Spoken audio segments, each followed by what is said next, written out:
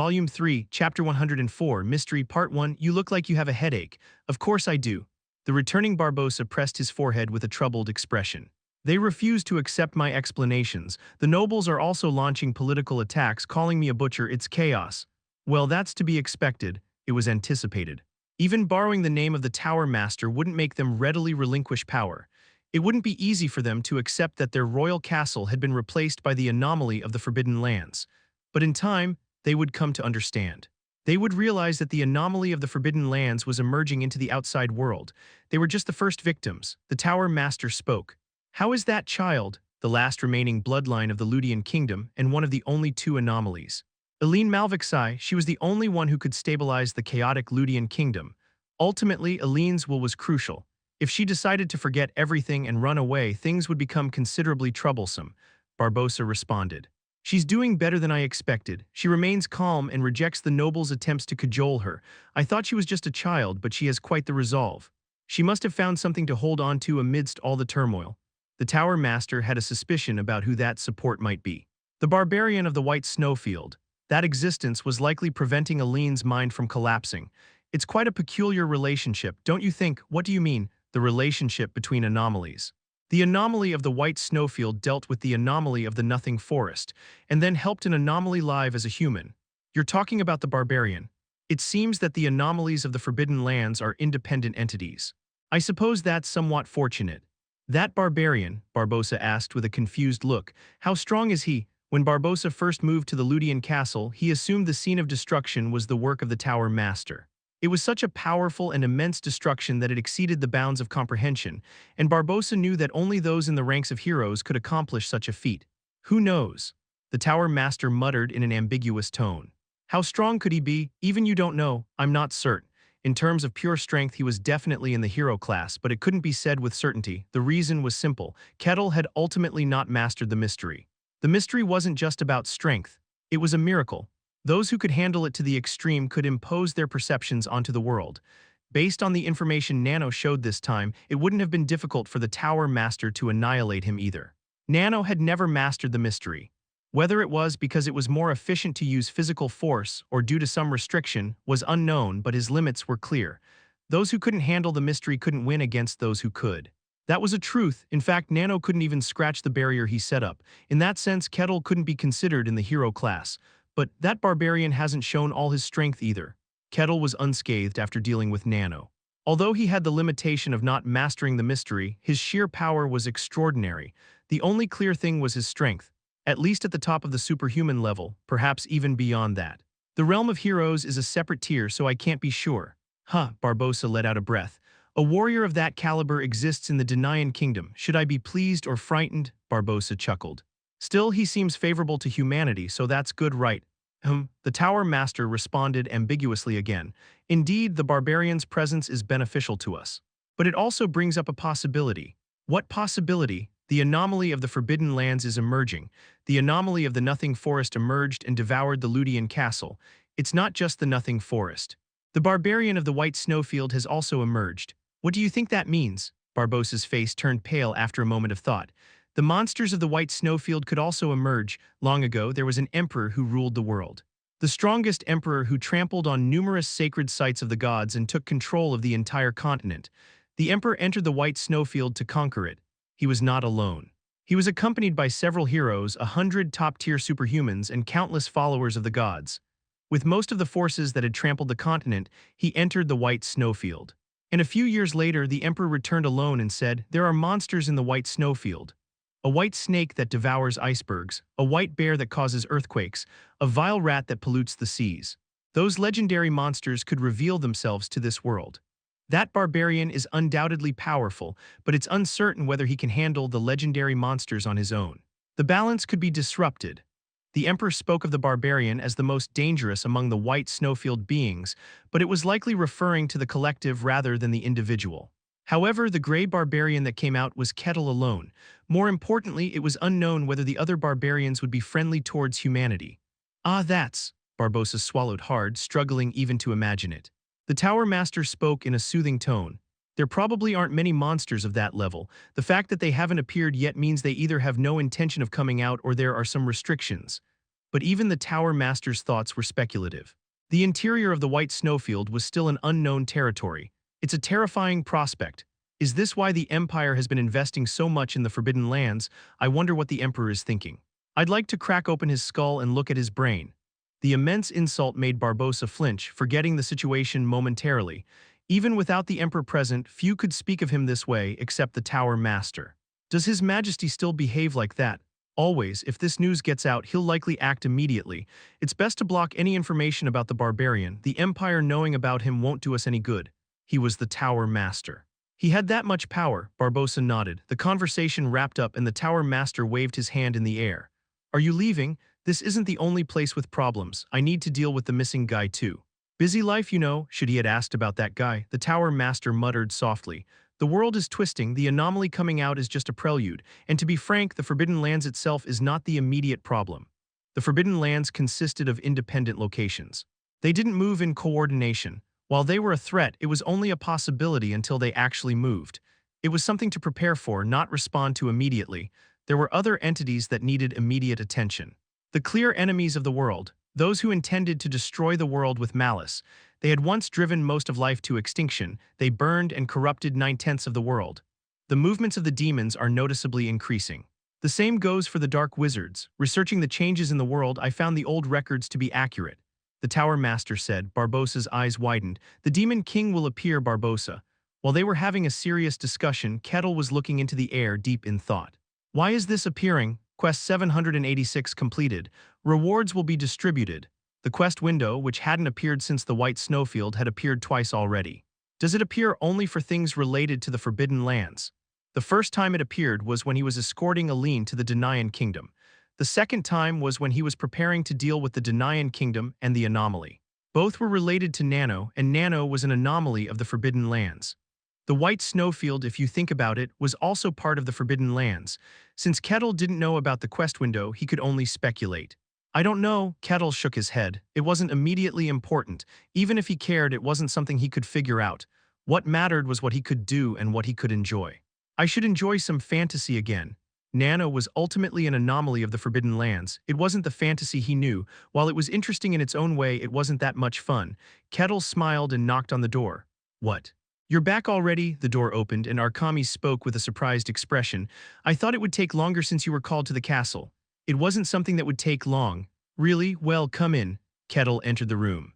What was the reason for calling you? Or rather, why did they call you? Was there any reason to go to the castle? Arkamis looked excited enough for Kettle to notice. Kettle smiled and asked, Is there something good happening? You seem to be in a very good mood. At Kettle's words, Arkamis flinched. Do I look like that? In fact, Arkamis had been quite bored while Kettle was gone. Before, Arkamis had lived well on her own. She had always secluded herself and focused on her research before Kettle arrived. But since Kettle came, she was never alone. Kettle stayed with her until just before he fell asleep and came to see her immediately after waking up. As a result, except during the raid dungeon times, she had never been apart from Kettle. Although Arkamis had lived without knowing loneliness, once Kettle left, she felt his absence. So when Kettle returned, she unconsciously felt elated. She coughed to hide her embarrassment. I'm glad you're back. Is that so? Kettle, seeming to understand, moved familiarly toward the kitchen. It's just about lunchtime. Wait a moment, I'll make a simple meal. Arkamis didn't stop Kettle. After a pleasant meal, it was time to rest. Arkamis brought up the main topic that had been delayed. Why were you summoned? It's nothing serious. Kettle sipped his tea. I once did a bodyguard job while I was a mercenary. I was called because of that connection. I went and took care of a task. Really? Can an ordinary mercenary get a bodyguard request that requires going to the royal castle? Arkamis was momentarily confused. But Kettle spoke as if it was the most natural thing. She was an elf and didn't know much about human affairs. She just let it pass, thinking it might be possible. Well, if that's the case. Anyway, I continued researching the iridescent grains while you were gone. This is really absurd. The grains were almost truly omnipotent. They could be any catalyst and replace any role. Arkamis's eyes sparkled. Where did you really get this? Kettle had previously said he couldn't tell her, claiming he had no intention of killing her. At that time, Arkamis had backed off, but now she was determined to find out even if it risked her life. The grains were worth that much. Kettle shook his head. Unfortunately, it's no longer possible to get them. Don't worry about my life, just tell me. No, that's not what I meant. It's truly impossible to get them anymore. What? All of a sudden, Arkamis was bewildered.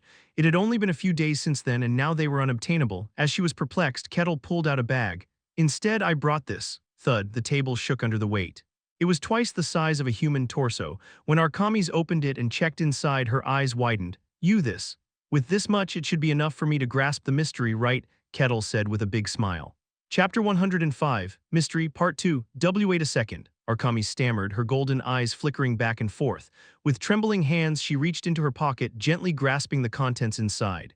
Softly, she drew out her hand. Swish, iridescent particles slipped through her clenched fist. The sight made Arkamis involuntarily swallow. Gasp, Arkamis nearly choked on her breath. She stood there, dazed for a moment, before creakingly turning her head to look at Kettle. You, how did you get this? I was summoned to the royal castle. During that process, I helped solve a problematic matter.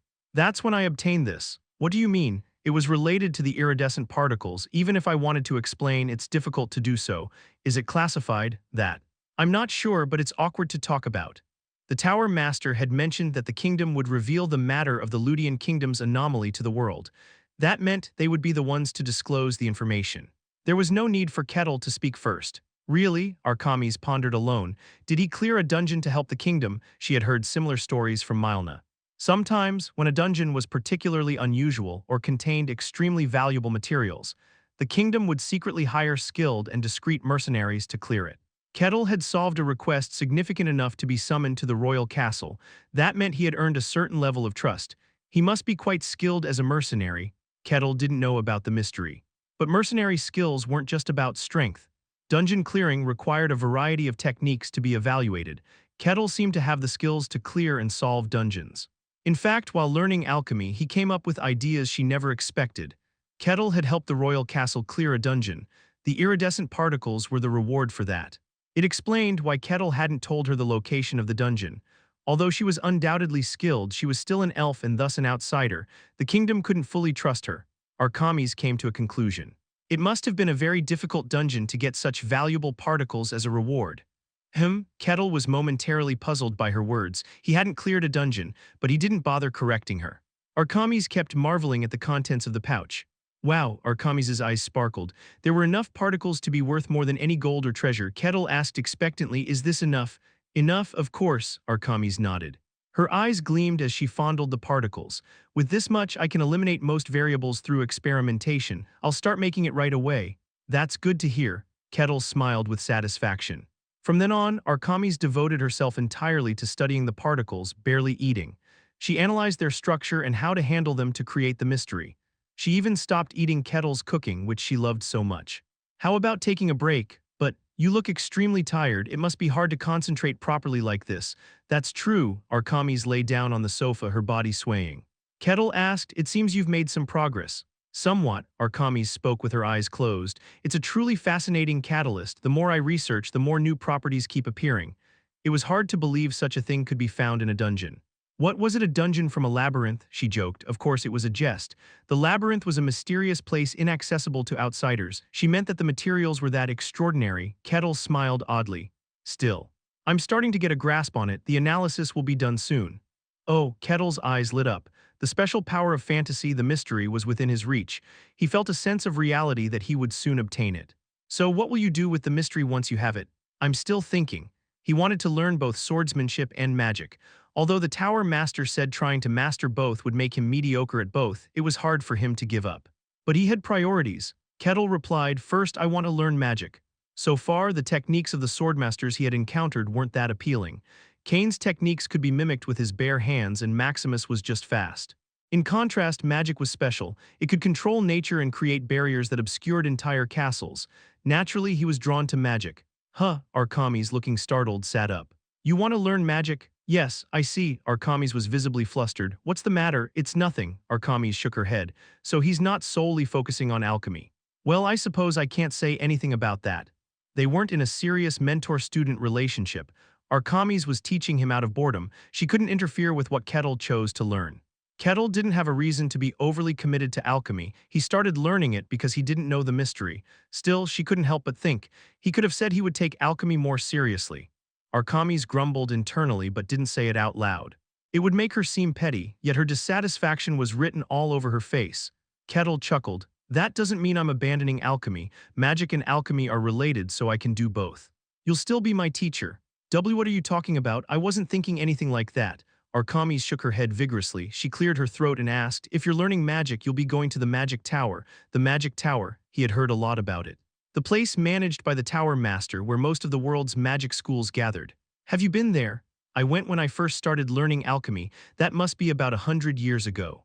I don't know how it is these days. 100 years, moments like these made it clear she was an elf. The fantasy-like conversation lightly impressed Kettle. It was a pretty interesting place. Back then, perceptions of elves weren't great, but there was no discrimination. The only regret was not meeting the Tower Master. You wanted to meet the Tower Master? Of course, the Tower Master. The sole owner of the tower where all the mages gather. The Magic Tower was the center of magic for centuries, a place where powerful mages gathered. The Tower Master was its sole owner, a lich who had existed for hundreds of years and one of the strongest mages on the continent. Arkamis murmured with eyes full of admiration.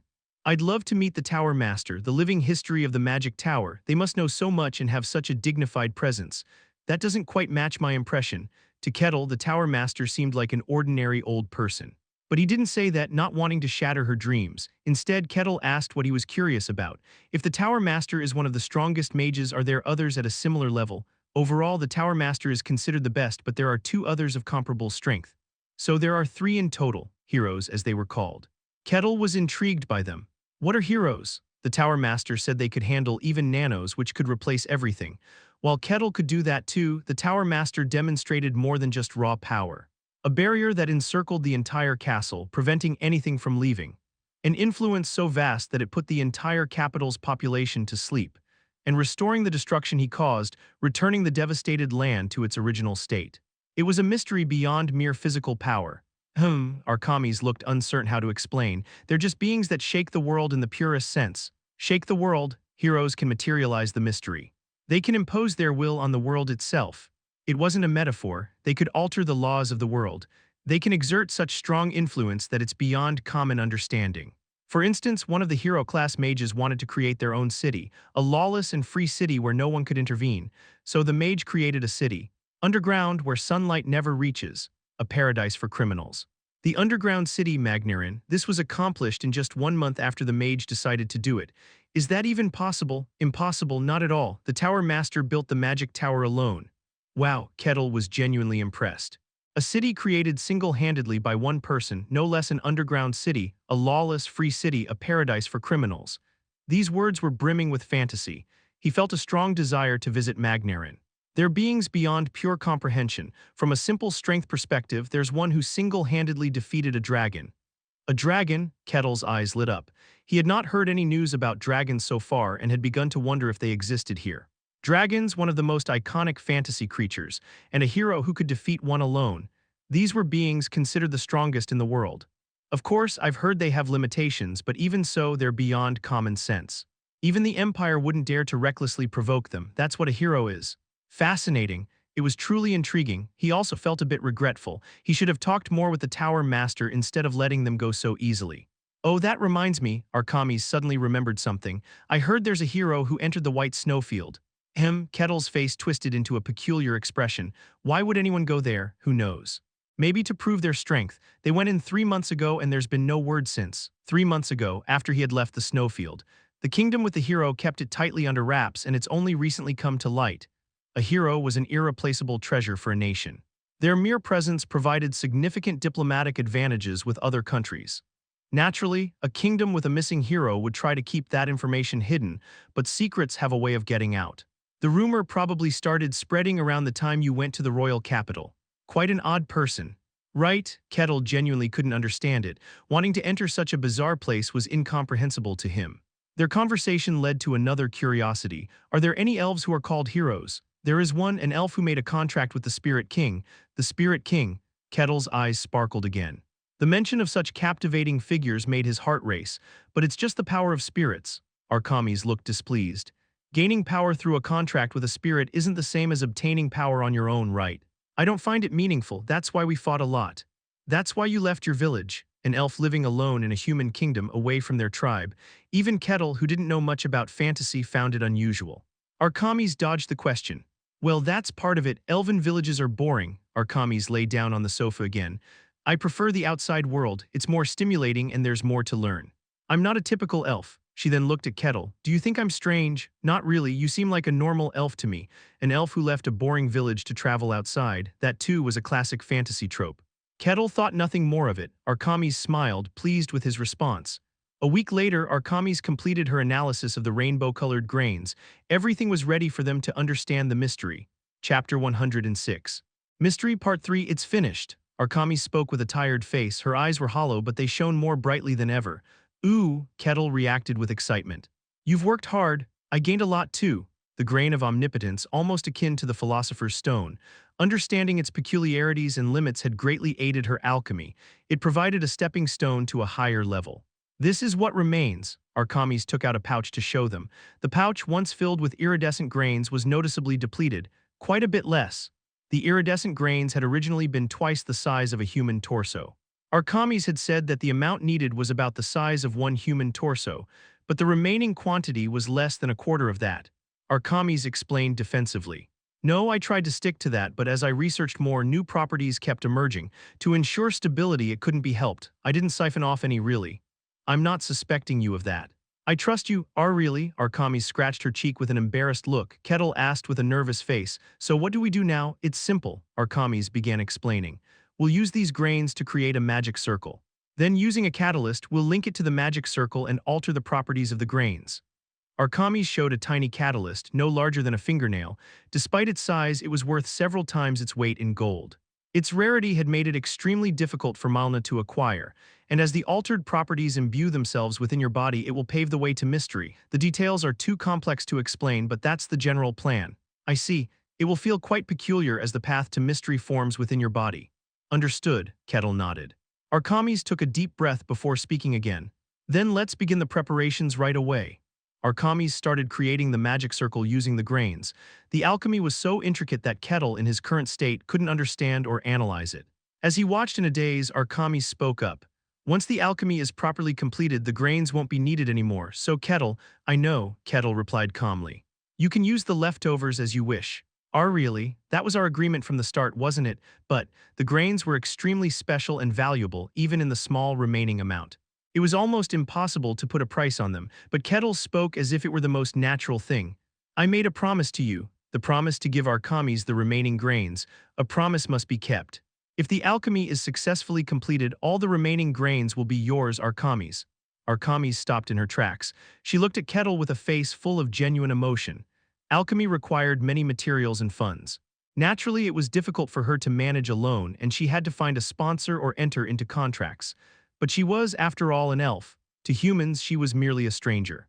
She had been betrayed by sponsors and had countless experiences of not receiving the agreed rewards. She had spent about 100 years outside. During that time, she had faced much oppression, contempt, and deceit. The reason she had maintained a long relationship with Malna was that Malna always honored her contracts perfectly. Kettle was not someone she had a formal contract with. Even if he refused to give her the grains, no one could say anything. In an era where even written contracts could be easily ignored, verbal promises meant even less. In truth, she hadn't expected to receive all the grains. She thought she would be lucky to get half of them, but Kettle had promised to keep his word. That simple statement meant the world to her. Kettle, her voice was half-choked with tears. A strange light glowed in Arkamis' eyes as she looked at Kettle. She clenched her fists. I will succeed, I will definitely succeed. And a few hours later, the magic circle was completed. Now sit at the center of the magic circle. Be careful not to disturb its form. Understood. Kettle moved to the center of the magic circle and sat in a lotus position. Arkamis tilted her head. That posture, I'm used to it, it's fine. Well, if you say so. Arkamis took a short breath. A serious light shone in her eyes. Even if it feels uncomfortable, please endure it for a bit. I need a lot of concentration and any disruption could cause failure. I won't move. Kettle remained perfectly still. If someone saw him, they might mistake him for a statue. Arkamis spoke hesitantly. No need to be that still, but in any case, everything was ready. Arkamis began to recite with her breath. Behold. Meaningless catalysts formed with a definite shape. Listen, things shaped without their own will. It was an incantation. I will become your master, Keying. The magic circle started to glow. Arkamis' golden eyes sank into a deep abyss. Her soft brown hair swayed. Move according to my will. Keying, the light from the magic circle filled the room. It slowly rose and began to envelop Kettle. Move, fulfill the will of your master. Change your form and alter your structure. The iridescent grains contacted the catalyst and began to change their properties. The swirling grains started to form a vortex around Kettle. This was an incantation possible only for an alchemist who had reached a pinnacle. A great alchemy of an alchemist who had reached a superhuman level, among whom only the truly extraordinary were called such. Thus you shall become tools. The swirling catalysts slowly began to embed themselves into Kettle's body. Kettle suppressed the groan that threatened to escape. He started to feel an entirely unknown sixth sense. Archimedes concluded the incantation. Fulfill your role as tools. Kuwung, a wave spread out. The catalysts and tools hanging on the walls shook. The dust on the floor was swept away. Huff huff, Archimedes collapsed to the floor, cold sweat dripping from her face. Did it work? It was such a high-level alchemy that she couldn't be sure. She looked at Kettle with an anxious face. Kettle remained in place. There seemed to be no visible change. Archimedes asked anxiously, "K Kettle?" Kettle didn't respond. He stayed like that for a moment, then suddenly laughed. Ha ha ha ha, Kaya, a burst of wild laughter. Archimedes instinctively covered her ears. The house trembled under the force of his laughter. Crack. No, beyond just trembling, small cracks appeared on the walls. Archimedes couldn't believe her eyes. Was he causing physical effects just by laughing? Phew, Kettle managed to stop laughing. Normally, he would have restrained himself to avoid causing damage, but he couldn't help it this time. If a human could have wings and fly in the sky, would it feel like this? He felt an entirely new sensation within him that he had never experienced before. It was mysterious and profoundly moving. Kettle trembled with emotion and clenched his fists. He had now obtained mystery. Judging by your reaction, it worked. Of course it worked. Thank you, Archimedes. It's all thanks to you. Kettle rushed over to Archimedes, grabbed her and lifted her into the air. He spun her around, expressing his joy with his whole body. "K Kettle, put me down," Archimedes screamed. Kettle laughed and set her down. "Ah, sorry, I was so happy I couldn't contain myself." "No, it's okay, I understand." Archimedes' face turned oddly red as she landed on the floor. She cleared her throat to calm her heart. "How does it feel? Any sense of instability or anything?" "None, it seems like a complete success." The mystery had settled within him. Being able to wield the mysterious power of fantasy was incredibly gratifying. Archimedes smiled. "That's a relief, I was a bit worried. So I can use the mystery now?" "Exactly, try focusing your mind. It should feel similar to when you attempted it before." Kettle immediately sat in a lotus position again. He closed his eyes and concentrated. "Move." He willed it to move. Then the mystery began to respond to his will. His heart pounded rapidly. "How do I control this?" Normally, you'd need to raise your level. Simply sensing the mystery didn't mean one could immediately control it. Naturally, one had to gradually elevate their level to manifest it. But in your case, you obtained the mystery through unconventional means, so you should be able to manifest it right away. Just think about bringing it out. Archimedes was an alchemist who had turned someone ignorant of the mystery into a superhuman.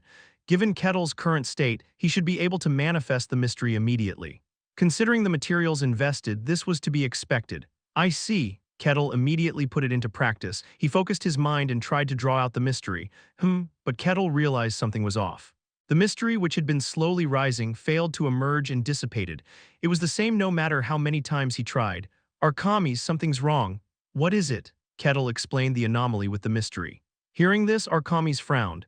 "It dissipates as you try to manifest it." "What do you mean by that?" "Such a case usually happens if the amount of mystery is significantly insufficient, but that shouldn't be the case for you. To draw out and manifest the mystery from the path of mystery, the mystery itself had to be consumed. Unless there wasn't enough to consume, it wouldn't dissipate like this." Archimedes paused as she considered this. "Wait a moment." She combined some catalysts hanging on the wall and quickly made a potion. "Try drinking this." "What is it?" "A potion that increases the amount of mystery. It's not very efficient, but we need to check something." "Understood." Kettle drank the potion. As Archimedes had said, the amount of mystery increased.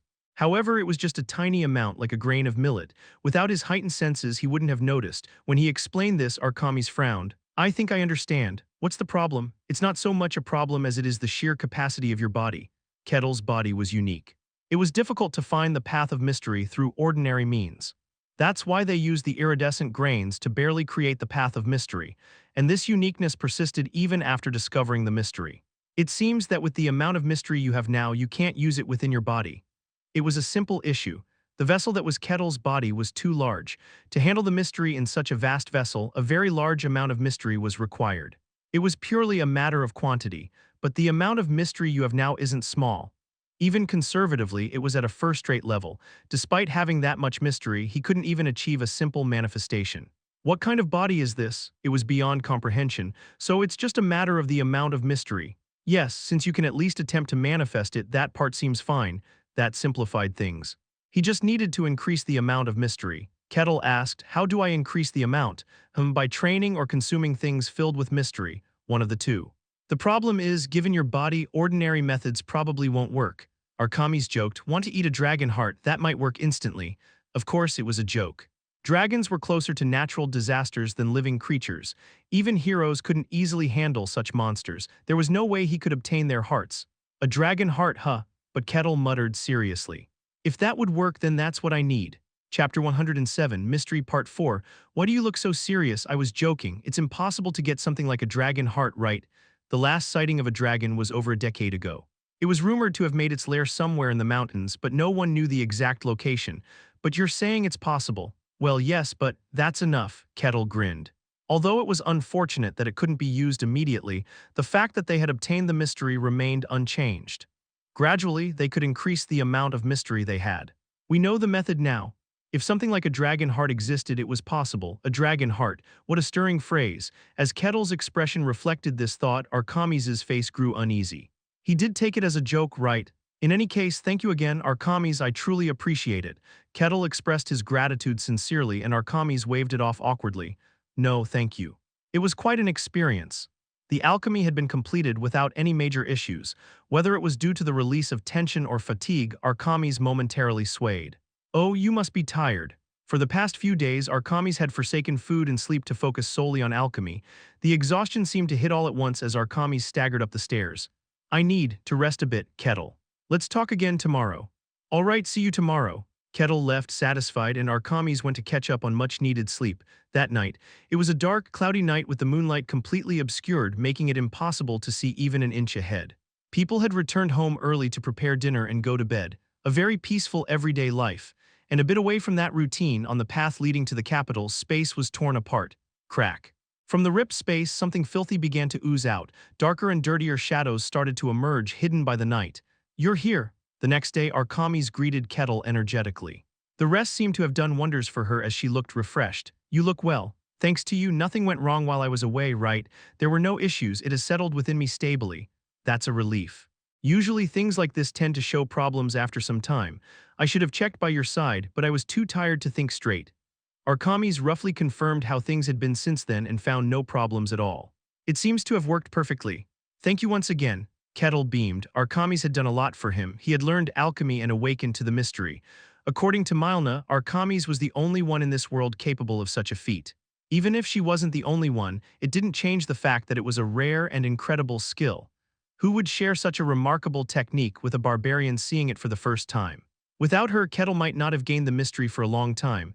You can have all the remaining fragments. It's the least I can do to repay you. Really? Are you sure? Of course. Kettle nodded and Arkamis smiled brightly. Thank you. Oh, what a relief. Without those, I might not have been able to achieve my goal. She sighed in genuine relief. Kettle asked curiously, may I ask what your goal is? Oh, Arkamis hesitated. My goal, yes. Arkamis groaned as if pondering. It's nothing grand, just a personal matter. You don't have to say if it's difficult. No, it's not that. I'm just a bit embarrassed. Arkamis, who had been hesitating, clenched her small fist as if making a decision. You've given me such valuable materials. I should tell you what I'm using them for. Sit down. Oh, the story of a character revealing their hidden secrets after building a connection was very exciting. Kettle sat across from Arkamis. Arkamis spoke with a serious face. Kettle. I'm an elf, I know that much, but I'm not an ordinary elf. Is that so? I can't tell. Kettle tilted his head. He had seen other elves before, but there didn't seem to be a significant difference between them and Arkamis. You wouldn't know, it's a difference only elves can recognize. I'm a special elf among the elves. Is that so? Why are you looking at me like that? No, it's nothing. Kettle shook his head. This was a fantasy world. She could really be special. Arkamis continued her explanation. That's why I went to the Empire. I thought I could achieve my goal with the largest force among humans. Arkamis paused to catch her breath. Kettle waited quietly. Just as she was about to say something, Arkamis' eyes widened. Oh, what? Hold on, she hurriedly stood up. What's wrong? No, just a moment, didn't you feel that? I didn't notice anything. To Kettle, nothing seemed different. But Arkamis' face was filled with unmistakable shock. Why is that descending to this world? Her gaze was fixed on the outside, towards the Denayan kingdom. Yaon, a guard stationed at the northern gate of the capital, yawned widely. He scratched his belly and looked down the road with sleepy eyes. His superior clicked his tongue in disapproval. Stay focused, the captain will give you a scolding if he finds out. But it's boring, sir. That's true, the superior didn't deny it. The human world was relatively peaceful. Of course, not every region was like that. The empire was still moving to conquer the continent and strange events were happening everywhere, but those were isolated incidents. Most of the human world was very peaceful. In fact, because of the empire's movements, all minor conflicts had ceased, making it the most peaceful time in decades. The world was becoming strange, but it wasn't a tangible reality for them.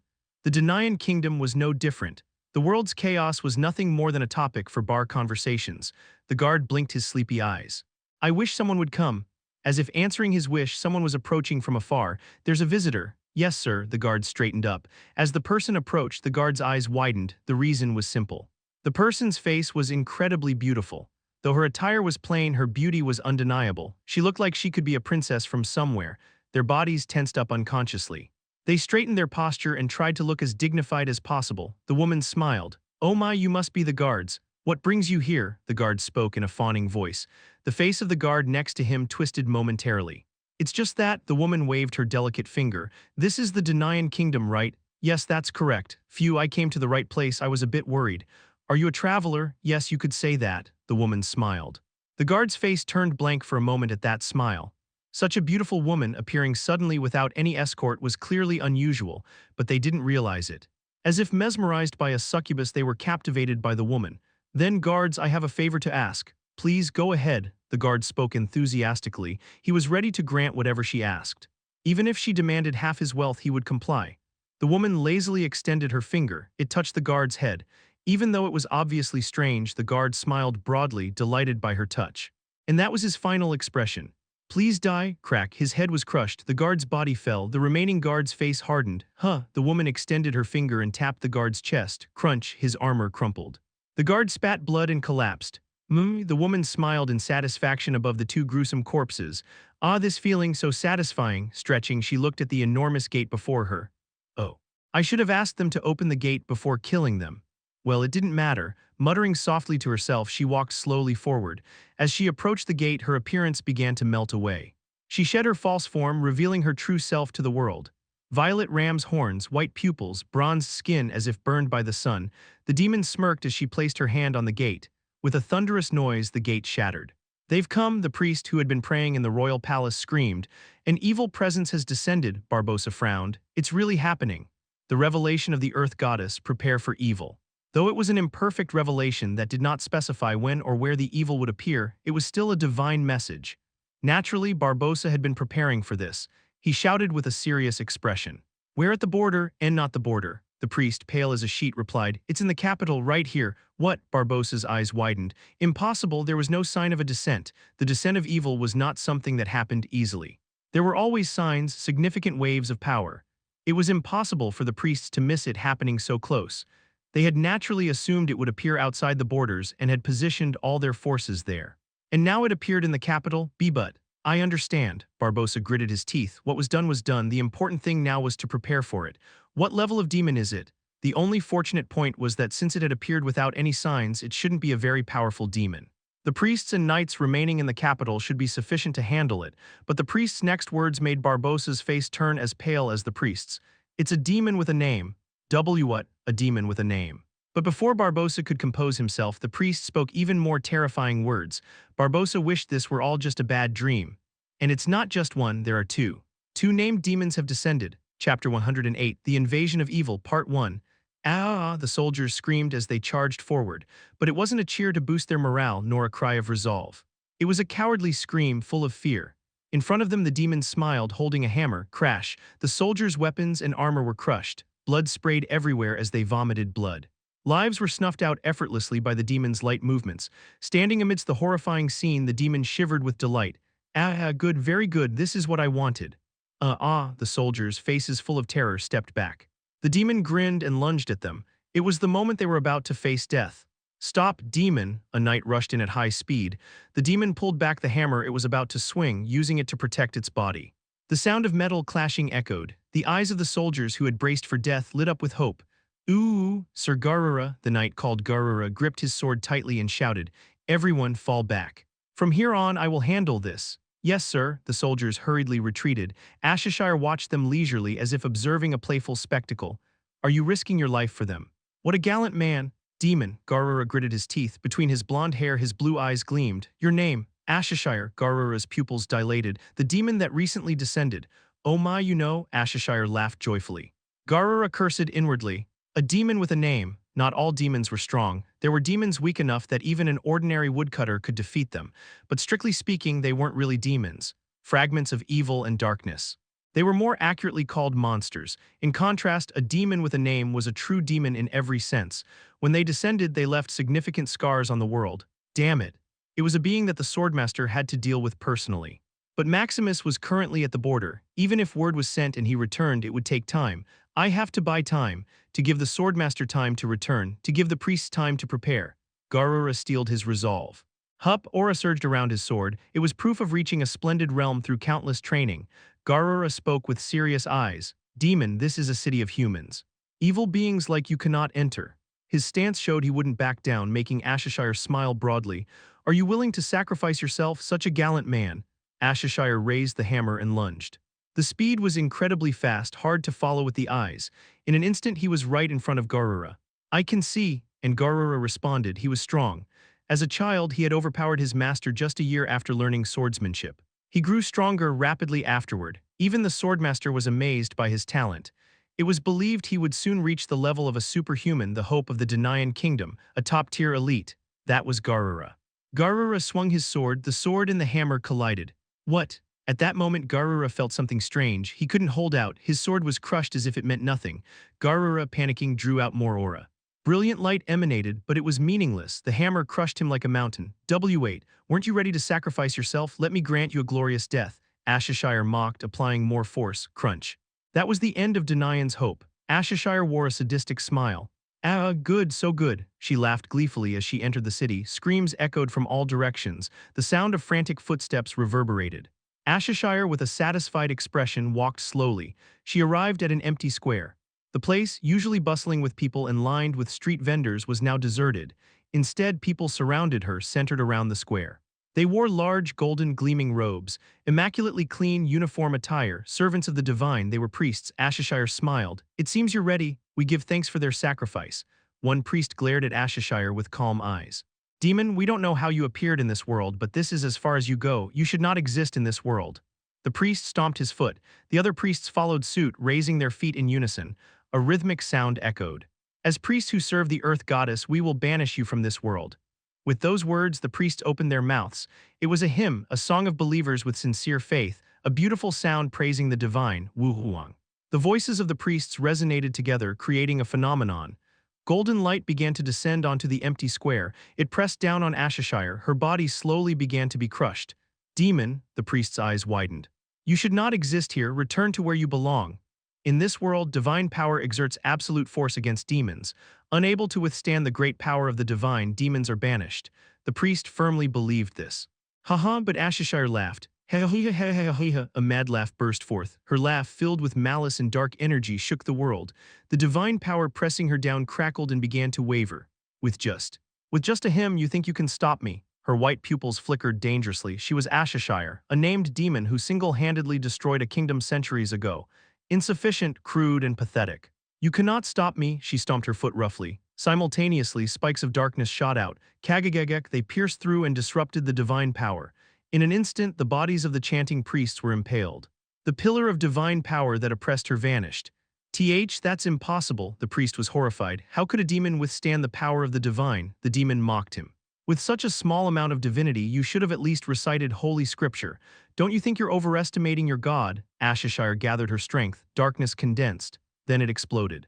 Spikes of darkness spread in all directions. They pierced through buildings beyond the square. With a roar, buildings collapsed.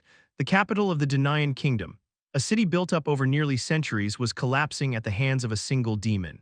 This is insane. In the midst of this destruction, Malna's face twisted in anger. She knew what was happening. People had rushed down from the royal castle to deliver the urgent news. A demon, she knew the world was shaking. She had anticipated that something strange was happening. But a named demon, why had such an entity which only appeared in history descended here? She wanted to deny reality. But there was nothing she could do about what had already happened. She gritted her teeth. In this situation, what can I do? She quickly thought and made a decision.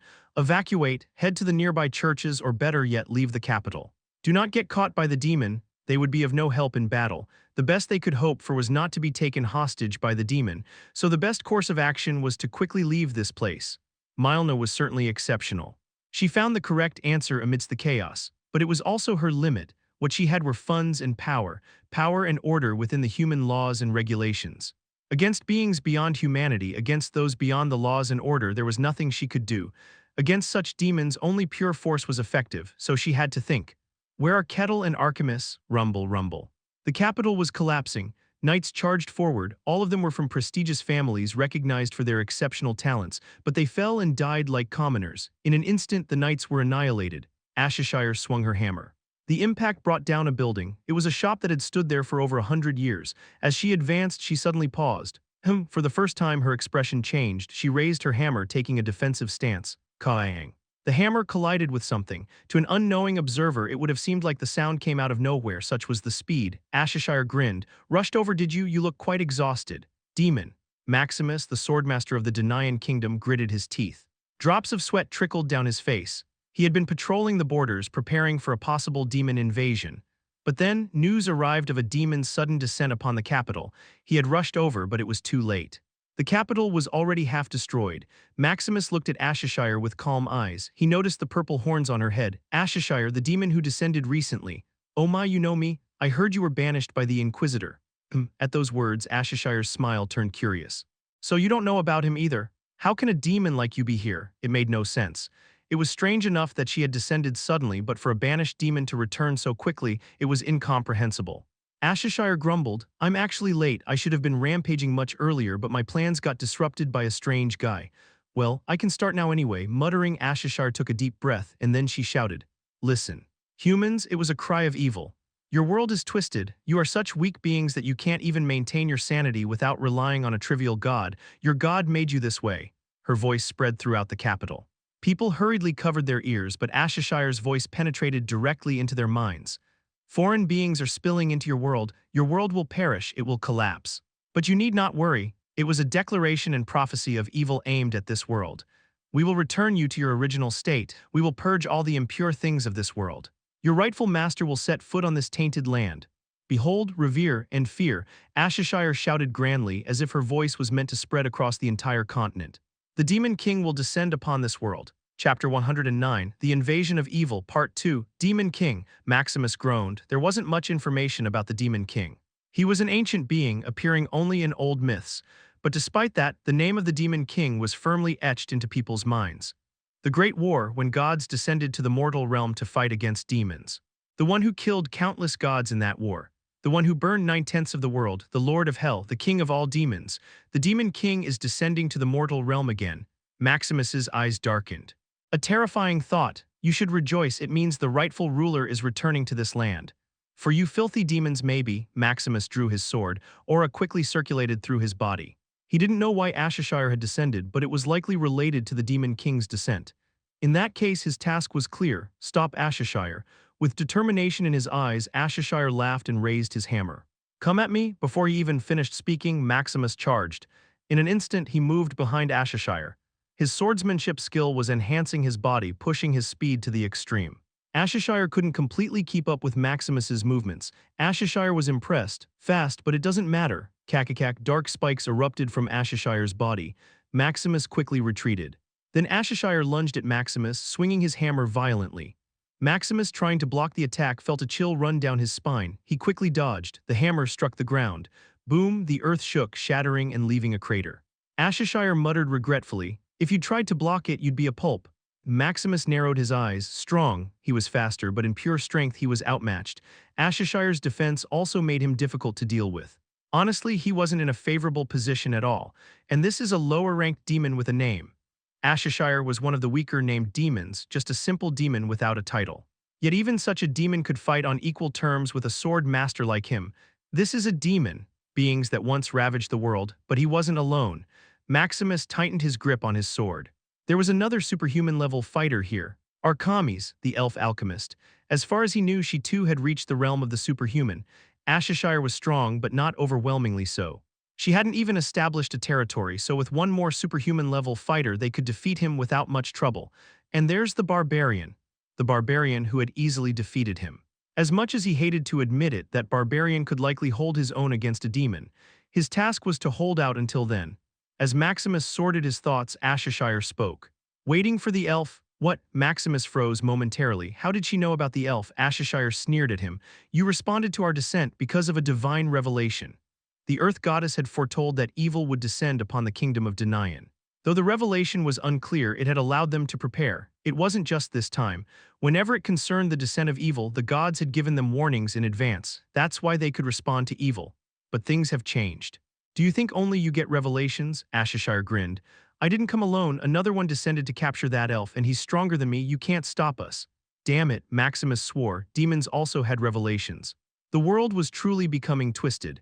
Maximus gripped his sword tightly, then a thought occurred to him. Ashishire had only mentioned the elf. Does she not know about the barbarian? But the thought didn't continue. Ashishire charged again. Maximus quickly moved to counter. Wah what? Shortly before Maximus and Ashishire clashed, Archimedes felt it. For an ordinary elf it would have been a considerable distance to sense, but she was special. A demon had descended upon the kingdom of Danaan, and not just any demon, a named demon. Wait a minute, it looks like I need to move too. She hadn't planned to act beyond her contract. But when it came to demons, it was a different story. Kettle, yes, what is it? As she began to speak to Kettle, her expression suddenly changed. Ah, she rushed outside urgently with Kettle following behind. As a result, they saw it. In the yard in front of the house, a dark disturbance was occurring. Archimedes' expression changed dramatically. She raised her hand. Banish it. The domain moved according to its master's will. It sought to expel the filthy intruder from her space, but it was impossible. The dark disturbance grew larger and larger, polluting the ground and spilling out filthy things. It was too late. Archimedes gritted her teeth. Kettle. Hide inside the house, don't come out until I tell you to. Understood. Kettle nodded. Shortly after he went inside the house crack, the dark disturbance split open. From within, a being stepped onto the ground. Ah. I've arrived properly. It spoke, violet deer antlers, a body 3 times larger than an average human, and a greatsword matching its size. A demon had descended. Archimedes immediately swung her hand. Bind and capture. Then tear it apart and kill it. The domain moved. Grass in the yard grew and wrapped around the demon's legs. The very air itself swelled to bind and crush the demon's body. The demon swung its jet-black greatsword. Boom. The rising domain was cut down. The freed demon laughed. You're quite violent. I thought we could have a conversation. What conversation can you have with a demon? Archimedes glared at the demon with a tense face. Butler, the demon of severance. A named demon. A mid-level demon even among named ones. It had descended to the mortal realm centuries ago and attacked holy sites. How did a demon like you descend to the mortal realm? There was no help from a dark sorcerer or a congregation of evil. Suddenly, a mass of darkness gathered and it descended. It was clearly unusual. This world is no longer yours, Butler said calmly. Archimedes twisted her lips. You're trying to keep me occupied while you destroy the kingdom. A demon had descended in the kingdom of Danaan. It seemed they were trying to prevent her from going to help, but Butler denied her guess. That's merely a secondary task. Our main target is you. Butler looked at Archimedes with calm eyes. The only high elf who left the sanctuary. The heretic of the elves. High elf. Kettle, watching through a window inside the house, looked surprised. Archimedes' pupils widened. You know about me. We have ways to gather information too. We were wondering how to capture a high elf, but with someone like you it's much easier, Butler said. You are a necessary sacrifice for his descent. It would be best if you came with us willingly. Ha! After a moment of silence, Archimedes spoke. How dare filthy evil target a noble high elf? Know your place. Her voice was laced with mockery. Archimedes scoffed at Butler. I know you, Butler, Archimedes sneered. You descended centuries ago but were banished without accomplishing anything by a passing saint. As far as I know, you're the only demon who was banished without doing anything. And yet, you dare set foot on the mortal realm again. Aren't you ashamed? Butler's expression slightly changed at her words. His face twisted for a moment, then he calmed his emotions. It seems negotiations have failed. Unfortunately, I'll have to use force. That's my line. You who were banished dare to crawl back without knowing your place. How dare you set your filthy foot in my domain? Archimedes narrowed her eyes. Her usual light-hearted demeanor was nowhere to be seen. The fact that she showed such emotions meant that demons were indeed something she loathed. Archimedes stomped her foot. She was an alchemist. This space itself was a domain she had created. The domain began to manifest its power violently according to its master's will. I'll tear you limb from limb and send you back to hell. Butler raised his greatsword, the elf and the demon clashed, and Kettle was watching the entire scene. Weren't named demons supposed to have difficulty coming to the surface? Kettle tilted his head in confusion. He had already seen two named demons. Moreover, there had been no significant signs or portents. Contrary to Aquez's words, their descent didn't seem particularly difficult. So she's a high elf, a higher race of elves. Listening to the demon named Butler, it seemed she was an exceptionally rare existence. She really is special. Why had a high elf come out into the world? His curiosity was piqued, and that wasn't all. Who is that person? The demon clearly had a specific purpose in targeting our commies. There was a sense of a complex story unfolding with a sinister force lurking behind the scenes. This is getting interesting. Kettle smiled. It was a thoroughly amused smile. For now, I'll just watch. Muttering to himself, Kettle dragged a chair over. He sat by the window on the second floor and leisurely watched the battle unfold. The clash between the elf and the demon. He wouldn't miss such an entertaining spectacle. Our commies threw something. It began to amplify, creating a massive wave of magical energy that engulfed the demon. The air shook as the waves spread in all directions.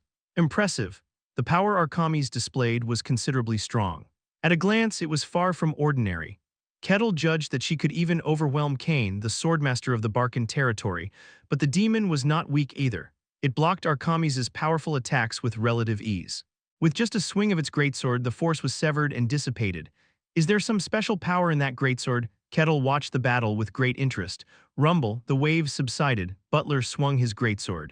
You're strong, then you should leave now. Our commies narrowed her eyes. This is my domain. She was an alchemist. Within her domain, she could exert power beyond her level. Even a named demon couldn't be easily subdued. No, but Butler spoke calmly. You will be defeated, and you will be captured and become a sacrifice for the Great One's descent. You talk as if you've seen the future. The future, Butler laughed. You're not wrong. A great revelation has been given to us. Butler spoke with unwavering conviction, as if it were an absolute truth, an answer that could never be wrong, filled with faith. We will achieve our purpose. That is the will of the revelation. Chapter 110, The Invasion of Evil, Part 3. A revelation? Have you suddenly found faith in a god? Our commies scoffed. Butler smiled without any particular reaction, lifting his sword. Tusk, our commies clicked her tongue. Though she feigned calm, the situation was dire. Our commies stomped her foot. Boom, the domain began to move. The defensive spells and catalysts she had prearranged activated, launching an attack on the enemy. This was the power wielded by an alchemist of her caliber within her domain. Even for someone like Maximus, it was a highly dangerous assault, but Butler casually swung his greatsword. Slash, the domain was cleaved. The overwhelming force noticeably weakened. Butler extended his sword, and a wind imbued with darkness swept through the domain, completely neutralizing her attack. Butler then stomped his foot, and his body instantly moved to Arkami's side at a speed too fast for the eye to follow. Yet Arkamis reacted. She quickly waved her hand, scattering a few glittering particles into the air. Push him back. Boom. The space itself pushed against Butler, trying to expel him from the domain. However, Butler did not budge. He gripped his sword tighter and darkness began to envelop it. Slash, the space started to be sliced apart. The sword slowly approached. Arkamis had no choice but to leap away to evade. Damn severance, she cursed through gritted teeth. Each demon had its own unique power. Ashishire, the demon of gravitas, could imbue his darkness with weight. Butler's power was simple, severance. He could sever all substances in this world. Now Butler was cutting the connections within her domain. The organic linkages were breaking, gradually weakening her influence. For someone like her, who exerted control over a domain, he was the worst possible opponent. Arkami's eyes darkened. If this dragged on, she would lose. Her entire domain would be severed and exposed defenseless. She needed to decide the outcome before that happened. Making up her mind, she hesitated momentarily and glanced at the house behind her. Damn it, she took a deep breath, seemingly making a firm decision, and gathered all her mana. Move. Then she began issuing commands. These were the orders of the domain's master. The earth, the air, the grass, all within her domain moved according to her will. I am your master. Gain consciousness, acquire self-awareness and emotions, become my power. Arkamis shouted fiercely. Tear and kill the enemy. Everything within her domain moved according to the master's will. The weeds growing haphazardly in the yard, the fence she had constructed and left unattended, the wind blowing within the domain, everything except the house gained will and moved. They lunged to tear and kill the demon, her enemy. Wow, Kettle, who was watching, exclaimed in admiration. It was because this spectacle was reminiscent of Nano's attack.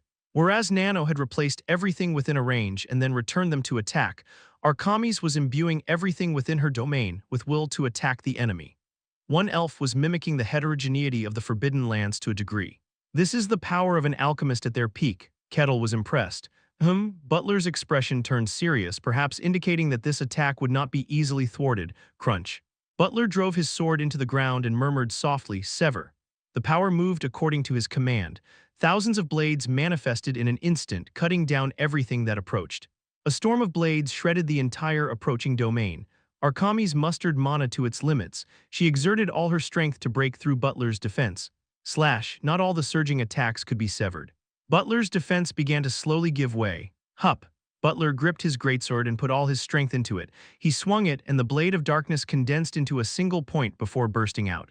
The two forces, reaching their limits, exploded against each other, sending shockwaves throughout the forest. Boom! The power subsided. Arkami's, exhausted, collapsed to her knees. She had literally used every last bit of her mana, leaving her with no energy to spare. She raised her trembling head. Ah! A sigh escaped her lips. Butler was still standing there. Of course, he was not unscathed. Half of his head was blown off and his upper body was riddled with holes. Both arms were missing. But Butler was a demon. He was not a being of this world. Even without territorialization, he wouldn't fall easily. His body slowly began to regenerate to its original form. Butler approached Arkami's with a sadistic smile on his face. "Don't worry, you won't die until you are offered as a sacrifice. But I can cut off your limbs to ensure you can't resist." "Go to hell," Arkami's retorted sarcastically. Despite the hopeless situation, her attitude remained unchanged. Butler raised his greatsword. Arkami's did not look away. At that moment, a voice echoed. "Would you mind waiting a moment?" The door opened and Kettle emerged. He started to walk. Butler hesitated at the sudden appearance of Kettle, allowing Kettle to approach Arkami's without interference. "Are you all right?" Arkami stared blankly up at Kettle. She then grimaced. "Key Kettle, what are you doing? Why did you come out suddenly?" She was bewildered, unable to understand Kettle's actions. "I didn't use the house because of you." When she attacked Butler using her entire domain, the house where Kettle was staying didn't move an inch. The house was the structure she had paid the most attention to within the domain. It had been treated with all sorts of alchemical processes, making it capable of stronger attacks if utilized. But she excluded the house when exerting all her power for a simple reason: Kettle was inside. If she had used the house, Kettle inside wouldn't have remained unharmed. The house would have shattered, decomposed, and compressed, killing him instantly. Even if she lost, she had planned to escape somehow. Thus, she had excluded the house while controlling the entire domain. But now he had come out on his own, exposing himself to danger. Ah, is that why? He had wondered why the house remained intact while she manipulated the entire domain. He hadn't realized that was the reason. "I feel a bit guilty now." He had been enjoying watching Arkami's fight, not realizing her consideration for him. "Thank you, well, don't worry. From now on, leave it to me." Kettle smiled warmly. "A disciple shouldn't abandon their master and run away." "What are you talking about?" Arkami's muttered in a weakened voice. Butler, who had been silently watching Kettle, spoke. "You seem to have just discovered the mystery." "Oh, can you sense that?" Kettle brightened up. Everyone he had met so far had said they couldn't sense the mystery, but Butler had recognized that he had discovered the mystery. It meant that his recent attainment of the mystery was significant. Kettle was pleased. "Why is he so happy?" Butler, seeing Kettle's attitude, was puzzled. The barbarian who had suddenly appeared didn't seem strong at all. Judging by the mystery he sensed, Kettle seemed to be at best a third-rate. Although Kettle possessed a significant amount of mystery, Butler could only perceive him as such due to his unique physicality. But his attitude was far too carefree. Despite facing a demon, he showed no sign of fear. It was as if he was detached from this world. Butler's eyes darkened as he watched Kettle for a moment. He didn't know what kind of being this barbarian was. However, his revelation didn't mention anything about a barbarian. It meant that he was less significant than dust, unable to become a variable. In that case, there was nothing to worry about. He would simply kill the meddler, a simpleton who doesn't even grasp the situation.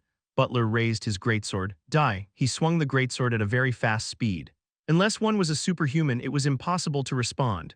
"No, don't," Arkami's muttered weakly, helpless to do anything. In her mind, she saw Kettle falling to the ground. But Kettle calmly extended his hand. The greatsword stopped in Kettle's grasp. Butler's eyes widened. Wah, he couldn't finish the sentence. Kettle's fist struck his chest, punching a hole through Butler's body. Boom, Butler's body rolled on the ground. The impact shook the forest, causing leaves to fall as the wind burst through.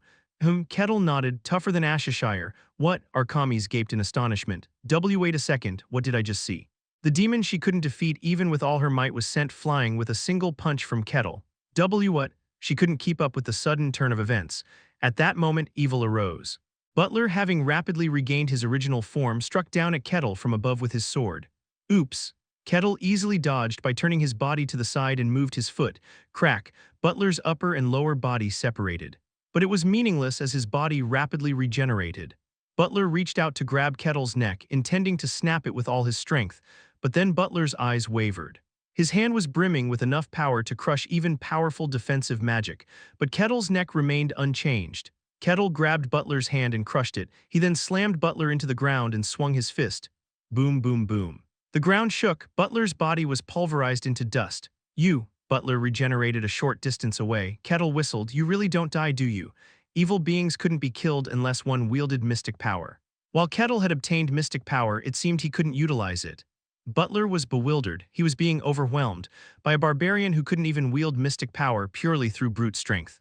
Why did such a being appear out of nowhere? There was no mention of this in the prophecy. Butler's expression suddenly changed as if he understood something. He opened his mouth. You're the barbarian Ashishire mentioned. Oh.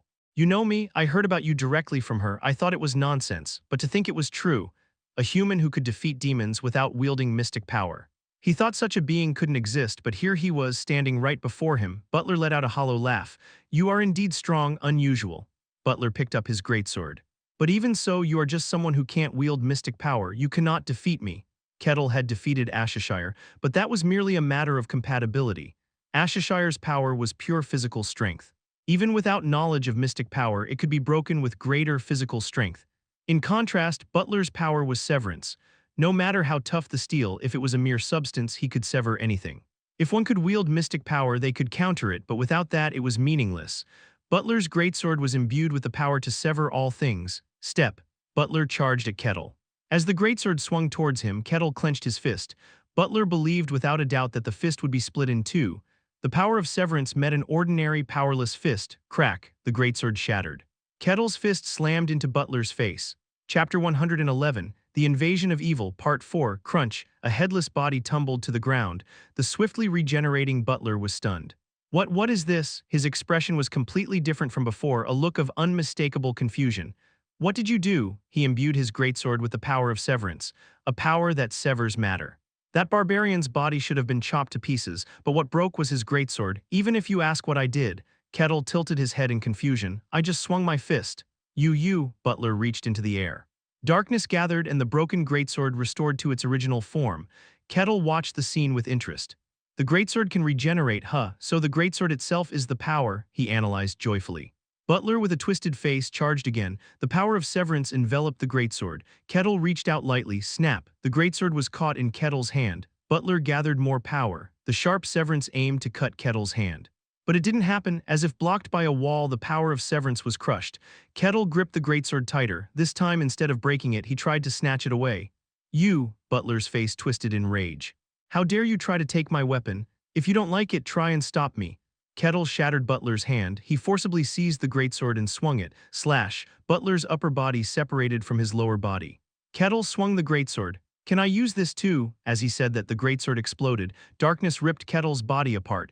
Butler, having regenerated, was clenching his fist toward Kettle. As the darkness subsided, Kettle nodded. I can't use it. Despite taking the direct hit from the explosion without any defense, his body had no wounds. What are you? Butler shouted and charged again. Kettle stepped forward and swung his fist. Butler's body was crushed. Arkamis watched the scene in a daze. She couldn't understand what was happening. Overpowering a demon. But Kettle doesn't know any mysticism. While she struggled to accept reality, the battle was one-sided. None of Butler's attacks worked.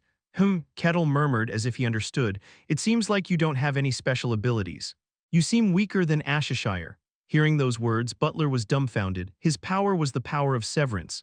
A power that could sever all things, superior to Ashishire's gravity, yet to be called weaker than Ashishire, it was absurd. But he had no choice but to acknowledge it. His power of severance had no effect on that barbarian.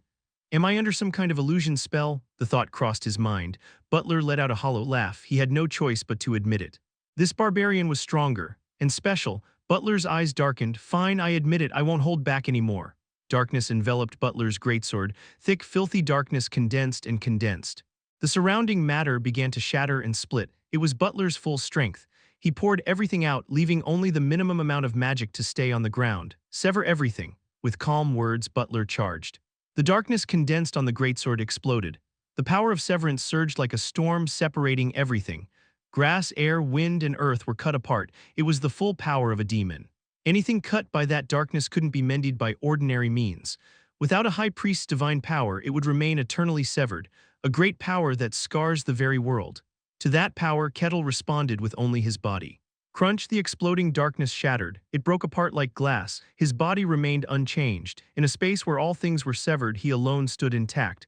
This is insane. The demon let out a hollow laugh. Kettle didn't stop his charge. The power of severance tore Kettle's clothes. A scar on his chest was revealed. Archamis's eyes widened as she watched. As the greatsword shattered, the demon's head was grabbed by Kettle. Crash. The demon was slammed into the ground, causing it to shake as if an earthquake had hit.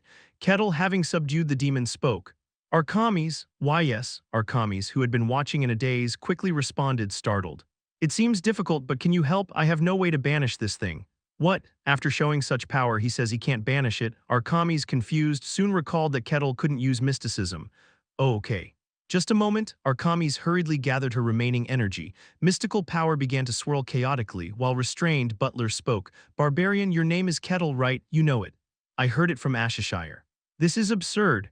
To withstand a demon's power with mere physical strength without any mysticism, Kettle's strength was beyond comprehension. Butler realized belatedly. Kettle's body itself was a power, a mysticism. His power wasn't enough to break that, but that wasn't the only problem. Kettle had clearly stopped him. Because of his presence, the plan failed, but there had been no prophecy about Kettle. A being beyond prophecy, Barbarian, you're a threat. A very significant threat. Butler looked at Kettle. The plan failed, but it's not a total loss. Just knowing that such a barbarian existed in the world was a gain. Wait, Barbarian, banish him, Buzz. With Archamis's words, mystic power struck the demon. His body began to be expelled from the world. As Butler gradually disappeared, he left one final message.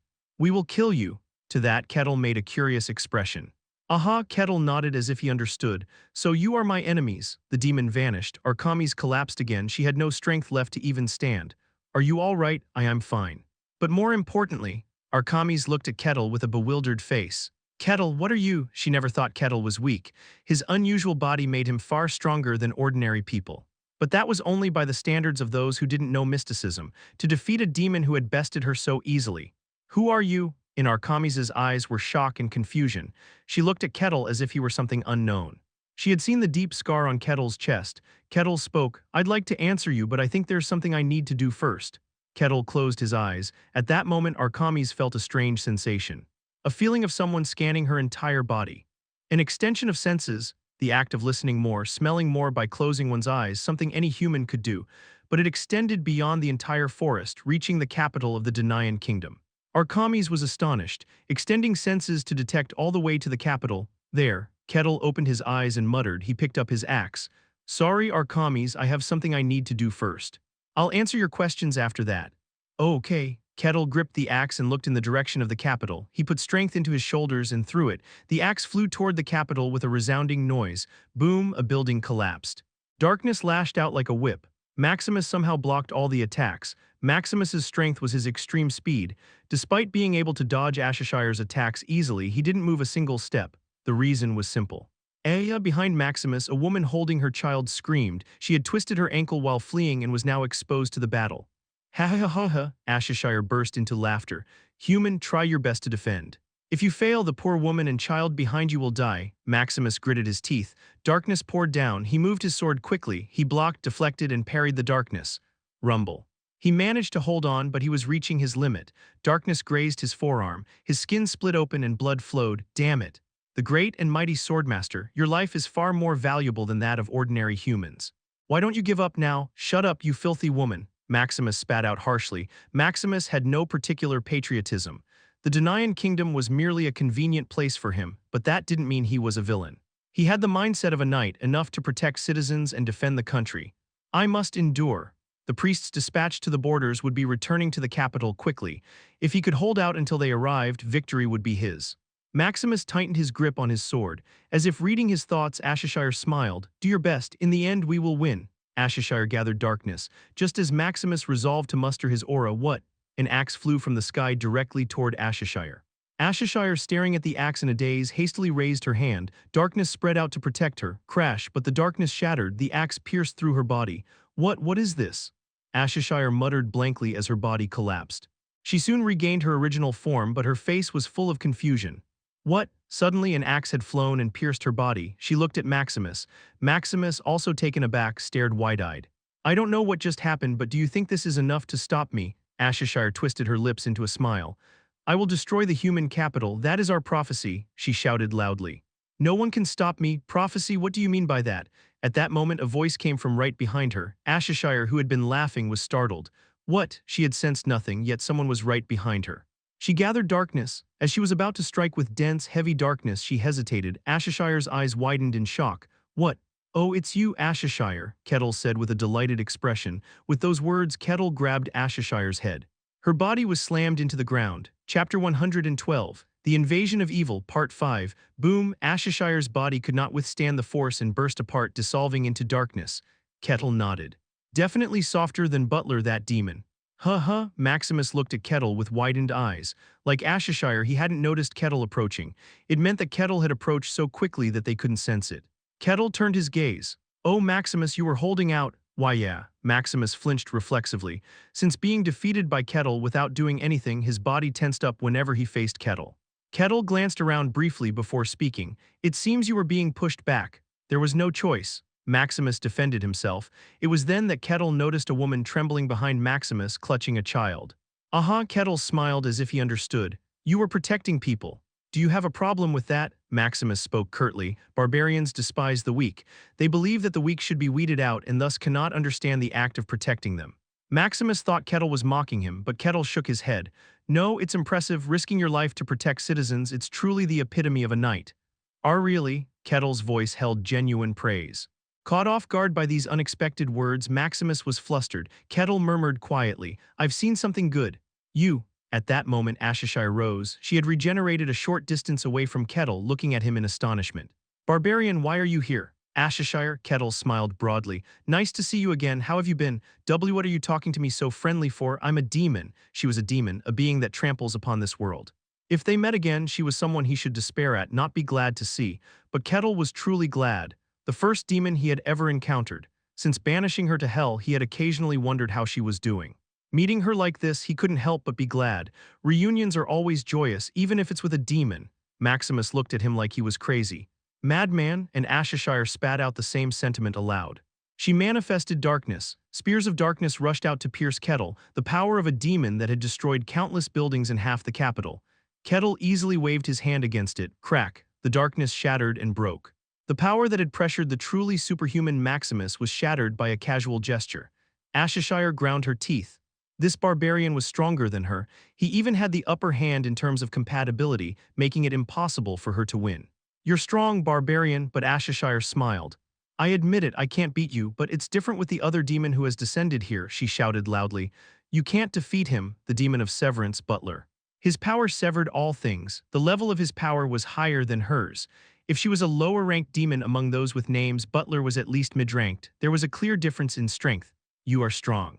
But that strength relies on your physical body. It means nothing against Butler. Kettle couldn't handle mysteries. He couldn't counter the power of severance. Butler would finish dealing with the elf and come here, then Butler would easily kill Kettle. There was nothing about Kettle in the prophecies. It meant he was just a figure to be dealt with in due time. Ashishire laughed confidently, and Kettle muttered as if puzzled. Butler, that demon is stronger than you. It didn't seem that way. What? Ashishire hesitated, her eyes wavered. Kettle's words sounded like he had already met Butler. You, Butler, come to think of it, both you and Butler are quite handsome and beautiful. I suppose it's only natural for beings meant to seduce humans. You, Ashishire hurriedly raised her arms. Darkness surged and poured out. Kettle stepped forward and the darkness clashing with his body shattered. He charged ahead, crushing Ashishire's head. Grabbing the now headless body, he slammed it into the ground. Whatever reason you had for descending here, you have failed. Gripping Ashishire's leg and swinging her around, Kettle spoke leisurely. So why not retreat quietly? Kaya, Ashishire screamed and reached out desperately. She grabbed Kettle's arm and darkness erupted, wrapping around his captured arm. Crunch, a harsh sound echoed. The darkness with physical force tried to turn Kettle's arm into mush. It was a power that could crush even steel in an instant. Oh, but it didn't work. So this is possible too. Kettle, with a curious look, lightly swung his hand. The darkness surrounding his arm shattered just from that motion. Crack, Ashishire's chest was pierced. Eek, though Ashishire regenerated and swung her darkness again, it was ineffective. Maximus watched the scene blankly. A powerful demon with a great name, Ashishire. Though he was pushed back due to protecting the citizens, even without that, he couldn't gain the upper hand. And such a demon was being toyed with like a plaything. No matter how she tried to escape, all her attempts were blocked and shattered. Eventually, Ashishire was subdued by Kettle. Maximus, what is it? Maximus hastily came to his senses. Could you handle the banishment of the demon? Sadly, I can't do it. Wait a moment. Maximus hurriedly drew his sword. A thick aura began to envelop the blade. Approaching, Maximus stabbed Ashishire's chest with the sword. Her body slowly began to disappear from the world. Kettle watched with interest. So that's how it's done. Since it's not territorial, even aura can banish it. Be barbarian, you, Ashishire muttered repeatedly. Her eyes were filled with confusion. What are you? A mere human, Kettle replied lightly, and Ashishire was banished. Both demons that had invaded the surface were sent back to hell. Kettle stood up. Are you all right? I'm fine. No more attacks, probably not. Then it's over, barbarian. Maximus's expression as he looked at Kettle was filled with astonishment. Who are you? There's something more pressing to attend to first.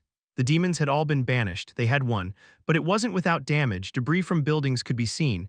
The corpses of soldiers were also visible. Realizing this fact belatedly, Maximus bit his lip. Indeed, now's not the time to ponder over that. I should report to His Majesty. As Maximus was about to leave, he turned around. After hesitating for a moment, he spoke. Thank you, barbarian, Kettle smiled. 2 days after the invasion of demons, Barbossa summoned Kettle. Kettle had a private audience with the King of Denian in the audience chamber. You look exhausted. Naturally, Barbossa, looking tired, rested his chin on his hand. I should have called you immediately, but it took some time to assess the damage. Barbossa stood up from the throne. He descended the steps and faced Kettle. Speaking with genuine courtesy, he said, I express my gratitude. Kettle, thanks to you, we were able to fend off the demon attack without severe losses. Strictly speaking, the losses weren't insignificant. 100 soldiers had died and dozens of knights had perished. Garura, the shining star of the Denian kingdom, who was expected to reach the superhuman realm someday, had also been brutally killed. The capital was half destroyed, and it would take considerable time and resources to rebuild it. The damage was immense, but the opponents were the problem, the descent of 2 named demons. It wouldn't have been surprising if Denian's royal castle had been destroyed. Ending with this much damage was nothing short of a miracle, and it was all thanks to Kettle. The king owed him gratitude beyond measure. Kettle spoke calmly, I only did what I had to do. Thank you for seeing it that way, Barbossa replied with a hint of relief, sitting back down on the throne. He hadn't called Kettle just to express gratitude. The sudden descent of the demons and Kettle's confrontation with Butler alongside Arkamis necessitated an exchange of information. Remembering this, Barbossa looked at Kettle, a named demon, one deemed stronger than Ashishire. And Kettle had defeated such a demon alone. Just how strong is this barbarian, he wondered, unable to suppress the thought, but that wasn't the immediate concern. Barbossa refocused and spoke with a serious expression. You said the demon Butler was targeting the elf, Kettle nodded. They needed her for their purposes. I see you and Arkamis drove Butler away. Kettle nodded again, it was now clear. The demons had descended upon the kingdom of Denian with a clear purpose. Barbossa bit his lip. This is a big problem, a very big problem. Something unprecedented, I gather, Kettle remarked. Indeed. There have been instances of demons descending before, but they were all summoned by dark wizards without any clear purpose. If there was any purpose, it was simply to invade and corrupt the world, something as natural to demons as eating or breathing. It couldn't be called a true objective, but this time was different. Demons had suddenly descended upon the kingdom of Denian with a clear objective in mind. It meant they were moving according to some grand design. Barbossa sighed deeply. The Demon King, what in the world is happening? The Demon King? Kettle's eyes widened. Is this related to the Demon King? You don't know. The demon that descended mentioned someone, but they didn't say it was the Demon King. So Butler was referring to the Demon King. Barbossa was momentarily taken aback. Kettle's demeanor had changed rapidly, becoming more proactive.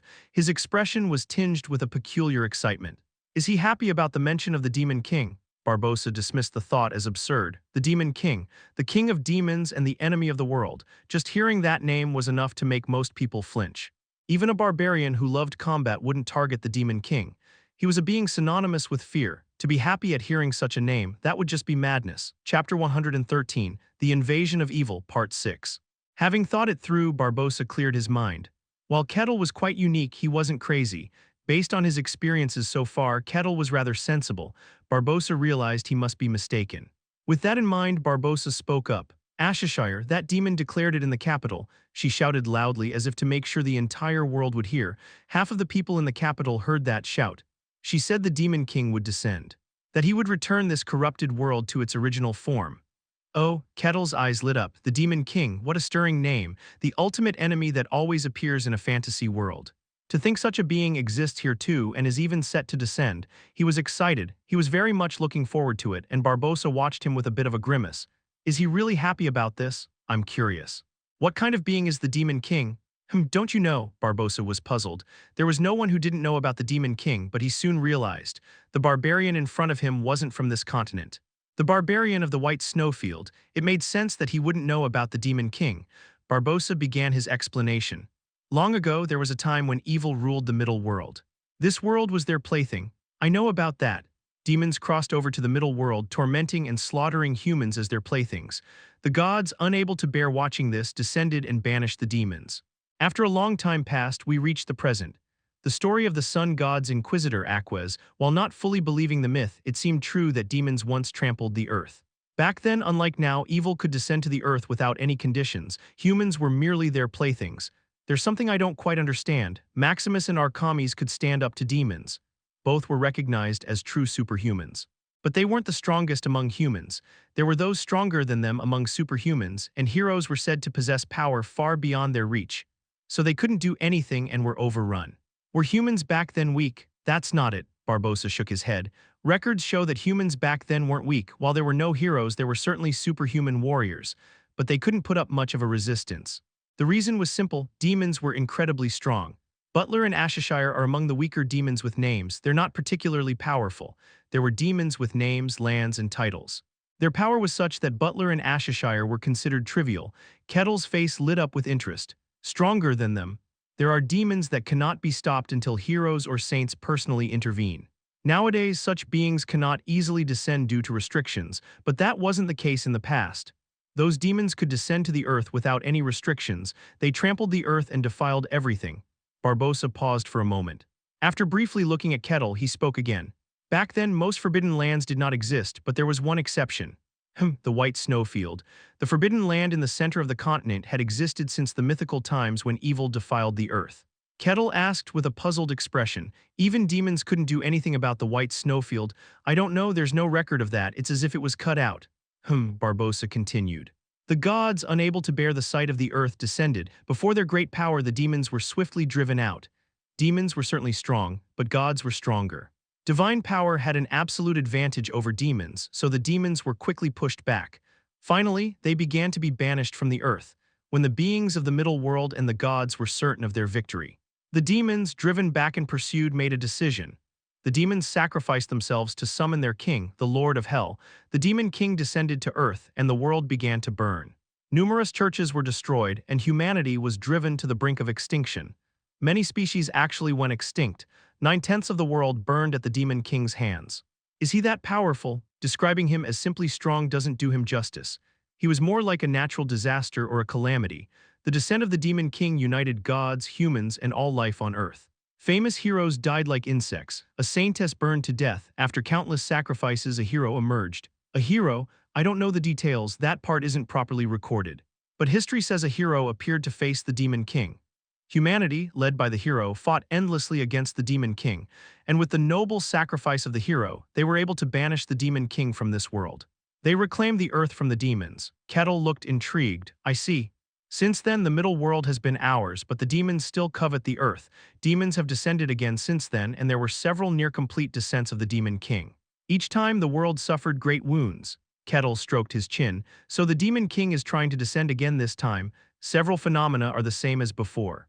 We can't just dismiss it as bluster. Phenomena, the demons spoke of a prophecy. Oh, come to think of it. Butler also said they would achieve their goal according to a prophecy. I thought it was just an expression of confidence, but it seems they received a genuine prophecy.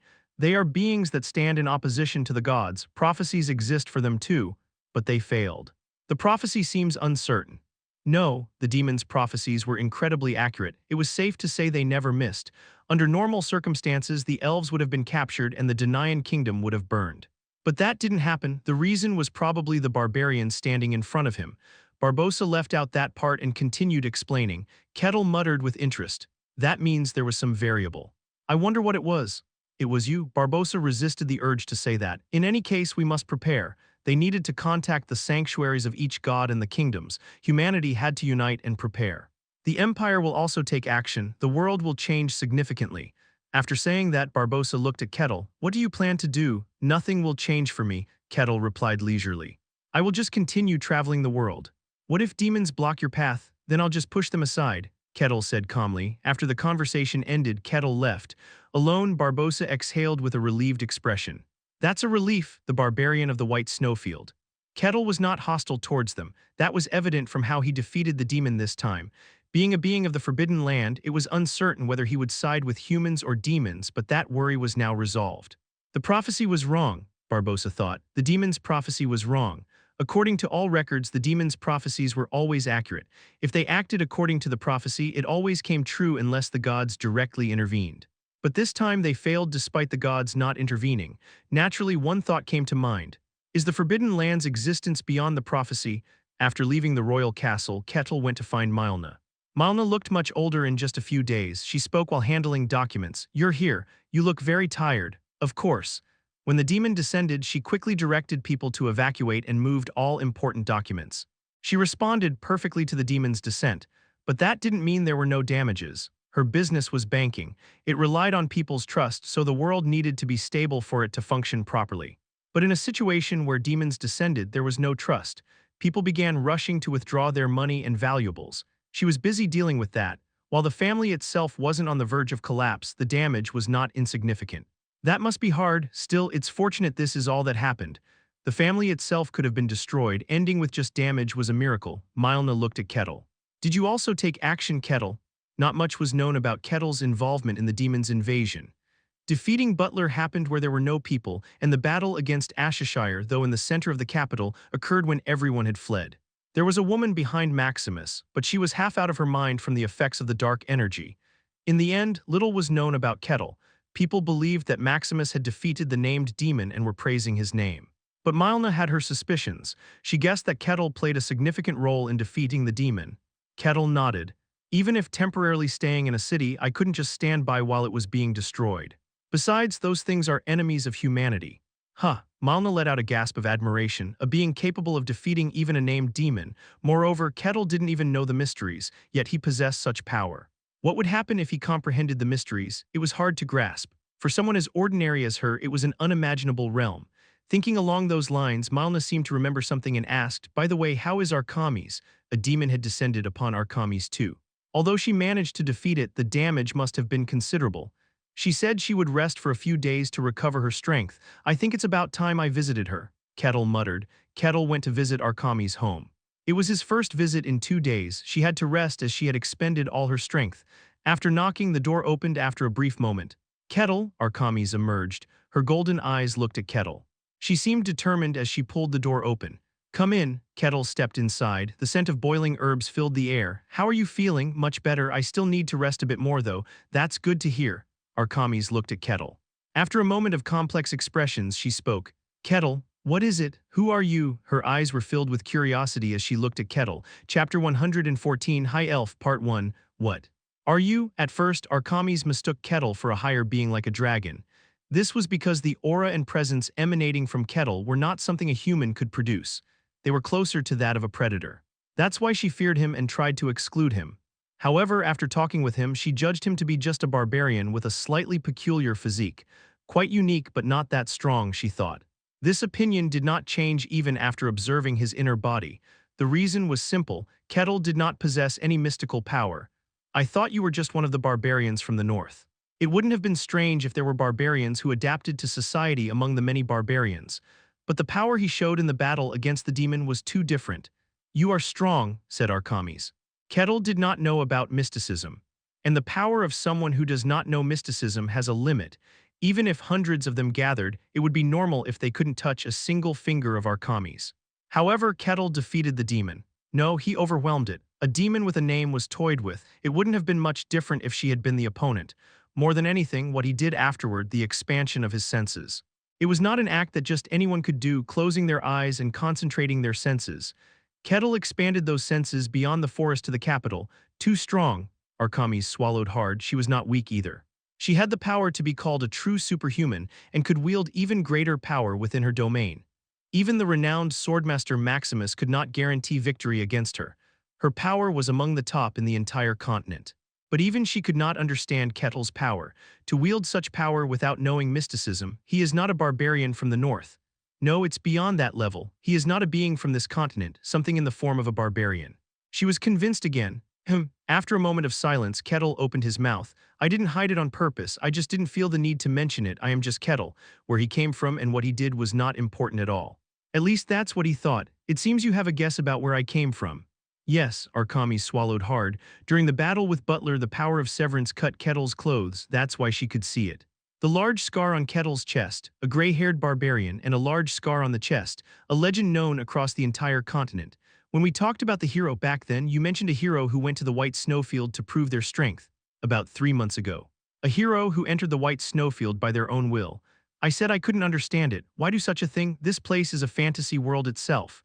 A world where dragons, magic, elves, and demons exist. This continent was the world he had longed for even in his dreams.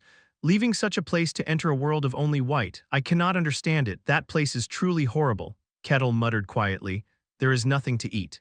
No plants exist. There is no liquid water, so you have to eat glaciers. It's a harsh cold where you can't even light a fire. When a child is born, more than half of them freeze to death within 10 days. Arkamis' eyes widened. What Kettle was saying could only be said by someone who had lived in the White Snowfield. Kettle opened his mouth. I came from the place you call the White Snowfield. Arkamis held her breath. Long ago, a legend known to all races on the continent. The emperor who ruled the continent went to the White Snowfield and returned after losing everything. And the emperor said, a white snake that devours icebergs. A white bear that causes earthquakes, a vile rat that pollutes the ocean, and the ash-gray barbarians of the White Snowfield. The being from that legend was right in front of her eyes. I didn't hide it on purpose. Isn't it funny to go around shouting that I'm a barbarian from the White Snowfield? Kettle didn't particularly think of hiding that fact. He lied to Aline, but that was only to calm her down, not to hide his identity. However, he also had no intention of going around telling everyone. Revealing his identity as one from the White Snowfield might prevent him from enjoying the fantasy he sought. I am just Kettle, that's all. That. Well, Arkamis nodded slightly. If she had learned that fact without knowing the person Kettle was, she might have been horrified and run away. But now she knew what kind of person Kettle was. He was a bit unique and strange, but a sensible person.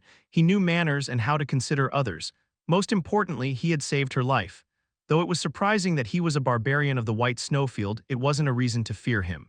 Did Malna know? From the beginning, we met in the White Snowfield. I helped her with her trade mission. That bond continued even after we left the White Snowfield. Ah, that's right. Now that I think about it, she did mention something like that. The Akasha family had been on the verge of collapse. Malna had managed to revive it by succeeding in her trade mission. Arkamis had heard that story too. So that was about the White Snowfield. Yes, she took a deep breath. It was finally starting to sink in. The person in front of her was a legend, a being from the White Snowfield. Kettle was a barbarian from the White Snowfield. But that didn't make him scary or intimidating. With that realization, she naturally felt a strong interest. A barbarian from the White Snowfield, a figure only mentioned in legends, was standing before her. As an alchemist with a strong curiosity about the unknown, she asked Kettle about the things she was curious about. Kettle was happy to respond. Arkamis' attitude hadn't changed from before. It meant she accepted him as a person. It was immensely gratifying for Kettle to be recognized by someone from a fantasy world. He answered her questions as best as he could. Then, is your unique physique also because you're a barbarian of the White Snowfield? Kettle's body was special. Its mystery was so profound that it was almost impossible to fully comprehend. Even drugs that were meant to reveal such mysteries didn't work, requiring the use of special ingredients like iridescent particles. Back then, she couldn't grasp what kind of body it was, but if he was a barbarian of the White Snowfield, it made sense. Kettle shook his head. Even if you say so, I don't know. There was no such thing as mystery in the White Snowfield. Not just you, but all barbarians didn't know. That's right. And yet you survived in the White Snowfield. Mystery was akin to a miracle. Handling it versus not handling it was the difference between heaven and earth. Surviving in a forbidden land like the White Snowfield without any mystery was unbelievable. Arkamis was momentarily taken aback, but soon accepted it. Well, with your body, that might be possible. Kettle had shattered the power of severance with his bare hands. The power of severance was demonic, capable of severing all things in the world. Overcoming that with just his physical body meant that Kettle's body itself was a form of mystery. Arkamis looked at him with curiosity. How did you get such a body? I don't know, it wasn't like I tried to become stronger. It was just to survive. Strength was never Kettle's interest, it was merely a byproduct. At those words, Arkamis realized something. The White Snowfield was not just home to barbarians. There were white snakes that devoured icebergs, white bears that caused earthquakes, and vile rats that polluted the seas. Kettle lived in the same realm as these legendary beasts. She cautiously asked, "Did you encounter those monsters?" "I met them a few times, not particularly fond memories." Kettle replied with a bitter expression. They were generally beings that devoured his kin and disrupted the environment, so they weren't pleasant encounters. "I smashed them every time, though. Since these creatures didn't grasp the concept of death, they were always tenacious and troublesome." Arkamis looked at him with sympathy. "That must have been tough." Kettle was undoubtedly strong. His strength was exceptionally special. However, it didn't seem like it was at a level where he could confront legendary monsters that could cause natural disasters just by moving. Naturally, Arkamis thought that Kettle had lived avoiding these legendary beasts. In the legends, it was said that barbarians of the White Snowfield were more dangerous than those monsters. Clearly, that legend was wrong. Historians often debated this topic, whether it was possible for mere humans to defeat such monsters and how even heroes could slay dragons. They frequently discussed. But now, hearing Kettle's story, it was clear. The crazed emperor must have been spouting nonsense. It wasn't sensible for a mere human who couldn't even handle mysteries to overpower such beings. Arkamis was excited, thinking she had found a flaw in the legend. She didn't realize that she was mistaken in her conclusion, feeling only the exhilaration of uncovering a hidden truth. "Then, how did you come out into the outside world?" It was a widely accepted fact that beings from the White Snowfield couldn't leave. The reason was simple. If they could, there was no reason why the monsters of the White Snowfield wouldn't come out. The White Snowfield was extremely cold and barren. The fact that its monsters didn't come out implied there were forced constraints. Kettle answered, "I ended up being able to come out somehow. I don't know the exact reason." He had a rough idea but didn't know precisely. Following a quest and dealing with a few beings allowed him to leave. Why isn't this quest window appearing now? The demonic invasion. It was no small event. From the conversation with Barbossa, it was clear that it marked the beginning of a changing world. Yet the quest window remained silent during this demonic descent. Is it only related to forbidden lands? So far, that seemed to be the case, but it felt wrong to think that way entirely. Something about it was off. Chapter 115, High Elf, Part 2, I'm not sure.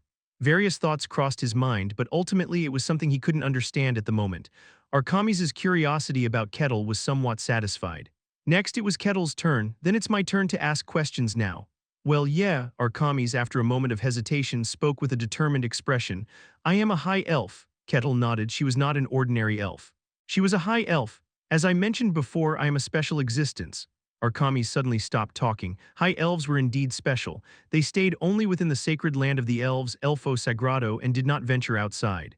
Except for Arkamis, the last recorded appearance of a high elf was 200 years ago. They appeared even less frequently than demons. However, the barbarian of the White Snowfield was even more special. A being from legends, one who had never shown themselves. Talking about being special in front of Kettle felt somewhat strange. Arkamis shook her head. "Just like you, I didn't hide it on purpose.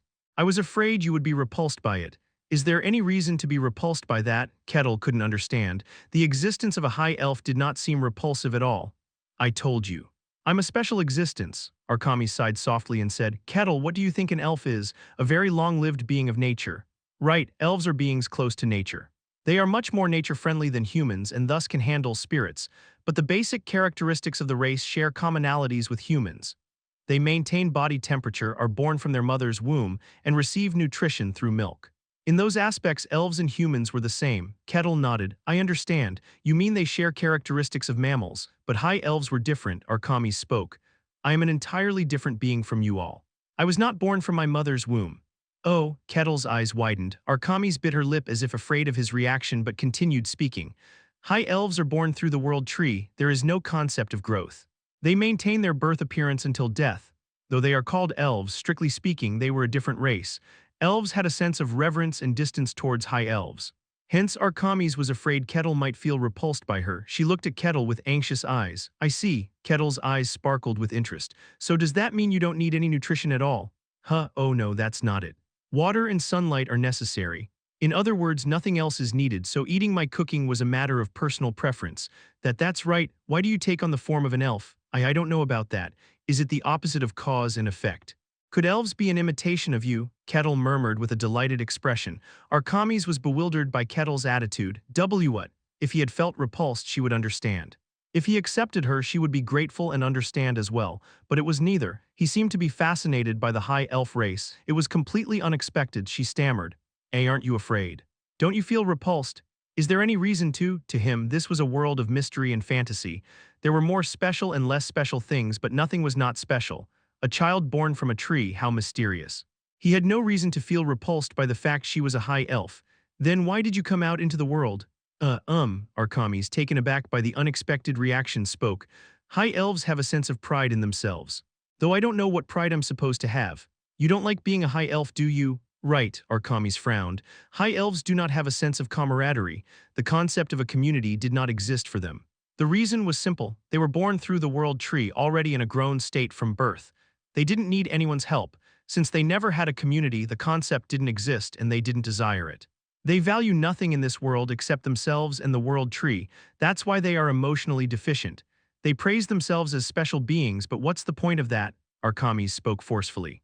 I want to have friends with whom she could spend time on trivial matters. I want to have comrades who would have each other's backs and protect each other's lives. I want to have a family. At this point, Arkamis hesitated. Kettle waited silently. After a long moment, Arkamis spoke. Her golden eyes looked at Kettle. I also want to have children. Kettle paused at those words. Arkamis fidgeted with her fingers, head lowered in embarrassment. I was born through the world tree, right? I may look like an elf, but my essence is entirely different, so I can't have children. But she desired a bond. She wanted to experience having her own child. She wanted to feel the love of a family, of blood relations. So that's why you came out into the world. It's an impossible wish in the sacred land. Her desire was an affront to the high elves.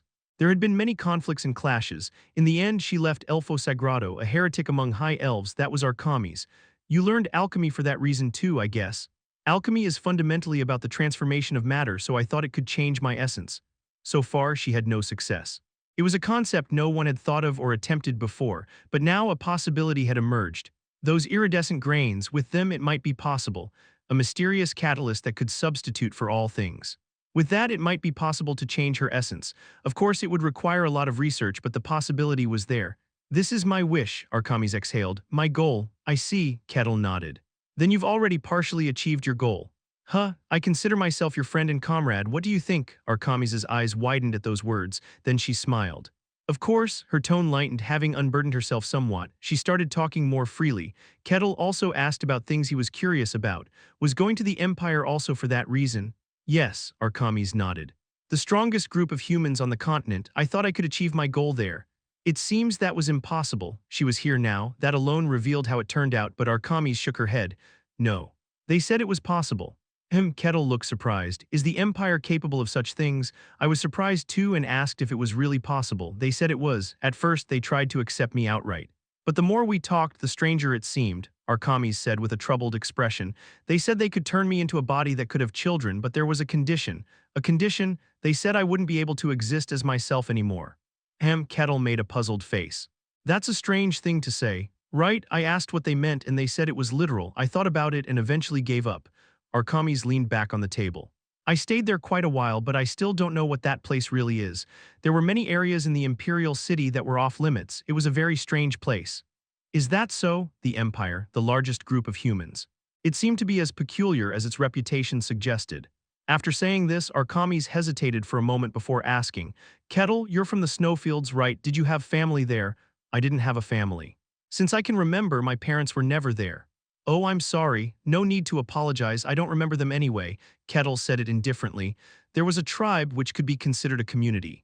If you call them family, then I guess they were. Don't you miss them? Not really, Kettle frowned. They were stupid and foolish, hard to communicate with. Just being around them gave me a headache. Really? I do wonder what they're up to now, though. He did wonder what his tribe members in the White Snowfields were doing now. They had spent so much time together that even dislike had turned into a kind of attachment. Though he had left after explaining his intentions, he wasn't sure if those dumb folks had understood.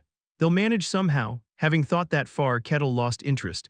I see, so you're not really tied down to anything, Arkamis murmured softly. She looked at Kettle with a thoughtful expression and cautiously spoke. Kettle, is there anything you wish for? Not really. If I had to say, it would be to acquire mysteries and travel the world. Besides those two things, Kettle had no major interests. Arkamis's expression brightened a little. Traveling. That sounds good. Then are you interested in visiting the sacred land of the elves? Arkamis quickly continued. Even though I left, it's not a bad place. Besides the old-fashioned high elves, it's quite nice. I plan to return there once everything is settled. It's a serene and peaceful place covered in nature. Are you interested? Of course I'm interested. I'd like to visit it if I get the chance. Good. So you have no aversion to high elves, Arkamis murmured to herself. A strange light began to shine in her eyes. What's going on? Kettle tilted his head in curiosity. Arkamis' behavior seemed odd. She quickly snapped out of it and shook her head. It's nothing, nothing at all. Time passed. At some point the moonlight started shining down on them. Kettle stood up. It's getting late. Yes, it's already that time. I should head back. You should get plenty of rest since you're still not fully recovered. Why yes, see you tomorrow. Kettle left the house. As he walked back to the capital, he heard Arkamis muttering. Could it be possible? Arkamis leaned back in her chair, staring at the closed door. She let out a groan. She had told Kettle about her desire for comrades, friends, family, and having children. But those were just secondary wishes. Her true desire was something else. But when she tried to say it, she felt extremely embarrassed and couldn't bring herself to speak it aloud. The sacred land of the elves. There she had come across a human fairy tale book by chance. It was a story about a man's adventure. She read that book over and over until it became tattered. In it, there were tales of friendship and camaraderie, and also love. She whispered softly. Chapter 116, Priest of the God of Lies and Deception, Part 1. Is Arkamis all right? She seems to be, Kettle answered Milna's question. A few days had passed, and Arkamis' condition had gradually improved. She wasn't back to her usual self, but she could move around without much difficulty. Milna sighed in relief. That's a relief, but something's changed about her. What do you mean? Her attitude has changed. Since then, Arkamis' demeanor had become strangely familiar. It was as if a barrier had been removed. Not only that, she continuously spoke highly of the elf's sacred land. The sudden change was odd, but Kettle didn't pay much attention to it. I don't really understand, but it's probably a good thing. Perhaps Arkamis had lowered one of her walls. Kettle thought of it as becoming better friends. Growing closer to someone from a fantasy world was a satisfying thought for him. Kettle looked at Milna. You still seem very busy. A week had passed since the demon's descent. But Milna was still in a state of constant busyness. Dark circles had formed under her eyes and her hair was unkempt, possibly from not having the time to wash it properly. Even as she spoke with Kettle, she was processing documents. Thanks to you, we avoided major damage, but it wasn't insignificant either. The demon's invasion had left the capital half destroyed. Buildings had collapsed and many citizens had perished. The Akasha family was the largest merchant family in the Denayan kingdom. They employed a large number of people and owned many properties, suffering significant losses. Milna had to sort out the damages, account for employees who lost their lives or homes, and handle workers' compensation. Requests for approvals and decisions were flying towards her relentlessly. With a weary face, Milna spoke. The immediate problem is the shortage of supplies. External merchant groups are hesitant to come. The location of the demon's descent, there was no guarantee it wouldn't happen again. The capital of Denayan Kingdom was deemed a very dangerous place. Some residents were even packing up to flee to the countryside. The kingdom was in a state of turmoil. To stabilize things, money was needed. Barbossa requested cooperation from the nobles. It was less a request and more of a demand for money and supplies. In a modern context, this would have been problematic, but this was a fantasy world, resembling the medieval times. The absolute monarchy could suppress dissent with force. Naturally, Milna also received a request for cooperation, adding to her stress. I see. Kettle found it interesting. The descent of evil, a world falling apart because of it. Many creative works depict such stories, but rarely do they describe the aftermath in detail. Usually it's glossed over with a brief mention of overcoming and rebuilding, but this was reality. It wasn't a world that could be glossed over so easily. It was no different from a war. Things wouldn't go back to normal smoothly. Seeing it in reality was somewhat fascinating. It must be very tough, but that was from Kettle's perspective. For Milna, it must have been unbearable. She gave a wry smile. It's tough, but we have to endure. It was a challenge she could overcome. In fact, it could even be an opportunity. The more the world shook, the more a merchant like her could profit. She refocused on the documents. After watching her for a moment, Kettle spoke. Do you need help? What? It looks like there's too much for you to handle alone. You don't seem to have anyone suitable to help you either. Milna hesitated. I appreciate the offer, but handling these documents is quite complicated. Are you sure you can manage? Kettle nodded. Of course, despite appearances, I've received a long education. In that case, could you help organize the list of lost goods from this incident? Understood. Kettle nodded and accepted the stack of documents. Milna looked at him curiously. A barbarian handling paperwork with a pen was an incredible sight. But that was the extent of her thoughts. He'll probably give up soon. Reading and writing were one thing, processing documents was another. Even new recruits often took hours for simple tasks. He'd likely quit out of difficulty and boredom. Thinking this, Malna went back to her work. An hour passed. The towering stack of documents was gradually being sorted. As Malna continued her work, she heard Kettle's voice. "I'm done." "What?" Malna snapped to attention. Kettle had been sorting through the documents. "You said you're done?" "Yes, there may be some errors, so it would be good to double-check." "Oh yes, sure." Malna took the stack of documents with a flustered expression. Her eyes widened as she checked the contents. What? She was astonished. The reason was simple. The documents were impeccably organized. There was nothing to critique. In fact, they seemed more perfect than when she did them herself. How? She had given him a large number of documents, thinking he would give up quickly. It was enough work to keep even a seasoned employee busy for half a day. And yet, he had completed it all in just 1 hour and so perfectly. Kettle, how did you? The amount of data wasn't very large and the content was straightforward. It wasn't difficult. Kettle nonchalantly bit into a fruit. Malna stared at him, dumbfounded. "What's wrong?" "And nothing." She quickly looked away. Thanks to Kettle, Malna was able to finish her work before midnight for the first time in a week. Taking a much-needed break, she sipped her tea. "What kind of person is he?" She gazed at Kettle with a look of wonder. The more she knew about him, the less she understood. Simply being a barbarian from the White Snow Plains couldn't explain everything. As she was about to ask something, Kettle spoke first. "I heard there are problems not just here, is that correct?" "Yes, that's right," Malna nodded. The world was in turmoil. The descent of evil wasn't just a problem for the Denayan kingdom. While it was unusual for two named demons to descend simultaneously, minor conflicts were continually occurring. Malna spoke. "I've heard that hidden black magic groups are starting to surface. Each religious order is preparing to respond. Are there many religious orders?" "Quite a few." "Interesting." Kettle's face showed curiosity. Malna found Kettle's attitude intriguing. Barbarians typically didn't have a favorable view of gods. For them, the only object of belief was strength. They despised and scorned the idea of faith in separate entities like gods. Thus, no gods were accepted in the northern lands where the barbarians lived. While Kettle was certainly unique, his essence was still that of a barbarian. Given his formidable strength, she had expected him to be indifferent or hostile towards gods, yet his attitude wasn't like that at all. His demeanor was almost friendly. Intrigued, Malna remembered something. "Come to think of it, I heard a religious order is coming to the Denayan kingdom to ask for help." "For help?" Kettle looked puzzled. "A place that serves a god is seeking the kingdom's help. Not all orders are large. Orders that served gods like the sun god or the earth goddess were very influential, almost as much as the empire itself. But there were many orders in this world. Some were so small that they didn't even have the influence of a minor kingdom. Such places often received support from nearby kingdoms." "I see." Kettle thought for a moment and then tilted his head in curiosity. "I have a question that might be inappropriate. May I ask?" "Oh yes, feel free." "You mentioned there are many orders, which means there are many gods. What exactly are gods?" Malna fell silent. After a moment, she cautiously began to speak. "Are you asking about the fundamental nature of gods? As you know, I lived in the White Snow Plains. There are no gods there. So I'm curious about what they are exactly." Malna pondered for a while before starting her explanation. "To be honest, we don't really know." Kettle tilted his head at the unexpected answer. "What do you mean you don't know? Aren't they beings you worship and follow?" "That's true, but they are fundamentally shrouded in mystery.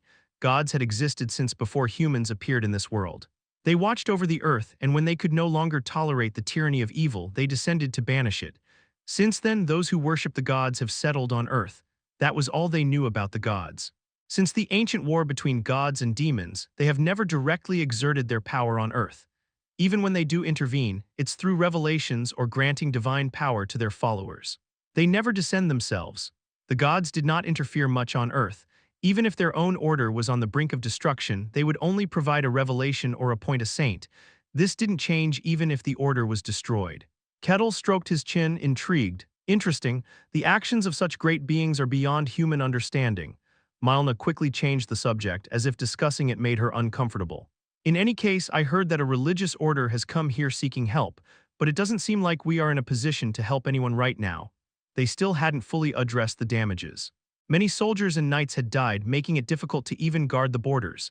They must be in a very urgent situation. It seems they've been going around to various places, not just here. Being a merchant, Malna heard all sorts of rumors. It wasn't hard for her to track the movements of the religious order that had come to the capital. "Which god does this order worship?" Malna replied with an uncertain expression. "The god of lies and deception, Kaloja." Oh, Kettle's expression turned even more intrigued. An old man groaned as he got off a carriage. He grumbled as he stepped down. Hey, you could help this old man out, you know. You're probably sturdier than I am. What are you talking about? A black-haired girl scoffed at the old man's words. He sighed. My child, you've become so rough from working as a mercenary. It makes me so sad. I've always been like this. The girl grumbled as she got off the carriage. She looked around. This is the Denayan kingdom, right? Yes, it looks more intact than I expected. I thought it would be in ruins after two demons descended. Indeed, the girl gazed at the capital, muttering anxiously, what if we get rejected here as well? We might all die, there's not much we can do. We might end up being recorded as the last order serving Kaloja. Stop making such unsettling remarks. Well, to avoid that you need to do your best. Why do I have to bear such a heavy responsibility? I just want to go back to the Barkin estate and work as a mercenary. The girl bit her nails with a worried expression. The old man smiled gently. Whatever happens, we have to give it a try. Let's go in, Highs. Chapter 117, Priest of the God of Lies and Deception, Part 2. A nun with black hair and an old man walked through the capital of the Denayan kingdom. The nun looked around the city. I heard that evil had descended, but it seems to be in better shape than I expected. Indeed, there aren't as many collapsed buildings as I thought, and the people don't seem too gloomy either. The capital was partially destroyed. Many buildings had collapsed, and not a small number of people had died. But that was all. The descent of two named demons. It wasn't an exaggeration to say that the kingdom of Denayan could have been destroyed. To have held off that kind of threat with this amount of damage was hard to believe. The old man muttered with a peculiar expression. There is a sword master in the Denayan kingdom, Maximus the sword master. As a true superhuman, his name is known even in other countries. And there is also an elf, the elven alchemist Archames, who created superhuman-level warriors in collaboration with the Empire. It was widely known that she was staying in the Denayan kingdom. Did those two fend off the demon attack? That's what's known. Two named demons had descended on the capital of the Denayan kingdom. The demon of Gravitas, Ashishire, and the demon of Severance, Butler. The demons rampaged to destroy the capital. The king, having received a revelation from the earth goddess, had made preparations, but most of the priests were stationed at the borders. The remaining priests desperately tried to stop the demons, but they were brutally slaughtered. At the moment the capital was about to fall, Maximus, who returned quickly, and Archames, who was staying near the capital, defeated the demons. That is the known outcome of the incident. The existence of Kettle was not revealed, as Barbossa, following the advice of the Tower Master, had kept the information hidden. Therefore, people were amazed at the strength of Maximus and Archames. It was extremely difficult to drive away two named demons without the aid of divine power. The two's strength was being highly praised, but the old man had a dubious expression. An elf might have superhuman strength to oppose a named demon, but the damage is too minimal. No matter how superhuman, it would have been quite difficult to face them without the help of priests. Do you think there's something more? It's just my shallow thought, but it seems likely. The old man tapped his waist. Let's go talk for now, we can confirm afterward. Barbossa closed his eyes with a weary face. He was extremely busy. Rebuilding the half-destroyed capital required a vast amount of money and resources. He had to squeeze the nobles and suppress or appease their resistance and complaints with force. That wasn't all. Various countries, upon hearing the news, were requesting information about the demons. He also had to send condolences and compensation to the Earth Goddess's church, which had lost its priests. Barbossa's current wish was to rest for just an hour without any worries, but he couldn't do that. Another matter was approaching him. A servant quietly entered and bowed. Your Majesty, the time has come. I know to visit at such a busy time, I wish I could ignore them, Your Majesty, but I know I can't do that, a god. One who oversees the world. Matters related to them couldn't be treated lightly, even if their church was small and widely detested. The Church of Kaloja, the god of lies and deception, Barbossa muttered as he stood up. Tell them to wait a bit longer, I will be there soon. Barbossa sat in the reception room. In front of him were a black-haired girl and an old man. The girl, nervous, stammered, Thank you for your hospitality, Lord Barbossa. I am Sister Highs, serving the god of lies and deception, Kaloja. Highs stood up and bowed politely. The old man spoke. I thank you as well. Despite our sudden visit, you've kindly come to meet us. I am Naples, a servant of Kaloja, the god of lies and deception. Though unworthy, I hold the position of elder. Naples did not stand up but bowed his head politely. His demeanor was much more relaxed compared to Highs, but Barbossa did not mind. Holding the position of elder meant proving one's faith and devotion to the god. The ones they owed respect and politeness to were the saint or leader of their church and the god they served. It was rare for someone like Naples to bow and show respect. Most would start with rude remarks. I am Barbosa, the king of the Denayan kingdom. Given the situation, let's dispense with formalities. I will ask directly, Barbosa looked at Naples. What is the reason for your visit? The Church of Kaloja, the god of lies and deception, a church detested and rejected by people. Their infamy was well known throughout the world. Naples, Barbosa pressed for an answer. Instead of answering, Naples carefully moved back. The child beside me will answer. I am here only to advise. Is that so? Barbosa was surprised by Naples's response. Naples was an elder of the church, and yet he had yielded the floor to the nun. There was only one meaning to this. They were grooming her for a high-ranking position within the church. She seems too young for that, though. Well, Heis, why yes. Heis struggled to steady her trembling voice and began to speak with a composed expression. Barbosa, king of the Denayan kingdom. The Church of Kaloja, the god of lies and deception, officially requests your help. Will you assist us? A request for aid. It was an expected request, so Barbosa's expression didn't change, but he was puzzled. As you must know, our kingdom is not in a good state. The invasion of two named demons. They were in a position where they needed help themselves, let alone helping others. He couldn't understand why they would come and ask for cooperation despite knowing this. I understand it is a presumptuous and difficult request, but we have already been rejected by other kingdoms. Heis smiled bitterly. Barbosa frowned at her words. It was a very humble stance, not one usually shown by someone serving a god. This indicated how urgent the situation was. As far as I recall, the Church of Kaloja has superhuman-level warriors. Is that still insufficient? Yes. What is happening? Heis opened her mouth to speak. A group of dark magicians, the Cradle of Darkness, is attacking our holy land. Barbosa's eyes widened. Demons were invading this world, attempting to take it from the embrace of the gods and claim it as their own. And there were those who worshipped these demons. They were called dark magicians. The gods had issued revelations to hunt them down whenever they appeared, yet the dark magicians had tenaciously survived and formed a significant group. Worshippers and servants of evil, betrayers threatening the land. That was the Cradle of Darkness. If they were on the move, a single superhuman would not suffice. The Cradle of Darkness had the power to rival even the Sun God's church if they so desired. What is their current state? Two superhuman-level dark magicians, numerous first-rate warriors, and countless demonic creatures. Barbosa groaned. It was enough force to destroy a small country. Heis gave a bitter smile. They are brazenly pressuring our holy land. Our holy knights are desperately trying to fend them off, but we lack the strength. What revelation did Lord Kaloja give? Respond to those who dare defile my land. Barbosa groaned at Heis' words. This meant that the dark magician's attack was indeed a significant threat. Normally, they wouldn't dare to act so openly, but the world is in turmoil. They are boldly declaring their names and attacking our holy land. We can hold out for now, but there are limits, so please we ask for your help, Heis bowed politely. Will you assist us? Barbosa remained silent. Originally, he had planned to listen briefly and then dismiss them. But after hearing the story, he couldn't respond so lightly. The Cradle of Darkness, which usually operated in the shadows, had boldly shown itself and was directly attacking a holy site. It was a problem on par with the descent of named demons in the Denayan kingdom. Under normal circumstances, he would have immediately moved to help. I'm sorry, however, Barbosa spoke. We are also in no position to help anyone. It's difficult for us. It wasn't an empty excuse. They truly had no capacity to help. Dozens of knights had died. A knight who had been expected to reach the level of a superhuman and had been supported by the kingdom had also died tragically. Maximus was currently recuperating after the battle. No matter how much he thought about it, they had no means to help. I see. Heis' expression wavered, but she calmly spoke. Thank you for welcoming us despite our sudden visit, Lord Barbosa. No, I apologize for not being able to give you a better answer. Just as the conversation seemed to end without any resolution, Naples spoke. I have one question. What is it? It is said that Sword Master Maximus and the elven alchemist Archames, who can create superhumans, drove away the two named demons. Naples looked at Barbosa with a curious smile. Is that true? The eyes of the church elder and the eyes of the king met and locked onto each other. It is true, Barbosa finally spoke after a brief silence. There was no wavering in his eyes. After a moment of staring, Naples was the first to back down. I see. I apologize for the presumptuous question. No, given the circumstances, it's understandable. With those calm words, the conversation ended. Naples muttered as he stepped outside. We're doomed. Heis squatted down on the ground. The calm expression she had been maintaining disappeared, replaced by a groan of despair. What do we do? If we're refused here too, there's nowhere else to go.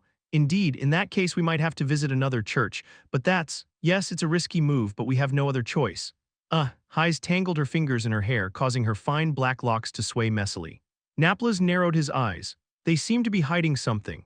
When Naples asked his final question, Barbossa had hesitated slightly before answering.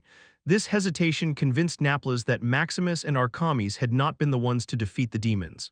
But if he kept it hidden until the end, that means it's something he truly cannot reveal. Whatever it is, it's worth investigating. Naples straightened his back. First, we should visit that elf named Archimedes. Barbossa had refused them, but Archimedes was not affiliated with the Danaan kingdom. She was merely staying there temporarily. If they could find her, she might be able to help them. We must ensure we are not the last followers of Kaloja. Do you have to say such ominous things? Naples chuckled. Hayes, still looking despondent, started walking again. Chapter 118, Priests of the God of Lies and Deception, Part 3. So you came to see me, Milna said with an ambiguous expression. Naples nodded. Apologies for the sudden visit, I regret any rudeness. No, Milna trailed off, it really was a sudden visit. Normally, she would have refused. She had plenty of immediate tasks to deal with and no time to converse with strangers. But this was a follower of a god. As they were representatives of the church, she couldn't refuse. Naples spoke up. I am Naples, a servant of Kaloja, the god of lies and deception. Though unworthy, I hold the position of elder. I am Hayes, a nun serving Kaloja, the god of lies and deception. Naples and Hayes introduced themselves. Milna nodded awkwardly. Ah, yes, nice to meet you. Her expression showed unease.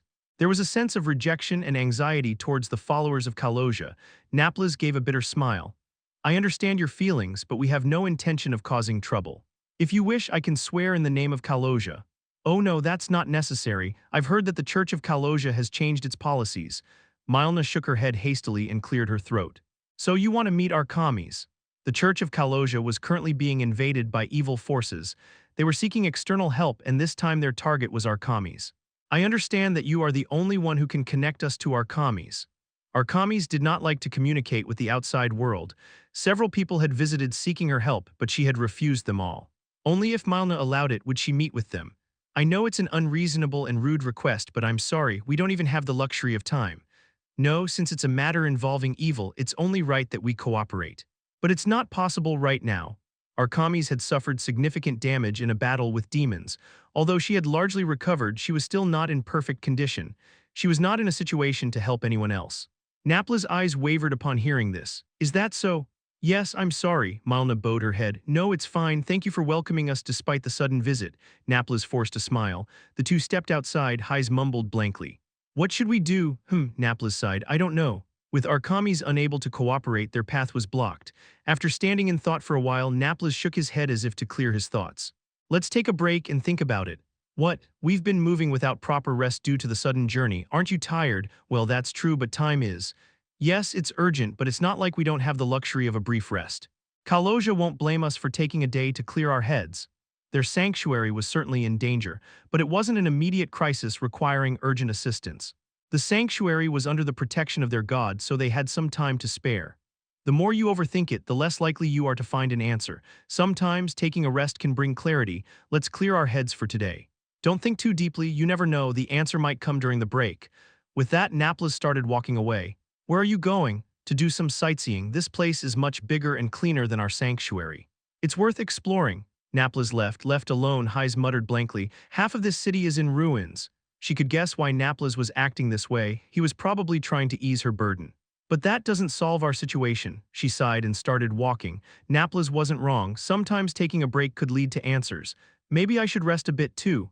After leaving the Barkin estate, she had traveled to many places. She was indeed quite tired. As she wandered the capital, she found a tea house. It seemed to have avoided damage from the demon invasion, as it was a bit away from the center of the capital. She could hear people talking inside, indicating it was open. The tea house located in the capital was very clean and upscale. She felt a spark of interest. After a moment of hesitation, she made up her mind and pushed the door open. Ding, the bell on the door rang. She cautiously sat at an empty seat. Soon a server approached her. May I take your order? Yes, she ordered some tea and snacks. Shortly after, the server brought her order. Here you go, thank you. The server didn't leave right away. After a moment of hesitation, she cautiously asked, Excuse me, are you perhaps a priestess of the Earth Mother? Hayes was wearing a nun's habit. The design and symbols were unique, but it was clearly the attire of someone serving a god. Recently, some followers of the Earth Goddess had visited this area. Naturally, the server assumed Hayes was a priestess of the Earth Goddess. There was kindness in the server's eyes. It was only natural. The priests of the Earth Goddess were known for their self-sacrifice in fighting against demons. In fact, the number of people who worshipped the Earth Goddess had increased significantly after the demon invasion. Heise gave a bitter smile and said, "No, I serve Kaloja, the god of lies and deception." Oh, the kindness in the server's eyes quickly turned to shock. She unconsciously took a step back. The other customers reacted similarly, instinctively distancing themselves upon hearing Hai's words. "Please be assured, I have no intention of causing trouble. If you wish, I can swear in the name of Kaloja." "Oh no, that's not necessary. Have a pleasant time." The server hastily retreated. The difference in attitude from when they thought she was a priestess of the Earth Goddess was stark. Heise let out a small sigh. She was used to this. Kaloja's power was specialized in deceiving and tricking others. It was not a church that could easily gain favor from people, and their reactions were not entirely based on prejudice. Many priests of Kaloja had caused trouble in the past. Although the church had since changed its policies, its notorious past left a heavy stigma. Heise's face grew somber. In the Barkin estate, it was somewhat better. They had gotten used to her over time and accepted her without much prejudice. But other places were different. They always shunned and rejected her. This fact made her feel a bit melancholic. No, she shook her head. There was no time to be buried in such emotions. The important thing now was the evil forces attacking their sanctuary. We need cooperation. But they had already been rejected by everyone. At this rate, they might have to seek help from other churches. As she was pondering with a groan, the doorbell jingled as the door opened. With her mind preoccupied, she didn't hear it. Simultaneously, she heard the scraping sound of a chair being pulled back. Huh, Heise looked up. The customers were hurriedly rushing outside. Their eyes were filled with fear. Why are they doing that? Could it be because of me? Are they scared because a priest of Kaloja is here? Just as she was about to feel deeply hurt, she realized that the reason people were leaving wasn't her. Heise's face turned pale. A large barbarian leisurely sat down. The elegant chair creaked as if it would break under his weight. Heise recognized who this barbarian was. The barbarian felt her gaze and turned his head. Their eyes met, then the barbarian smiled brightly. "Oh, Heise, isn't it Heise? Key Kettle?" Kettle's face truly showed joy, and Heise was stunned. "Why is that barbarian here?" Kettle stood up from his seat. "What a coincidence to meet again. May I join you?" "Ah, yes." Kettle walked over and sat opposite Heise. His face was full of friendliness. Kettle was genuinely happy. Heise, a priestess of Kaloja, the god of lies and deception. They had met in the Barkin estate, and she was one of his first party members when he first conquered a dungeon. They had taken on several missions together. They parted ways due to a protection mission, and now meeting again like this, he couldn't help but feel happy, and Heise was extremely flustered. "Key Kettle, why are you here?" "I left the Barkin estate for a protection mission. This is where I ended up. I'm staying here for a while." "Ah, a server approached. The server's eyes were filled with tears. Would you like to order something?" The voice was so weak it seemed ready to disappear into a hole. The server showed even more fear than when dealing with the priestess of Kaloja. Kettle ordered from the menu. The server left in a hurry. Heise cautiously asked, "Is this a place you visit often?" "No. This is my first time." Until now, he had been staying at Arkami's residence learning alchemy, but since her condition wasn't great, it was hard to do that every day. While wandering around the capital out of boredom, he discovered the tea shop and decided to enter, where he found Heise. It was a miraculous coincidence. This must be one of those fantasy coincidences. Kettle was slightly moved.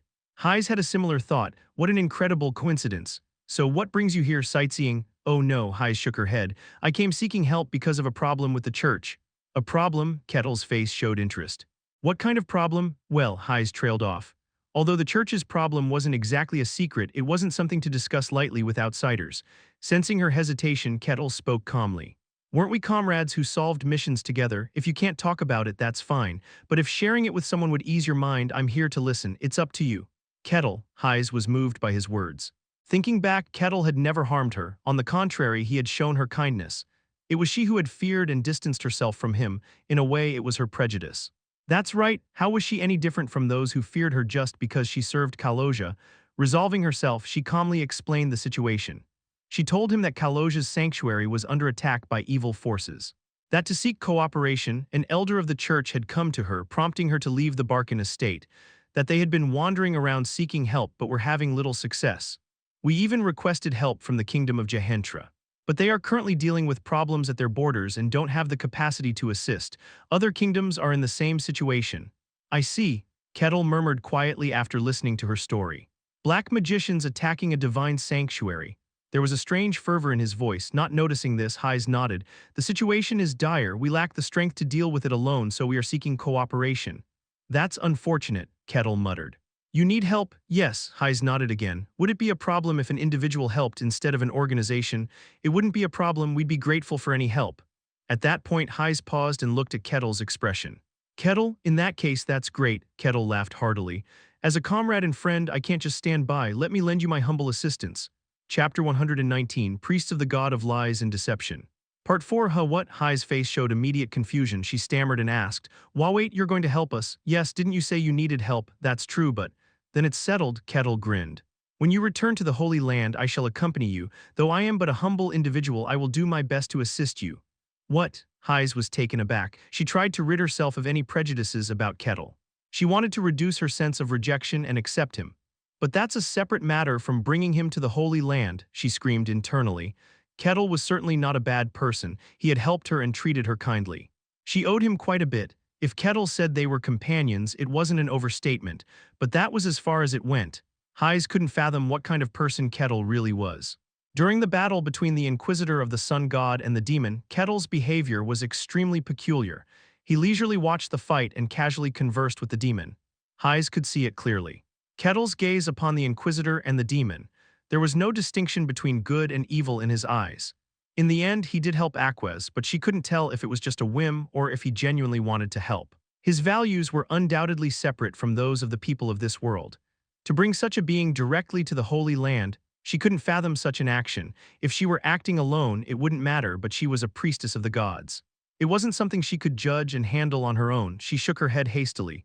No, I appreciate the sentiment, but it's all right. The Holy Land is extremely dangerous right now. Don't worry. Though I may not look it, I have sufficient strength. Kettle laughed heartily. Hayes knew that as well. Kettle possessed the power to toy with named demons. That's exactly why it's dangerous. If Kettle exhibited the same behavior as before in the Holy Land, she wouldn't be able to control him. Hayes spoke desperately. It's more dangerous than you can imagine. There are numerous superhuman-level dark sorcerers, many of top tier. Even the highest-ranking superhumans might appear. She exaggerated the danger further, hoping he'd change his mind. They're besieging the Holy Land, attacking it. Monsters are everywhere and all routes are cut off. Only the light protecting the Holy Land remains, but outside it's already engulfed in darkness. But she didn't realize that her words only intrigued Kettle more. Is that so? Kettle's eyes sparkled. Then they need help even more. Kettle showed no sign of backing down. Hayes couldn't understand him at all. Is he a barbarian eager for battle, but it's an invasion of evil? This is a different matter entirely. She racked her brain, but Kettle had no such complex thoughts. I've always wanted to visit the Holy Land. This is perfect. A real, influential, transcendent being. A place directly protected by such entities. It was one of the places he wanted to visit, but the opportunity rarely arose. The Holy Land typically didn't welcome outsiders. He thought he'd visit someday, but now the chance had come sooner than expected. He could help Hayes and see the Holy Land, and there was more. The Holy Land, the dark sorcerers besieging it, a grand clash of light and dark. He could already envision the scene. Kettle had no intention of missing out. Perfect timing since I had nothing else to do. This is our matter. If you get involved, the evil entities might target you. They already are. In the Barcan territory, Kettle had been marked by demons. Hayes remembered that belatedly. Even if it weren't for that time, it's the same now. Kettle muttered. Hayes' eyes widened. Could it be Kettle during this evil invasion? I helped a friend. Hayes realized that what Naples mentioned had been about Kettle. Come to think of it, you did invite me. Perfect timing. I'll visit this opportunity. Back in the Barcan territory, Hayes had invited Kettle to the Holy Land of Kaloja. Half resigned, Hayes spoke. We don't have much to offer in return. Are you okay with that? Of course, Kettle nodded. This is a friend's difficulty. There's no need for a reward. I will surely help. Thank you.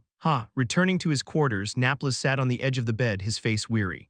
He rubbed his eyes. What should I do? He had maintained a calm demeanor in front of Hayes, but internally he was anxious. He had requested help from every place that came to mind, but they all refused due to their own circumstances.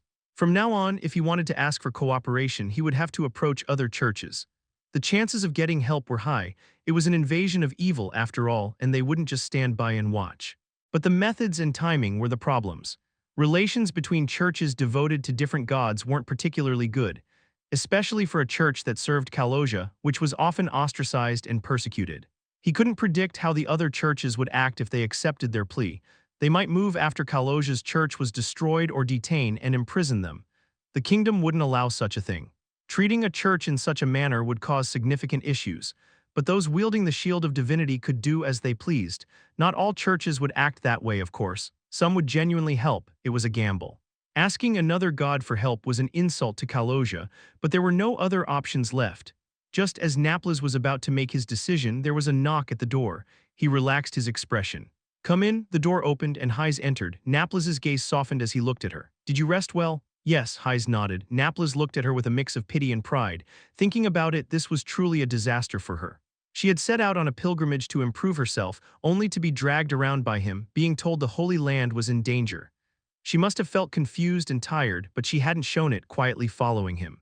He felt sorry for her but also proud. "What's the matter?" "Well," Hayes hesitated briefly before speaking, "I found someone who's willing to help."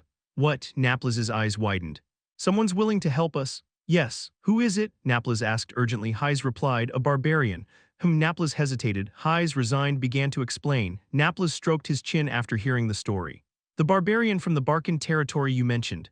Yes, Naples knew about Kettle. While traveling together, he had asked Hayes various things. Someone who had formed a party with Hayes and cleared dungeons. Someone who had defeated the demon that descended on the Barcan territory. Naples pondered. "He said he'd help us?" "Yes, there's no doubt about his strength. He would certainly be helpful to us. A barbarian with the power to overwhelm a named demon like Ashishire. At least a superhuman-level powerhouse. Having even one such individual would be a great help. They could return without further delays." A barbarian, but there was a problem, the fact that he was a barbarian. Naples, as an elder of the church, had undertaken many pilgrimages before reaching his position and had met many barbarians. Not once had those encounters ended well. Barbarians rejected the existence of gods. Naturally, priests who served gods were targets of hatred and contempt. There had even been times when barbarians had swung axes at them, telling them to ask their gods for help. Naples, after contemplating, spoke up. "We need to meet him first." "You're going to meet him? From what you've told me, he seems very different from other barbarians, so it's worth meeting him." Hayes hadn't mentioned Kettle's peculiar nature when describing him. She hadn't felt the need to. It's better than requesting cooperation from another god's church. It might not be, Hayes thought, but she swallowed her words with effort. Naples spoke again. "Arrange a meeting." "I'll speak with him directly." Naples sat in a chair in his quarters. Soon the barbarian would arrive. He felt a mixture of anticipation and anxiety. Soon there was a knock at the door, followed by a deep voice. "May I come in?" "Enter." Creak. The door opened. The first feeling Naples experienced was one of being overwhelmed. He's big. He was a head taller than the average person, and even among the barbarians Naples had met, he was quite large. There was an odd sense of intimidation about him. A person of weak heart would likely hold their breath just from facing him. Naples stood up calmly to greet him. "Nice to meet you. I am Naples. I serve the god of lies and deception, Kaloja. Though I am unworthy, I hold the position of an elder." "An elder?" Kettle muttered with a peculiar look in his eyes. Naples tensed momentarily. As expected, a barbarian has a sense of rejection towards priests. Although Hayes had said Kettle was different, Naples didn't believe it. He was old and experienced and thus carried his own prejudices. He might be somewhat socialized, but a barbarian was still a barbarian. They disregarded church and valued strength. Naples braced himself for any potential situation, but Kettle's thoughts were entirely different. Elder, the highest position a layperson could attain, though based on earthly standards it wouldn't be much different here. He must be a high-ranking member among those who serve gods. Meeting such a person directly was a rather strange feeling. "Nice to meet you." Kettle adopted a polite posture and began to greet him courteously. "This is how it's done, right?" Naples' pupils dilated in surprise. The fact that a barbarian showed manners wasn't that surprising. This was the capital of the kingdom. A truly uncouth barbarian wouldn't have made it here. He assumed Kettle would be somewhat socialized. The reason Naples was surprised was different. The greeting Kettle used was the traditional etiquette of the Kaloja church. A barbarian was following the church's etiquette. Greetings hidden in deception, hidden within lies. I am Kettle, a simple barbarian. Chapter 120. Priests of the God of Lies and Deception, Part 5. The Kaloja church had its own rituals. No, it wasn't just the Kaloja church. Every church had its own rituals. With hundreds of years of history, this was naturally expected. But no one observed them. For instance, even Naples did not follow the rituals when meeting with Barbosa and Milna. The reason was simple. Except for members within the church, no one knew the rituals. There were numerous churches.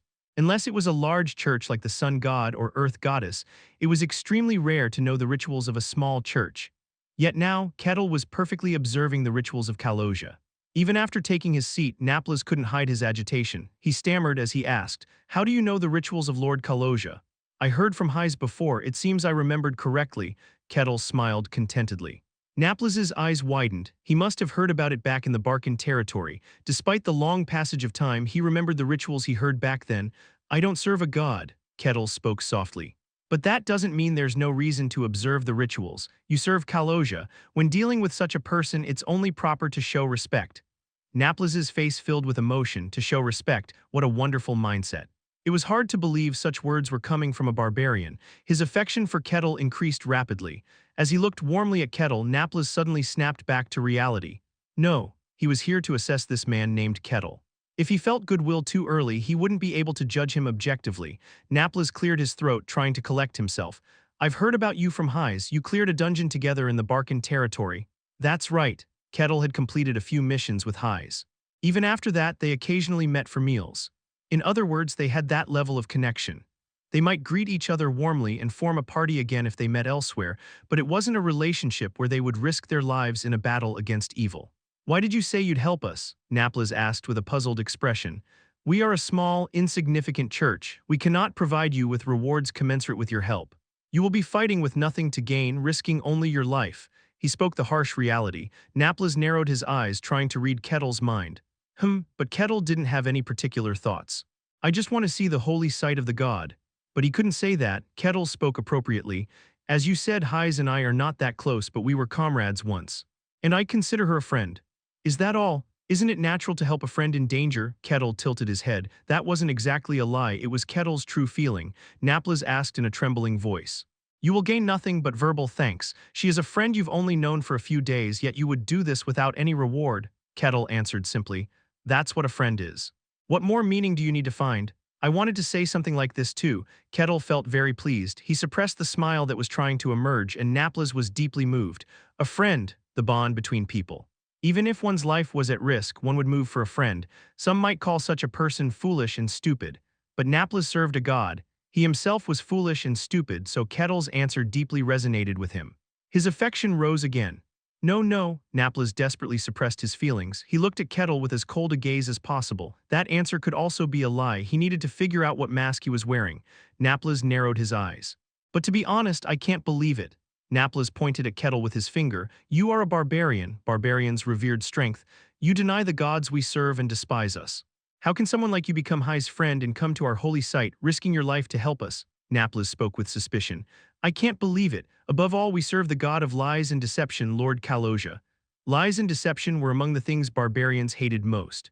Some socialized barbarians accepted the existence of gods, but even they couldn't hide their contempt for Kaloja.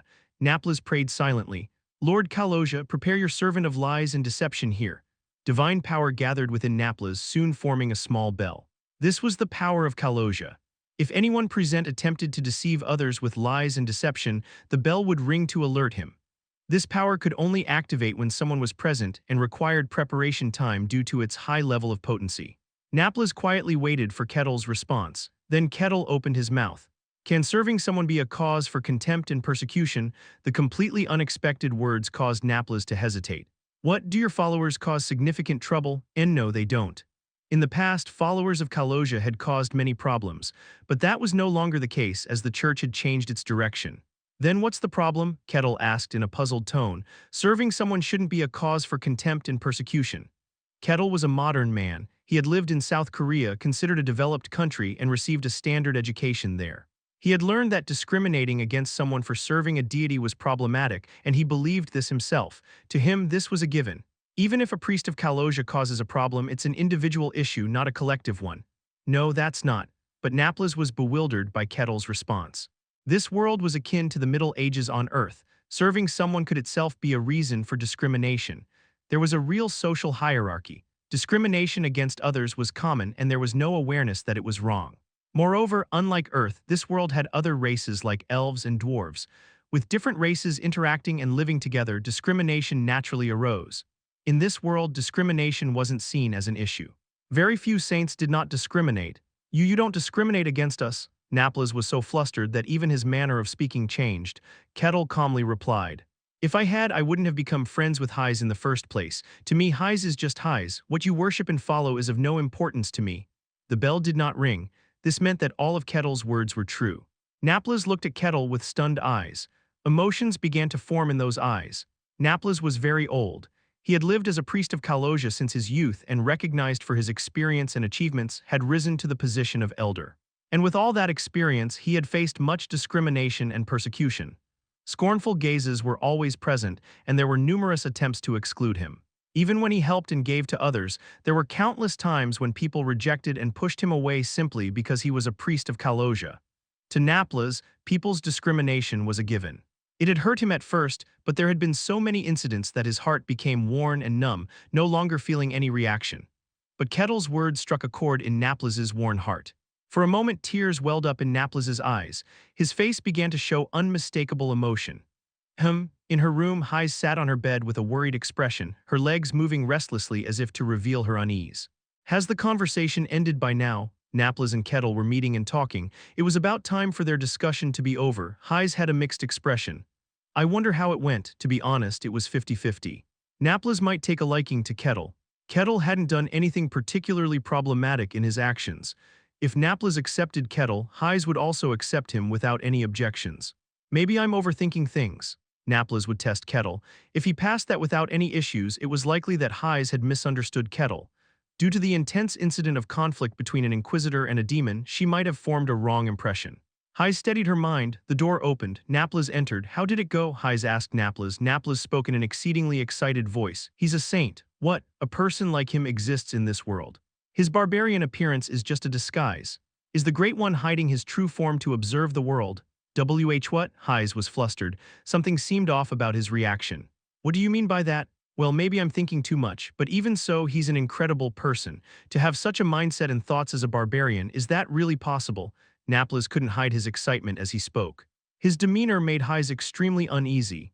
Non-Naplas, she had expected him to feel some goodwill. Kettle had accepted her without any resistance. Having faced discrimination for a long time, Naplas would likely appreciate that attitude.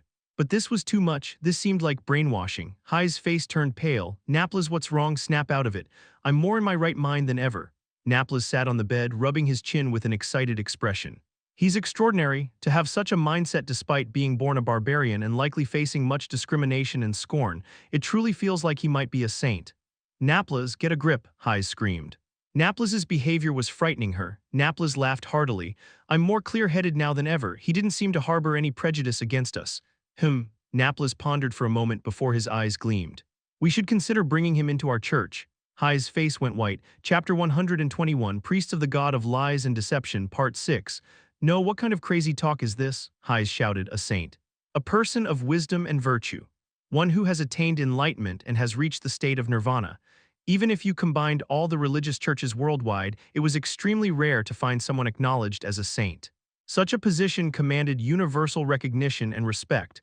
Could Kettle be such a saint? He's absolutely not that kind of person. He was not someone who had detached himself from emotions and attained enlightenment. Rather, he was a person who pursued his desires more than anyone else. Knowing this, Heise was dumbfounded by Naplas's words, but Naplas chuckled heartily. That's your bias talking. You said you were his comrade, right? Maybe you couldn't see his greatness because you were too close. No, what are you talking about? Heise was on the verge of losing her mind. She had expected they might accept Kettle, but this was too bizarre. Did he do something? Naturally, she began to think that Kettle might have pulled some trick on Naplas. Heise stared at Naplas in astonishment. The next day, Heise met Kettle with a haggard face. She desperately tried to explain that Kettle wasn't that kind of person and that there must be some misunderstanding, but Naplas didn't listen. Instead, he looked at her strangely for being so vehemently opposed. In the end, Heise had no choice but to back down. Seeing Heise like that, Kettle asked, Heise, what's wrong? You don't look well. It's nothing, I just couldn't sleep. Given the situation, that's understandable. Kettle spoke as if he understood. Heise looked at Kettle with a face full of fear. What on earth have you done? Did he have some sort of brainwashing ability? Kettle was an extremely peculiar person. It was entirely possible he had brainwashed Naplas without anyone noticing. Heise gulped. One misunderstanding was resolved and a new one arose. Regardless of their true feelings, they accepted Kettle's help. Naplas bowed respectfully. We are grateful for your assistance. Kettle smiled faintly. Now I can finally see the holy sanctuary of the gods. He was in a very good mood. Kettle suppressed his emotions as he spoke. Shall we depart immediately? There's no immediate rush, so we'll stay in the capital a bit longer to find others who can help. We also need to prepare for the journey, Naplas replied. We know you are strong, but the evil invading the sanctuary is even stronger. It might be dangerous for you to go alone. Kettle had defeated a named demon. But currently their sanctuary was being attacked by two superhuman-level dark wizards. There were numerous top-tier fighters and countless monsters as well. Kettle might be a superhuman-level warrior, but even he wouldn't be enough. Is that so? Kettle tilted his head in curiosity. In that case, I have a question. How has your sanctuary managed to hold out? He had heard that a single superhuman-level warrior could destroy an entire territory. It was hard to understand how they were holding up with two dark wizards attacking. We have superhuman-level warriors too, Naples explained. The Great Holy Knight and the Saintess are holding the line. As long as they are there, we won't be easily overrun. Ho, Kettle's lips curled into a smile. I see, then when do we depart? About 2 days from now, that seems like a good time. Understood, Kettle nodded. I have some acquaintances here as well, I should inform them. All right, Naples smiled in satisfaction. Then let's meet again in 2 days. Sure, Heis, see you then. Yes, Heis nodded with a gloomy face. The two parted ways. Kettle's first destination was Milna. Milna's eyes widened. You're leaving? Yes. Oh, Milna was momentarily flustered. She never imagined Kettle would leave, but she quickly calmed down. On reflection, Kettle was a barbarian from the White Snowfields. He was not one to be tied down. She accepted it calmly. Why are you leaving? Kettle explained briefly. Milna's face twisted in confusion. You're going to collaborate with Kaloja? Yes, do you know them? Yes, they came to ask for my help too. Milna looked at Kettle with an incomprehensible expression. You're going to help the Church of Kaloja? Suddenly moving to aid the church was hard to understand. Kettle spoke calmly. I was comrades with a priest of Kaloja during my mercenary days. She has come here. If I remember correctly, that wasn't too long ago. Right. We completed about 2 tasks together. Is that all? Was he leaving for the Holy Land invaded by evil with just that level of connection? That's right. Kettle looked like he was wondering why she kept asking. Ah, no. If that's what you want, there's no problem. She shook her head, trying to clear her thoughts. Then you're really leaving. It seems so. What will you do? I'll continue as I have been. She would continue to build the Akasha family. Although they were currently shaken by the invasion of evil, they had enough strength to endure. For a merchant family like hers, crisis was also an opportunity. If they could somehow overcome this crisis, it would lead to even greater growth. Kettle would leave this place. She wouldn't see him for a while, perhaps forever. Thinking this far, Milna stood up from her chair. She bowed respectfully. I, Milna Akasha, as the head of the Akasha family, express my deepest gratitude to the barbarian Kettle for protecting my homeland and forming a bond with me. Milna spoke quietly. You are my benefactor and friend, so if you are ever in danger or need my help, I will do everything in my power to assist you. With those calm words, her blue eyes looked at Kettle. Kettle smiled faintly. Thank you. I consider you my friend as well, so feel free to ask for help if you need it. Milna smiled. Next, Kettle went to see Barbossa. When Kettle visited the royal palace, the guards were alarmed and pointed their spears at him, but he managed to have an audience without much trouble. Barbossa's eyebrows twitched as he listened. You're going to help the Church of Kaloja? Yes, Kettle nodded. I heard they came here to ask for your help. I decided to help them. I thought it would be good to inform you. I see. Barbossa tried to remain calm, but there was undeniable confusion in his eyes. A barbarian, they deny the gods, they despise and hate priests. They generally do not form good relations with them. Moreover, Kaloja was the god of lies and deception, the god whose traits barbarians liked the least. Was he really going to help the Church of Kaloja and fight against evil? Barbossa had to ask, why? Because they are my friends. Is that all? What more do you need? Barbossa was silent for a moment. His eyes reflected confusion about what kind of person Kettle was. Are barbarians from the White Snowfields different somehow? After a moment of confusion, Barbossa quickly organized his thoughts and spoke. It's enough if you help. There seems to be no issue then. We wanted to help too, but we refused because we didn't have the capacity. If you can do it, it's a great help. Even if there was a problem, he wouldn't try to stop him. The Tower Master had advised Barbossa that trying to control Kettle was unwise. No, it was impossible. How could they control someone who could defeat even a sword master with one strike? Do as you please, then you'll be leaving the Denayan kingdom. It seems so, Kettle said, and then looked at Barbossa for a moment. I thank you once again. It's been kind of you to treat an outsider like me so warmly. I'm grateful.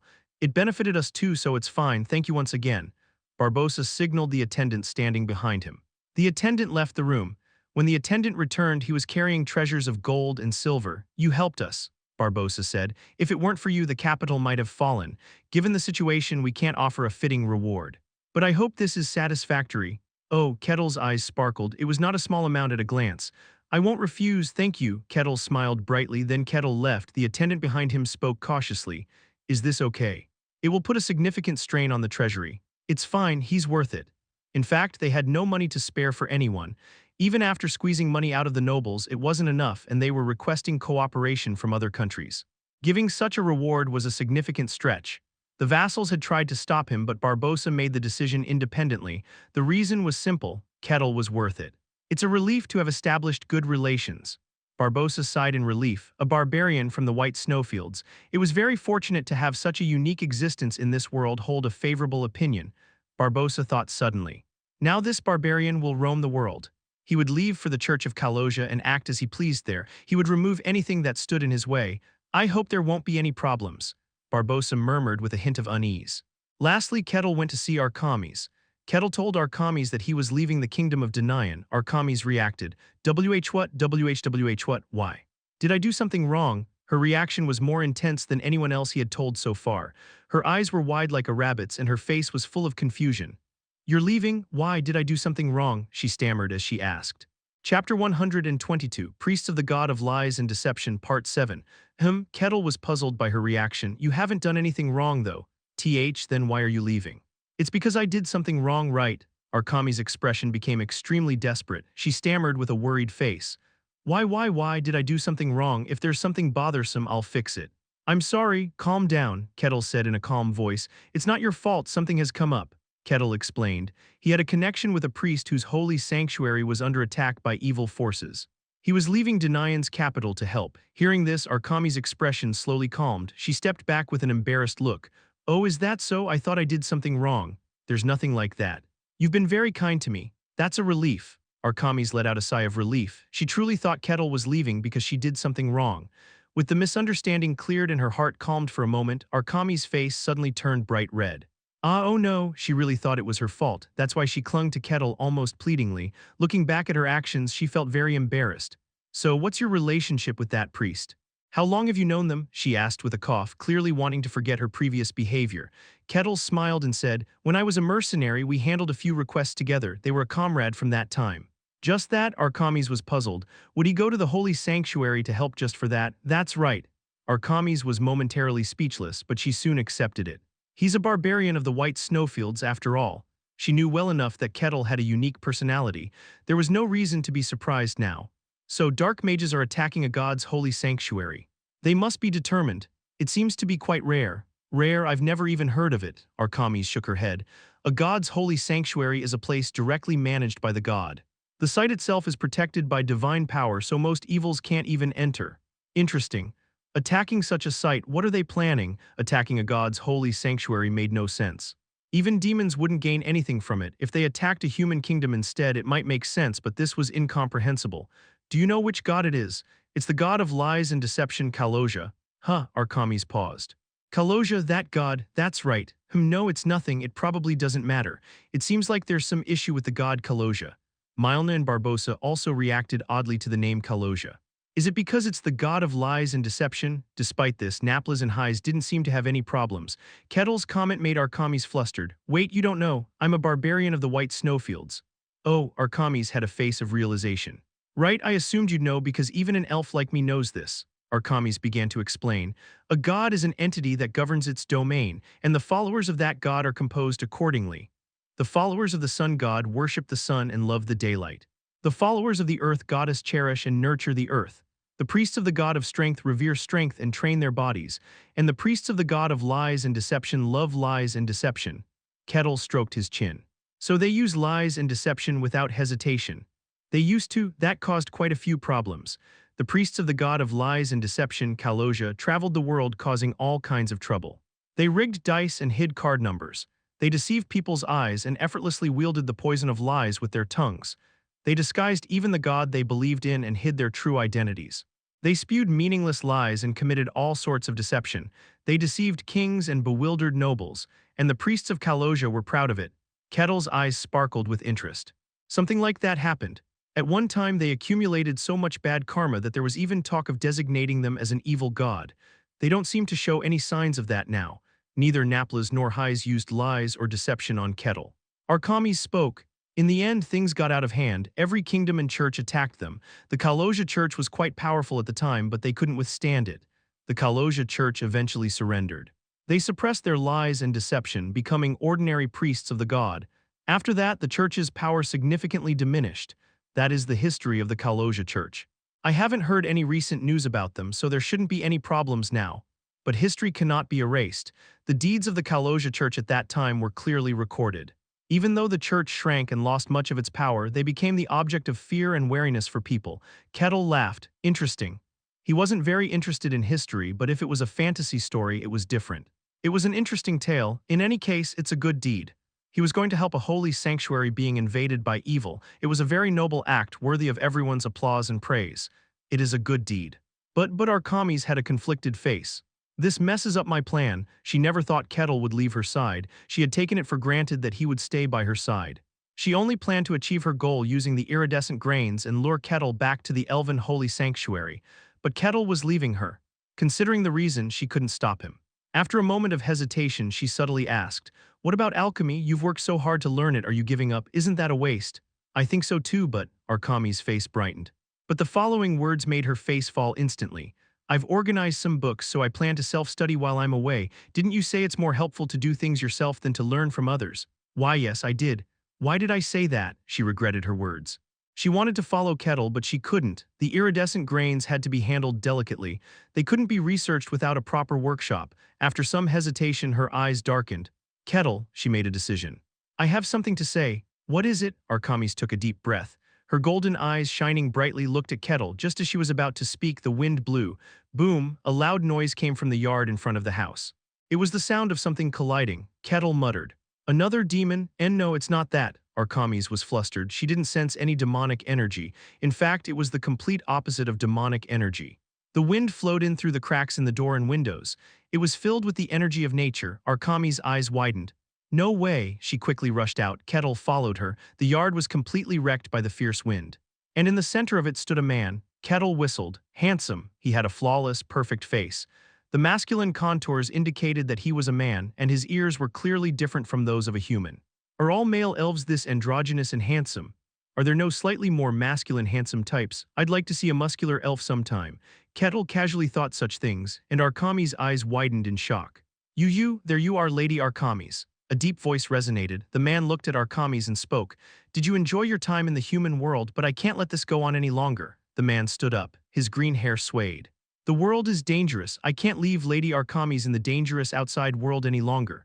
The man extended his hand. "Come with me. Let's return to our holy sanctuary, Elfo Sagrado." The suddenly appeared elf asked Arkamis to return with him. Arkamis, momentarily flustered, shouted, "What do you mean coming here out of the blue and saying that?" Arkamis seemed to recognize the male elf. She frowned. "I have no intention of going back. I clearly said that when I left. It didn't matter before, I just thought it was a tantrum from you and accepted it, but not anymore." The man narrowed his eyes. "The world is shaking. Lady Arkamis, you are a high elf. I can't leave you in this filthy outside world any longer. Come with me." "I clearly said no." Arkamis spoke coldly. The man sighed. "Then I have no choice. I apologize, but please forgive my rudeness." With those words, wind gathered around the man. Arkamis roughly drew in mana, just as a clash was about to occur. "Sorry to interrupt while you're talking about something you both know," Kettle intervened. "But I'd like to know what's going on as well." Kettle," Arkamis' eyes wavered. She hesitated, stopping the mana she was gathering. The man frowned. "Barbarian, why is someone like you by Lady Arkamis' side?" "Right, you and I don't know each other, do we? It would be good to have a conversation first." "No," the man cut him off sharply. "There's no need." At the same time, wind rose up around Kettle, enveloping him. Kettle's eyes widened. "Oh, a barbarian like you should not meddle in the affairs of elves." The man completely shut Kettle out. The wind barrier he created was extremely powerful. Even a formidable warrior would have difficulty breaking through it. The man tried to resume his conversation with Arkamis, but Kettle smiled. "Let's not be so hasty." Kettle lightly snapped his fingers. Boom! What? The wind barrier surrounding Kettle exploded. The man hurriedly stepped back, eyes wide. Didn't they say most problems can be solved through conversation? How about we sit down and talk leisurely?" Kettle said calmly. Chapter 123, The Night of the High Elf, Part 1, Arkamis' House. In that place, it was always just Kettle and Arkamis. Occasionally, Milna would visit to deliver catalysts or materials, but she was so busy that she would leave immediately. It was rare for her to enter the house. Now there was one more person in that place. Around the table sat Kettle, Arkamis, and a male elf. Kettle spoke up. "Then let's talk." Kettle smiled broadly as he looked at the male elf. "To have a conversation, we need to know each other's names. I am Kettle. What is your name?" "I have no reason to tell a lowly human." The male elf spoke coldly, narrowing his eyes at Kettle. "Filthy barbarian." If not for Arkami's mediation, I would have crushed you immediately. Know your place. His presence was overwhelming, hostile, and insulting. Even an ordinary person, not a barbarian, would be taken aback and angered by his attitude.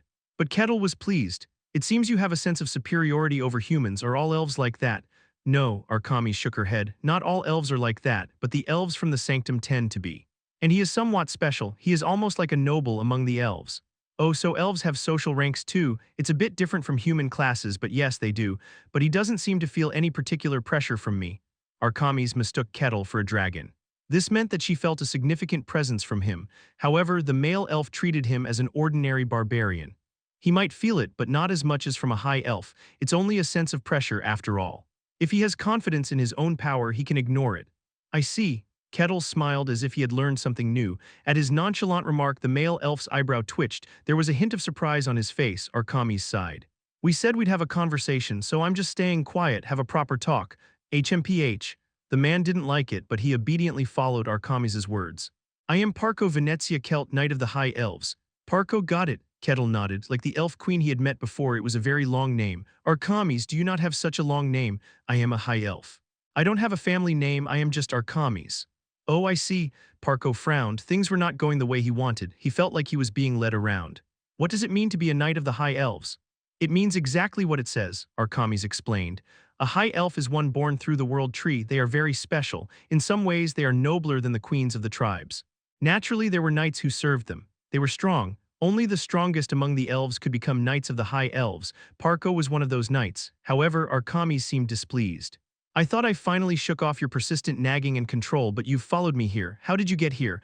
I received an oracle from the world tree. What? Arkami's eyes widened. The world tree gave you an oracle directly. The world is in danger. I understand that evil targeted you, Arkami's. That did happen. The world is shaking. Evil has appeared and is attacking. Parco spoke calmly. And one of their targets is the high elf. You, Arkami's frowned, she knew it. Butler had said he would offer her as a sacrifice. He had targeted her from the start, but she had a question. Why are they targeting the high elves? I do not know that, but you are the only high elf outside the sanctum. It is very dangerous for you to be out here. Parco looked at Arkami's quietly. Please return to our sanctum. Arkami's groaned. She wanted to refuse, but she couldn't. If it were just her own issue, it wouldn't matter, but it was related to evil. The fact that evil was targeting her meant they were plotting something. She couldn't stubbornly stay outside Arkami's side. All right, Parco smiled. A wise choice. Ah, damn, I didn't want to go back now. Kettle, this is how it turned out. It can't be helped. Kettle, she looked at Kettle for a moment and then spoke. You'll visit our sanctum someday, right? My heart is always there. I might visit right after this matter is settled. That's enough. Fortunately, we'll meet again, so I'll have to be prepared until then. Arkami's clenched her fist energetically. She turned her gaze. Parco, wait a bit. I have things to pack. Things to pack? Parco's face hardened in confusion. Arkami's began to pack her alchemical materials and catalysts. This house was her workshop. It contained everything she had built while being outside. She needed to take it all back to the sanctum to continue her research. You're still doing that kind of thing. And Parco was looking at her workshop with disgust. He pondered for a moment, then with a resolute face, he raised his hand. Wind gathered. Arkami's expression changed rapidly. Boom, the wind exploded. Arkami slid back. What are you doing? Arkami's glared at him. If she hadn't blocked it, her workshop would have been destroyed. The wind had that intention. Arkami's, but Parco's expression was very calm. You are a child of the world tree, a great high elf. Are you still obsessed with concepts that are mere material? It was the attitude of an adult admonishing a child. A high elf like you should not lower your dignity by clinging to such outside technology. It's unacceptable. Bringing such worldly things to the sanctum would greatly disappoint the other high elves. It would be disrespectful to you. Parco gathered the wind with a genuinely regretful face. As your knight, I cannot allow such a thing. Please forgive my rudeness. It's all out of my desire to awaken you. Don't make me laugh, Arkami's face twisted. I left that place because I hated your attitude. Given the situation, please understand. Shut up, she gathered mana, but her body wasn't in good condition. She couldn't even bring out half of her power, creak. The wind slowly began to eat away at her workshop. Despair filled her face. No. What she had longed for and wanted was now finally in sight, but it was about to be shattered before her eyes, creak. She desperately tried to block it, but it was not enough. The wind was defiling her space, just as Arkami's was about to fall into complete despair. How about stopping there? Kettle grabbed Parco's arm. The first emotion Parco felt was surprise. He grabbed my arm. Kettle was at some distance from him, not far as it was inside the house, but not so close that he couldn't sense him approaching. Yet Parko didn't notice Kettle approaching until he grabbed his arm, and the next emotion was anger. How dare a mere human grab my arm? A lowly barbarian dared to touch him. Parko gathered the swirling wind in his hand and swung it at Kettle. Get lost. Kettle extended his other hand. Boom, the wind exploded, a fierce gust surged. Parko sneered at Kettle. You think you can block my wind with just one hand? Parko exerted more force. The wind condensed further into a spherical shape and rushed forward. Extremely condensed wind. A storm formed into a small sphere. Parko was certain Kettle would be sent flying, smashing into the wall. You won't die, but I'll make sure you're crippled. That was the emotion behind the wind. Ooh, and Kettle had a delighted look on his face. He watched the wind forming into a sphere with a look of fascination. Impressive. Kettle clenched his fist towards the sphere. Bang, the wind exploded. The impact pushed Parko's body backward, his eyes filled with astonishment. What? The force was not insignificant. Even an alchemist would not have easily withstood it. But how? Kettle leisurely dusted off his hands. Acting without considering others' feelings is not very commendable, especially towards someone you serve. How self-righteous. Shut up, outsider. I'm not an outsider. Kettle smiled faintly. She is my master. What? Parko's eyes widened. I also provided her with a catalyst. I can't just stand by and watch you ruin it. What should I do? Pretending to ponder for a moment, Kettle nodded. All right, she is my master, and I am her disciple. Therefore, as her disciple, I must protect her. Key Kettle, Arkamis was flustered. Something about Kettle's words seemed odd. How about you and I have a duel? Key Kettle, what are you talking about? Arkamis, who had been watching, opened her mouth with a bewildered expression.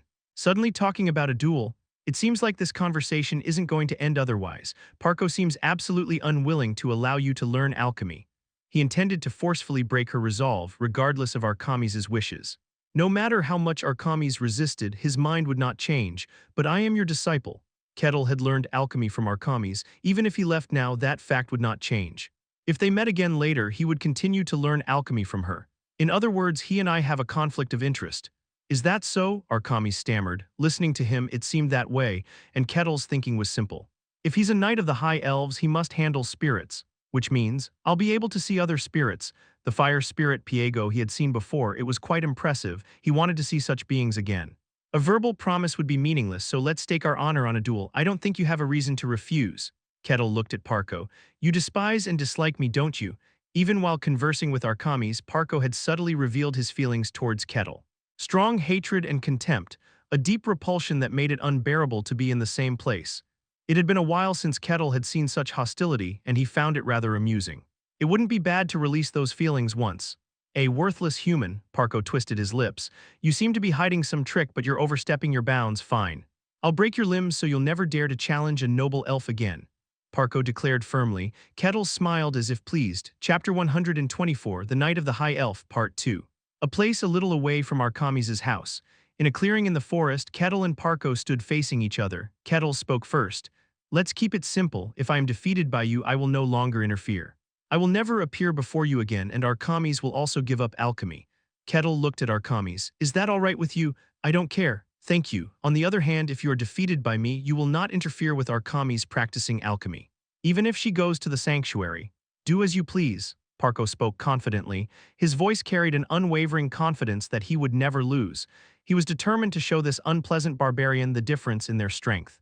Are you all right with this, Arkamis? Betting something you hold dear to this barbarian? Parko looked at Arkamis. If Kettle were to be defeated here, Arkamis would have to abandon alchemy. It was an act of entrusting something she cherished to another. Parko's gaze questioned her sincerity. Well, do as you like, Arkamis muttered indifferently. Parko's eyebrows twitched at her attitude. It was as if she had no doubt that the barbarian would win. HMPH, make your declaration, Parko said gruffly. I, Parko Venezia Celt, swear on my honor that if I lose this duel, I will no longer interfere with Arkamis' alchemy and will become her shield. I, the barbarian Kettle, swear on my honor that if I lose this duel, I will no longer involve myself with you. Kettle spoke leisurely. With the declarations made, the atmosphere changed. The wind sharply brushed past Kettle's body. How dare a vermin like you cling to Arkamis? It's because of humans like you that she is defiled. Is that so? Kettle smiled faintly. Parko narrowed his eyes. I do sense some mystery, but it was very little. Even at best, he was second-rate. However, Kettle shattered the sphere of wind he had gathered. He must have some trump card, but it would be just a trick. If so, his task was simple. Break it with force. Parko quickly spoke. Turn, take form, wind, bind my enemy with your free body. Whir, the wind sharply sliced, moved. Taking the form of threads, it bound Kettle's arms and legs. Oh, Kettle opened his eyes wide. Nature itself, with physical force, bound Kettle. Arkamis or magicians and even Adamanth wielded similar powers, but the process was very different. Arkamis controlled nature within her domain using alchemy. Adamanth did the same. They controlled nature with mana. While they forcibly controlled nature, Parko made it feel like nature itself had a will and moved in harmony. Indeed, it's different from magic and spirit arts. Kettle did not move. Confident that he had subdued him, Parko raised his hand. Shrew, the wind gathered, forming a bow. Oh, so he intended to make a bow this way, huh? As Kettle watched in wonder, Parko drew the wind-formed bowstring. The wind began to gather and condense. Spirits of the wind walking upon the earth, gather and gather.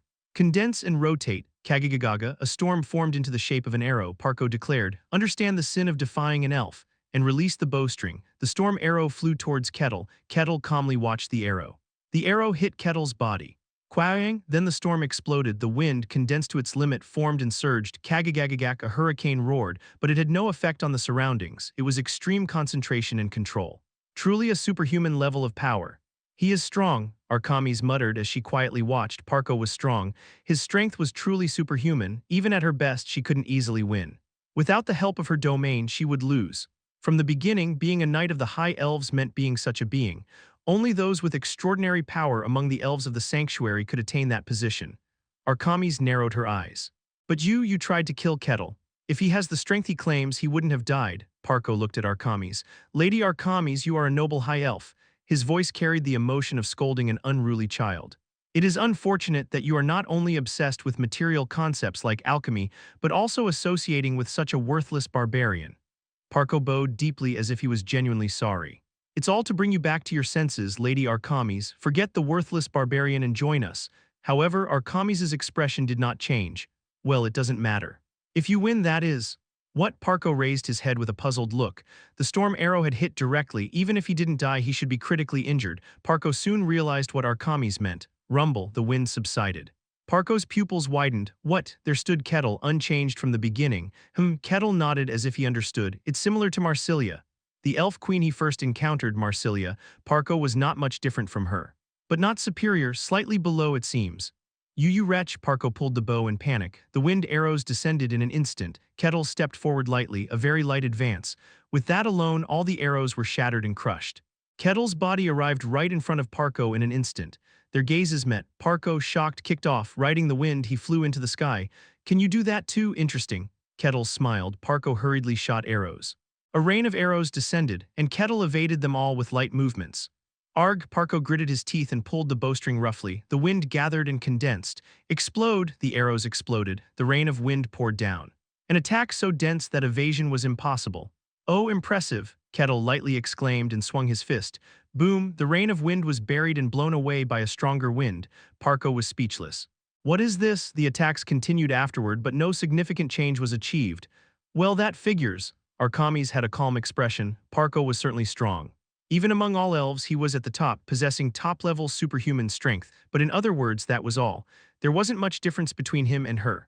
On the other hand, Kettle had easily defeated Butler, a demon with a name. Even at the minimum, his strength was at the top superhuman level. He was clearly stronger than Parko. What on earth is he? Arkamis looked at Kettle with a curious expression. Even after spending considerable time together, Kettle's power was still beyond her understanding. To overcome with only the strength of his body without dealing with mysteries. In fact, that body itself could be considered a mystery, if so. Is the level of his physical body itself high? Arkamis quietly pondered. Meanwhile, the battle continued. All of Parko's attacks were blocked and broken. Kettle looked up at Parko, who was floating in the sky. Are you not planning to come down? I'm getting a bit bored. His expression truly showed boredom. Seeing that, Parko felt intense humiliation. Fine, I'll make you regret it. Parko gritted his teeth and descended. Human. You were hiding your strength. I wasn't though. Shut up. Fine, I acknowledge it. You are strong, so I will treat you accordingly. Parko took a deep breath and brought his hands together. The wind blew. The stirring wind quickly grew in size. I summon you, born within the wind. For the first time, Arkamis's calm expression changed. Shock registered on her face. I summon you, controller of the raging storm. Oh, Kettle's eyes sparkled. He realized that his opponent was summoning a spirit. A new spirit, perhaps. He was extremely excited. With an intrigued expression, Kettle watched the incantation closely. Come forth. You who treads upon the sky and gazes upon the earth, Parko shouted roughly. Brunstad, whirr, the swirling wind began to take shape. It gathered and condensed until it soon became tangible. The wind thus gathered soon formed a single shape. That shape had 4 legs. It raised its head quietly with horns befitting its large body. A massive spirit in the form of a reindeer. Brunstead, you called. What? Arkamis was stunned. You made a pact with a high-level spirit. Spirits are beings of nature. And elves, being in harmony with nature, can summon spirits more easily than other races, but there are limits. The higher the rank of the spirit, the prouder they are and the more stringent they are in choosing a contractor. At the high-level spirit tier, even among elves, those with contracts are rare. Considering that there are only a few individuals across the entire continent who have contracts with the highest tier spirits, contracting with a high-level spirit was an extraordinary achievement. Ha ha ha ha ha, Parko burst into laughter. He was confident of his victory. Despair human, Parko was sure of his victory. High-level spirits are incredibly strong. The fact that a being of nature has a clear ego means it possesses commensurate power and rank. That power was above even Arkamis or Parko himself. High-level spirit Brunstead. Defeat my enemy, understood. Brunstead quietly shook its horns. Brunstead's voice was confident. It was the confidence that only those who believe in their absolute power can have. Parko roughly pointed a finger. That barbarian, I will fulfill the contract. With calm words, hostility emanated. Parko twisted his lips into a smile. Surrender before overwhelming power. Parko was certain Kettle would show a shocked expression. He had no doubt it would be filled with despair and confusion. It was inevitable. A high-level spirit was a mighty force known through countless records. No matter how strong Kettle was, he would pale before a high-level spirit.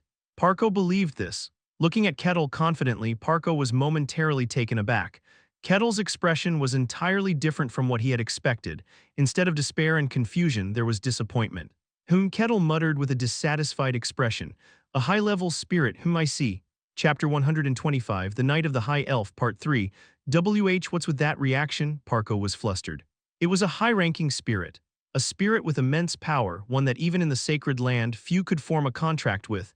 He remembered how delighted he had been when he formed the contract. The people of the sacred land had looked at him with such respect. It was a spirit worthy of such admiration. Yet now it was receiving a look of disappointment. Parko couldn't understand, but for Kettle it was a natural reaction. The first elf village he encountered after leaving the White Snowfield. The queen of that village, Marsilia Hassian Kaluja, she summoned the highest-ranking fire spirit Fiego. It was clearly above a high-ranking spirit. Seeing a high-ranking spirit now wasn't something to be astonished or shocked by. Was Marsilia really that strong? Back then, he hadn't felt much beyond the heat. No, Kettle shook his head. I should be pleased now. So what if it's a high-ranking spirit? It's still a spirit and that should make him happy. Kettle composed himself and quietly observed Brunstead, a semi-transparent form of a reindeer. It had magnificent, beautiful antlers. A gentle breeze seemed to envelop it. Kettle's eyes shone. It was quite impressive, almost like something out of a painting. Are all spirits in the form of animals? Kettle muttered. Parko gritted his teeth at his nonchalant demeanor. Let's see how long you can stay so carefree. Brunstead, show your power to my enemy. HMPH. With Parko's command, Brunstead stamped its front hoof on the ground, crack. And a blade of wind materialized. It whirled rapidly, tearing through the earth as it charged forward. The power contained within was clearly stronger than the wind Parko had wielded. Ho-ho! Kettle leapt joyfully, evading the blade of wind. Seeing this, Parko was confident. Dodging meant he would soon be struck. Brunstead, crash, winds surged, chaotically swirling around the space, but Kettle evaded all the attacks. The winds didn't even graze his body. Parko didn't realize something was amiss. He was too drunk on the belief that he had the upper hand. You're dodging well, Brunstead. How long can you keep this up? Brunstead shook its head. Its antlers spun in a circular motion. The wind instantly condensed. A part of nature that should move freely was now fixed under the spirit's will. Crack! In an instant, a massive wall of wind surrounded Kettle. Kettle stopped moving. This is possible too, huh? He muttered with an intrigued expression. Simultaneously, the wall of wind surrounding Kettle began to move. The wall turned into spikes of wind that poured down. The moment they touched Kettle's body, they exploded. Boom, a burst of wind spread out in all directions. Arkamis' house began to creak. The forest shook violently, leaves falling everywhere. Kettle, Arkamis was horrified. No matter how strong Kettle was, a direct hit from such power could be dangerous. She hurriedly began gathering mana. The wind exploded. It wasn't the wind Brunstead had created. It was wind generated by pure force. The raging wind was blown away in an instant by a stronger wind. The trees behind swayed violently, some saplings even uprooted. What? Parko, who had been sure of his victory, was stunned. As the aftermath of the wind subsided, Kettle's figure became visible. Parko's pupils dilated. Kettle had his fist extended. What? Parko didn't want to understand. But considering Kettle's stance in the aftermath, there was only one conclusion. The recent wind was caused by Kettle's punch. The wind of a high-ranking spirit was overpowered by a simple punch. Brunstead was visibly flustered. It hurriedly swung the wind, but Kettle no longer dodged. The wind collided with his body and vanished without a trace. Is this all? Kettle looked puzzled. The highest-ranking spirit could turn trees and grass into pure flames, but all this one does is wield the wind. Brunstead felt deeply insulted. It stomped the ground fiercely. The wind exploded and surged forward, but there was no significant change from before. It seems that really is all it can do. There was nothing more to see. Convinced, Kettle lightly pushed off the ground. Boom, he pierced through the wind and arrived in front of Brunstead in an instant. Kettle raised his fist. Brunstead, startled, tried to protect itself with a barrier of wind, but it all shattered. His fist penetrated Brunstead's body. Crunch. With a breaking sound, the reindeer's body was crushed. The wind that composed its form scattered in all directions. A single blow. With one strike, Brunstead was reverse summoned back to the spirit realm. What? Parko muttered blankly. Kettle shook his fist. Spirits disappear when beaten to death. I wish demons would be the same. Dealing with those who couldn't be killed by simple physical force was annoying. In any case, it was over. The spirit had been reverse summoned. Parko stood there unmoving in a daze. What did I just witness? He couldn't comprehend the situation. A high-ranking spirit reverse summoned with a single punch. It was impossible. Spirits, which were the embodiment of nature, weren't easily reverse summoned. They could persist unless they received an attack that was truly overwhelming. So why? After a moment of standing there, Parko's eyes widened. What trickery did you use? Parko began to deny the reality of what had happened. A high-ranking spirit falling so easily, it was unthinkable. He shouted with conviction. You've bewitched me. You used some underhanded means in this duel. I didn't use any such thing. Silence, this duel is invalid. Start over from the beginning. A barbarian couldn't possibly reverse summon a high-ranking spirit. Therefore, it was clear he had been bewitched. It was a twisted rationalization, but it was firm. Parko refused to accept defeat. Kettle quietly observed Parko. I wish you would accept your defeat. Silence. Filthy barbarian, Parko hurled rough insults at Kettle. Kettle's gaze gradually cooled.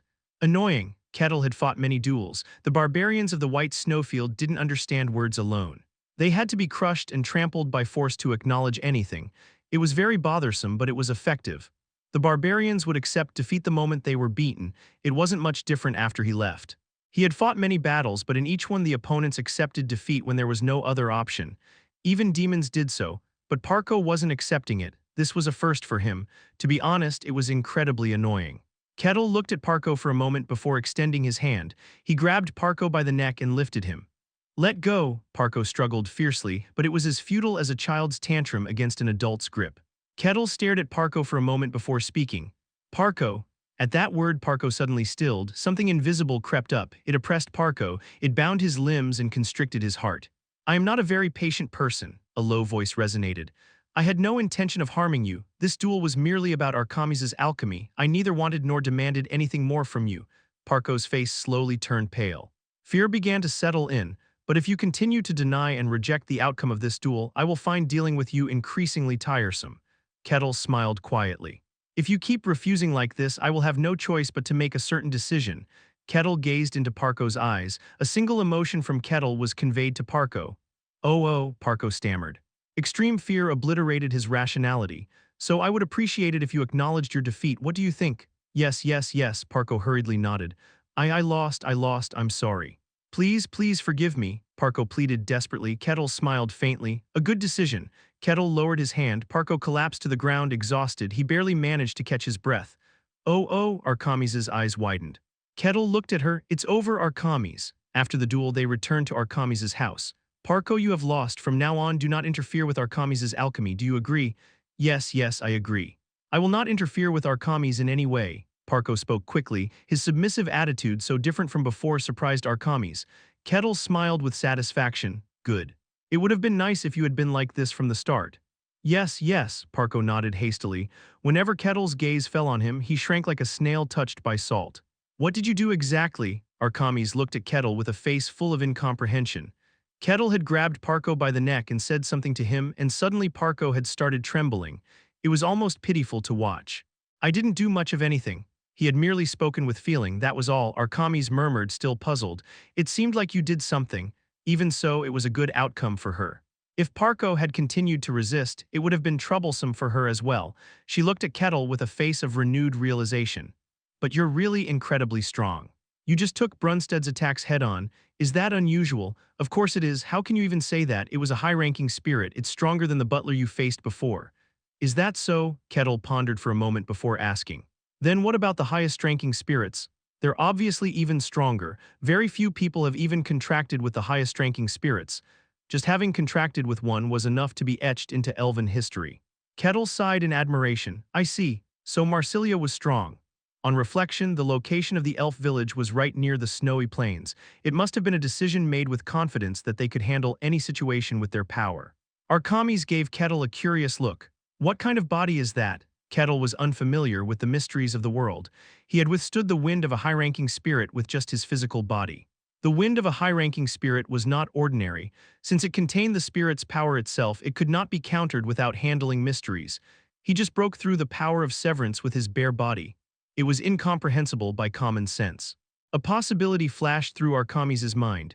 Could it be that his physical body itself is of a different realm? Chapter 126, The Night of the High Elf, Part 4.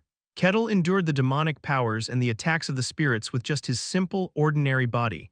It was an impossible feat.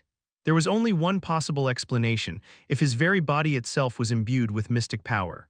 If his body itself had its own unique quality, it was conceivable.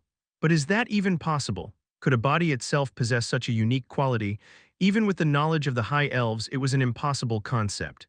But without that explanation, Kettle's power couldn't be understood. I don't know. One thing was certain: he was incredibly strong. Arkamis watched Kettle with curious eyes. He had defeated a high-level spirit with a single blow. It was something even top-tier superhumans couldn't do, at least top-tier superhuman level, perhaps even hero level. But that was beyond Arkamis' understanding, as the hero level was a realm beyond her comprehension. What will you do now? Oh right, Arkamis snapped out of her thoughts at Kettle's question. Well, I should go back. It's not just my personal issue. From the start, she decided to return to the sanctum because evil forces were targeting her. It had nothing to do with alchemy. Thanks to Kettle, she could study alchemy without any problems, so it made even more sense to return to the sanctum. I can return without any burden, thank you. I owe you a lot too. Think of it as my way of repaying you. Kettle laughed heartily. Arkamis' face showed a hint of regret. Then I guess this is goodbye. Arkamis would return to the elf sanctum. Kettle would head to Kalosia's holy sanctuary.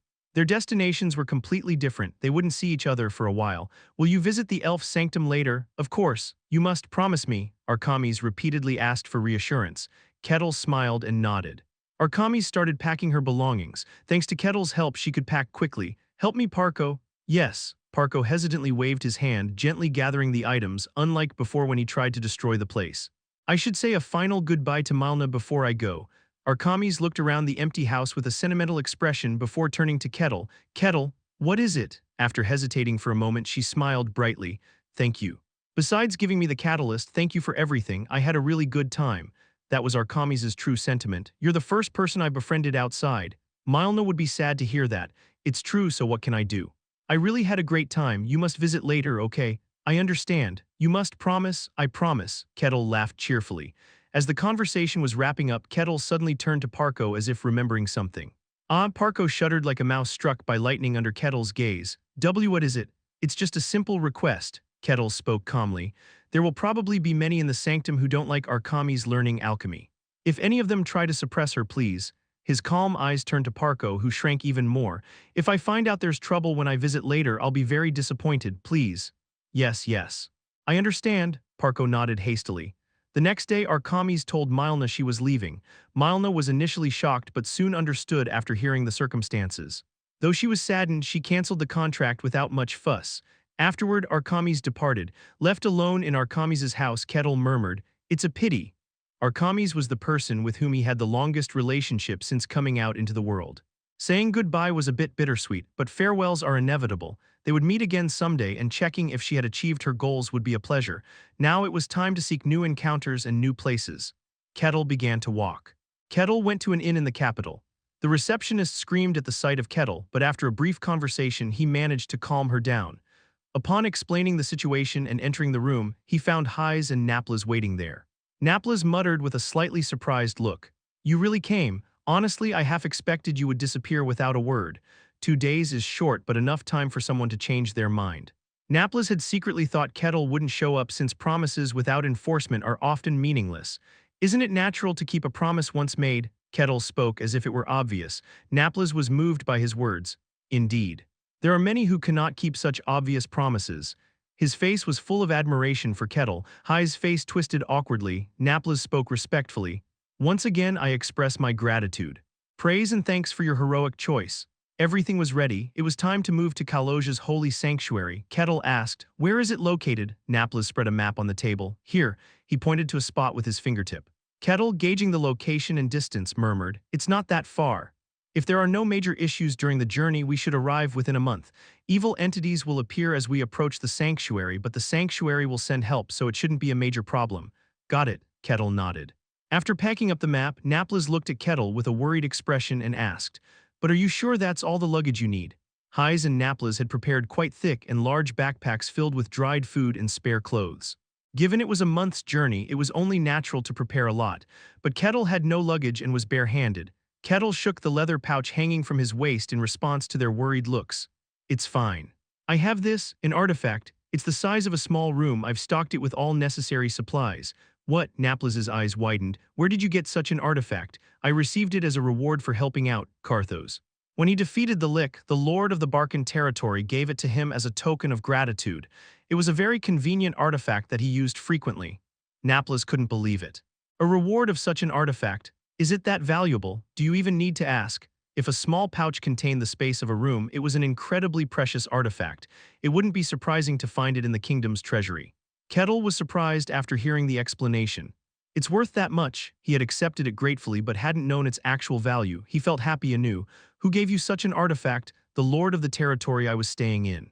He said he got it from some wandering merchants or something." "Ah, them," understanding dawned on Naples's face. "That makes sense then. You seem to know them. They are famous." "It's impossible not to know. Mysterious beings adorned with strange ornaments, the wandering merchants. They appear suddenly, offer a deal, and if you fulfill it, they give you items. All of their items were of significant value. They provided rare artifacts and materials which were impossible to obtain otherwise for a very small price. People dream of encountering them even in their dreams." Kettle's face showed interest. "Do they take money as payment?" "Not always. Sometimes it's a barter, other times they give you a quest. The more difficult it is, the greater the reward." "Interesting. All adventurers dream of meeting them at least once. I've traveled quite a while but never met them." "Is that so?" Kettle laughed. "Indeed, this world was very fascinating. Anyway, then there's no problem. Let's depart immediately." "Understood. It's going to be a long journey. Please take care of us." Naples extended his hand. Kettle shook it with a smile. They stepped outside. Kettle looked back as they left the capital of the Denayan kingdom, the second city he had settled in since coming out into the world. In the first capital, it was time to say goodbye. Now it was time to head to the holy sanctuary where a living god resided. Kettle walked forward with a joyful step. They proceeded towards Kaloj's holy sanctuary. Naples kept talking to Kettle the whole time. "Many people have a poor opinion of our church, but it's actually a very family-like and good church if you get to know it. Of course, their perceptions aren't completely wrong, but all those things are in the past and have been resolved." Naples was trying to convert Kettle to a follower of Kalroja. He spoke all kinds of good things about Kaloj's church, and Kettle listened with a smile. That attitude made Naples even more enthusiastic. Normally, people would get tired of it, but Kettle listened with genuine interest. "I heard you were a companion of High's, so you must know, she's a really kind person. Even though it must be hard for her, she diligently sends money to the sanctuary. She's truly a model follower. I know she's a very kind woman." "Ah ha ha." Highs, suddenly the subject of conversation, let out a dry laugh. After walking for some time, they started to feel hungry. As Highs and Naples took out some dried food, Kettle pulled out a pot. "Wait a moment, I'll cook something for you." "What?" Naples's eyes widened. A barbarian who knew how to cook. Contrary to his doubts, Kettle skillfully prepared a meal and handed it to them. After taking a spoonful, Naples's eyes widened even more. "Delicious." "Thank you," Kettle grinned. "I never thought you could cook." "I enjoy eating good food. I'm quite skilled actually. My tribe members enjoyed my cooking too." Hearing this, Naples's eyes gleamed. "You must have lived in a community for a long time. Don't you have any issues living closely with others?" "Not really. If I did, I couldn't have stayed in the capital." "Now that I think about it, that's true. You must have been ostracized as a barbarian, but you managed well. You'll have no trouble fitting in with strangers." Naples said insinuatingly. "Don't worry too much. Kaloj's followers don't ostracize others. You'll fit in just fine." "Is that so? But why is he suddenly saying this?" Kettle was slightly puzzled. It was a bit out of the blue. Naples quickly continued as if noticing Kettle's expression. No, I was just curious, don't mind it." Naples smiled and changed the subject. Meanwhile, Hai's expression darkened. Chapter 127, The Isolated Village, Part 1. They kept moving forward as the sun set and the moon rose. While preparing a place to sleep for the night, Hai spoke cautiously. May I go and offer my final prayers for the day? I'd like to do it quietly. Feel free to go. Thank you, Naples, why don't you come along? Naples looked puzzled. But soon understanding dawned on his face and he followed Hai's. They walked along the dark path until they reached the riverbank. The water was muddy, likely due to the heavy rain a few days ago. Hais looked at Naples, his voice almost drowned out by the roaring water. Naples, what are you doing? Are you really going to accept a barbarian into our church? Why not? Is there a problem? Do we really need to? Hais couldn't understand Naples's decision. Bringing that barbarian into their church seemed fraught with potential issues, but Naples's expression remained firm. We must. Our church is very weak, we need strength. But we have the Holy Knight. There was one superhuman in the Kaloja church, not just a marginally powerful individual, but someone who surpassed the typical limits of strength. Despite the persecution they faced, it was solely due to the Holy Knight that the Kaloja church had been able to survive. And we have the Saintess. Do we really need more power? Even if it means bringing in that barbarian? Yes, Naples spoke calmly. If we had more strength, we wouldn't be in this situation. Hais fell silent. Their sanctuary was in jeopardy. It was on the brink of collapse due to the invasion of evil. If they had another superhuman, the situation might be significantly better. Naples gave a bitter smile. We can't cooperate with other churches, it's hard to get help from them. So we need to increase our own strength. In normal circumstances, there was no need for a church to amass so much power. Usually, if a church faced difficulties, external help was available. But that wasn't the case for them. They couldn't receive help from anyone, but yes, it's the sin of our ancestors, they committed many crimes. Naples narrowed his eyes. But that doesn't mean we should perish like this. We need to grow stronger, we need power. Naples lifted his gaze and looked into the distance in the direction of Kettle. That barbarian can be the power we need. Hai said nothing more. They returned to where Kettle was waiting, who greeted them with a smile. You're back, did the prayers go well? Yes, that's good to hear, Kettle murmured, causing Naples to feel a strange unease. Could he have heard us? Had he overheard their conversation? Naples doubted it. It was quite a distance away, and the roar of the river would have drowned out their voices. No matter how keen his hearing, it would have been impossible. Naples dismissed the thought. The next day they continued their journey towards the sanctuary. Naples kept talking to Kettle, who responded well. Their conversation flowed seamlessly for over an hour. We get along so well. Naples looked at Kettle with growing affection. How could there be such a barbarian in the world? Even if not for his strength, he was a person one could naturally feel fond of. Naples felt he was getting to know Kettle better. As such, one question inevitably arose.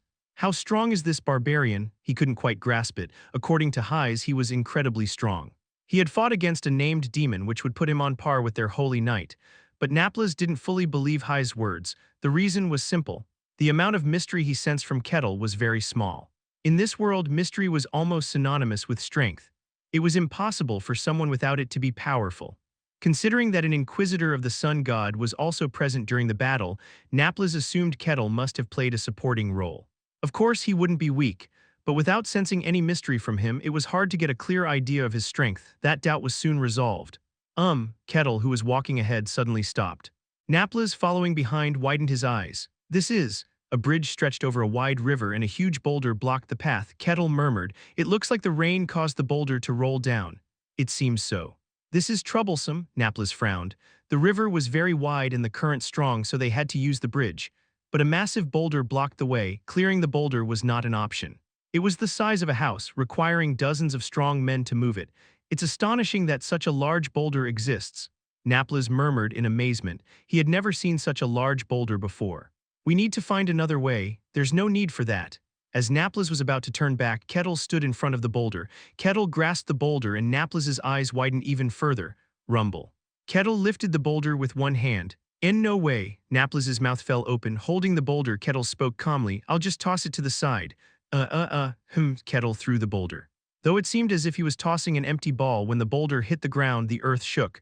Boom, their feet left the ground momentarily from the impact. It's done, we can go now, Kettle said nonchalantly. Naples was speechless. After that, Naples spoke even more enthusiastically with Kettle. Excitement shone brightly in Naples's eyes as he chattered away. He lifted a boulder the size of a house with one hand. Naples was not weak. He possessed first-rate strength and had encountered superhuman beings a few times during his long travels. So Naples could tell. The boulder from before was not something even a superhuman could easily move. Breaking it down to smaller pieces and then removing it, or using extensive preparation to blow it away in one go was possible, but lifting and moving it as Kettle did was impossible. How can he possess such strength without even handling mystery? He was a monster, someone hard to find in the entire kingdom and greatly respected wherever he went. A strong individual like that could change the stature of a nation. If such a person became a priest of Kaloja, the church would not only overcome its crisis but also grow stronger. Driven by this goal, Naples continued to talk to Kettle. Kettle accepted without any hesitation. The conversation continued, and this time they were discussing the mythology of Kaloja. Naples spoke. A boy stole bread to save his starving younger sister. The next day, a trial was held to find the thief. Just as the boy was about to be caught, Lord Kaloja, who was passing by, claimed falsely that they had stolen the bread. Naples murmured with a moved expression. Kaloja showed that even through lies and deception one can save others. Kaloja was a great being. Ah, I see, Kettle nodded. Naples believed Kettle was impressed by Kaloja's great deeds, but in reality Kettle was thinking something entirely different. Which parts are true and which are false? From ancient times, those who worshipped someone tended to embellish their stories. Something as simple as buying goods from a store became an act of mercy to save a failing shop, and crossing a dangerous bridge became the journey of a great person. It wouldn't be much different here. Since these stories seem plausible, they must all be true, right? Contrary to Naples's expectation, Kettle approached it with the perspective of a meticulous researcher. But unaware of this, Naples was simply pleased. It seems I'm doing all the talking. Do you have any questions about Lord Kaloja? I can answer anything. Questions, huh? After a moment of thought, Kettle spoke. There is one thing. Oh, what is it? I heard that your church caused various problems in the past. Is that true? Naples, who had been smiling broadly, suddenly stopped. His expression quickly turned sour. You're asking a painful question. I apologize if it's offensive. No, it's fine, it's our karma, it seems you know about it. I have a rough idea, priests of Kaloja, the god of lies and deception. They wandered the world, causing chaos through lies and deception. In the end, they became targets of attack and had to submit. Naples gave a bitter smile. That's mostly correct. It's our original sin. You don't seem to have the power to shake the world. The Church of Kaloja was collapsing under the invasion of evil. If they had that kind of power, they wouldn't be in this situation. You're quite blunt. Momentarily taken aback, Naples began to explain. There's a reason for that. After many problems, we changed the church's policy. Even if they worship the god of lies and deception, they must not harm others. To tarnish the name of the god is an unacceptable act for a follower. After such discussions, the church's policy was established. The priests of Kaloja began to act like priests of any other god. Since then, the priests of Kaloja stopped causing trouble, but at the same time, the church's influence began to wane. The divine power we received grew weaker. The number of people who could read the scriptures decreased. Some even lost their divine power. The power of the church comes from the god. Without the god's power, they inevitably weakened. Kettle stroked his chin with interest. So that's why your influence weakened. It's all because of our karma, Naples said with a regretful tone. Kaloja was disappointed to see the priests tarnish their name, so they withdrew their divine power. We must do our best to regain their favor. Seeing the priests tarnish the name, Kaloja was disappointed and withdrew divine power. Now they had come to their senses and were atoning for their sins. That was the belief of the priests of Kaloja. But Kettle tilted his head. Do you really think so? Yes, but is there a problem with that? No. If that's what you believe, then it must be correct. He was an outsider. He didn't know much about their mythology or divinity. Therefore, there was no need to question it. Kettle changed the subject. They continued on their way. The journey was uneventful to the point of boredom. They had already covered about half the distance.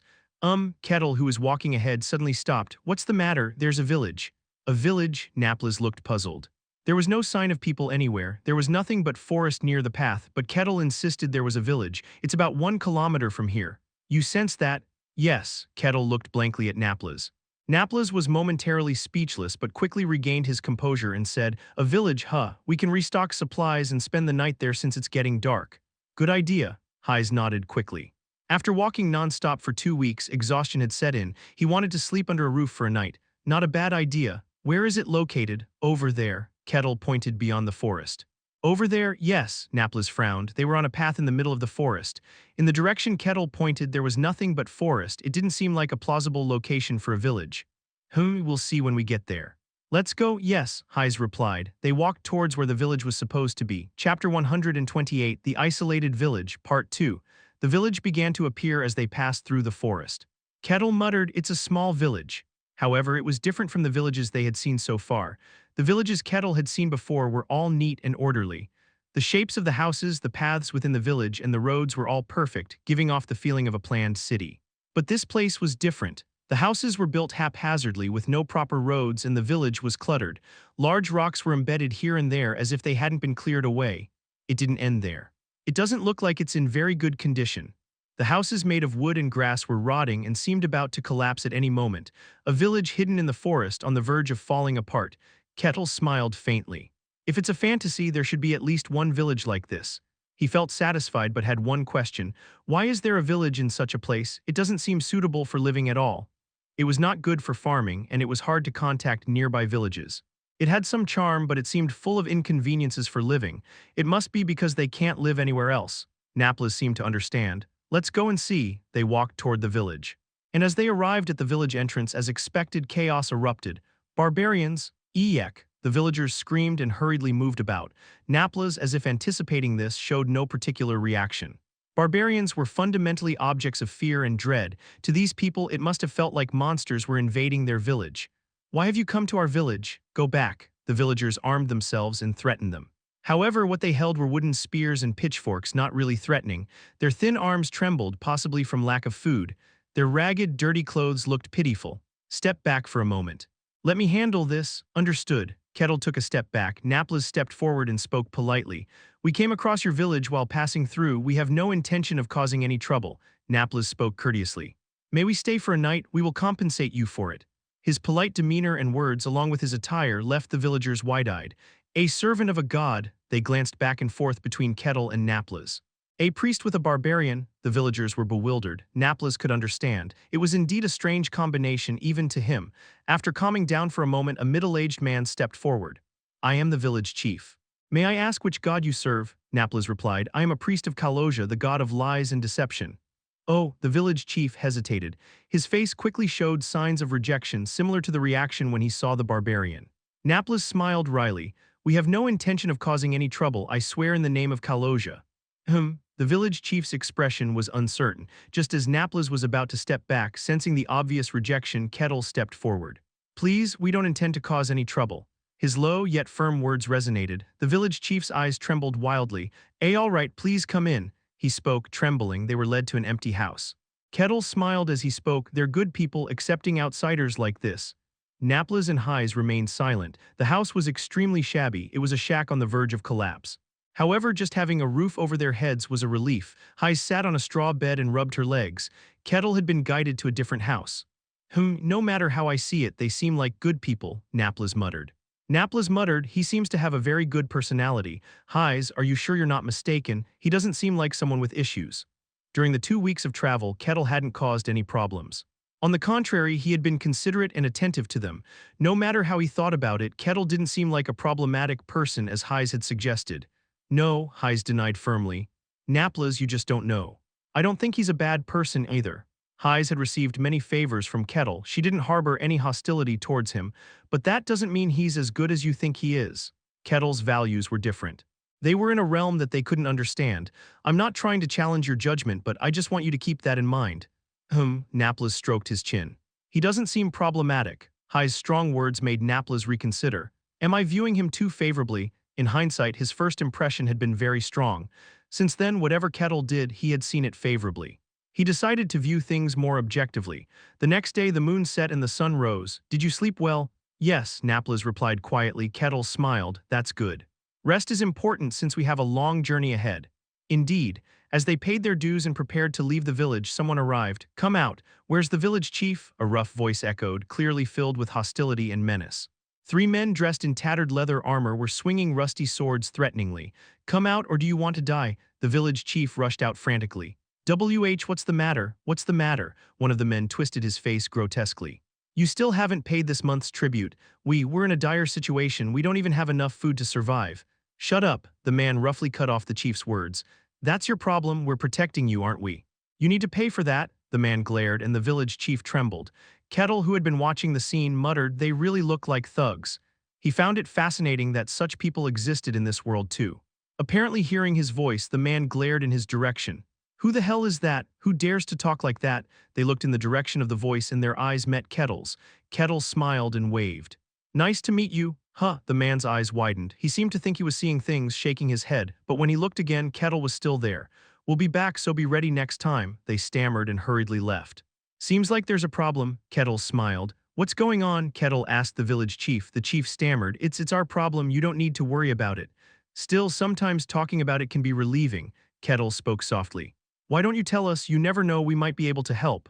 The chief's eyes clouded and he began to speak hesitantly. Bandits are threatening us. Bandits? Kettle's eyes gleamed. There are bandits here. There are quite a few, Naples said calmly. The basic guards or mercenaries are mainly tasked with managing the dungeons near the villages. In other words, most of the manpower was invested in the dungeons, making it difficult to manage the roads beyond the villages. Thus, the number of bandits and thieves controlling the paths between villages was not small. The village chief nodded. Yes, that's correct. There have been bandits around this area for a long time. So far, they had not been discovered, but recently the bandits had found the village and started making various demands. We want to fight back, but our weapons and condition are too poor. There's a strong one among them, so we have no choice but to comply. The village chief hung his head in despair, his emaciated arms trembling from hunger. Can't you request assistance from nearby villages or territories? Kettle's question was reasonable. If a village couldn't handle a problem on its own, it would seek help from the territory. This was a common practice, as seen when they had gone to Barkin's territory to deal with demons. However, the village chief's face darkened. Well, I'll explain from here, Naples interjected. When you first discovered this village, you wondered why a village was in such a place. The reason is simple, Naples said. These are refugee outcasts. Refugees, villages near territories had to pay taxes to the territory owner who set the tax rates. While the kingdom offered some protection, it was rarely enforced. Those who couldn't endure such exploitation and oppression fled to remote, hidden places where they wouldn't be tracked. This village was one such place. Oh, Kettle said, stroking his chin with interest. That's why they can't seek help. Exactly. There was no one to help those who had fled. Their fate was to either be perpetually exploited by the bandits, return to the oppressive lord they had fled, or resist and risk their lives. It was not something they should get involved in. Cases like this were common. People fleeing their responsibilities and duties and bandits exploiting such people. Naples had seen it countless times during their travels. As Naples was about to leave, Kettle spoke up energetically. How unfortunate. The chief, caught off guard by Kettle's sudden reaction, stammered. It's a shame being exploited like this. And by bandits, no less. What? The village chief was taken aback. Kettle continued, ignoring the chief's surprise. This is fate, it's a good opportunity, I'll help you. What? Naples's eyes widened in surprise. The village chief was astonished. He had never expected Kettle to offer help. He repeatedly asked if Kettle was serious, and each time Kettle nodded. The chief, deeply moved, expressed his gratitude over and over. Naples approached Kettle. Why are you doing this? I apologize for not discussing it beforehand. You can leave if you wish. I'll resolve this quickly and catch up with you. No, that's not the issue. I'm asking about your true intentions. Naples stared intently at Kettle. Why did you say you'd help them? These people have no right to protection. Objectively, Kettle had no reason to help. The villagers were fugitives who had abandoned their responsibilities and duties. They were being exploited by others who had similarly forsaken their responsibilities and become bandits. It was merely a difference in power dynamics. There was no reason for them to intervene. This was the common worldview of their world, yet Kettle had offered to help. What's the reason? Naples could somewhat understand Kettle aiding Kalosha's church due to his friendship with Hayes, but the villagers were just a passing acquaintance. Naples narrowed his eyes, trying to gauge Kettle's intentions based on his answer. In truth, Kettle didn't have any profound reason. I just wanted to see what the bandits are like in a real fantasy world. He was simply curious about where the bandits were based and how they lived. It wasn't anything grand, however he couldn't say that, so he searched his memory. What do people usually say in situations like this? Kettle recalled a suitable response. Does a person need a reason to save another person? Naples's eyes widened. Chapter 129, The Isolated Village, Part 3. What? Naples's voice trembled. It was an answer he hadn't imagined. Is that the reason? There's no other reason. The truth is I just wanted to see the bandits. Kettle couldn't say that out loud, so he answered appropriately. Ah, Naples's eyes wavered at the response. Does a person need a reason to save another person? Right, there was no need for a reason. Didn't the record of Kalosha, which he had told Kettle about, mention helping a child who was stealing without any particular reason? Even the great gods save others without calculating the benefits. So why do humans think they are great enough to decide who to save and who not to save? Ah, no reason is needed to save someone. One acts simply because the heart moves them to. Ah, Naples let out an exclamation. It was a moment of realization. He reached a higher spiritual level. While it might not cause a significant change outwardly, the divine essence within him transformed to a higher level. Who, with newfound calmness, Naples spoke, "Thank you, you've broadened my narrow perspective." "Is that so?" Kettle replied nonchalantly but was inwardly bewildered. What? He had just recalled something he had seen during his time on Earth and answered appropriately, yet Naples had admired him and exclaimed on his own. "Looks like he understood it well even though I said it randomly." Kettle thought so. Naples looked at Kettle with gentle eyes. This barbarian, impressive, now he understood why Hayes had said Kettle's values were different. It seems Hayes couldn't understand because it was too advanced for her. Hayes still lacked the cultivation to comprehend Kettle's realization. Instead of clearing up the misunderstanding, it deepened it further. They finished preparing to go to the bandits. The village chief expressed his gratitude repeatedly. Thank you, don't worry too much, we'll take care of it and come back," Naples said gently. "Hayes, you should rest. The journey must be exhausting, so you need more rest." Yes, Kettle and Naples headed towards the bandits' hideout. It wasn't far, they soon found a cave. There it is. The bandits standing guard saw them and panicked, grabbing their axes. "Who are you? Oh, we meet again." Kettle smiled faintly. It was the bandits who had attacked the village. Upon seeing Kettle's face, the bandits' face turned pale. "Everyone come out."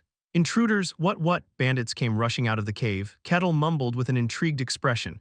"There are quite a few. There were more than 10 bandits. This meant all of them were staying inside the cave." "Is there enough space in the cave for that many people? Were they living cramped up?" Kettle wondered. The bandits who rushed out were shocked to see Kettle and Naples. A barbarian and a priest. They were flustered upon seeing Kettle and Naples. Kettle spoke softly. "I heard you've been plundering and harassing the villagers. I'd like you to stop." "What nonsense." Naturally, talking didn't work. The bandits drew their bows. "Shoot." Arrows flew. Naples waved his hand lightly. A barrier of divine power formed, deflecting the arrows. The bandits were astonished. "We can't fight them. Boss, we have a big problem." One bandit hurriedly ran back into the cave. Soon a voice was heard. "What's this?" "You can't handle it yourselves. They're too strong. Useless fools." Naples' expression changed. The voice was quite high-pitched. The one called the boss appeared. Kettle let out a small exclamation. "The boss is a woman. Not just any woman, but a very alluring one. She had a seductive appearance, wearing provocative clothing, and her face was filled with sensuality. Her long brown hair was well maintained, giving her an air of elegance." Naples' expression changed. He could instinctively tell that the woman's aura was different. She was strong, very strong. The woman looked at them with narrowed eyes. "A barbarian and a priest of Kaloja," she frowned. "What kind of bizarre combination is this? I heard you've been troubling the nearby villages. We've come to resolve it. How about stopping?" Kettle said. The woman looked even more bewildered. "You came here just for that? What, are you some kind of crusader for justice?" Naples could understand her confusion. He felt the same way. The woman narrowed her eyes. "Anyway. You mean to interfere with me? That won't do." She extended her arms, and 2 daggers slid from her forearms into her hands. Naples frowned. "You're strong." "Oh," Kettle's eyes gleamed. "Strong enough for you to say so?" "Quite strong. At the upper tier of first-rate warriors." Oh, being in the upper tier of first-rate meant she could easily be the head of a knight order in a small country, but for someone that strong to be leading a small bandit gang. Do you need to be that strong to be a bandit in a fantasy world? On second thought, it made sense. This was a fantasy world full of threats that didn't exist on Earth. To live as a bandit without the protection of the law, one would need such strength. It seemed reasonable. Of course, in reality it was not. Someone of her strength wouldn't need to resort to banditry. Naples looked at the dagger the woman held. There was a skull emblem engraved on it. Naples frowned. "You're a criminal. Why is a resident of the underground city out here?" Underground city? Kettle had heard of it. A city created by a grand wizard, a haven for all criminals, the underground city of Magnarin where sunlight never reached. That skull emblem on her dagger is the mark of Magnarin. As expected of a priest of Kaloja, you know well, it's gloomy with no sunlight there, so I came out for a little vacation. The woman spoke leisurely while polishing her dagger. "Now that you know, I'd appreciate it if you left, otherwise you've got quite the body." She glanced at Kettle. His muscles were evident even through his clothes. The woman licked her lips seductively. "Want to play with me? It'd be more fun than hanging out with that old man." "That's a very tempting offer," Kettle smiled faintly, "but unfortunately I have to decline." "Really? That's a pity." No sooner had she finished speaking than she darted toward Kettle, her movement startlingly fast. It was a speed that would astonish even Naples. The dagger aimed for Kettle's wrist. It was a speed beyond ordinary perception. "Oh," Kettle exclaimed, "you're fast." He grabbed the woman's hand. Her eyes widened. But her surprise lasted only a moment. Her body turned into shadows. Kettle's eyes widened. The arm he was holding dissolved like a shadow and disappeared. The woman caught her falling dagger and again aimed for Kettle's arm. Clang. But the dagger bounced off. Huh, her eyes widened. The dagger had clearly struck the barbarian's arm, but it was the dagger that was repelled. What? That's an interesting trick, Kettle murmured as he raised his foot. In that instant, he was right in front of her. She gasped and tried to distance herself, but he grabbed her neck. Ugh! Her body turned into shadows again, slipping from his grasp, but immediately he caught her again. What? Kettle tightened his grip. The woman fainted instantly, her body going limp. It's over. Naples murmured calmly. The woman was undoubtedly strong, but Kettle was far superior. She stood no chance against him. Eek! As their leader fell, the bandits tried to flee in panic, but they were all ordinary people who knew nothing of the mysteries. They were all subdued. Naples asked, "What do you intend to do with them? Are you going to kill them all?" "There wouldn't be a problem even if you did." Eek! The bound bandits were horrified. Kettle spoke, "I'm not a barbarian." Naples closed his mouth. While the statement was true considering who Kettle was, it didn't quite match his appearance. "Then I'll take care of it. In the name of Lord Kaloja, I will bind the bandits. I'll make them confess their sins in the nearest town." Is such a thing possible? It's not an easy task, but there are only about a dozen of them, so it's not a problem. Naples bound the bandits. Only the female leader remained. While I could bind the other bandits at will, it's impossible with this woman. Given her strength, which was in the upper tier of the first rate, she had to accept the binding herself. The woman, who had woken up at some point, narrowed her eyes. What if I refuse? Then, well, there is no other way. We'd have to resort to extreme measures. Naples said coldly. The woman sighed. I just came for a brief rest, and now this. Fine, I'll accept it. Lord Kaloja, remove lies and deceit from them and grant them a chance to atone for their sins. With Naples's words, light descended upon them. They would now walk to the nearest town to confess their sins. Before leaving, the woman looked at Kettle. Barbarian, your name? Kettle, is it? The woman narrowed her eyes and smiled faintly. Very well, Kettle, my name is Cassandra. Let's meet again someday. I hope we get the chance, Kettle said cheerfully. The bandits walked towards the nearest town, watching their backs. Kettle murmured, that was an impressive technique. He had clearly grabbed her arm, but she vanished like mist. It was a strange technique. Naples responded, she's a resident of Magnarin. They say there are rare techniques there that don't exist outside. Magnarin, huh? A subterranean city where criminals live. Kettle's eyes filled with interest. How does one get there? It's simple, commit a crime. You can't enter unless you're a criminal. Generally, yes. Naples pointed to the dagger lying on the ground. That skull emblem, it's the pass to the underground city. It's only issued to criminals. I see, Kettle smiled faintly. It seems you can enter if you have a skull emblem. If you're desperate enough to get in, yes, but no one in their right mind would do that. Naples shook his head. The paradise of criminals, Magnarin. Everyone who lived there was a criminal. No ordinary person would even think of entering. Naples spoke with a sense of concern. I'd advise against it if you're interested.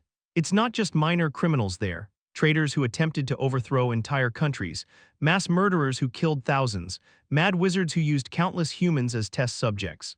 Notorious criminals still talked about in the world resided there.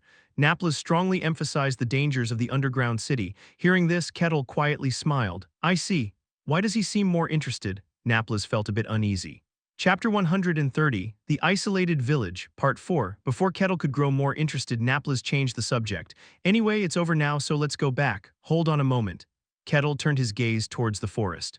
Naples tilted his head in curiosity. Is there something there? He couldn't sense anything. Kettle, who had been staring silently, withdrew his gaze. No, it's nothing if it doesn't move. Let's go back. They returned to the village.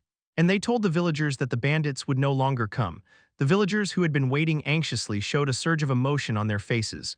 Wow, it's over. Thank you, thank you. It's all thanks to you. The villagers were powerless against the bandits. If this had continued, they would have been starved to death. That was their inevitable fate. But that fate was shattered by these sudden outsiders.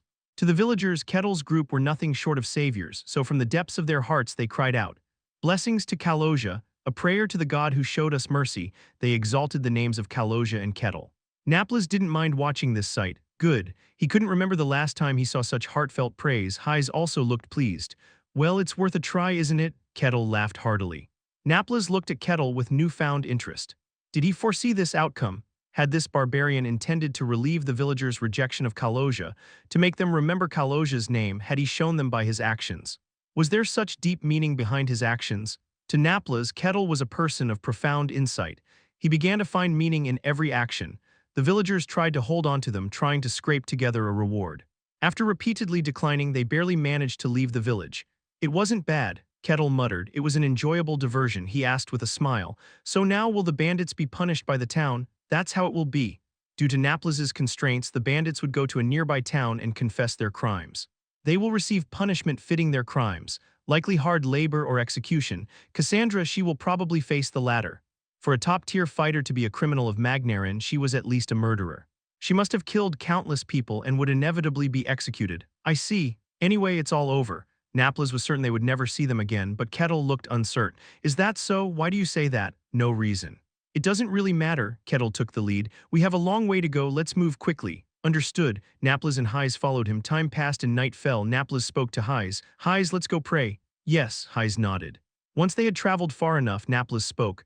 I now understand why you said Kettle's values are so different.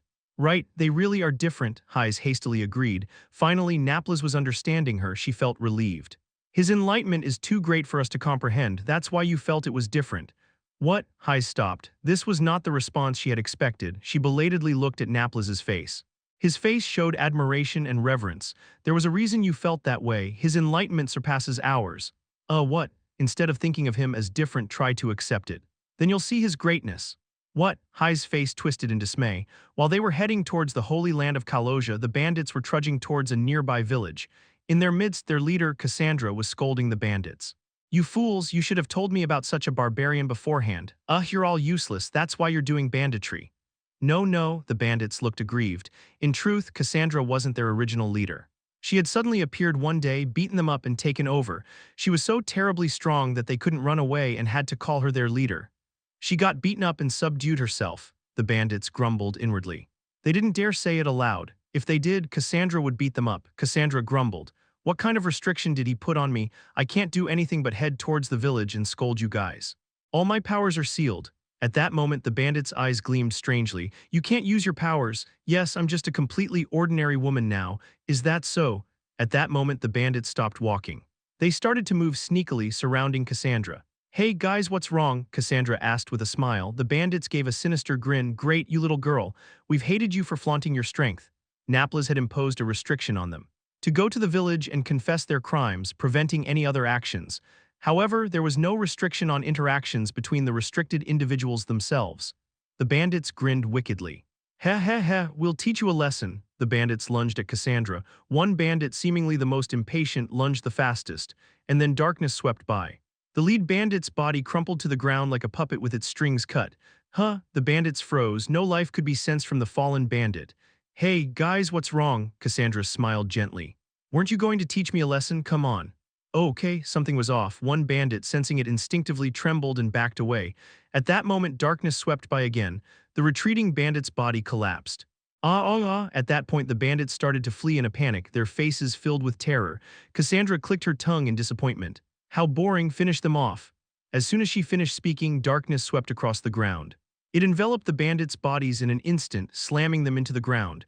In the blink of an eye, about a dozen bandits lost their lives. Cassandra looked up at the sky. Come out. And the darkness took shape. A figure in a black robe slowly appeared next to Cassandra. My lady, a low voice echoed. Cassandra grumbled. You should have waited a bit longer. It ended too boringly. Apologies. I couldn't stand it when those lowly creatures dared to be rude to you. Whatever, how long have you been watching? From the beginning, the servant spoke softly. I've been following you since you left the city, Cassandra grimaced.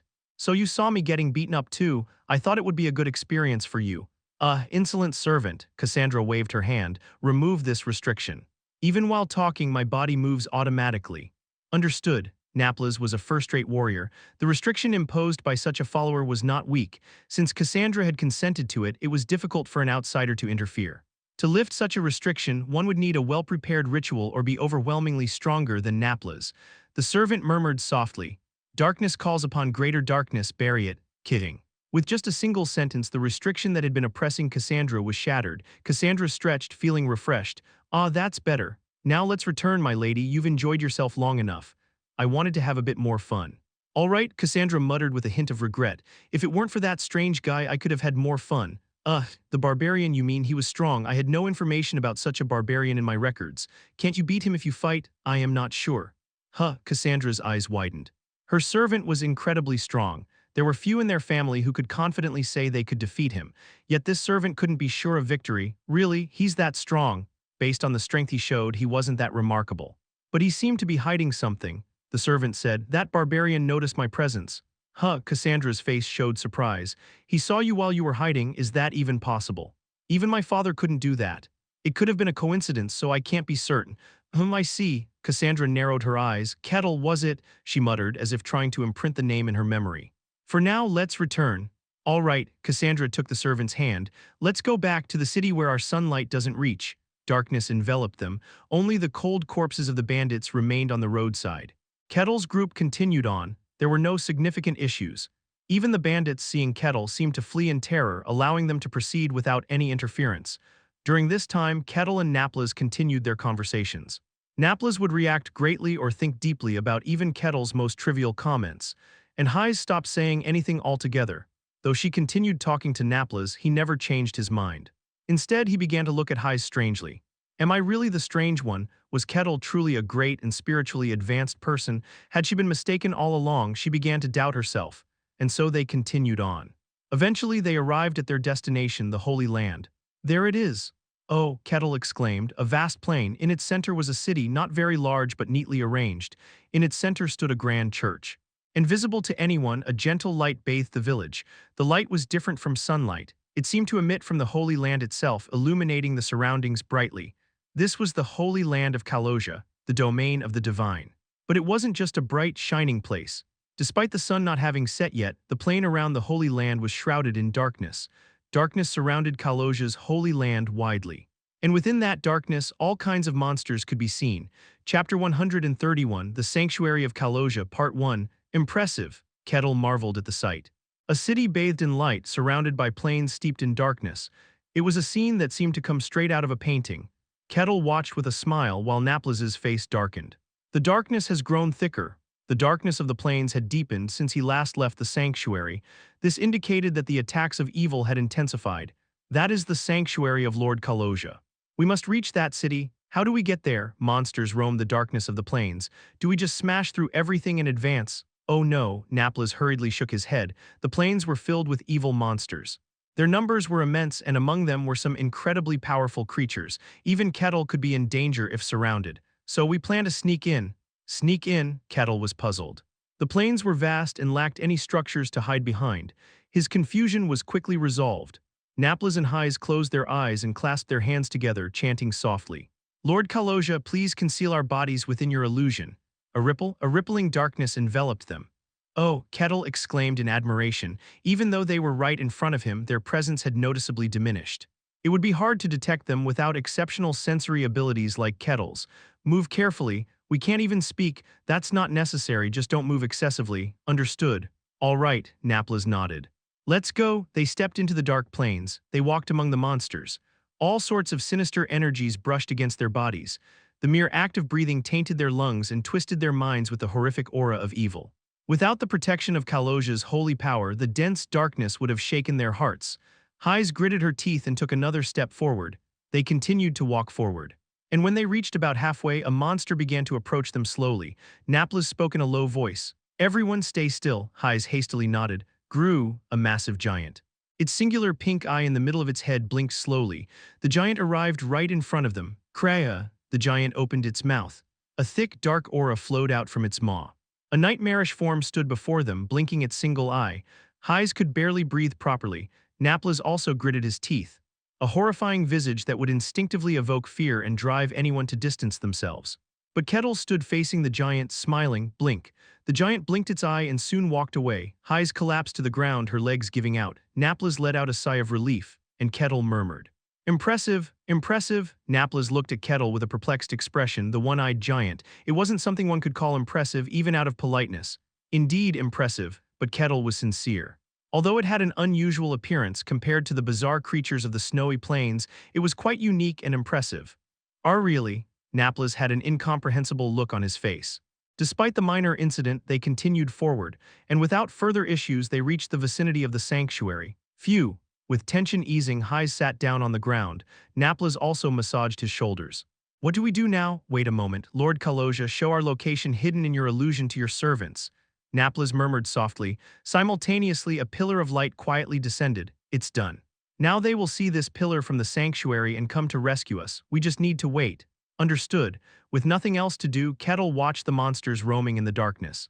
Each one was unique and distinct, making them fascinating to observe. However, no one came no matter how much time passed. Naples frowned. Why aren't they coming? Could it be they didn't see the pillar?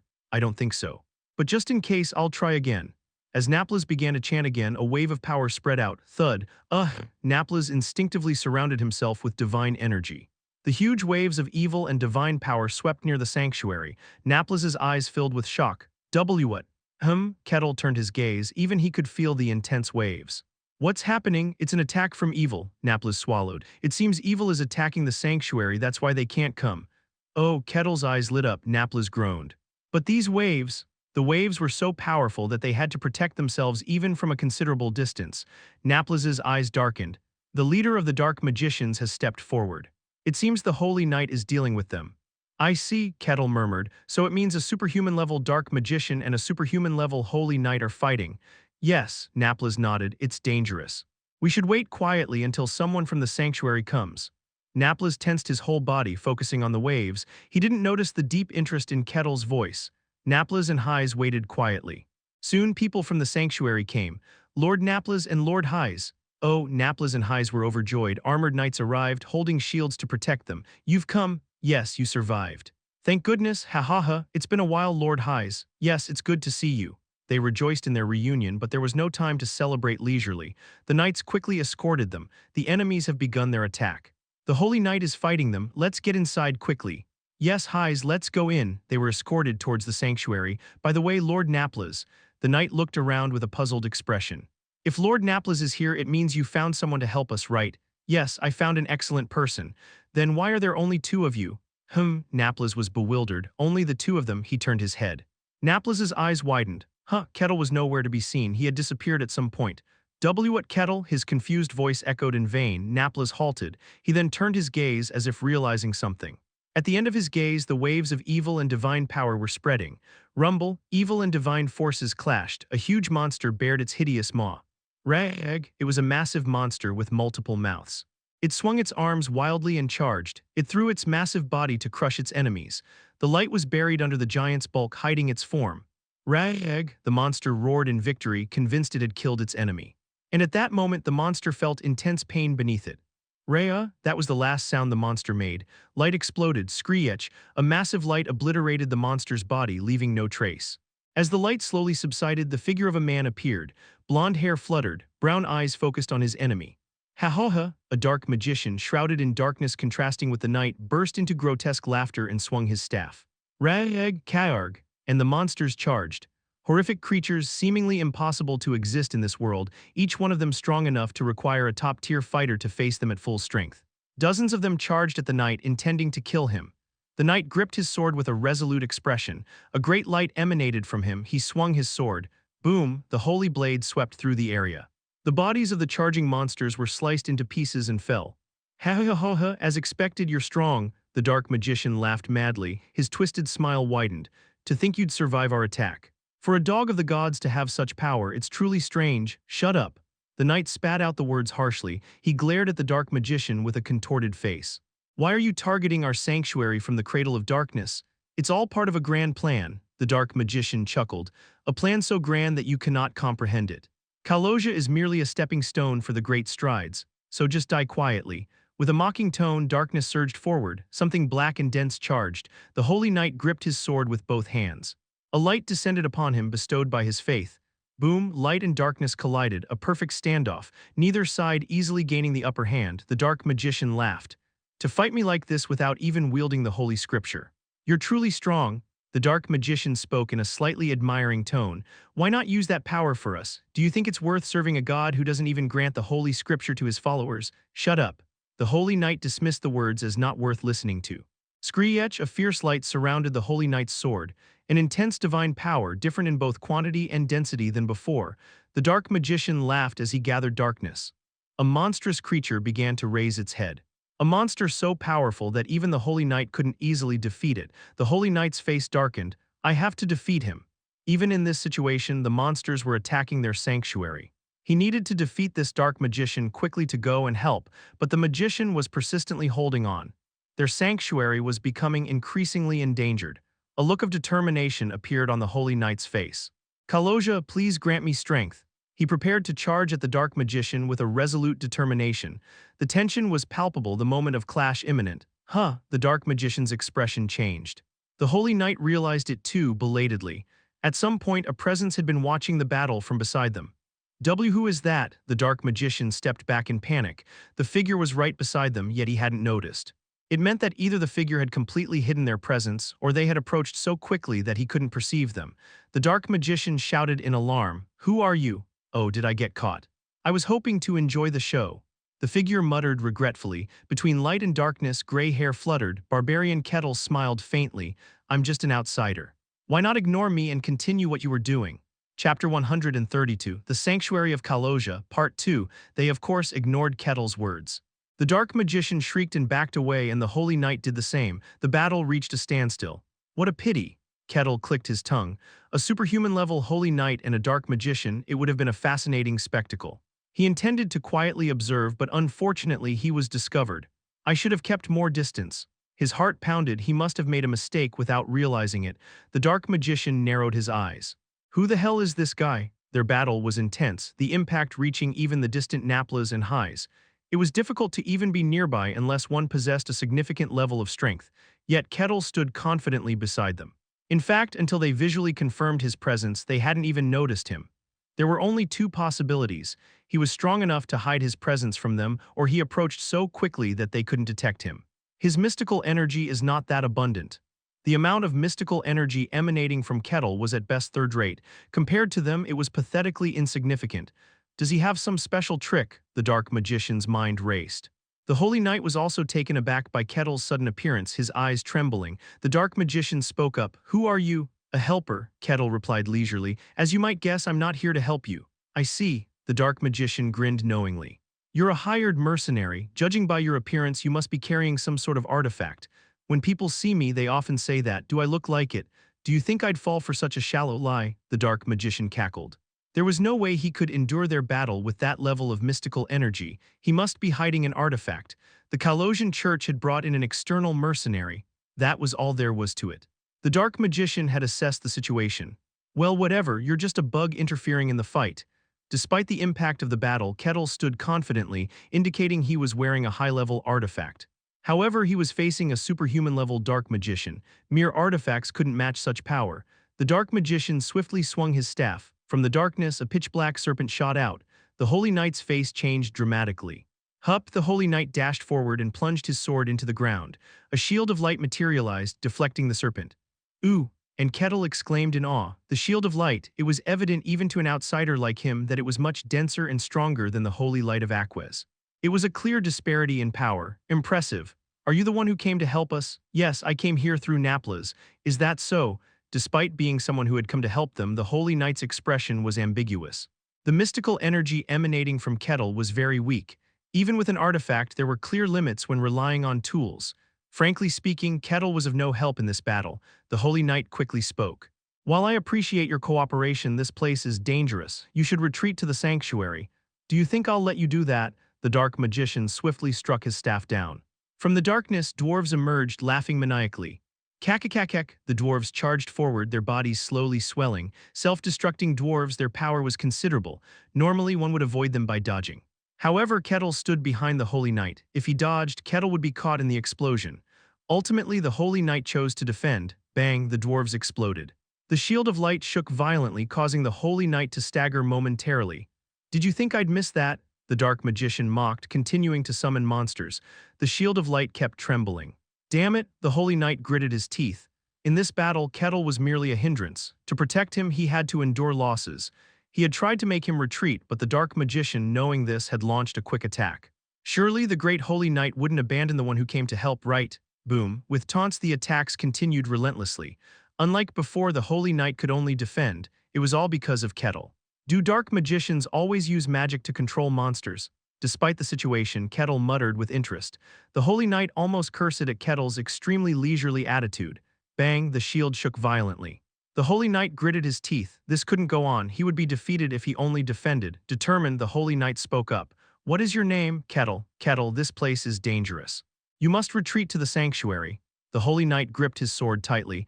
"I will drive the monsters away and create an opening. Please take that chance to escape quickly." It would be quite a burden, but it was better than just defending continuously. The Holy Knight quickly decided and concentrated power into his sword. Light began to condense slowly. Kaloja, the Holy Knight shouted loudly and swung his sword. A wave of light surged forth, illuminating part of the darkened plains. The monsters were swept away in an instant. An opening had been created. This should give Kettle enough time to escape. The Holy Knight lunged forward and steadied himself. And then he was shocked, because Kettle was still standing in the same spot as before. "No, what are you doing?" He had taken a risk to give him time to escape, yet the person in question hadn't moved. The dark magician laughed mockingly. "Seems like you're too scared to move. Capture him." A spider-like monster emerged from the darkness and charged toward Kettle. The Holy Knight hurriedly tried to protect Kettle, but he was too far away to be quick enough. The spider reached right in front of Kettle. Both the Holy Knight and the dark magician thought Kettle would be captured, but then the spider's body exploded. "What? Huh?" Both the Holy Knight and the dark magician paused. Kettle casually waved his arm. "Physical attacks work, that's a relief." You bastard," the dark magician, flustered, quickly swung his staff. More monsters appeared. A one-eyed giant, one of the dark monsters that had terrified highs on the Black Plains. 5 giants charged at Kettle. Kettle leisurely lifted his foot. Crunch. The giant's body caved in from the kick. The creature flew off into the distance like a ball hit by a bat. Kettle extended his arm, grabbed the giant's swinging fist, and twisted. The massive arm tore off like it was made of cotton. Roar! He grabbed the giant's head and smashed it into the ground. The giant collapsed, never to move again. Gasp! Kettle stepped forward. With each step, the giant's bodies shattered and exploded. With only light movements, he had killed all 5 giants.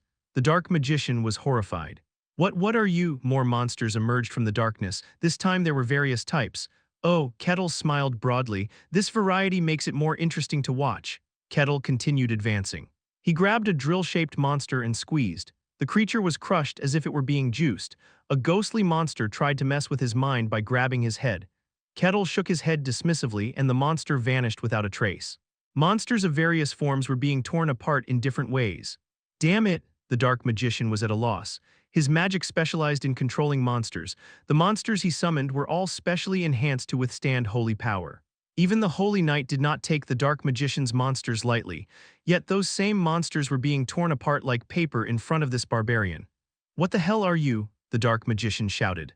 The Holy Knight was also staring at Kettle in bewilderment. Kettle was supposed to be a weakling relying on an artifact. He shouldn't have been able to affect their battle at all. But now he was defeating the monsters. Even the seasoned Holy Knight couldn't comprehend it at the moment. Crunch! All the monsters were crushed and broken. Kettle was slowly approaching the dark magician. The dark magician gritted his teeth. He had no choice but to admit it now. For some reason this barbarian was strong. He shouted, "Come forth, fallen knight tainted by darkness." The dark magician shouted loudly. Darkness condensed violently, forming a passage. "Death Knight!" The darkness parted and a knight shrouded in pitch black emerged. Kettle's eyes lit up. A Death Knight, huh? Death Knights were among the top-tier monsters. This one, specially enhanced by the dark magician, was extremely powerful. Not even a superhuman could easily defeat it. "Kill him!" the dark magician snarled. Clang! The Death Knight raised its greatsword and charged at Kettle. Kettle's response was to dodge. He bent his body to avoid the swinging blade. The dark magician smirked. He judged that the Death Knight's attack had posed such a threat that Kettle had to dodge. Tear him apart and kill him. The Death Knight's attacks grew more intense. A storm of blades rained down on Kettle. He continued to dodge, evading each blow. The dark magician tried to coordinate his attacks with the Death Knight against Kettle.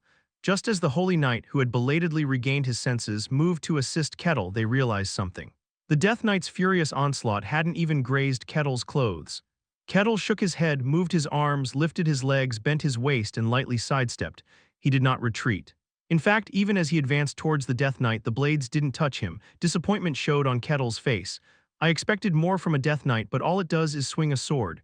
It's not even as good as Maximus," he thought with regret, raising his fist.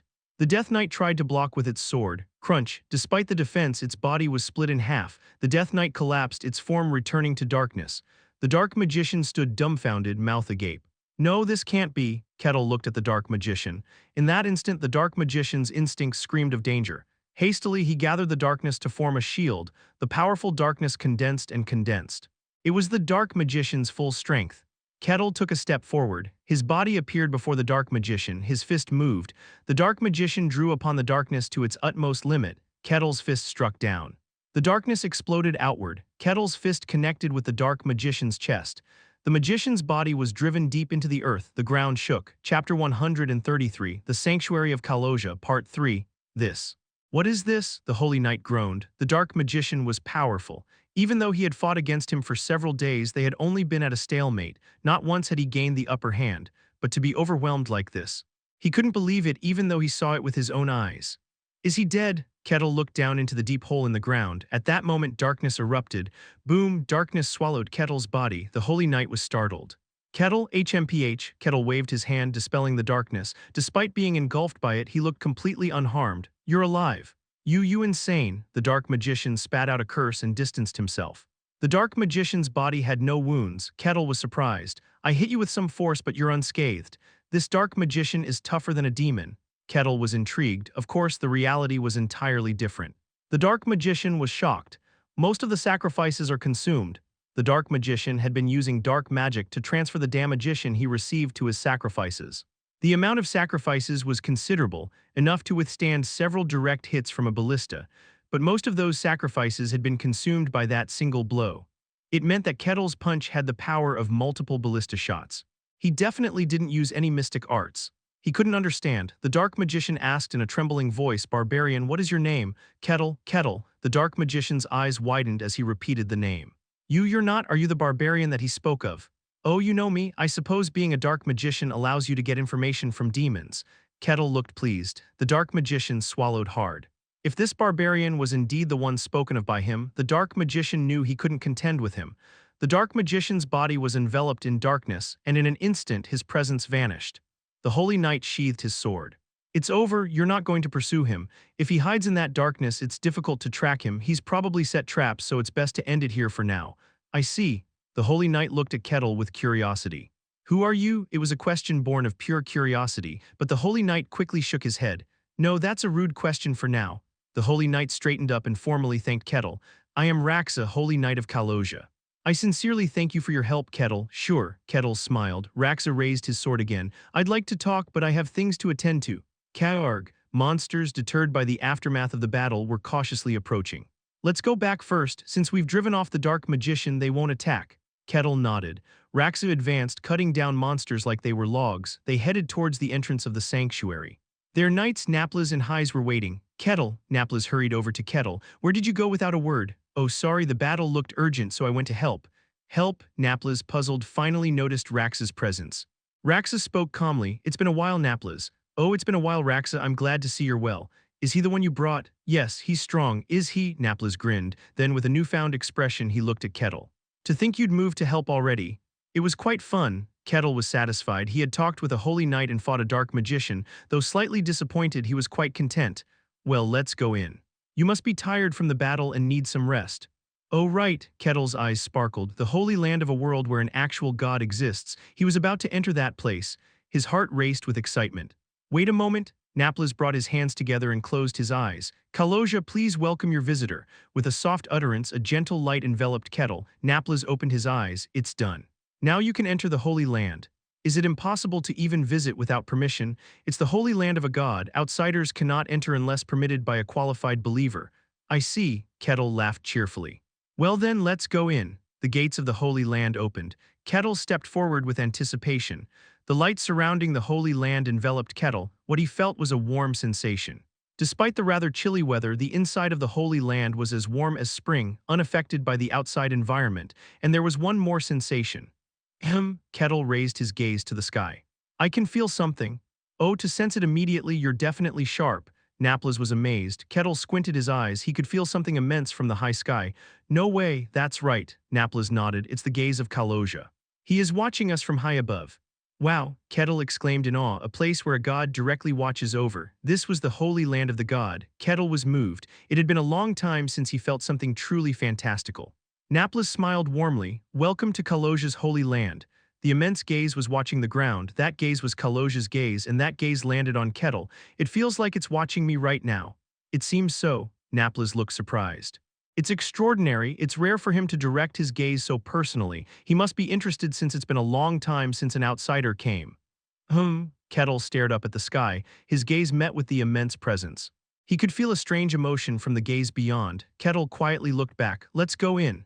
All right, they entered inside. The believers were waiting and ran up with delighted faces. Naplas, you're back. It's been a while. What happened? And then they paused. The joy on their faces quickly turned to fear. Their gaze was fixed on Kettle. As they hesitated and began to back away, Naplas spoke in a calm voice. He came to help us. Behave in a manner befitting believers. Ah, yes, sorry, they are still inexperienced. It's fine, I'm used to it. Kettle wasn't bothered. He was not affected by such attitudes anymore. The retreating believers approached again. Naplas and Hayes, welcome back. Kettle's eyes widened. The believers were also using a highly respectful tone with Hayes. Hayes, are you of high rank too? And no, not at all. Hayes shook her head. I've been friends with the Saintess since childhood, so I get some special treatment. Oh, now that he thought about it, Aquas had mentioned that during Kaloja's rest period, high-ranking priests didn't come out unless necessary. But Hayes had been in the Backkin territory. It seemed this was the meaning of the special treatment. Naplas spoke. Since we're in the Holy Land, we should meet the Saintess and pay our respects. The Saintess, Kettle's eyes sparkled. The one who receives direct revelations from the god, the Saintess. He was already looking forward to it. Naplas spoke calmly. Let's take a short rest and then we'll go see the Saintess. Understood, Kettle smiled happily. After a brief rest, Kettle was guided to the large church in the center of the Holy Land. He stood in front of the door to the room at its heart. Kettle knocked. A quiet voice resonated from inside. Come in. Kettle opened the door. Inside, a woman was waiting. She was a striking young woman with long, dark brown hair appearing to be around the same age as Hayes. She smiled gently at Kettle. Welcome, I am Shadrens, the eyes, ears, and mouth of Kaloja. I serve as his Saintess. Oh, Kettle was surprised because her emotions didn't waver at all. Everyone who had met Kettle for the first time so far had been flustered, frightened, and astonished. His appearance and the aura he exuded intimidated them. Even the priests of Kaloja, whom he had just met, and Naplas himself had momentarily flinched when they first saw him. But Shadrens was different.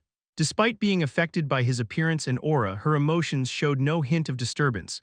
To become a Saintess of the god, one must have this level of discipline. Kettle was impressed and bowed respectfully. I am Kettle, the Barbarian. It's a pleasure to meet you. Yes, nice to meet you, the Saintess spoke in an unwavering tone. I've heard about you, you've been a great help to my friend, thank you, I was very worried. Are you referring to Hayes? Yes.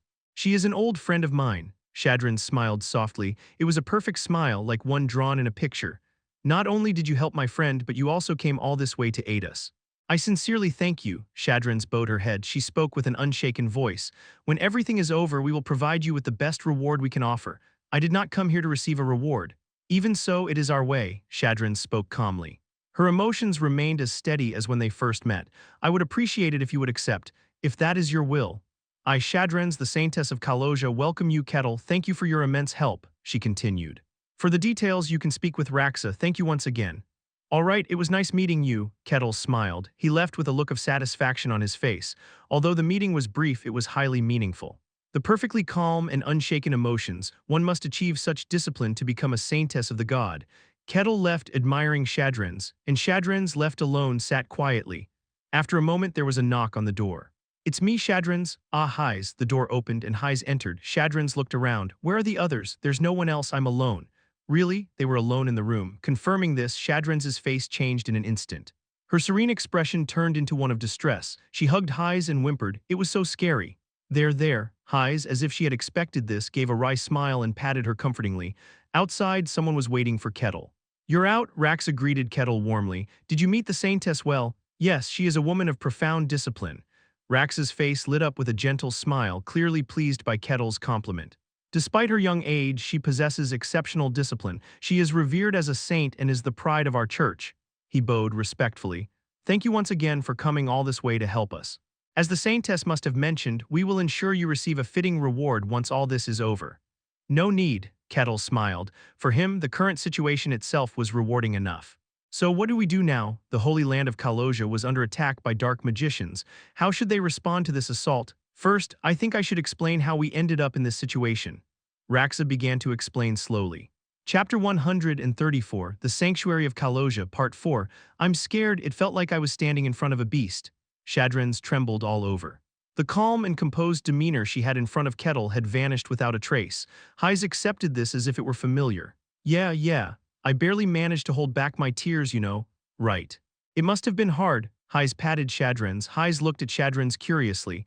I wonder if people know what you're really like. Shadrens, the saint of Kaloja, a person with deep spiritual cultivation and tranquil emotions. One deemed worthy of the title of saint due to her profound enlightenment. That was the public's assessment of Shadrin's. But only one person, Hise, who had been her friend since childhood, knew the truth, that it was all a desperate facade. That the real Shadrin's was just an ordinary girl from the countryside. "Do you think I want to put on this act?" Shadrin said with a tearful face. "I was chosen by Kaloja and had no choice but to act the way people expect me to." Shadrin's chattered on. Hise laughed. "Being chosen by Kaloja is a great honor, isn't it? Didn't you feel happy about that?" "Yes, but I didn't know it would be this hard. Still, I'm doing my best, desperately acting the way people want me to." "That's true." Even though it had been years since she became a saint, none of the followers had noticed Shadrin's true nature. This meant her mask and deception were flawless. There must have been better people. Why did Kaloja choose someone like me as a saint? Her breathing calmed as she regained her composure. Hise, who had been waiting, asked, "Anyway, what do you think of him? The barbarian?" "Yes, the saint of the god. The only earthly representative permitted to converse with the god, receiving revelations and conveying them to the world." "Did Kaloja say anything about that barbarian?" "The god observes the world and delivers revelations. And those revelations include information about helpers for the faithful. For someone as strong as Kettle, it wouldn't be surprising if there were revelations about him." But Shadrin shook her head. "No, that's why I was so surprised." Although it didn't show at all, Shadrin's had been quite taken aback when she first saw Kettle. There hadn't been a single mention of him from Kaloja. "Really? It's the will of the great Kaloja. There must be some profound meaning." I wish there was at least a hint." Shadrin's shivered. The moment she first encountered Kettle, her mask almost broke. It was the first time since becoming a saint. This time, Shadrin's asked Hise, "You used to be comrades, right? Don't you know more about him?" "What kind of person is he?" "I don't know either." Kettle was a mystery even to Hise, but he's not a bad person. Despite having different values, he wasn't evil. Judging by his actions, he was more of a good person. "He'll help us, probably." While Shadrin's and Hise were discussing Kettle outside, Kettle and Raxa were having a conversation. Raxa slowly explained the situation. "I don't know since when, but the group of dark magicians, the Cradle of Darkness, prepared a ritual without us noticing. The moment the ritual was completed, the plains surrounding the sacred land of Kaloja were tainted with evil. Overnight, the sacred land was surrounded by dark magicians." Kettle asked, "Were there no divine revelations?" "It was said that gods immediately give revelations about matters related to evil. But from what Raxa said, it seemed there hadn't been any such warnings despite the sacred land being surrounded." Raxa shook his head. "There were none. It must be a trial from Kaloja." Kettle stroked his chin. Logically, it seemed that Kaloja hadn't noticed. It wasn't unusual since it was said that even divine revelations could miss during the descent of the Demon King. But Raxa was a follower of Kaloja. He wouldn't dare speak of any shortcomings of the god. Kettle didn't point it out either. "They have us surrounded. The wide plains tainted with evil. There, dark magicians and monsters had taken their place. The sacred land of the god was surrounded by evil. So what should we do? Do we just need to destroy everything? It seems quite dangerous." "Oh no, there's no need for that." Raxa shook his head in alarm. "Please follow me." Raxa led Kettle to the outside of the sacred land. Roar! Several monsters were charging toward the sacred land from the plains. Among them were monsters that Kettle had already defeated. Roar! A monster that reached the sacred land swung its club wildly, and then a burst of light erupted. Screech! The charging monsters were flung away. Kettle's eyes widened. "Oh, Roar!" The monsters attacked again, but the light continuously repelled them. "This is a sacred land," Raxa said calmly. "Ordinary evil beings cannot approach." A translucent ring of light surrounded the sacred land. Wow, Kettle was impressed. It was a truly magnificent sight. Raxa waved his hand lightly. Blades of light flew out, cutting down the monsters attacking the sacred land. There is no need to respond to every single attack. They cannot break through the barrier of the sacred land. They know that as well. Thus, the dark magicians would gather enough strength and only attack when they judged they could break the sacred land's defenses. "We only need to respond at those times. When you came to help me this time, Kettle, that was one of those situations." "I understand, but do we not need to take more proactive measures? Just defending won't resolve the situation. Their ritual has limits as well. The plains tainted with darkness couldn't be maintained for a long time. At most, they had a few months. Help will come from outside eventually. Their goal is to either starve us out before the ritual ends or break through the sacred land's barrier. Our goal is to hold out until then." "I see." Whichever side held out longer would win. It was a sort of game of chicken. Having understood the situation, Kettle asked, "So what are the enemy's forces like?" "Two superhuman-level dark magicians, many first-class and second-class ones, plus countless monsters," Kettle whistled. "It was a force capable of destroying a small country." "That's quite a lot. No demons?" "No, there shouldn't be any." Raxa shook his head with a bewildered expression. The descent of a demon was extremely rare. When it did happen, it shook the entire continent and became a historical event. It wasn't something that happened easily. Is that so? Kettle tilted his head. I've already seen it happen 3 times. To Kettle, it didn't seem that rare. Then what about your forces? One superhuman-level holy knight and the saint, about 10 first-class priests and many second-class priests. That's a significant disparity. Even with a rough estimate, it was clear they were outmatched. Without the protection of the sacred land, they would have been annihilated long ago. You must have gone through a lot. Raxa gave a bitter smile instead of denying it. He spoke. There are 2 superhuman-level dark magicians. Their individual power is top-notch. A fully prepared magician is extremely powerful. Although holy power has an inherent advantage over evil, it was still difficult to deal with them. That's why they had been in a precarious situation without much leeway, but it will be different now. Raxa looked at Kettle. Kettle had overwhelmed the superhuman-level dark magician. He had shattered all the enemy's attacks with sheer physical strength. Raxa swallowed hard. In any case, there is no need for you to act immediately. Please feel free to do as you like. I see. Then I can just freely explore for a while. As you wish, Raxa bowed politely. Once again, thank you. Thanks to you, we were able to overcome this crisis. Don't worry about it, Kettle smiled. After parting with Raxa, Kettle was left alone. Well then, he started walking around the sacred land with light steps. This was a real sacred land of the god. It was Kettle's first time visiting such a place. This meant there were many sights to see and things he was curious about. It felt like he was on a trip. Even while talking to Raxa, his attention kept drifting to his surroundings. Kettle explored the sacred land as if he were a tourist. The basic structure isn't much different from the capital of the Denayan kingdom. There were numerous houses and shops, and at the center was a massive church. The basic layout was the same. The difference was the abundance of statues of the god. They appeared almost every block. Kettle stood still, gazing at one of the statues. Is this what Kaloja looks like? The figure wore a robe and a hood. Since this was a world where gods actually existed, this must indeed be the image of Kaloja. Kaloja's face was hidden by the hood, leaving it unclear whether the god was male or female, old or young. Only the eyes were visible between the folds of the hood. Those eyes met Kettle's. Kaloja and Kettle stared at each other. Kettle continued to wander around the sacred land, and at a certain distance there were people following Kettle. They were the followers of Kaloja. They whispered among themselves, "Is that the person who came to help us? A barbarian." Really? Hai said so. The followers of Kaloja were very interested in Kettle. It was only natural. They were surrounded by evil and in a perilous situation. Despite their plight, they had been abandoned with no one coming to help them due to their misdeeds. In such a situation, an outsider who approached them first to offer help, they couldn't help but be curious. Normally, they would have approached Kettle and asked him many questions. But no one dared to approach Kettle, keeping a certain distance instead. He's scary. Can we talk to him? Barbarians were known to disdain gods and hate their followers. This was common knowledge across the continent. The followers had heard all sorts of rumors about barbarians, some even attacked without question. And now such a barbarian had come to help them. They were confused about how to deal with Kettle. Because of this, a ring of people formed at a distance around Kettle. What's this? Kettle, on his part, was only looking around from a distance, making it awkward for them to approach him first. This strange standoff continued until something changed. Chapter 135, The Sanctuary of Kaloja, Part 5.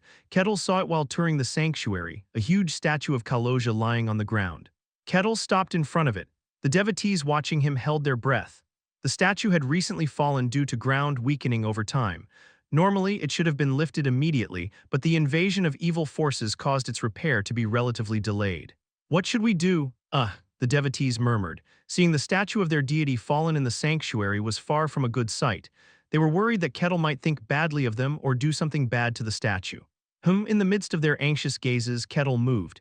He grabbed the statue. The onlookers couldn't believe their eyes. The statue was carved out of rock. It was made of pure stone and was very heavy due to its large size. That's why the devotees hadn't been able to lift it easily. Kettle lifted the statue with one hand as if it were very light. He moved the statue to stable ground and set it upright. After dusting off the dirt and debris, he muttered, "It's fine now." Satisfied with his work, Kettle nodded, then he started walking again. What? The devotees watching had wide eyes. Kettle lifted the fallen statue, cleaned off the dirt and dust. It was an act that could not be done without sincere goodwill. Does that barbarian like Kaloja? Could he have goodwill towards us? A barbarian, the devotees couldn't understand, but they saw through his actions that Kettle did not have ill feelings towards them. Should I go and talk to him? Give it a try. All right. One of the devotees, a woman around the same age as Hai's, gathered her courage and stepped forward hesitantly. Hello? Oh, Kettle smiled brightly. He had been wondering how to approach them, and now they came to him first. First impressions are important. Thinking this, Kettle put on the warmest smile he could muster. Nice to meet you, Eek. The woman let out a shrill scream without realizing it. Her legs trembled like a newborn fawn. Regret for stepping forward swirled in her mind, but she managed to overcome it and spoke again. And nice to meet you, but her voice was tinged with undeniable fear. Kettle chuckled. It seems I frighten you. I've come to help you, so don't be so scared. Haha. Yes, yes, if someone saw, they'd think I came to eat you all. Kettle joked lightly to ease the tension. The woman's face turned as pale as a sheet. Despite the awkwardness, the conversation continued. Gradually, more devotees began to gather around her. Someone asked cautiously, why you said you're a companion of High's. The word spread quickly, it seems. Naplas told us about you. While Kettle was meeting the saint, Naplas had briefly explained Kettle to the gathered devotees. Kettle nodded. Yes, we've gone into several dungeons together. We've even shared drinks. Wow, the devotees knew Highs very well, having grown up with her in the sanctuary. Knowing that someone they knew was friendly with a barbarian was fascinating. Interest sparkled in their eyes. Sensing this, Kettle spoke. You seem curious. If you're interested in life outside, I can tell you about it. The best way to connect with strangers is to create common ground. Kettle and the devotees' common link was Highs. They nodded eagerly. Kettle began to talk about his experiences with Highs, the story of their first dungeon expedition, the time they were trapped in an unexplored dungeon. The mission they were on when they encountered a demon. The devotees were engrossed in his tales. This was a medieval-like fantasy world.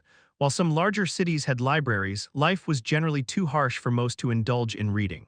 Even the so-called scholars had only read about a dozen books at most. In contrast, Kettle was from the modern world. He had seen and heard countless stories on Earth. Though he'd never written a story himself, he knew how to tell one to captivate an audience. Moreover, most of the devotees here were novice priests who had grown up in the sanctuary and had not yet ventured outside. For those who yearned for the outside world, Kettle's stories were like adventure tales. Their fondness for Kettle grew steadily. He continued to speak gently. Highs is a calm and excellent woman, truly a model for the devotees. Wow, Highs. That's surprising, is it? She has a very lively personality here. She loves to joke around. That's something I didn't know. As Kettle planned, the conversation smoothly flowed through the topic of Highs.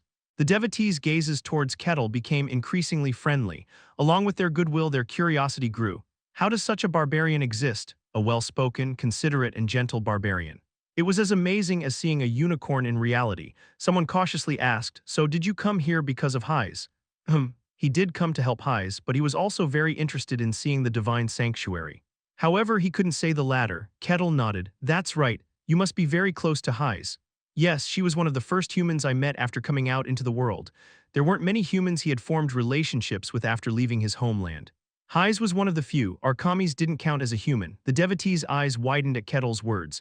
Really? She was one of the first people you met outside? Pretty much. Technically, the guards were first, but Highs, the thief, and the holy knight were the first he had substantial conversations with. I learned a lot from her. It wasn't a lie. He learned about the state of the outside world and information about the gods from Highs. At that moment, the listeners became convinced. Aha, Highs must have civilized this barbarian. It was impossible for such a rational barbarian to become that way on his own. He must have been educated and civilized by someone, and it could only be Highs who transformed a ferocious barbarian like that. He must have come to help us out of gratitude for Highs. Their sanctuary was surrounded by evil, a very dangerous situation. They had asked for help from many places, but it wasn't easy for others to come to their aid. For someone to come and help without any compensation was indeed remarkable. Naturally, they assumed Highs and Kettle had a very deep relationship. A myth of Kaloja came to their minds. Kaloja, during a journey, saw a boy who grew up in the wild and lived like a beast. Feeling sorry for the boy, Kaloja taught him to speak with others, to read and gain knowledge, and the deceit and cunning necessary to survive in the outside world. The boy who grew up thanked Kaloja and became a great holy knight of Kaloja. It was a well-known myth among the devotees. They began to see Kettle as that boy and Highs as Kaloja. Instantly, their gazes towards Kettle warmed. What's this? Kettle was puzzled by the sudden, overly friendly atmosphere. Anyway, if there's anything you need help with, let me know, I'll help. Yes, the devotees answered softly. Highs groggily got up. Her eyes were filled with fatigue. She had slept for a whole day due to the exhaustion from the long journey. After stretching and getting ready, she left the house. I wonder how things are going. Her voice held a hint of anxiety. Kettle was now wandering around Kaloja's sanctuary. She was a bit worried about what he might do. That's right, suddenly her eyes sparkled. Naplas firmly believed that Kettle was a great person akin to a saint. However, just because Naples thought so didn't mean others would too. By now, someone must have noticed how different Kettle was. It was no longer just about Kettle.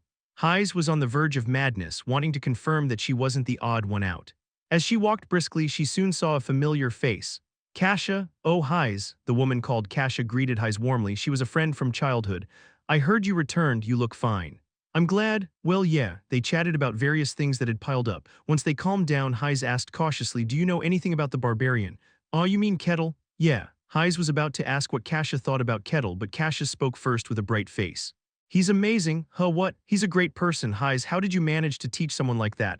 What? Hayes suddenly realized that the conversation had taken an odd turn. Teach, what do you mean? Come on, don't hide it. It's already spread everywhere. They say you educated and civilized the Barbarian and brought him here. What? Hayes' face stiffened. What are you talking about? It's all out in the open, Kasia explained. Kettle was a ferocious barbarian who knew nothing about the outside world. But after coming out, he met Hayes, received her teachings, and was civilized by her. That was the story currently circulating about Kettle and Hayes' relationship in the sanctuary. Hayes' face turned pale as she understood the implications. What kind of nonsense is that? Huh, isn't it true? Of course not. The idea that she had educated and civilized Kettle, what a ridiculous notion. She hurriedly ran through the sanctuary and soon found Kettle. Kettle, oh Hayes, it seems you've woken up. Kettle smiled, carrying what looked like 5 logs on his shoulder. What are you doing right now? Well, they said the church was in disrepair, so I thought I'd help out a bit. Ah, I see. Oh, Hayes. One of the church priests spotted Hayes and approached with a broad smile. He leaned in and whispered, I've heard everything. They say you educated the Barbarian, practicing the teachings of Kaloja even outside the sanctuary. What a credit to our church. And no, it's a misunderstanding, she shook her head frantically. The idea that she had taught and civilized Kettle, she had no idea how Kettle would react if he heard this. She couldn't understand how such a ridiculous rumor had spread. Desperately, she tried to clarify that it wasn't true. But the priest laughed heartily. There's no need to be so modest, everyone already knows. And no, everyone knows. Those words made Hayes feel dizzy. The priest patted her on the shoulder. You must be very tired, take some rest. Later, when he becomes a devotee of Kaloja, you'll have even more to do, better prepare in advance. Ah, okay. Hayes now felt like crying. Chapter 136, The Sanctuary of Kaloja, Part 6. Hayes desperately spoke. It was a misunderstanding. She hadn't done anything. That barbarian didn't come here to become a follower of Kaloja. It probably had nothing to do with her either, but no one believed her. Someone chuckled and spoke. Come on, are you saying that Barbarian was wise and thoughtful from the beginning? One of the first people he met outside was you, and you expect us to believe that? Don't be ridiculous. Where do you find a barbarian like that? Hayes couldn't refute it. It did seem more plausible that Hayes had taught Kettle rather than the existence of an intelligent barbarian from the start. Because of this, Hayes was on the verge of losing her mind. Kettle's reputation improved day by day, and in proportion to that, Hayes' pain grew. Hayes walked beside Kettle with a face that looked like she was about to die. Kettle had said he wanted someone to show him around the sacred grounds, and by unanimous choice, Hayes was selected. Every time people saw them walking together, the passing followers would look at them with pleased expressions. Please stop looking at us like that. Hayes' stomach twisted in real time. As Kettle looked around, he muttered, peaceful.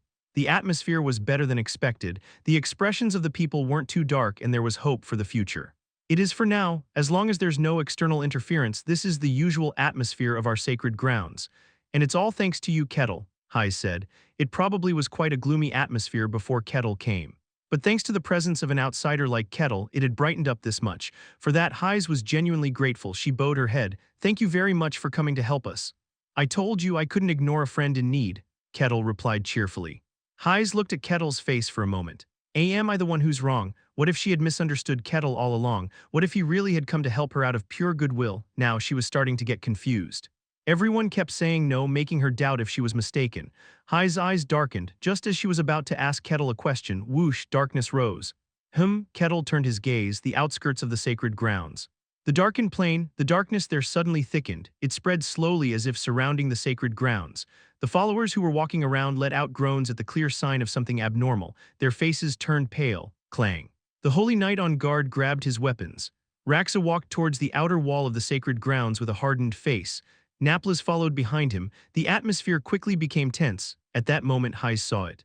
The smile that spread on Kettle's face as if he had been waiting for this. Hayes realized that it wasn't her but the followers of the sacred grounds who had been wrong. They've come. Kettle's voice was filled with deep joy. What's happening? They've come. When Kettle headed to the outskirts of the sacred grounds, Raxa was there with a hardened face holding his weapon. It's an invasion. The barrier of the sacred grounds wasn't something that evil beings could easily break. So they had gathered enough power for a full-scale attack. Now was the time for that total assault. Looking beyond the plain, Kettle murmured, "There are many monsters visible up to the end of the plain, and among them black magicians could be seen. Their number was 10 times more than the combat personnel of the sacred grounds. I don't see the Saintess, though. The Saintess is maintaining the barrier so she cannot participate in the battle. It will be tough. What should I do now? Move freely. If you participate in the battle, their leader will also move to stop you. Got it. Please be careful." Roar, screech. While they were talking, the monsters reached right in front of them. Raxa shouted with a stern face, "Everyone, draw your swords." Sking, swords were drawn in unison. The holy knights clad in shining silver armor took their stances. The priests also began to pray. This is the sacred ground of Kaloja. How dare those filthy remnants of evil invade? No, they cannot, the holy knights shouted in unison. Raxa glared, "Everyone, for the honor of Kaloja, risk your lives." For Kaloja, the shout echoed beyond the sacred grounds. Raxa charged forward, the holy knights followed him. Light and darkness began to collide. Oh ho, Kettle watched the scene with a smile. Impressive. The collision of light and darkness created a massive repercussion. Humans serving the gods and monsters born of evil began to mix, risking their lives. And surprisingly, the upper hand belonged to the god-serving humans, despite being overwhelmingly outnumbered. That's divinity for you. The power believers received from their god's divinity. Divinity had an absolute advantage over beings of evil. Massive monsters were swept away by the divine light. Of course, due to the sheer number of monsters, the battle reached a stalemate, but that in itself was a testament to the power of divinity. The holy knights wielded their power, and the one who stood out the most, unsurprisingly, was Raxa. He's strong. Every time he swung his golden sword, the monsters were sliced apart. Even without wielding a scripture, his power was evidently above Aqua's. Honestly, it was quite impressive. A scene only imagined was unfolding right before his eyes. Kettle whistled, feeling very satisfied. That's enough watching. It was time to move. Kettle took a step. His body moved to the outskirts of the sacred grounds. Gruor, Uia, monsters having spotted Kettle, charged at him with grotesque screams. Kettle leisurely raised his fist. Huff, Raxa swung his sword. The arm of a charging monster was sliced off like a sponge. The monster tried to scream in pain, but the sword plunged into its mouth. Raxa muttered quietly. Kaloja, zing, light exploded. The monster's body vanished without a trace. Uwa, monsters tried to grab Raxa as he fell. Raxa swung his sword in all directions while descending. Blades of light rained down, slicing the monsters apart, but new monsters quickly filled the space. Raxa's expression darkened. There are too many. The number of monsters was twice that of the previous total assault. They could hold out for now, but how long the Holy Knight's stamina would last was uncertain. Raxa quickly turned his gaze to find Kettle, intending to warn him in advance. What? And he doubted his eyes. Monsters were being literally torn apart by Kettle's hands. Quite a variety makes for good viewing. Muttering, Kettle lightly moved his foot. The monster he kicked exploded. Boom, but it didn't end there. The wind stirred by his kick swept through the front lines. Dozens of monsters were incapacitated. Keira, a monster fell from the sky towards Kettle's head. It was one that fed on brain matter through the ears. Kettle waved his hand as if annoyed. The monster's body exploded. He stepped forward, swung his arms, and shouldered through. With ordinary light movements, monsters died like insects. There are too many, though. Kettle stepped forward with an annoyed look. Crack. The ground beneath him collapsed. The collapsing earth surged forward like a claymore. The monsters' bodies were incredibly tough. Simple fragments of ordinary earth would mean nothing to them. But the monsters struck by the fragments ended up with holes. The speed was such that even the tough bodies of the monsters couldn't withstand it. Boom! The shower of earth fragments incapacitated dozens of monsters simultaneously. An empty space formed in an instant. Kettle smiled with satisfaction. No way, and Raxa, watching the scene, groaned. Is that even possible? Kettle was stronger than Raxa himself. Even at the minimum, that power would rank among the top tier of superhumans. For a warrior of that caliber, sheer numbers meant nothing. But that didn't mean he could effortlessly take down hordes of monsters. No matter how strong one was, exerting wide-ranging power was no easy feat. The magician, Adamanth, invoked the dominion of nature after a considerable incantation. The alchemist, Archames, swept through the entire area by expanding her entire domain. Even magicians and alchemists found it challenging, so for physical fighters it was even more so. Typically they would eliminate their enemies one by one, but not Kettle. He was simply swinging his arms and stomping the ground, exerting widespread influence. A warrior was exhibiting a display of power that even magicians found difficult. Raxa doubted his eyes. It felt like his sense of common sense was being overturned, and amidst this the battle continued. Each time Kettle moved, dozens of monsters fell, rapidly tipping the battlefield in Kaloja's favor. The Holy Knights watching this were greatly impressed. How is such power possible? Having such a man fighting on their side raised the morale of the Holy Knights even higher. They gripped their swords with renewed strength. Thus the battlefield increasingly favored Kaloja, and finally the forces of evil began to move. Kettle, advancing while tearing through the monsters, paused. He quickly swung his hand. The approaching darkness was blocked by his hand and exploded. Kettle smiled. "So you've come. You crazy barbarian," the leader of the dark magicians appeared, spitting curses. "How dare you interfere with us? Life rarely goes according to plan," Kettle replied leisurely. The dark magician gritted his teeth. "Barbarian Kettle, we know of you, our enemy. You know of me, huh? Must have a connection with the demons." Kettle narrowed his eyes. "Did you hear from Ashishire or perhaps Butler? I'd like to know.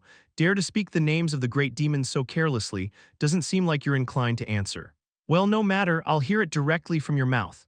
Kettle shrugged lightly. The dark magician flinched for a moment at the movement but then shouted aggressively, as if refusing to admit his fear. "You'll regret meddling in our plans." At that declaration, Kettle laughed. "There have been plenty who told me that." The number of beings who told him he'd regret it on the White Snowfield was more than he could count on both hands. And none of them kept their word. "Go ahead and try, I'll enjoy the show." Chapter 137, The Sanctuary of Kaloja, Part 7, "You foolish and ignorant barbarian," the dark magician ground his teeth. "Let's see how long that confidence of yours lasts. Come forth, shards of twisted darkness, manifest here and take on a colossal form." Boom, a space of darkness opened and remnants of the dark slowly crawled out, starting to take shape. On the faces of the worshippers praying at the holy site turned pale.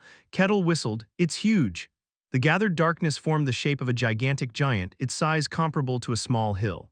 "Ha ha ha!" The dark magician burst into maniacal laughter, glaring at Kettle with wide, crazed eyes. "Your information has already been delivered to us. You may have held the advantage with that peculiarity against the Great One, but no longer." Kettle had endured the power of severance with his bare body. It was undoubtedly an incomprehensible peculiarity, but at the same time the limits were clear. Your strength is ultimately confined to your body. Kettle could not wield magic. The power Kettle wielded was undoubtedly formidable, but it was confined to his body.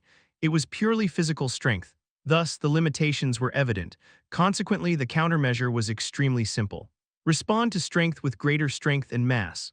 A giant comparable to a small hill, purely in terms of mass, was much heavier than Ashishire.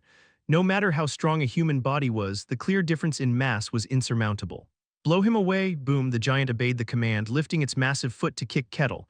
Kettle watched the scene calmly. Boom, the ground shook. The holy knights and monsters fighting nearby lost their balance and staggered.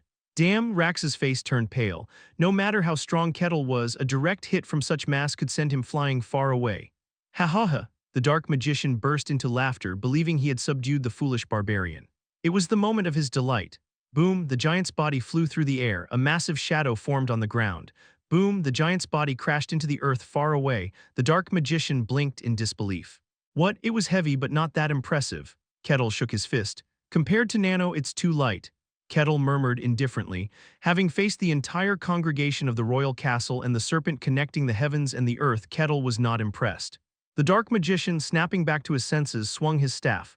Get up, blow him away." Boom, the giant, staggering to its feet, obeyed its master's command and began to charge at a high speed. The ground caved in with each step. Kettle braced himself. The human and the giant, comparable to a small hill, collided, and it was the giant that was sent flying. Crash, the giant's body tumbled across the ground. Staggering to its feet, it swung a fist. Kettle casually reached out. Boom, the fist was blocked by Kettle's hand. Kettle did not retreat a single step. He immediately lunged forward, landing punches. Numerous holes were instantly punched into the giant's enormous body. Since it's not a living being, it doesn't die. In that case, he would simply tear it apart until it couldn't move. The giant's limbs flew off in an instant. The dark magician couldn't comprehend the scene. How? That barbarian did not wield magic. He was a being that moved purely with physical strength. This was verified information. Unable to wield magic, he couldn't overcome physical limitations. Given the clear difference in mass, if he collided with the giant, his body should have been sent flying. The dark magician didn't initially believe the giant alone could defeat Kettle. On this earth, there wasn't much difference in the rank between the dark magician and a demon of Ashishire's level. Kettle, who had remained unscathed against such a demon, wouldn't be injured by a mere monster. The goal was to use the giant's mass to remove Kettle from the battle. However, Kettle did not retreat a single step even when colliding with the giant. Instead, he swung his fist and sent the giant flying. Impossible, what was that body? It was as if it defied physical limits. Boom, before long the giant's limbs were completely torn off. Kettle smiled. Is there more you want to do? You bastard, seems not. Then it's time for you to die. Kettle stomped the ground and charged at the dark magician. The magician, panicking, also stomped the ground, lifting himself into the air. Retreat, the monsters began to flee in haste, leaving only the corpses of holy knights and monsters on the battlefield. What? The holy knights stared at Kettle with stunned expressions. A giant the size of a small hill had been sent flying and trampled by a small human. It was a scene hard to believe even with their own eyes. We won, someone muttered in the silence. That marked the beginning of voices rising one by one. We won, it was a perfect victory like they had never experienced before. They erupted in cheers.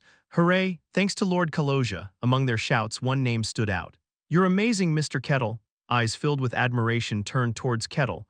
Even after that, the dark magician continued his assaults.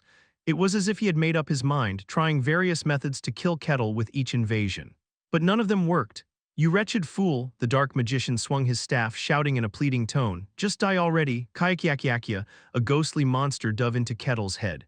It was a high-ranking monster that could disrupt a person's mind and melt their brain. Did it do something?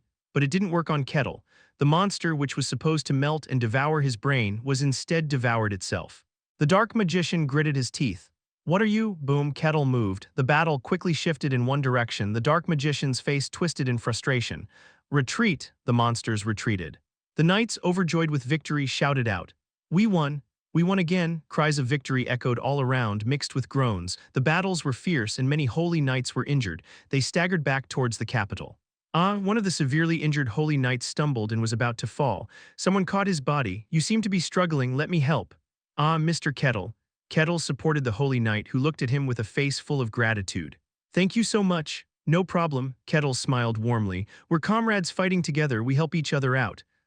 The eyes of the holy knights looking at Kettle were filled with deep respect and admiration. They returned to the sanctuary where the waiting worshippers greeted them with bright smiles.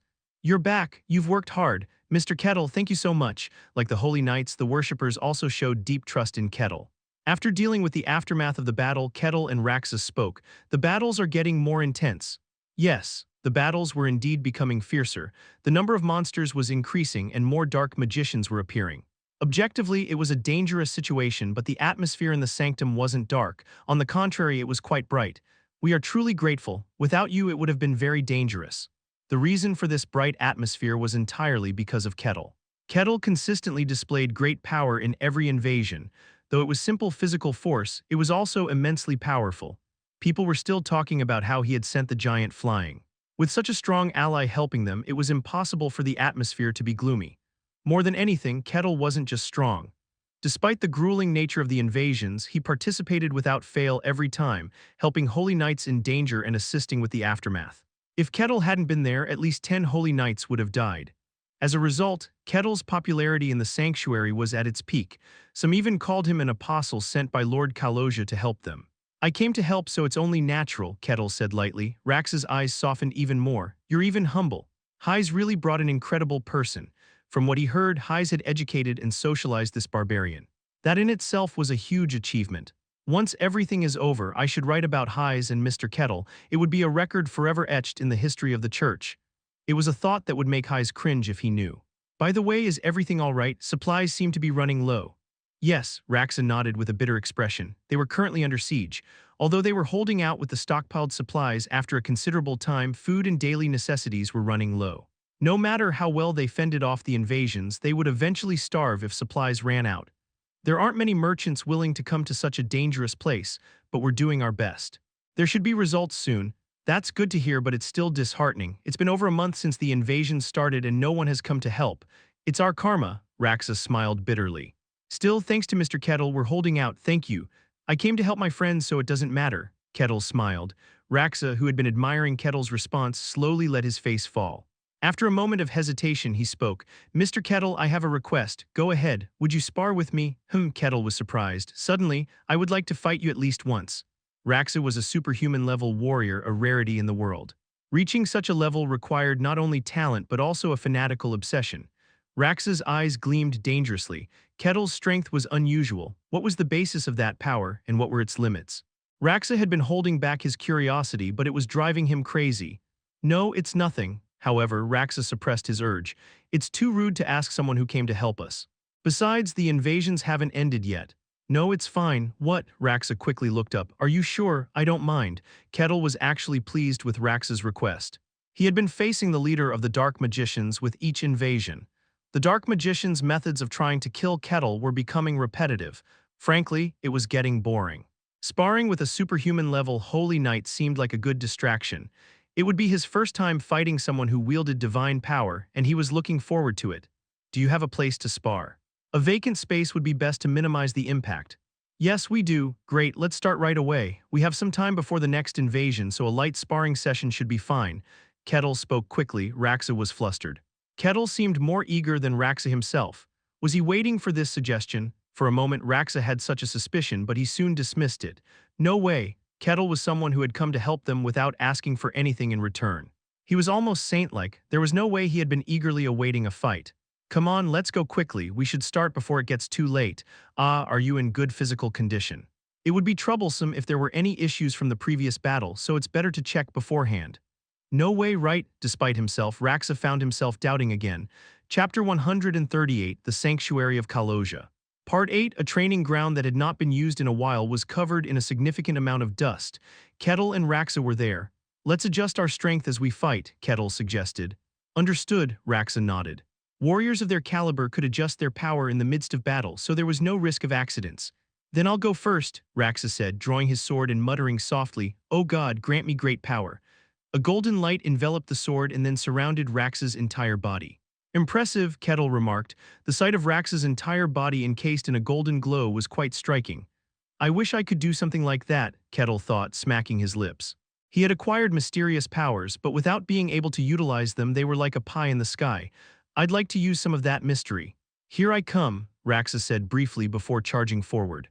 In an instant, he was right in front of Kettle, swinging his sword. Kettle grabbed the axe at his waist and swung it. With a sharp sound, the sword was deflected. Unable to withstand the sudden force, Raxa lost his balance. Regaining his posture, Raxa spun around, attempting to shoulder-check Kettle.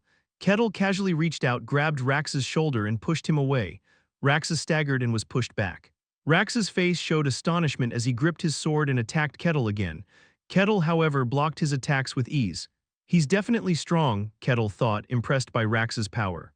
Although it was hard to make an exact comparison, Raxa seemed to be stronger than Maximus. Raxa, on the other hand, was shocked by Kettle's strength.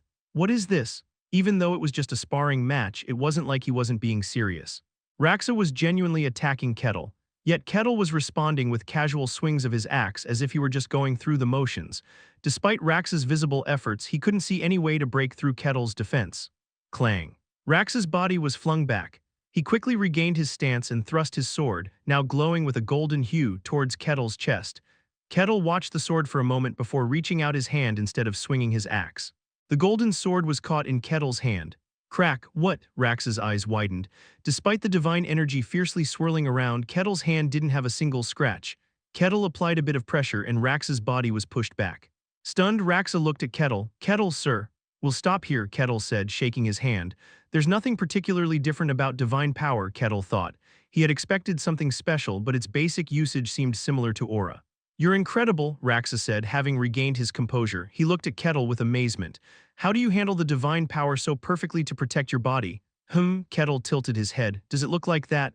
Yes. Isn't it camouflage? Kettle had caught the divine sword with his bare hand and pushed Raxa back without getting a scratch. That was an impossible feat. Thus, Raxa concluded that Kettle must have an extraordinary control over the divine power. I'm curious how you control it so perfectly. To Raxa, Kettle seemed to possess only third-rate divine power. This implied that Kettle's control ability was extreme. Such a level of control was considered impossible. At their level, warriors could instantly recognize the true strength of their opponents, regardless of how well they tried to hide it. In this world, the concept of hiding one's true power didn't really exist. Strong individuals could always sense other strong individuals, unless they were dealing with something like an artifact with a fixed form. But Kettle seemed exceptionally capable of hiding his true power. He must be using a very special method, Raxa concluded, feeling satisfied that his question was answered. Is that so? Kettle didn't bother to refute. Raxa seemed satisfied, and that was enough for him. After the sparring session ended, it was time for a break. Kettle spoke up. I have a question, may I ask? Anything you like, feel free to ask. What exactly is divine power? Kettle asked. Raxa paused at the question. That's a fundamental question. I'm curious. Kettle responded, divine power, it was the power bestowed by a god. This power held an absolute advantage over evil. What were the criteria for receiving such power? How was it wielded? Kettle was curious about these things. After gathering his thoughts for a moment, Raxa began to explain. Divine power is the strength bestowed by a great god upon those who serve them. If you meet the qualifications, you can receive divine power. And what are those qualifications? Faith and strength. Strength is required too. Yes, Raxa nodded. If a person doesn't have the necessary skill to handle divine power, the amount of divine power they receive is limited. Simply having deep and sincere faith doesn't mean you will receive a large amount of divine power. I see, Kettle mused. To receive divine power, one needed faith in their god and the strength to wield that power. If one had superhuman skills, they would receive superhuman divine power. If they were a first-rate warrior, they would receive first-rate divine power. What can you do with that divine power? You can strengthen your body, enhance your weapons, and heal wounds. You can also offer prayers to form divine constraints or vows. It seems quite versatile. It is the power granted by a great being, Raxa said quietly. That being saves and observes the world. Most of the powers on this earth are inferior versions of divine power. I see, Kettle, who had been observing Raxa, spoke again. I have one more question. Do you also have Holy Scriptures? The Holy Scripture, a book that recorded the deeds of a great god who descended to the earth. Raxa nodded. Yes, we do. Then why don't you use the Holy Scriptures? When the Inquisitor of the Sun God Aquas fought Ashishire, they gained an advantage the moment they used the Holy Scriptures. It was a very powerful force. Yet Raxa had never used the Holy Scriptures during the invasion. If someone as strong as Raxa used the Holy Scriptures, they could gain an even greater advantage. Kettle thought it unlikely that a warrior of Raxa's caliber would not be qualified to use the Holy Scriptures, which prompted his question. Raxa's expression wavered. After some hesitation, he sighed and spoke.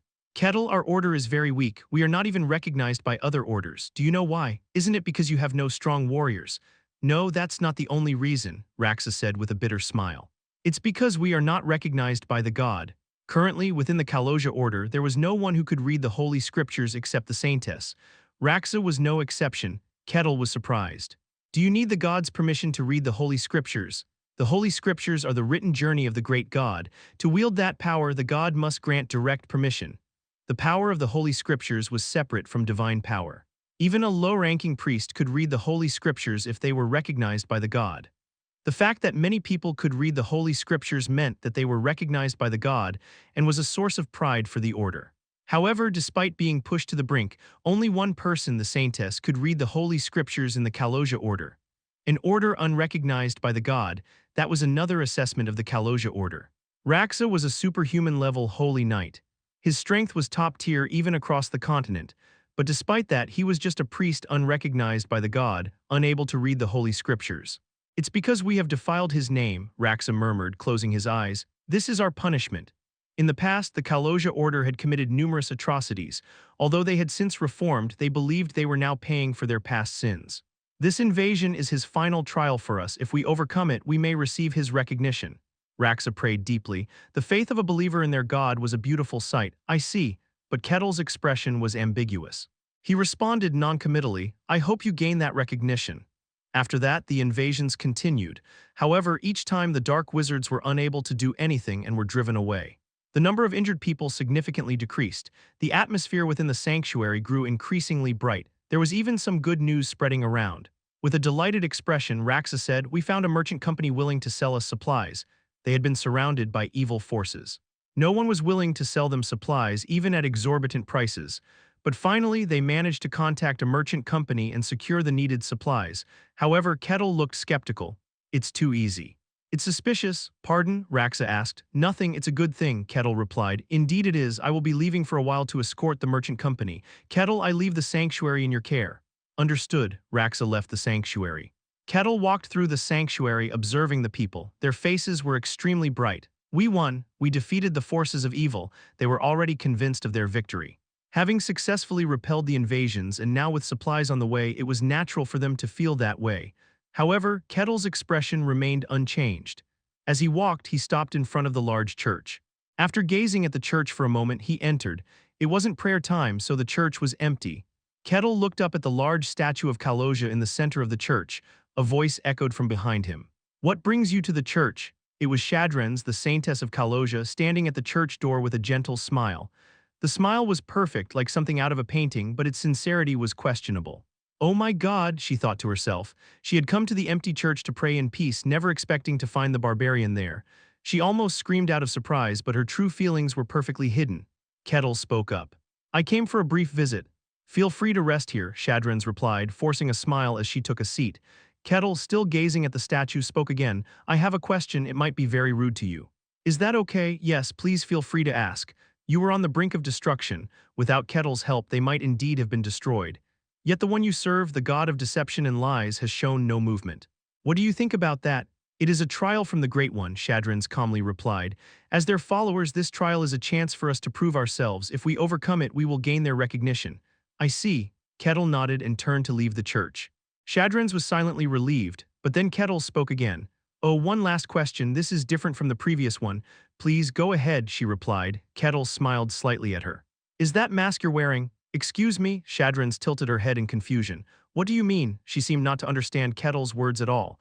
Most people, seeing her reaction, would have thought she truly didn't know. But Kettle noticed a subtle tremor in her response down to the smallest fraction of a second. He smiled, satisfied. "Never mind, thank you, my question has been answered." Kettle left the church feeling content. The followers claimed that in the past, they had committed atrocities through deceit and trickery, tarnishing Kaloja's name. Now, although they had reformed, they believed they were unable to wield the Holy Scriptures as punishment from their god. To regain their god's recognition, they tried to be kinder than anyone else. But Kettle thought differently. He was not of this world. He was not bound by its values or perceptions. What could the god of deceit and lies possibly find disappointing in their followers? Kettle looked up at the sky, feeling a gaze upon him. It was the gaze of Kaloja. Since Kettle had set foot in the sanctuary, that gaze had never left him. "I don't know what you want from me," he murmured, "but I will move as I wish." Kettle leisurely walked away. Chapter 139, The Sanctuary of Kaloja, Part 9. A few hours later, Raxa returned to the sanctuary with several wagons. The wagons were filled with household goods and food supplies. "Wow," the believers rejoiced. They were already in a precarious situation, unable to wash their clothes and with limited food supplies. This amount of aid was like a rainstorm after a drought. "You're back, were there any problems?" "Yes, there were some obstructions, but we managed to return without significant damage. It was costly, but..." "It was worth it," Raxa said with a smile. Kettle muttered calmly. "I see, that's fortunate." The problem of supplies was resolved. They could now endure until the dark domain surrounding the sanctuary disappeared. The dark magicians, sensing this, launched their final assault. The faces of the holy knights turned pale. Up until now, it seemed like a mere game compared to the countless monsters now charging across the plains. Raxa shouted with a resolute expression. "Everyone, draw your swords, pray to the great Kaloja, we will be victorious." Yes, they all instinctively knew that this was the last stand. The knights shouted loudly, "For the great Kaloja," boom. The holy knights clashed with the monsters. Waves of monsters poured in. The holy knights joined forces to fend them off. The number of monsters was several times more than before. However, the battle progressed surprisingly smoothly. The Holy Knights had undergone numerous invasions and now understood the monsters' characteristics, making it easier to respond. Moreover, after more than a month of life-and-death battles, their individual abilities had noticeably improved. There were quite a few cases of second-rate Holy Knights reaching first-rate levels. The Holy Knights took turns fighting the monsters, using the sanctuary's barrier as a base, but the most significant factor was Kettle's presence. Boom. Every movement of Kettle's body swept away the monsters. Kettle moved his feet and his body advanced like a tank. The monsters that stood in his way were torn apart. Pure numbers could never reach a high-level strongman. The outcome was predetermined. Even though the Dark Magician had tried every method to kill him and failed, he could do nothing. Eventually, the Dark Magician gritted his teeth and shouted, "Retreat!" The monsters began to flee in panic. The Holy Knights burst into cheers at the clear victory. "Wow, we won!" The joy was even greater than before. They believed that as long as they held out this time, they would have won. This belief extended beyond the Holy Knights. As they returned to the sanctuary, the believers rejoiced and cheered. They held a small festival with the supplies they received. Everyone relieved their worries and celebrated. They had won. It wasn't certain yet, but everyone thought so in their hearts. They enjoyed their victory and shouted the name of Kaloja. "Hail the great Kaloja," and they cheered the name of the great Holy Knight who protected them. "Hail Raxa," and they cheered Kettle's name. "Hail Kettle," the cheers spread throughout the territory. Beer spilled, soaking the people. Raxa watched with a smile. He too had set aside his worries. Raxa turned his head, intending to talk to the festival's hero. At that moment, Raxa realized something. The hero of the festival wasn't there. Here you are. It wasn't long before Raxa found Kettle while walking around the sanctuary. Kettle was on the outer watchtower of the sanctuary looking out over the plains. Why don't you join the festival? Everyone would be happy if you did. A festival, huh? Yes, why don't you join us and enjoy the festival? Raxa said. Everyone wants to express their gratitude to you. But Kettle had a vague expression. I think it's too early to receive gratitude. Really, I think it's all over. They had enough supplies now. At least they had enough to last until the enemy's domain disappeared. The presence of Kettle ensured they could repel the monster's attacks without much difficulty, so it wasn't a major issue. They'll probably give up and leave soon. They can't breach our sanctuary. Do you really think so? Kettle had a curious smile on his face. Raxa was puzzled. What? This is the number of dark wizards you told me about. 2 superhuman-level dark wizards. About a dozen first-class dark wizards. Numerous second-class dark wizards. That was the information Kettle had about the dark wizards. But when I actually arrived here, I saw very few dark wizards. 1 superhuman level and maybe 2 or 3 first-class dark wizards. That's all Kettle saw. Clearly there were far fewer than the information he had received. Where did they all go? Kettle spoke with a hint of suspicion. If what you say is true, this should be their final assault. They should be using all their strength, yet they're nowhere to be seen. Approximately 1 superhuman level and nearly 10 first-class dark wizards were missing. Could it be that they realized achieving their goal was impossible and retreated preemptively? Would they retreat so easily after orchestrating such a large-scale plan? Kettle tilted his head. Attacking the sanctuary must not have been easy for them. They would have made thorough preparations.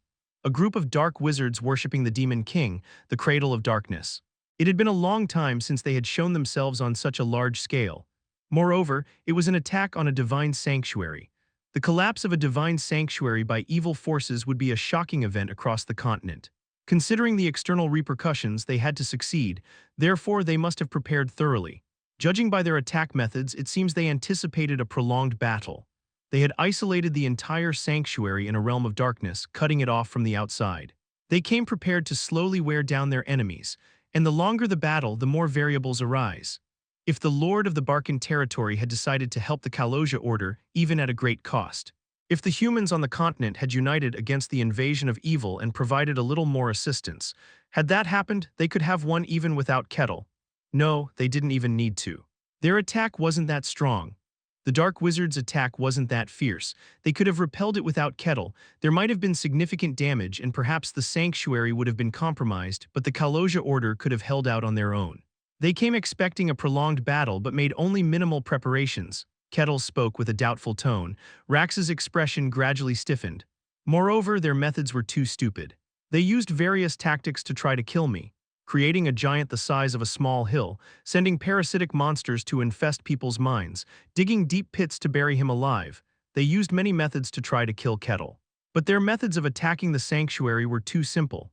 Summoning monsters for a simultaneous full-scale assault, that was it. They didn't take any knights hostage, they didn't brainwash anyone. They didn't even attempt a diversion before ambushing from above. The Dark Wizards merely wasted their monsters. It was as if their goal was just to draw attention. Raxa swallowed his words. Come to think of it, their attacks were indeed very simple. They just sent monsters. It was the same when he went to get supplies. The Dark Wizards must have known he was moving to get supplies. If he got supplies, they could hold out longer. For Dark Wizards aiming for a prolonged battle, they should have stopped him, yet they showed no particular movement. It was as if such things were no concern to them. Raxa swallowed hard. Regaining his composure, he realized something was definitely off. You're right, something is strange. Of course, it could end here as you said, but at the very least it needs to be confirmed. Yes, Raxa nodded hurriedly. He looked at Kettle with admiration. Did you figure all this out on your own? Truly impressive. When one becomes intoxicated with victory, it's hard to maintain composure and make the right judgment. Everyone in the sanctuary thought it was over and were confident of victory. Only Kettle remained composed and assessed the situation accurately. It's nothing impressive, it just felt too uneventful for it to be over like this. I understand, Raxa nodded. We need to confirm this. I'll immediately inform the Holy Knights to prepare their equipment and ready themselves for battle. Yes, it might be a good idea to scout over there. Kettle gazed at the realm of darkness. The darkness enveloping the entire plain was still in place. It's late today, so let's take a look around tomorrow. Understood. Raxa quickly moved. He told the Holy Knights to stay calm and prepare for potential combat. The Holy Knights were alarmed, but they followed Raxa's orders. The next day, Kettle and Raxa headed out to the plains. First, let's look around. Understood. The two scouted the plains together. Raxa murmured, "This is the first time I've done this." Raxa had always been in a position to protect the sanctuary, so this was his first time scouting the entire plain. The dense and deep darkness tried to encroach upon them, but Raxa's holy power blocked it. "I don't see any monsters." The monsters that had roamed the plains before were nowhere to be seen, as if they were a mirage. Raxa spoke with a puzzled expression. Could it be that they really retreated? That's possible, but let's wait a moment. Kettle closed his eyes. Raxa watched him, eyes widening in surprise. He involuntarily took a step back. Oh, a strange sensation washed over Raxa's entire body. It felt like everything from his head to his toes was being exposed. An extreme sense of detection spread across the entire plain. Found it. Kettle opened his eyes. There's something hidden beneath the plains. What, really? Yes, it's not far, we need to check it out. You can even detect things? Raxa was amazed. The detection Kettle just displayed wasn't ordinary. The entire white area fell under Kettle's detection. Such detection was impossible for anyone but a specialist in the art. Raxa asked with pure curiosity, "How do you handle the mystic arts to detect like that?" "I just closed my eyes and focused my senses." "Is that all?" Kettle nodded.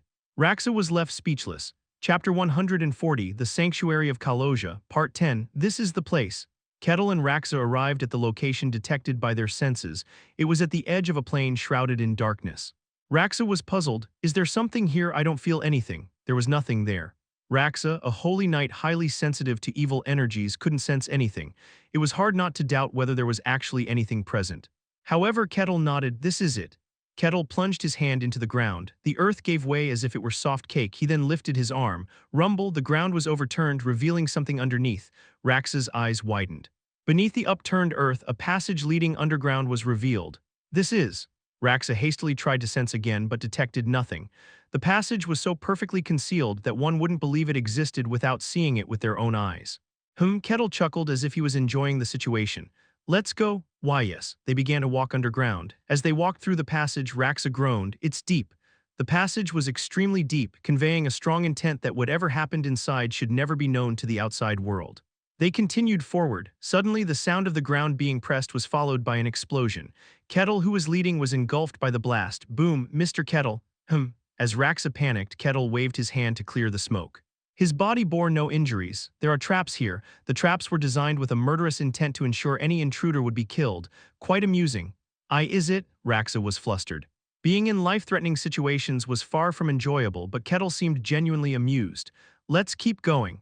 Yes. They continued further in. More traps threatened them, but Kettle destroyed them all with his bare hands, advancing steadily. Raxa watched in disbelief. After some time, they finally reached the end of the passage, revealing an underground chamber. Inside were two dark magicians. What is this?" "Intruders," they were alarmed. Kettle asked. "Are these familiar faces? I don't recall seeing them."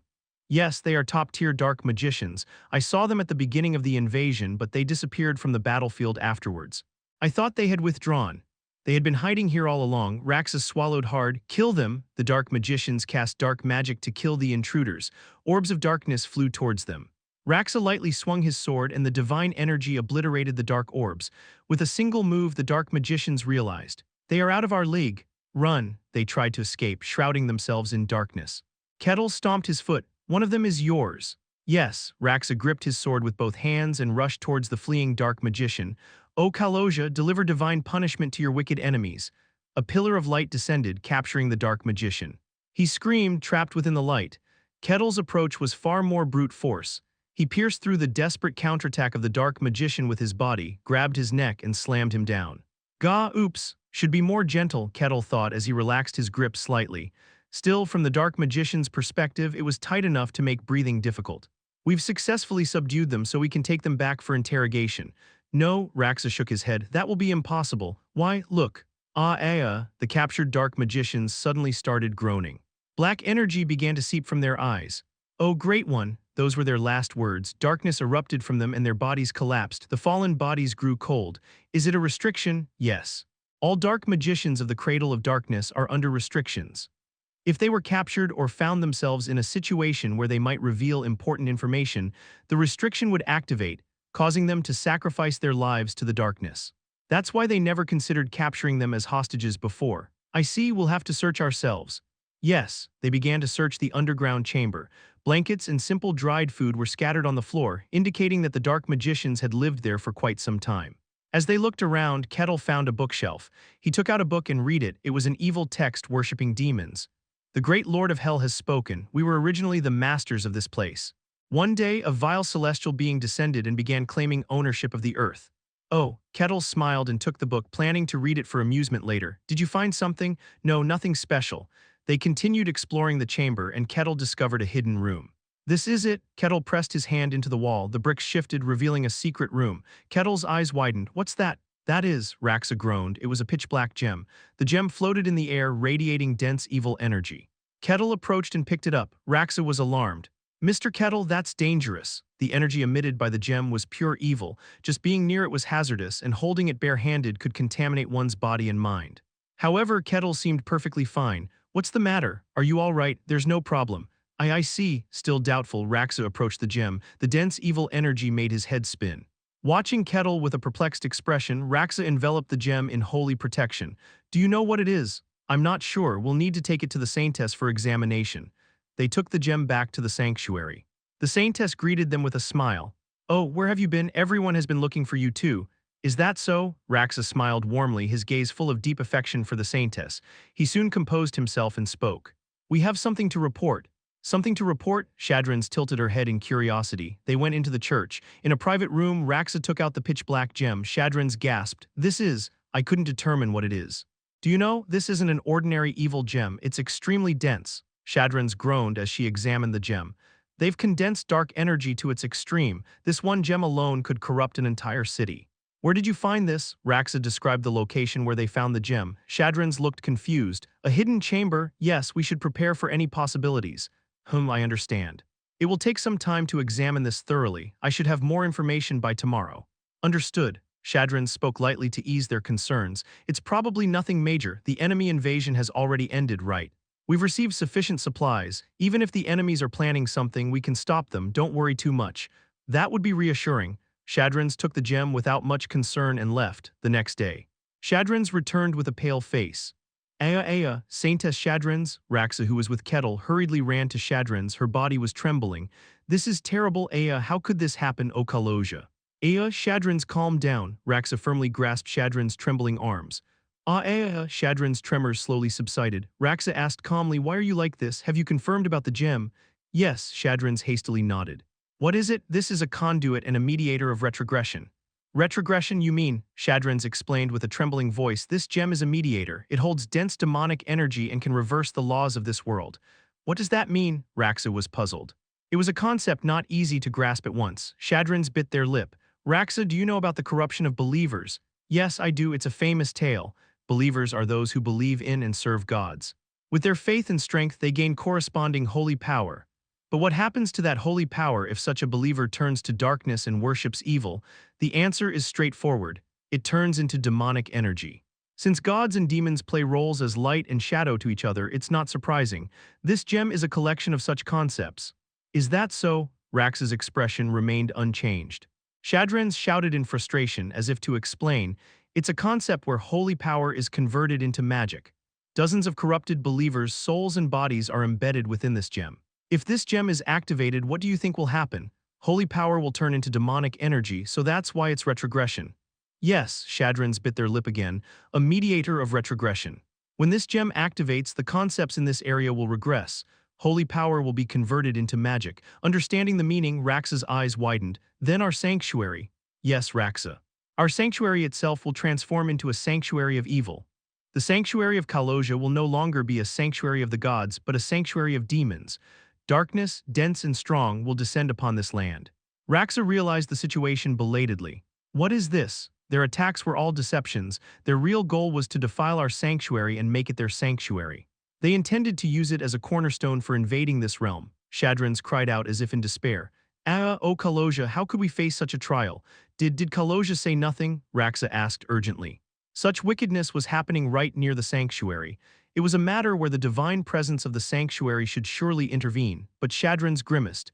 No, Kaloja said nothing. I prayed, but he remained silent. How? How could this be? Their own sanctuary was in danger of defilement, yet he maintained silence. Everyone fell into panic. Anxiety and confusion mixed together, filling the air. Amidst this chaos, only Kettle remained calmly smiling.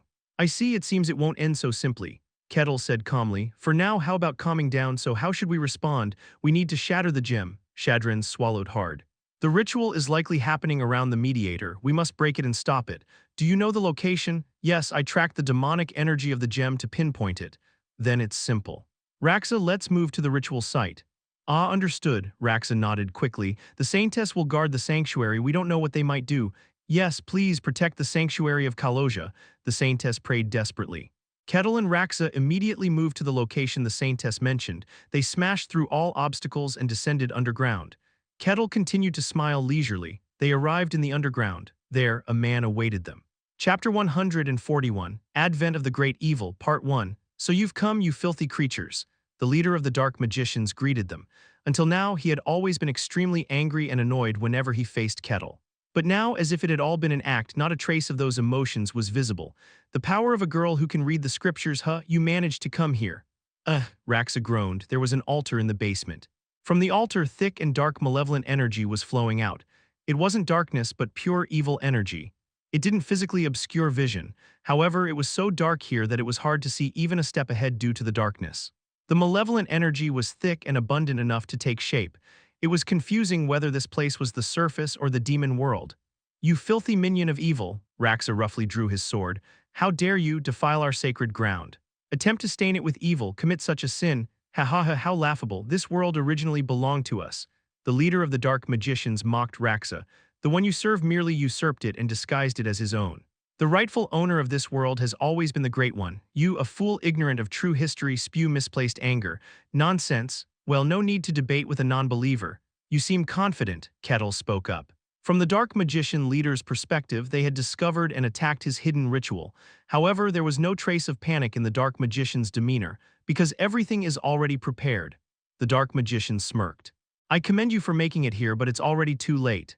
As soon as he finished speaking, darkness erupted from the altar. Boom, darkness shot up like a pillar, piercing the ceiling and reaching towards the surface. The darkness surrounding the plane thickened in an instant.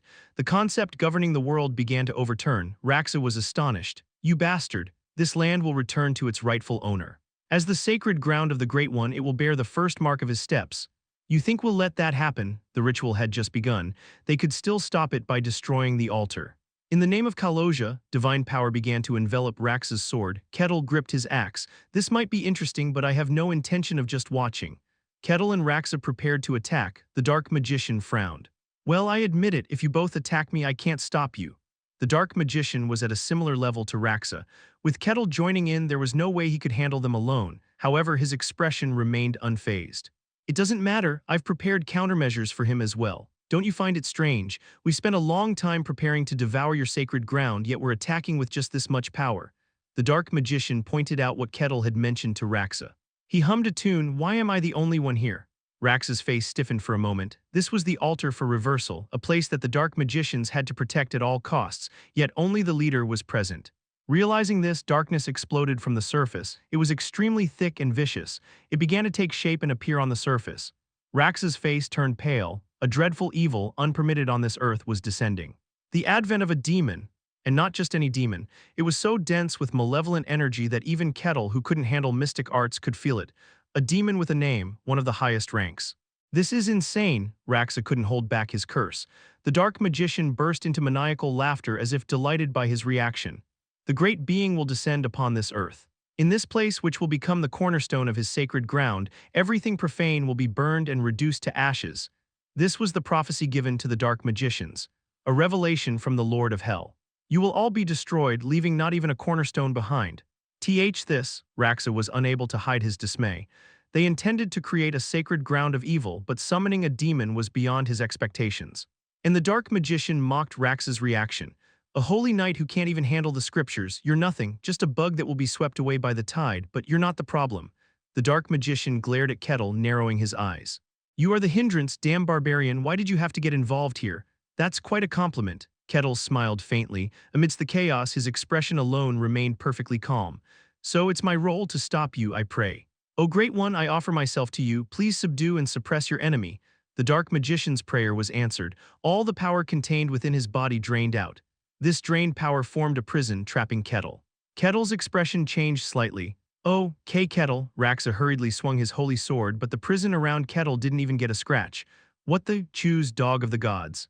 Will you stop the ritual, or will you watch your comrades die?" Raxa's mind was in turmoil. Kettle was trapped in the prison. Although the dark magician seemed exhausted from the backlash, stopping the ritual wouldn't be easy even without interference. To break through the thick, dark, malevolent energy and destroy the altar, Raxa would likely have to expend all his power. If he did that, he wouldn't be able to stop the demon descending on the surface. All the believers would die. It was a dilemma. Kettle spoke to the hesitant Raxa. "Go to the surface, you must protect the believers. But leave this place to me, don't worry, I'll handle the demon." "Understood, I'm sorry, Kettle." Raxa bit his lip and left. Only Kettle, trapped in the prison, and the dark magician, slowly dying on the floor, remained at the altar. "It's our victory, Barbarian," the dark magician smirked. "You'll never break that prison." The prison trapping Kettle was created with the dark magician's life and soul as a sacrifice, making it a prison of malevolent energy. It was incredibly strong and sturdy, crafted by the sacrifice of a superhuman-level being. Even a believer who could handle the scriptures would have a hard time breaking it. There was no way a mere barbarian who only wielded brute strength could break it. The dark magician's life would end soon. In other words, until then, Kettle would be trapped. "Is that so?" Kettle lowered his head. Thinking the barbarian had fallen into despair, the dark magician was convinced of his victory. "You will die. The great demon will kill all your friends who are defiling this land, and this place will become a holy ground for the great ones to descend upon." The holy knight was strong. The sacred ground also had a saintess, but even they couldn't stop the demon now descending. The downfall of the Kaloja church was certain. "Afterward, the great ones will tear you apart and take your soul." The dark magician trembled with excitement, unable to contain himself. "O great demon king, I have bound your enemies according to your will. Please, I beg you to take my soul and bring me to a higher realm." The dark magician felt no regret even as he neared death. He was filled only with joy. He had no doubt he would receive a great reward in the afterlife for aiding the grand plan. "You're too interested in me. Do you hate me that much? Did you think you could interfere with us and survive? Die regretting your choice?" "I see," Kettle nodded. "I understand. It's impossible to have a meaningful conversation. What a pity." "Wait." The dark magician hesitated. He looked puzzled. "Why are you smiling?" Kettle was imprisoned, a demon was descending, and his friends were on the brink of death. Yet Kettle's face was full of smiles. "Well, I thought I shouldn't smile in front of you, so I was holding back. It's quite hard to suppress my joy." "Joy? Are you mad? How could I not be happy?" Kettle said cheerfully. A group of dark magicians trying to turn a holy ground into an evil one. And a demon descending to burn the sacred ground. It was a situation that could only bring laughter. "You," the dark magician finally realized. The barbarian before him had an entirely different set of values. "Well, that doesn't mean I plan to just watch. No life should be wasted in vain." Kettle raised his axe and swung it at the prison. The dark magician snapped out of his daze. Right, even if he was different, the fact that he was trapped in the prison didn't change. With a prison that was hard to break even with the scriptures, that barbarian wouldn't be able to affect anything outside. The moment he believed that, Kettle's axe struck the wall of the prison. Boom! The dark magician's eyes widened in shock. A crack visible to anyone had formed in the wall struck by Kettle's axe. "What?" The dark magician stood agape. The prison, which he had crafted with his own life as a sacrifice, was breaking apart with just a single swing of the axe. "Stop. It is sturdy, I'll give you that. It'll take some time." Muttering to himself, Kettle calmly raised his axe again. The axe lodged into the prison wall. Yaon! Holy knights were standing guard on the outskirts of the holy ground. However, their expressions showed no signs of tension. Although Raxa had warned them not to let their guard down, it didn't really resonate with them. They had repelled every invasion so far. The monsters had vanished from the darkness-covered plains. By anyone's reckoning, it was their perfect victory. They followed orders because they had to, but they thought Raxa was overly anxious.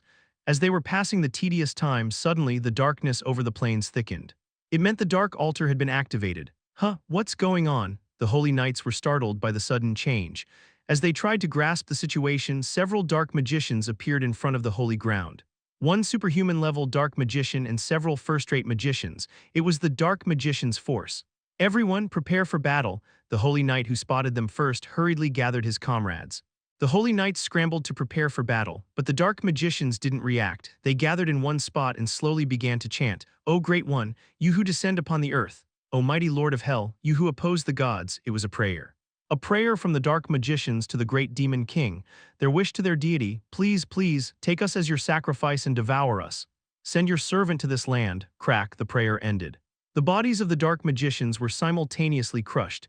The holy knight's eyes widened in shock at the sudden mass suicide. From the crushed bodies of the dark magicians, dark energy began to seep out. Crack. The seeping dark energy created a rift in the space. Beyond that rift, a hand emerged. Chapter 142, Advent of the Great Evil, Part 2. Shadrins clasped her hands and closed her eyes in the church. She was praying to Kaloja, hoping that Kettle and Raxa would succeed in stopping the ritual. What? Shadrin suddenly opened her eyes while praying. She turned her gaze in alarm. A powerful demonic energy was emanating from a distance. No, it can't be. Did they fail to stop the ritual? Was this land going to be engulfed in darkness? Such thoughts crossed her mind for a moment, but she soon realized that wasn't the case. Shadrin's face turned pale, she understood. Another worst-case scenario was unfolding. Unbelievable, she shouted in denial, but there was no stopping what had already occurred. The great evil had descended upon this world. Crash, the space shattered like glass and a figure appeared. With skin as pale as a vampire's and a horn growing from the center of his head, the figure exhaled while dressed in ornate, noble attire. Ah, the smell of the surface after so long. With his breath, the air was polluted. The land trampled by the demon rotted away. Just by existing, he defiled the surface. The holy knights realized that the dark wizards had sacrificed their lives to summon a demon to the surface. So this is the place. The demon gazed languidly at the holy ground. The nauseating holy land of the gods, it seems the prophecy is flowing well. The demon took a step forward. The holy knights snapped to attention. Everyone prepare for battle, shring. They drew their weapons and blocked the demon's path. They didn't know how the demon had descended here, but their task was clear. Do not let that demon attack the holy land. For Kaloja, the holy knights steeled themselves and charged. The light of holiness enveloped them. The holy knights were strong. Having accumulated countless experiences defending against evil invasions, each one of them was akin to a veteran. Many were of the highest caliber. Ah, the dogs of the gods, impressive. The demon extended his hand with a gentle smile. Dark energy began to gather there, forming into thin lines. The demon swung his hand. The barrier of the holy ground shuddered violently. Kaang. Kaya, the devotees inside the holy ground, startled, lowered their bodies. They hurriedly looked at the barrier. A thin, straight crack had formed in it. What? Ah, the bodies of the holy knights fell, sliced in half simultaneously. The veterans who had survived numerous evil invasions were annihilated without even a chance to react. The scent of falling flesh, it's been a while. The demon extended his hand with a satisfied expression. Thin lines of dark energy flowed from it, striking the barrier of the holy ground like a whip. Kwang. Despite their extremely thin, thread-like form, the destructive power was unimaginable. The barrier of the holy ground, which the dark wizards had previously struggled to even touch, began to crack rapidly. The devotees screamed in terror. Just as the barrier was about to crumble with a cracking sound, a pillar of light descended. For the first time, the demon's expression changed. He retracted his lines and looked up at the sky. The lines of dark energy collided with the pillar of light, neutralizing each other. You, the saintess, the demon smiled gently. Nice to meet you, the first slave of Kaloja. Demon, Shadrins gritted her teeth. She looked sorrowfully at the corpses of the holy knights. She had felt the demon's descent and rushed over, but she was too late. She bit her lip and glared at the demon. With skin as white as a vampire's, contrasting with the black horn in the center of his head and wielding thread-like dark energy. Shadrins groaned, the demon of demonic lines, Rubitra. Is it because you're a slave of the gods you know well? It's impossible not to know. 200 years ago, there was a religious church dedicated to a god. Though the number of its followers was not large, their faith was strong and there were several superhumanly powerful individuals within the church, making it renowned across the continent. Led by these superhuman warriors, the church gradually grew, earning evaluations that it would one day rival the Church of the Sun God. However, contrary to those evaluations, the church was destroyed by a single demon that descended nearby. That demon was none other than the demon of demonic lines, Rubitra, who now stood before her eyes. Why? Rubitra was one of the highest-ranking demons that could be summoned to the surface. Summoning him usually required the sacrifice of hundreds of pure children, yet he appeared here so easily. Shadrin's mouth went dry. Rubitra, who had been quietly observing her, raised his hand. Dark energy began to form in his hand. Shivers ran down Shadrin's spine. She urgently shouted, Kaloja, bzzz. A holy shield materialized and the dark energy struck the shield. Crack. The shield began to crack and shatter almost instantly. The saintess' eyes widened. Holiness held absolute superiority over evil, yet how could this be? She reinforced the shield, but it seemed like it could break at any moment under the relentless attack. Her face turned pale as she realized she was on the verge of being ensnared by the dark lines. At that moment, a sword of light flew towards Rubitra. How annoying. Rubitra frowned and blocked the sword of light. Shadran's, barely escaping the crisis, exhaled heavily. Saintess, Raxa, Shadran's brightened up. The strongest holy knight had arrived at her side. She struggled to hold back tears that threatened to spill over. That demon is... It's the demon of demonic lines, Rubitra. What? Raxa's eyes widened. How is that possible? I don't know either. It seems the dark wizards used themselves as sacrifices to summon him. But that should not have been enough. What happened to the ritual? I left it to Kettle, but it might take some time. Raxa's voice lacked confidence. He too was not sure if Kettle would succeed. Shadran's noticed his hesitation but did not point it out. There was no need to verbally confirm the worst-case scenario. I see. Shadran's gritted her teeth and tore her skirt. All right, let's do this. All the holy knights had fallen to the demon. They were the last shield protecting the holy land. We'll make him regret targeting our holy land. Rubitra smiled silently. Raxa. Buy us some time? Yes. Raxa stomped his foot and charged at Rubitra, his entire body enveloped in holy energy. Rubitra lightly flicked his fingers. Threads of dark energy poured out, racing towards Raxa to pierce him. Raxa quickly dodged, but the lines were too fast to avoid completely. Some of the threads grazed his armor. Crash, the armor, filled with holy energy, shattered and broke instantly. Raxa moved swiftly, but the lines tracked him as if they could read his every move. He could do nothing but evade continuously, unable to launch a proper counterattack. He's strong, even these light probing attacks required him to respond with full power. Rubitra was at least 2 tiers above them, possessing top-tier superhuman strength. In a normal fight, they would have been utterly defeated without doing anything. But the opponent was a demon and they were priests serving a god. Holiness exerted absolute superiority over evil. Lavin chapter 4 verse 2. To your followers I grant the unwavering strength against falsehood. Using the time Raxa desperately bought, Shadran's chanted. Golden holy energy enveloped Raxa. Rumble, Raxa's speed increased significantly. Rubitra murmured a scripture, a collection of passages detailing the journey of the gods. Those who can read the holy scriptures can directly wield the great power of the gods. This power allowed Aquez, a top-tier believer, to stand against Ashishire. Moreover, Shadran's was not just a simple believer, she was a saintess, capable of wielding the scriptures even more powerfully. Raxa, suddenly empowered, began to counter Rubitra's attacks. Shadran's did not miss the opportunity. Qdun chapter 1 verse 14, the vile hypocrites dared not open their mouths at your word, the scripture activated. Chains of holiness flew and wrapped around Rubitra. Dark energy lines flowed from Rubitra and intertwined with the chains, causing them to crack and break. Shadran's quickly continued. Qdun chapter 12 verse 1. There was a man who claimed only he spoke the truth in this world. Kaloja made him take an oath of falsehood and deceit for proof, and that oath was unbroken until the man's death. Buzz. A golden cross embedded itself in Rubitra's chest, restricting his movements. Lavin chapter 15 verse 58, when evil descended upon the world, Kaloja bestowed his holy relics which were used to drive evil out of this world. Thud. A sword of light appeared in Raxa's hand. Huff, Shadran's collapsed to her knees, cold sweat streaming down her face. The scriptures couldn't be wielded without restriction. Using the power of a god required an extraordinary level of mental fortitude. Moreover, the higher the chapter of the scripture, the greater the power. Using chapters in the double digits consecutively was a significant strain, even for a saintess. But thanks to this, the demon was restrained. Shadran's, exhausted, spoke. Finish it, Raxa. Yes, Raxa raised the sword of light. Demon, leave this world, Raxa charged with determination. A superhuman holy knight, aided by the scriptures, launched his attack. With Rubitra bound by the scriptures, defense was impossible. If the blow landed, even a top-tier demon wouldn't survive unscathed. Crack. Raxa's swift charge drove the sword into Rubitra. Shadran's face brightened from where she had collapsed. It seemed clear to anyone that a fatal blow had been struck, but Raxa's expression was stiff. The sword of light Raxa thrust hadn't even touched Rubitra's body. At the tip of the blade, threads of dark energy were woven like a net, blocking the sword. Rubitra had created a net to stop Raxa's sword. How surely the cross had sealed Rubitra's dark energy.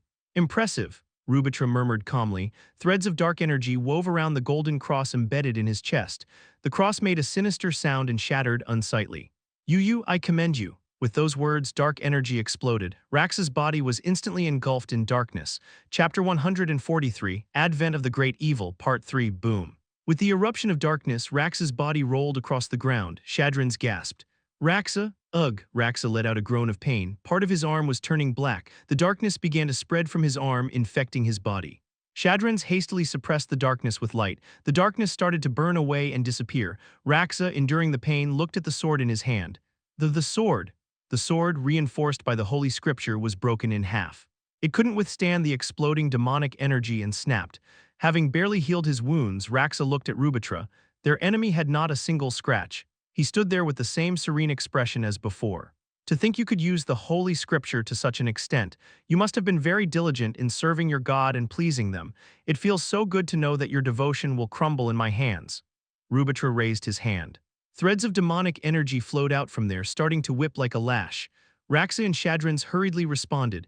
Boom, grrrrr. Shadrans gritted her teeth against the pouring demonic lines. The quantity and quality of the attacks were on a completely different level, as if they had been playing around until now. Crack! The demonic lines intentionally bypassed Shadran's body and headed behind her. For a moment, Shadran's eyes widened in confusion. The demonic lines were blocking her retreat and rushed to ensnare her like a net. Shadran screamed in desperation. Book of Bruhora, Chapter 3, Verse 22. The giant of Kalosia protects the sanctuary from external foes. Boom! A giant of light descended to protect Shadran's body. The flying demonic lines wrapped around the giant's body.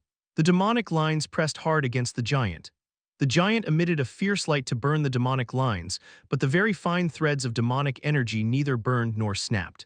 Instead, they tightened even more as if annoyed by the giant's resistance.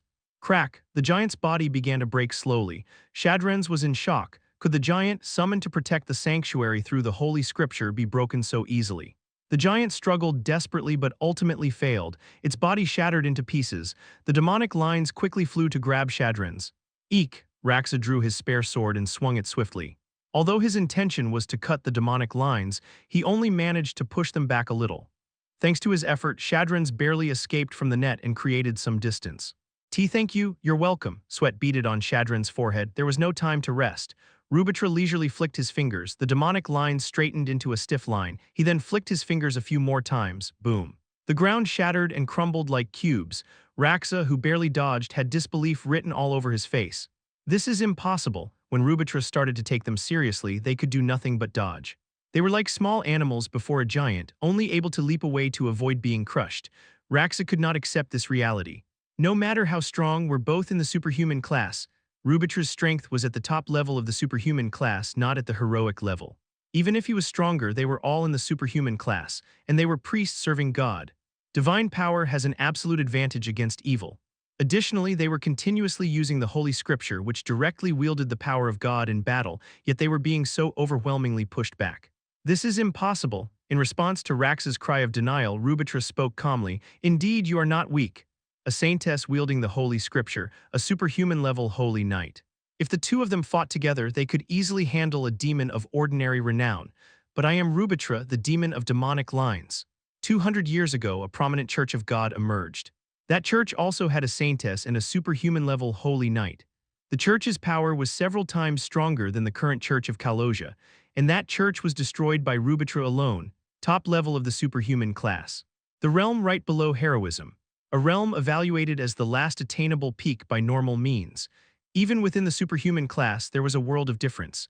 No matter how much they used the Holy Scripture or claimed an absolute advantage with divine power, an insurmountable gap existed. We indeed lost your God. A long time ago, the battle between demons and gods, the victor was the gods.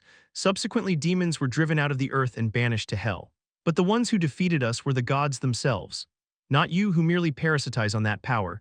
Rubitra muttered quietly as he swung his hand, threads intertwined like twisted ropes forming a giant spear. Try to block this. Initially, Shadrans and Raxa tried to dodge, but their faces hardened. Behind them was the holy sanctuary of their god. If they dodged, the giant spear would pierce the sanctuary's barrier and sweep through the interior. Raxa, yes. Raxa planted his sword into the ground. Shadrans, gathering her last bit of strength, shouted out. Book of Qdun, Chapter 13, Verse 24. Kalosia spoke as he halted his journey. This land shall henceforth be my domain, and you who serve me shall stay here and build your home. Thus this place shall become your refuge. Buzzing, a golden barrier descended.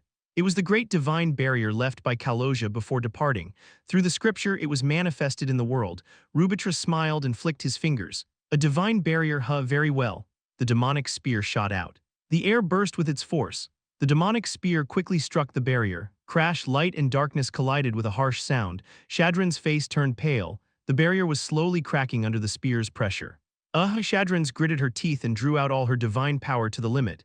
Raxa did the same. The light barrier became more solid, Unable to withstand the continued clash of forces, it eventually burst in all directions. Boom. The barrier shattered into pieces. The demonic spear also exploded from the excessive force. The collision between the barrier and the spear. The result was a draw, but the actual battle was not. Shadrin's collapsed onto the ground. She had exhausted all her strength and couldn't even stand. Raxa was in a slightly better state, but he too was barely sitting, leaning heavily on his sword like an old man. In contrast, Rubitra looked utterly serene. He even clapped his hands in admiration. Impressive, you managed to block my full-powered spear with just the two of you, truly commendable. I commend your struggle. Although it will end up being meaningless. Rubitra swung his hand. Demonic lines flowed out, wrapping around the sanctuary's barrier like snakes. The sanctuary was not small. Even though the barrier encompassed an entire small city, the demonic threads surrounded it completely. Rubitra clenched his fist. The demonic threads tightened around the barrier. Cracks spread rapidly across the barrier. Finally, under the immense pressure, the sanctuary's barrier shattered like a broken glass. Crash! Fragments of light slowly fell to the ground. The barrier that had existed since the sanctuary's inception was mercilessly destroyed. Believers praying within the sanctuary let out cries of despair. They realized they had been defeated. Despair and fear quickly spread within the sanctuary. No, Shadrin's muttered, she had to protect the sanctuary. That was her duty as a saintess, but even standing was impossible. Rubitra spoke softly. I will ensure your lives end last, watching the land you sought to protect transform. This is my mercy to you. Rumble. Darkness erupted from the plain. The ritual to transform the divine sanctuary into a sanctuary of evil was reaching its climax. Rubitra spoke quietly. Hear me, humans. The voice of evil echoed within the sanctuary. The believers screamed and collapsed in fear. The divine sanctuary, abandoned by the God who rejected you and the world, will become our first cornerstone. It was a revelation given to the dark sorcerers. A command from a great being to invade the earth. Create the cornerstone of darkness. Offer yourselves to create a passage to the surface. My minions will descend upon the earth. Then our first pillar will be complete. This was the revelation given by the demon king to the dark sorcerers. All is as the revelation foretold. Rubitra looked up at the sky with satisfaction. The thickening darkness now completely obscured the sunlight. Soon this land would become a sanctuary of darkness. It's going well. At this rate I might receive a promotion. Rubitra smiled, waiting for the transformation into an evil sanctuary. But then the darkness covering the sky began to fade. Sunlight hidden by the darkness began to illuminate the earth again. Rubitra was puzzled. The darkness was suddenly thinning. Just as Rubitra was trying to grasp the situation, there was a thunderous crash in the distance. A massive wave of energy so powerful that it could be felt even from here. Rubitra quickly began to sense the source, and his eyes widened. What? The altar conducting the ritual to transform the sanctuary into an evil sanctuary was destroyed. What is this? Rubitra found it hard to understand. He had killed all the holy knights. The saintess and the superhuman holy knight had been defeated before his eyes. The forces of the Kaloja order were in ruins. Moreover, to his knowledge, a superhuman dark sorcerer was guarding the ritual altar. There was no reason for the altar to be destroyed now. As he tried to understand the situation in his confusion, a wind blew. A chill ran down Rubitra's spine. His senses warned him that something was approaching. Instinctively, he raised his hand and threads of demonic energy flowed out to protect him. At that moment, an impact occurred. Boom. Rubitra's body slid back. Although he managed to regain his stance quickly by successfully blocking the attack, his eyes were filled with shock. Was I pushed back? Rubitra had easily blocked even the attacks from the Holy Scripture. This meant that the recent attack contained a power stronger than that of the Holy Scripture. Rubitra narrowed his eyes. Oh, it's my first time seeing someone block my attack after stepping outside. A curious voice echoed. Rubitra identified the owner of the voice and spoke in a startled tone. Barbarian, the barbarian was there. Kettle smiled. Nice to meet you, demon. Chapter 144, Advent of the Great Evil, Part 4. Key Kettle, Raxa, who was lying on the ground, groaned and barely managed to lift his head to look at Kettle. Kettle, looking apologetic, grabbed his shoulder. Sorry, it took some time to break the altar. No. You did it. Fortunately, yes. Unfortunately, it seems things didn't go well for you guys. Traces of fierce battle were evident. Raxa and Shadrins were lying on the ground and the demon stood there without a scratch. The victor was clear. Raxa bowed his head in despair. I'm sorry. No need to apologize. It looks like you did your best. That's enough. I'm just sad I didn't get to see the desperate struggle with my own eyes. Thank you. Raxa thought Kettle's words of praise were just a formality. But Kettle was genuinely regretful. It would have been interesting. Well, rest now. Leave this to me. Key Kettle, be careful. That demon is strong. Kettle chuckled. Is that so? Kettle stepped in front of the demon. The demon narrowed his eyes and glared at Kettle. Let's greet each other once more. Kettle greeted cheerfully, his mood as pleasant as his voice. It was a demon, and this was the third one he encountered. He was eager to see what this one had to offer. What is your name, demon of demonic lines? Rubitra. Rubitra, I am Kettle, pleased to meet you. As Kettle grinned and looked at him, Rubitra spoke in a low voice. You're the barbarian Ashishire and Butler mentioned. You were not in our prophecy. Rubitra nodded to himself. They were right, you're an anomaly outside the prophecy. I mocked them, but now I owe them an apology. So demons don't always get along poorly. We even have tea parties often. Though some are bad, we are not. Ho, Kettle laughed joyfully as if learning something new. You seem quite strong. He had just blocked the attack. It was the first time since he came outside. The fact that the Saintess Shadrans and Raxa had been defeated so miserably proved the opponent's strength. How do you compare to Ashishire or Butler? Comparing me to them is an insult. Even if 10 of them came at me, they couldn't touch me. He didn't say this out of arrogance or overconfidence. It was a tone of stating an undeniable truth, like a shadow forming in the light. Is that so? I'm really looking forward to this. Kettle's voice had a tinge of excitement. Rubitra glared at Kettle silently. I can't feel it. He couldn't sense any significant power from Kettle. On closer inspection, there was a hint of mystery, but it was very slight. It was at a third-rate level. If the stories from Ashishire and Butler were true, the barbarian before him was very strong. He broke Ashishire's thorns with his bare hands and endured the power of severance, but that was impossible. When he first heard the story, Rubitra dismissed it, thinking they were mistaken. But the first strike, that was an attack no one without knowledge of mystery could have executed. Well, never mind. Rubitra emptied his mind of doubts and extended his hand. We'll see once I kill you. Lines of demonic energy started to rise from his hand. Kettle's eyes gleamed with interest. You manipulate demonic energy like threads. Hence the demon of demonic lines. Kettle smiled and stepped forward. Then let me move first. As soon as he finished speaking, Kettle was standing in front of Rubitra. Rubitra's eyes widened. He momentarily lost sight of the movement. Kettle reached out to grab Rubitra's arm.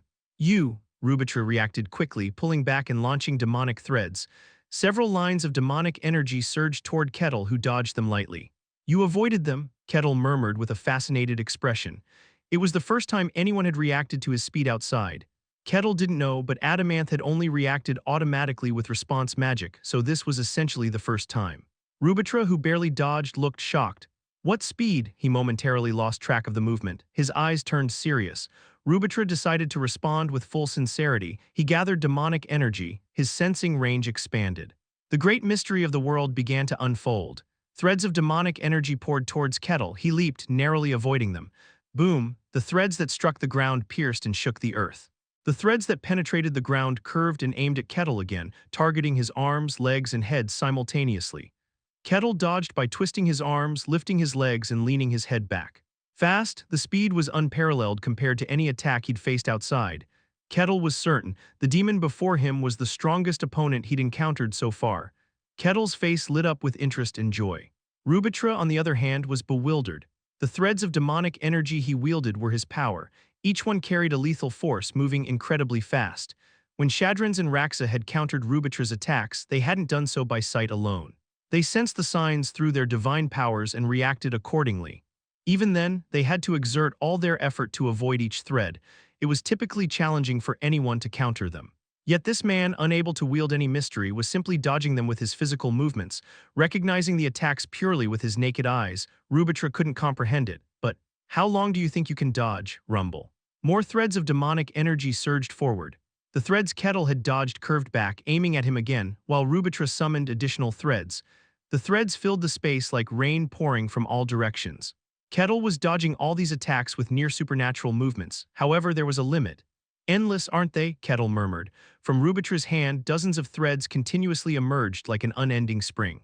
The thin threads of energy began to fill the entire space, obscuring Kettle's view. No matter how agile his movements, he was using the space to dodge. Once the space itself was taken over, dodging became impossible. The space for evasion shrank. Finally, the area excluding Kettle's body was filled with threads. Got you. Rubitra clenched his fist.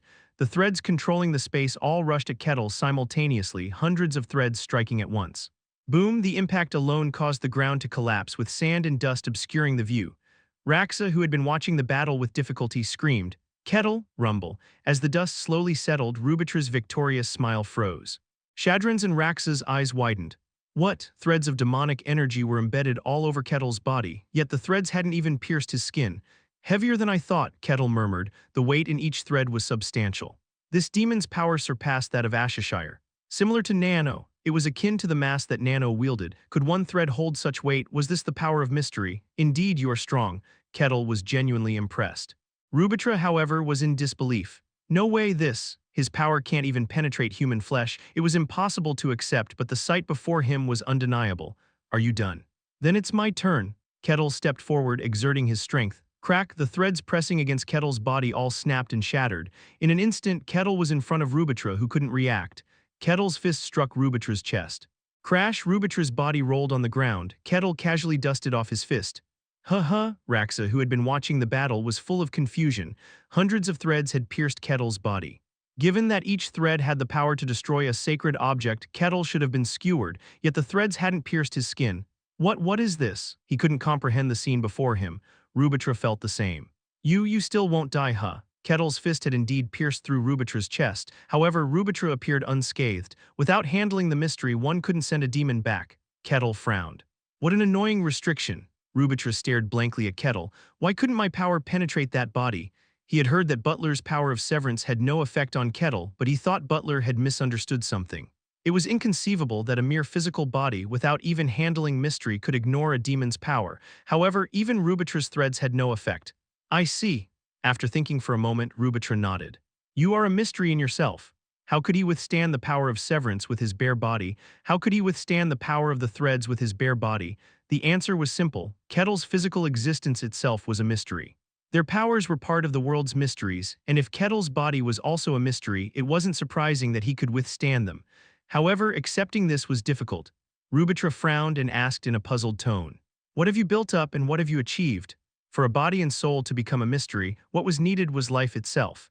Achieving countless accomplishments and realizing great value could allow an individual to attain a certain level. However, this alone couldn't explain the uniqueness of the barbarian before him. Can an individual, by achieving great feats, truly attain the level to withstand mysteries with their physical body? What had this barbarian done to possess such a level in his body? And why had they been unaware of someone who had achieved such great feats? How could a mere human body endure such a level? In Rubitra's long memory, there was no precedent.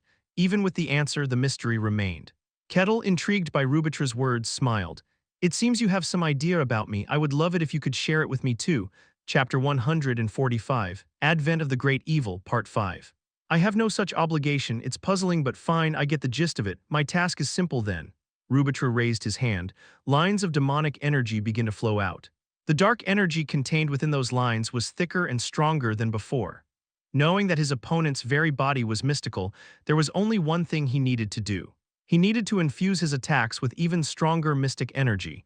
Weaker mystic energy would always be pierced by stronger mystic energy. I've accumulated quite a lot myself. If it were Butler or Ashishire maybe, but at my level I can pierce your body. He was the demon of demonic lines, Rubitra, a being who had left countless scars upon the land, etching his name in the process. I'll turn you into a skewer. If you can, that would be delightful. Kettle laughed as if he was genuinely pleased. Are you all right? Yes, thank you, Raxa. Shadrins managed to put some distance between herself and the fight with Raxa's help. The battle between Kettle and Rubitra was incredibly fierce. Even though Kettle was moving with caution, it wasn't good for either of them to stay close by. Having finally gained some distance, they took a moment to catch their breath. Raxa muttered with a bitter expression. That demon wasn't serious at all. The attacks the demon was unleashing on Kettle, each one of them had the power that would have made them risk their lives. It was a stark contrast to when he had faced them. That demon had merely been toying with them.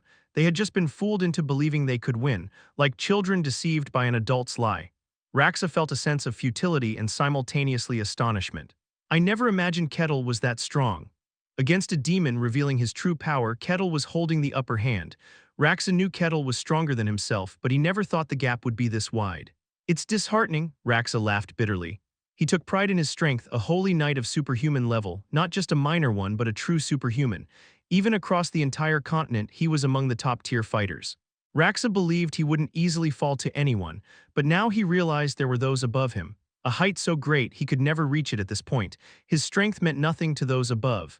His pride and confidence were shattered. He muttered with a mix of futility and respect. They're monsters, both of them. Dozens of lines of demonic energy rained down all at once. The attacks came so rapidly there was no room to dodge. Kettle swung both hands, thud, thud, thud. The lines struck his hands, bending, bouncing off, and shattering. Kettle dashed toward the open space. In an instant, he was right in front of Rubitra. Whenever Kettle attacked at this speed before, no one had been able to respond and was beaten down. But Rubitra wasn't that easy to take down. Seeing Kettle approach, he quickly gathered lines to form a shield. Although the shield shattered the moment Kettle's fist hit it, it bought enough time to create some distance. Having blocked Kettle's attack and gained distance, Rubitra sharply pulled his hand back. Lines of demonic energy shot toward Kettle's head. The power and force within them were extraordinary, even adding a rotational twist to alter their trajectory. And Kettle clenched his fist. Bang, the stream shattered as it collided with his fist, scattering in all directions. Rubitra muttered in disbelief. Monster. Despite the significant power in his attacks, Kettle blocked them effortlessly. How much energy is infused in that body? Simply enhancing it wasn't enough. He needed to consolidate his very authority into a single strike. Only then could he pierce Kettle's body. Rubitra began to gather his power slowly, ensuring Kettle wouldn't notice. Kettle cheerfully dusted off his hands. You're strong. It was the first time he had such a battle outside. It was enjoyable in its own way. Kettle laughed heartily. And that attitude grated on Rubitra's nerves. He was doing his utmost to pierce Kettle's body. But Kettle showed no sense of urgency, only seeming to enjoy himself, as if the battle with him was just a pastime. Rubitra found that extremely displeasing. He narrowed his eyes. I acknowledge your strength, Barbarian, but you interfered with us. We will kill you. Kettle had once been marked by Ashishire. Due to the uniqueness of his body, it didn't hold much meaning, but the mark was akin to a bounty placed on a surface dweller by Hell. When we invade the surface, you will be the first to die. Every being in Hell will move to eliminate you, Rubitra declared.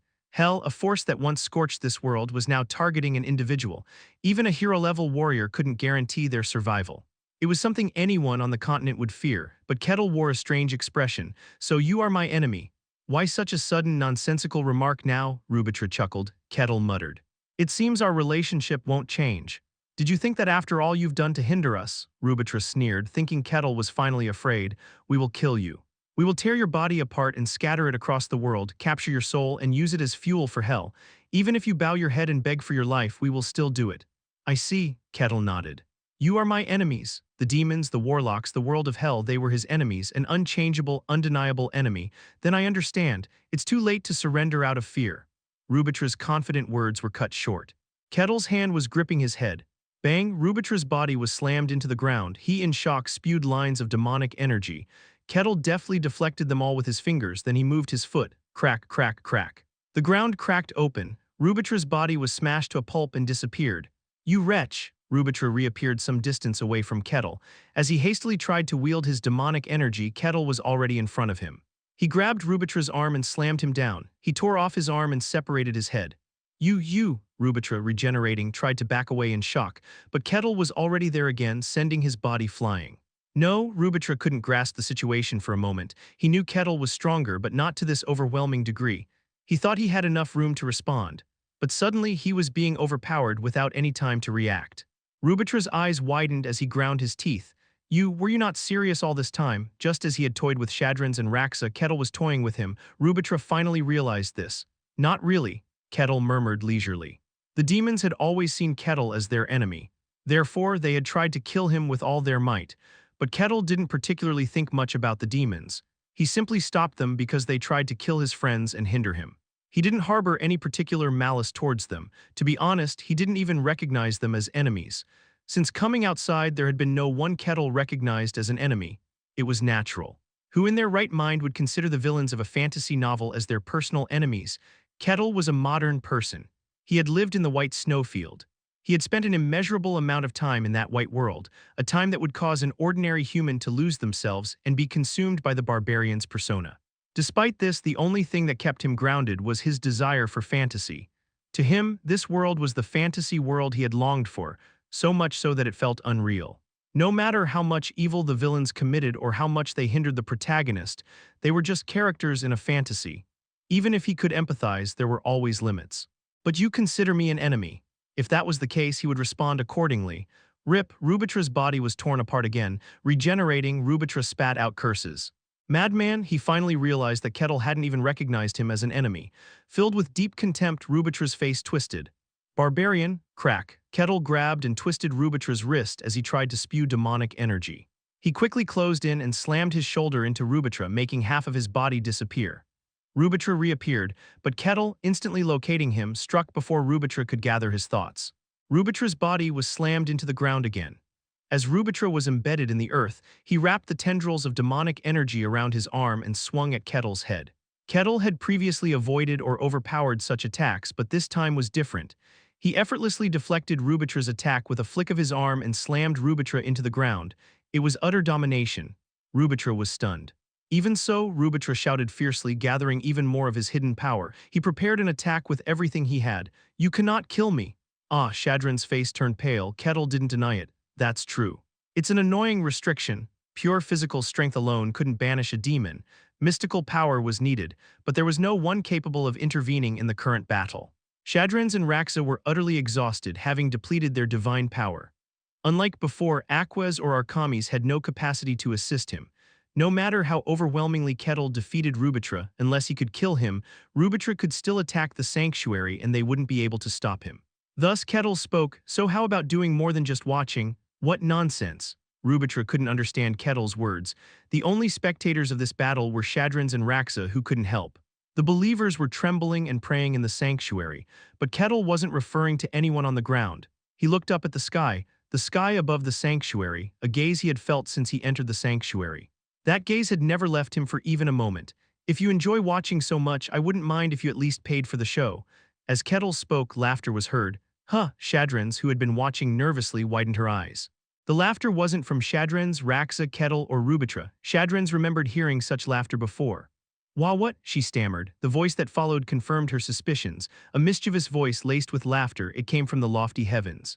Shadrans held her breath. "Kaloja?" "What?" Rubitra was visibly flustered. He quickly looked up at the sky. Someone from the great heavens was gazing down at the earth, and from the sky a beam of light descended towards Kettle. Chapter 146. Advent of the Great Evil, Part 6. Boom, a divine light surrounded Kettle. The power contained within was unlike the divinity wielded by Shadrans in its quality and level. A mighty celestial force beyond the control of earthly beings descended slowly. A golden aura enveloped Kettle's axe. "Oh wow, impressive," Kettle exclaimed. "I didn't expect help in this way." He smiled towards the sky. "Thank you," he expressed his gratitude to the being beyond. Shock and astonishment swept over the surroundings. "What?" Raxa couldn't believe his eyes. Shadrans murmured in a trembling voice, "The grace of Kaloja." "No, that's impossible," Rubitra stammered, his face filled with shock and denial. "How can divine grace be granted to a non-believer?" His words were cut off as Kettle grasped his axe and charged. The light-imbued axe swung down. Boom, Rubitra's body was cleaved in half. Although he began to regenerate, he gritted her teeth and attacked. Dozens of demonic lines rained down on Kettle, who swung his axe again, shattering the lines like straw. The difference in power was evident compared to when he relied solely on physical strength. "So this is divinity," Kettle whistled as he stepped forward, causing the ground to crack as he charged. Crash. Rubitra was slammed into the ground, his limbs severed. Though he continued to regenerate, the process was noticeably slower, indicating that his demonic energy was being gradually depleted. Divinity had an absolute advantage over evil. Shadrans and Raxa were defeated due to an insurmountable difference in power, but Kettle was able to break through Rubitra's attacks with sheer force. Boom. Rubitra began to be consumed without putting up much of a resistance. Shadrans watched in astonishment. Lord Kaloja has granted grace to a barbarian. A god bestowing favor on a non-believer was unprecedented, yet it was happening right before her eyes. Even as Shadrans and Raxa struggled to grasp the situation, Rubitra was unmistakably being depleted. Despite his desperate resistance due to his immense power, it was clear that he would be forcibly recalled if this continued. Rubitra let out a furious roar. "Barbarian," Rubitra began using his last resort. He twisted his hand roughly, causing hidden lines of demonic energy in the ground to rise. Boom. The lines of demonic energy sliced and cleared the ground around Kettle, causing his body to momentarily float in the air. Kettle's eyes lit up. "Oh." As Kettle's body slowly began to descend, Rubitra raised his hand aggressively. 100 lines gathered in his hand, layering upon each other until they formed a single, powerful line. Having gathered all his energy into one strike, Rubitra threw the line towards Kettle. The single line, combined from 100, flew towards him. Kettle raised his hand and his palm met the line. Boom, his body was sent flying. The ground shattered and split apart as Kettle's form disappeared into the distance. Shadrans screamed, "Kettle, ha ha ha, I've won." Rubitra burst into maniacal laughter. From the beginning of the battle, Rubitra had been secretly planning for an unavoidable strike. That strike had now perfectly hit its mark. Even defending with his divinely imbued axe had failed, as he witnessed with his own eyes. Despite the mysterious nature of the barbarian's body, it was his all-encompassing strike. There was no way he could withstand it. Rubitra was certain of his victory. At that moment, an axe flew in and embedded itself in his chest. Crash! What? Rubitra's eyes widened. The divine-imbued axe was lodged in his chest. He stammered, how, was that your secret strike? It was quite powerful. Kettle appeared from where he had been sent flying. His body was unscathed. Rubitra, with a face of disbelief, spoke up. How? It definitely hit. Oh, you mean this? Kettle raised his palm. It was certainly sharp. There was a red mark on his palm, like the kind you get from pressing against the edge of a table. A mark that would fade with time, something anyone could get in daily life. That was all. Rubitra's all-encompassing strike left only that kind of mark on Kettle. Ridiculous. Rubitra let out a hollow laugh. Kettle approached Rubitra, grabbing the axe. He then brought it down with force. Boom, the suppressed demonic energy erupted. Rubitra's body began to scatter slowly. He was already being gnawed away by the divinity, and his all-encompassing strike had failed. No matter how powerful a demon he was, he could no longer endure. Kettle retrieved his axe. It seems to be over. Ha ha ha, how absurd, Rubitra chuckled. He finally understood. Kettle's level was immensely high. He was someone he could never hope to defeat. It was impossible for me to beat you from the start. Those with hierarchy need to move. Demons granted territories and positions beyond just a name had to move to face this barbarian. Hierarchy, huh? Kettle muttered with interest. Rubitra glared at Kettle. Wait, Barbarian, when we set foot on this earth we will kill you. With those words, Rubitra's presence vanished from the earth. Kettle watched the demonic energy disperse into the air and muttered, I've heard that many times already. I'm getting tired of expecting it. Anyway, it was over. He took a step. Are you okay? Kettle helped Shadrans and Raxa up. Yes, I'm fine, Shadran said, stumbling to her feet. Though she wobbled, she stood firmly. Kettle, that axe. Her gaze was fixed on the golden axe. Kettle shook his head. I don't know. I knew something would happen, but I didn't expect this kind of help. As Kettle spoke, the golden light on the axe slowly began to fade. The divinity disappeared shortly thereafter. Was there a time limit? What a pity, Kettle clicked his tongue in disappointment, thinking he could handle a divine weapon. Raxa stammered. Did Lord Kaloja recognize you, Kettle? Recognize? I don't know about that.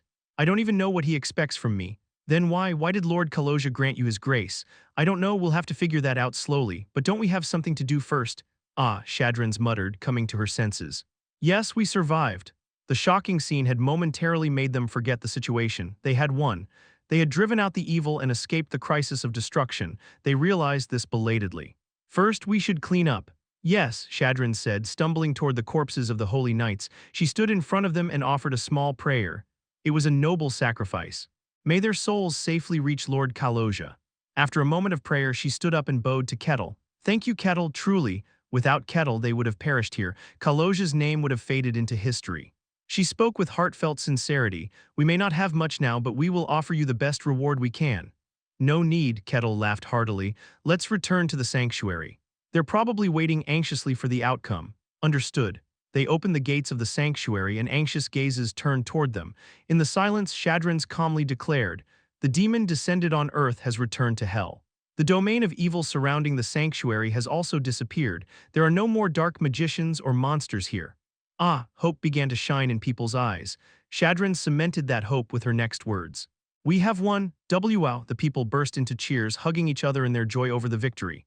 They shouted, Lord Kaloja, thank you, thanking the god who protected them. And they shouted, Lady Saintess and Raxa. Thank you. Then they shouted another name, Mr. Kettle, thank you so much. The name of Kettle, they had won. But the damage was not insignificant. Having been surrounded for so long, their finances were nearly depleted. They managed to acquire supplies somehow, but they had to empty the sanctuary's treasury to cover the costs, and now it needed to be replenished. Moreover, all the holy knights were dead. Most of the holy knights were second-rate, but there were not a few first-rate knights among them. They were the elite who had survived battles against monsters and were meant to lead the church in the future. They had all been annihilated by Rubitra. Effectively, the backbone of the church had been severed. The sanctuary's barrier was also destroyed, leaving them virtually exposed. The barrier needed to be restored as well. It was in fact a Pyrrhic victory, but a victory was still a victory. The people found strength and began the restoration. Kettle also helped out, moving his body around as needed. It took about a week to restore some of the damage. Kettle, lying on his bed in his quarters, gazed at his axe. The divine energy that had once suffused it had completely vanished. What a pity. Kettle clicked his tongue. With his strength alone, he couldn't banish demons. Having a divine weapon would have been a huge help, but it had disappeared without a trace. Kaloja, the god of lies and deception. What did that god expect from him? I guess I'll find out when we meet. Kettle got up. After things had settled down, Shadrens, who had been resting, requested a private meeting with Kettle. She was the holy messenger of the god, the one who connected Kaloja to the mortal world. Meeting her should provide some answers. He had to go outside though. Kettle made a reluctant face. I have to go out, huh? After some hesitation, he gave up and opened the door. As he left his quarters, he saw the followers hard at work. The damage was so extensive that it wouldn't be restored in just a month or two. It would take at least a year for Kaloja's church to return to its former state. But their expressions were not gloomy. Everyone was working hard with hopeful faces to restore the sanctuary. In the midst of this, someone saw Kettle coming out. They brightened up. Lord Kettle, what? Lord Kettle. It's Lord Kettle. The voices spread like waves. Previously, the followers had addressed him with Mr., but at some point it had changed to Lord Kettle. The followers abandoned their work and rushed toward Kettle. In no time, a wall of people formed around Kettle. They shouted energetically, Lord Kettle, how are you? Did you sleep well? Is there anything uncomfortable for you? Chapter 147, Kaloja, Part 1. Kettle nodded his head. There were no issues. Wow, he said there were no issues. Thank goodness, the believers cheered noisily at Kettle's words. Relief was evident on their faces. They were genuinely happy that Kettle was staying without any problems. Kettle looked at the believers with a peculiar expression. At that moment, a child timidly approached Kettle from the crowd. Lord Kettle, can you accept this? The child extended a small statue with trembling hands. A small statue made of wood. It looked very clumsy, as if made by unskilled hands. Upon closer inspection, the statue resembled Kettle. Is this a sculpture of me? Yes, the child nodded, squeezing his eyes shut. Kettle accepted the statue. It looks like you made it yourself. Thank you, it's very well made. Oh, the child's face lit up with joy in an instant. Watching this, the believers cried out with admiration. Wow, he accepted the statue. As expected of Lord Kettle, he's so kind. Excessive praise followed. Kettle, with a reluctant expression, tucked the statue into his chest. It's a good thing I didn't come out earlier. Initially, Kettle helped with the restoration of the Holy Land. With his immense power, he could do the work of dozens of people alone, which was a great help. However, once things were on track, he stopped helping with the restoration. The reason was precisely because of these reactions. The believers showed immense interest in Kettle. When he appeared, they would abandon their tasks and rush to him. It actually hindered the work, so he couldn't help. It's burdensome. The feelings the believers showed towards Kettle were not just simple reverence or gratitude for a benefactor. It was more akin to faith or worship. The reason for these feelings was simple. Moved by the sight of Kettle accepting the statue, one believer exclaimed with a face full of emotion, "How kind of him to consider the child's feelings." As expected of the one chosen by Lord Kaloja, after all the battles were over, the believers of the Holy Land asked about how the battles unfolded. Raxa explained everything to them. As a result, the believers learned about what Kettle had done. Kettle had single-handedly destroyed an altar intended to turn this land into a sanctuary of darkness. In the process, he broke through the defenses of a superhuman-level dark mage alone. He had faced and defeated a demon that had overwhelmed both Shadrens and Raxa and broken the holy barrier of the scriptures. That demon was not an ordinary one. It was the demon Rubitra of the demonic lines. 200 years ago, it had descended upon this world and single-handedly destroyed an entire church, a being so powerful that even the believers knew of its great evil. Kettle had faced this demon alone and emerged victorious. To defeat a demon with the power to destroy a church alone was an incredible feat worthy of being recorded in history. If it weren't for Kettle, the Holy Land would have been destroyed. But if that were all, there would be no reason for such worshipful feelings. They might respect and praise him, but they wouldn't observe his every move like this. The decisive reason for these feelings was different. It was because Kaloja had directly bestowed grace upon Kettle. A god had granted grace directly to a non-believer. That was literally a miraculous event. All these factors combined led to the current very, very high evaluation of Kettle. To the extent that some claimed Kettle was an incarnation of Kaloja. They said Kaloja had descended in the body of a barbarian to help them, the poor souls on the brink of destruction by evil. Some believers made such claims. Of course, that assertion was only by a few. But the fact that such talk of a human being an incarnation of a god existed at all was proof of the current sentiment. I'd appreciate it if you could make way. Yes, we'll move. How rude of us to block Lord Kettle's path. The believers swiftly moved aside. A path formed through the crowd. Kettle walked with a reluctant expression. Even as he walked, admiring glances continued to pierce him. Those stairs were, to be honest, quite burdensome. As Kettle walked through the path formed by the crowd, he saw a familiar face. He greeted them with delight. "Oh, Heis greeted Kettle calmly. "Nice to see you, Mr. Kettle. You still call me Mr. Kettle." "Haha, well, we've known each other for a while." Heis let out a laugh. She already knew about Kettle's power and what kind of being he was. The fact that he had received the grace of Kaloja was certainly surprising, but it wasn't a reason to change her attitude. "I'm glad." Honestly, their gazes are a bit overwhelming. Kettle sighed in relief, to which Heis responded with a surprised look. Really, it was quite unexpected for this barbarian to feel such burden. "I'm human too, you know. It's my first time facing such emotions." In the White Snowfields, there were followers who looked up to him, but they showed trust and belief, not feelings akin to worship. While it wasn't a bad feeling, it was indeed burdensome. Heis' eyes softened at his reply. Right. This barbarian wasn't some strange monster. He was human, just like her, albeit different. Heis, having collected her thoughts, bowed her head. "Once again, thank you. Thank you very much for saving us." Kettle's values were different. They were certainly quite different from theirs, but Kettle had helped them. He fought evil at the risk of his life and was even acknowledged by Kaloja. She wasn't foolish enough to reject someone in such a situation. Instead, she felt ashamed of herself. She felt she had not properly judged Kettle's worth due to her preconceptions. She confessed as if in repentance. "To be honest, I was a bit afraid of you, Mr. Kettle." Is that so?" "Yes, but not anymore. I'm sorry, Mr. Kettle. I dared to judge you with my flawed perspective." That's unexpected, but it doesn't matter. Human relationships are always like that, aren't they? It's enough if the misunderstanding is cleared up." Kettle brushed it off lightly. He accepted Heis' confession without much ado. His attitude was closer to that of a saint than a strange monster. Napla's judgment was correct. In the end, Napla's judgment was right over her own. Kettle chuckled. "Don't be burdened, you are my friend. I cannot ignore a friend's peril." Heis smiled with a somewhat relieved expression. A bit of the weight on her mind was lifted. "But I wish there could be something done about those gazes." The believers were quietly watching the conversation between Heis and Kettle. They were looking at Heis with admiration. Those gazes regarded her as a remarkable person who had brought an enlightened Kettle. Her stomach churned. She worried it might become chronic. After finishing his conversation with Heis, Kettle passed through the crowd and arrived at the church. Inside, the Saint of Kaloja, Shadrans, was waiting. "You've arrived?" I could tell from the commotion outside. "Such gazes are a first for me. It's quite burdensome." "Understandable. It's not just because of what you've done. Being chosen by Lord Kaloja is something worth such reactions." "Is it really that rare?" "Yes." Shadrans looked at him as if he had stated the obvious. "It's extremely rare for a god to bestow grace upon an outsider, not a believer. There are only a few instances across all the world's religions. Gods typically only show interest in their own believers. In rare cases, they might take interest in outsiders, but even then, it's usually just advice or revelation.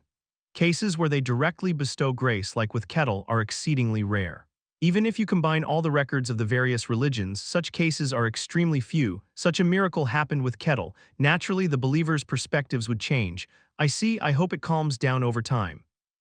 "I'm not so sure," Shadrans trailed off. What Kettle had shown was truly miraculous strength in events. Rather than calming down, his esteem was likely to rise even higher. Time often exaggerates past events.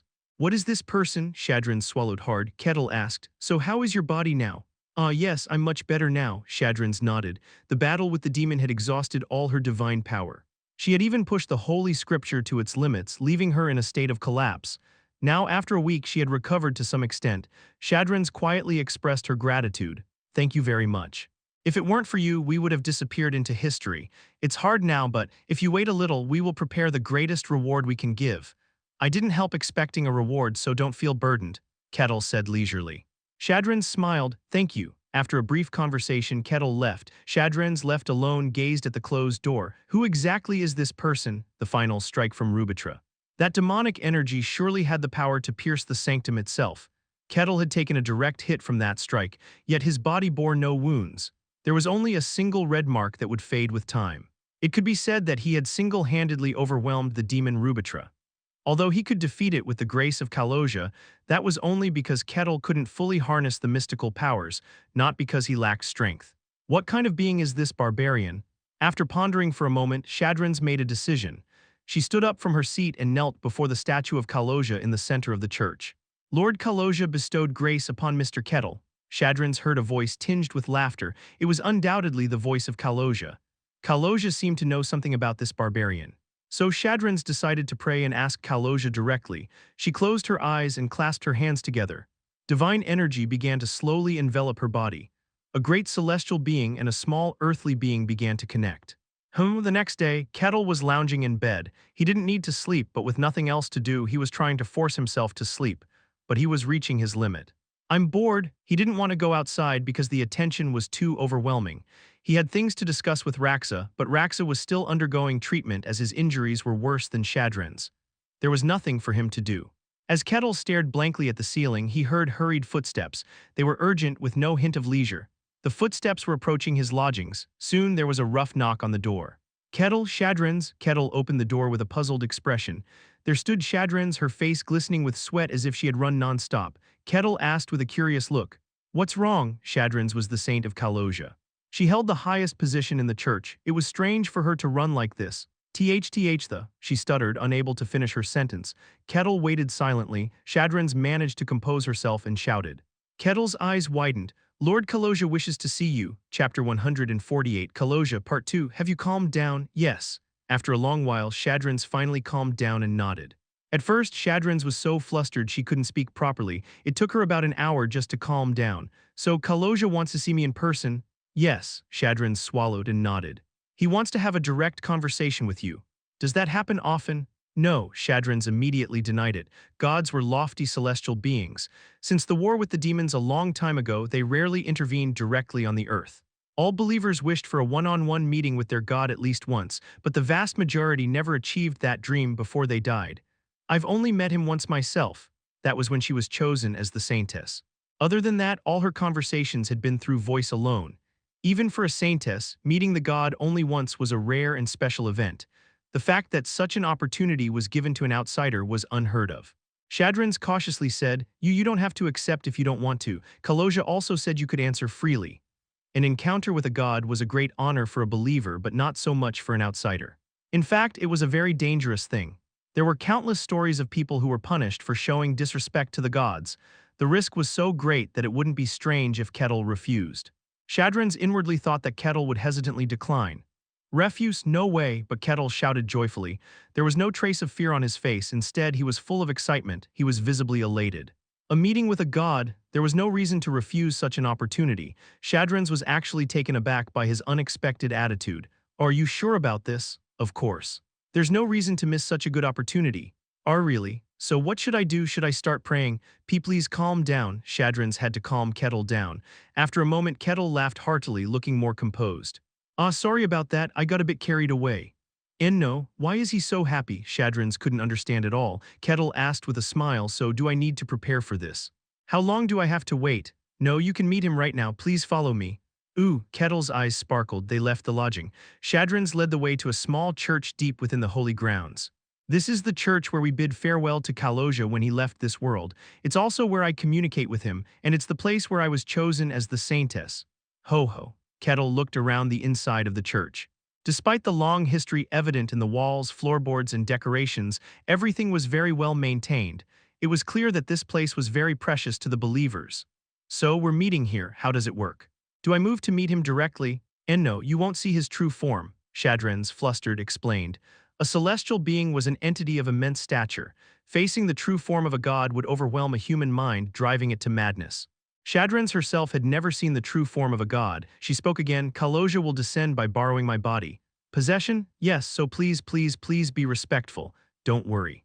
I'm not a barbarian. Kettle laughed heartily. Shadrin's looked at Kettle with uneasy eyes. Is this really going to be okay? But there was nothing she could do about her anxiety. Kaloja wanted to speak with Kettle, and Kettle had accepted. She could only pray to Kaloja that no problems would arise. She prayed to Kaloja that the meeting with Kettle would go smoothly. The strange contradiction made her inadvertently chuckle. What's funny? Nothing. Shadrin's shook her head hastily. Then let's begin. Please stay still for a moment. Shadrin's closed her eyes. Sitting in the center of the church, she spread her arms wide. Ah, radiant light.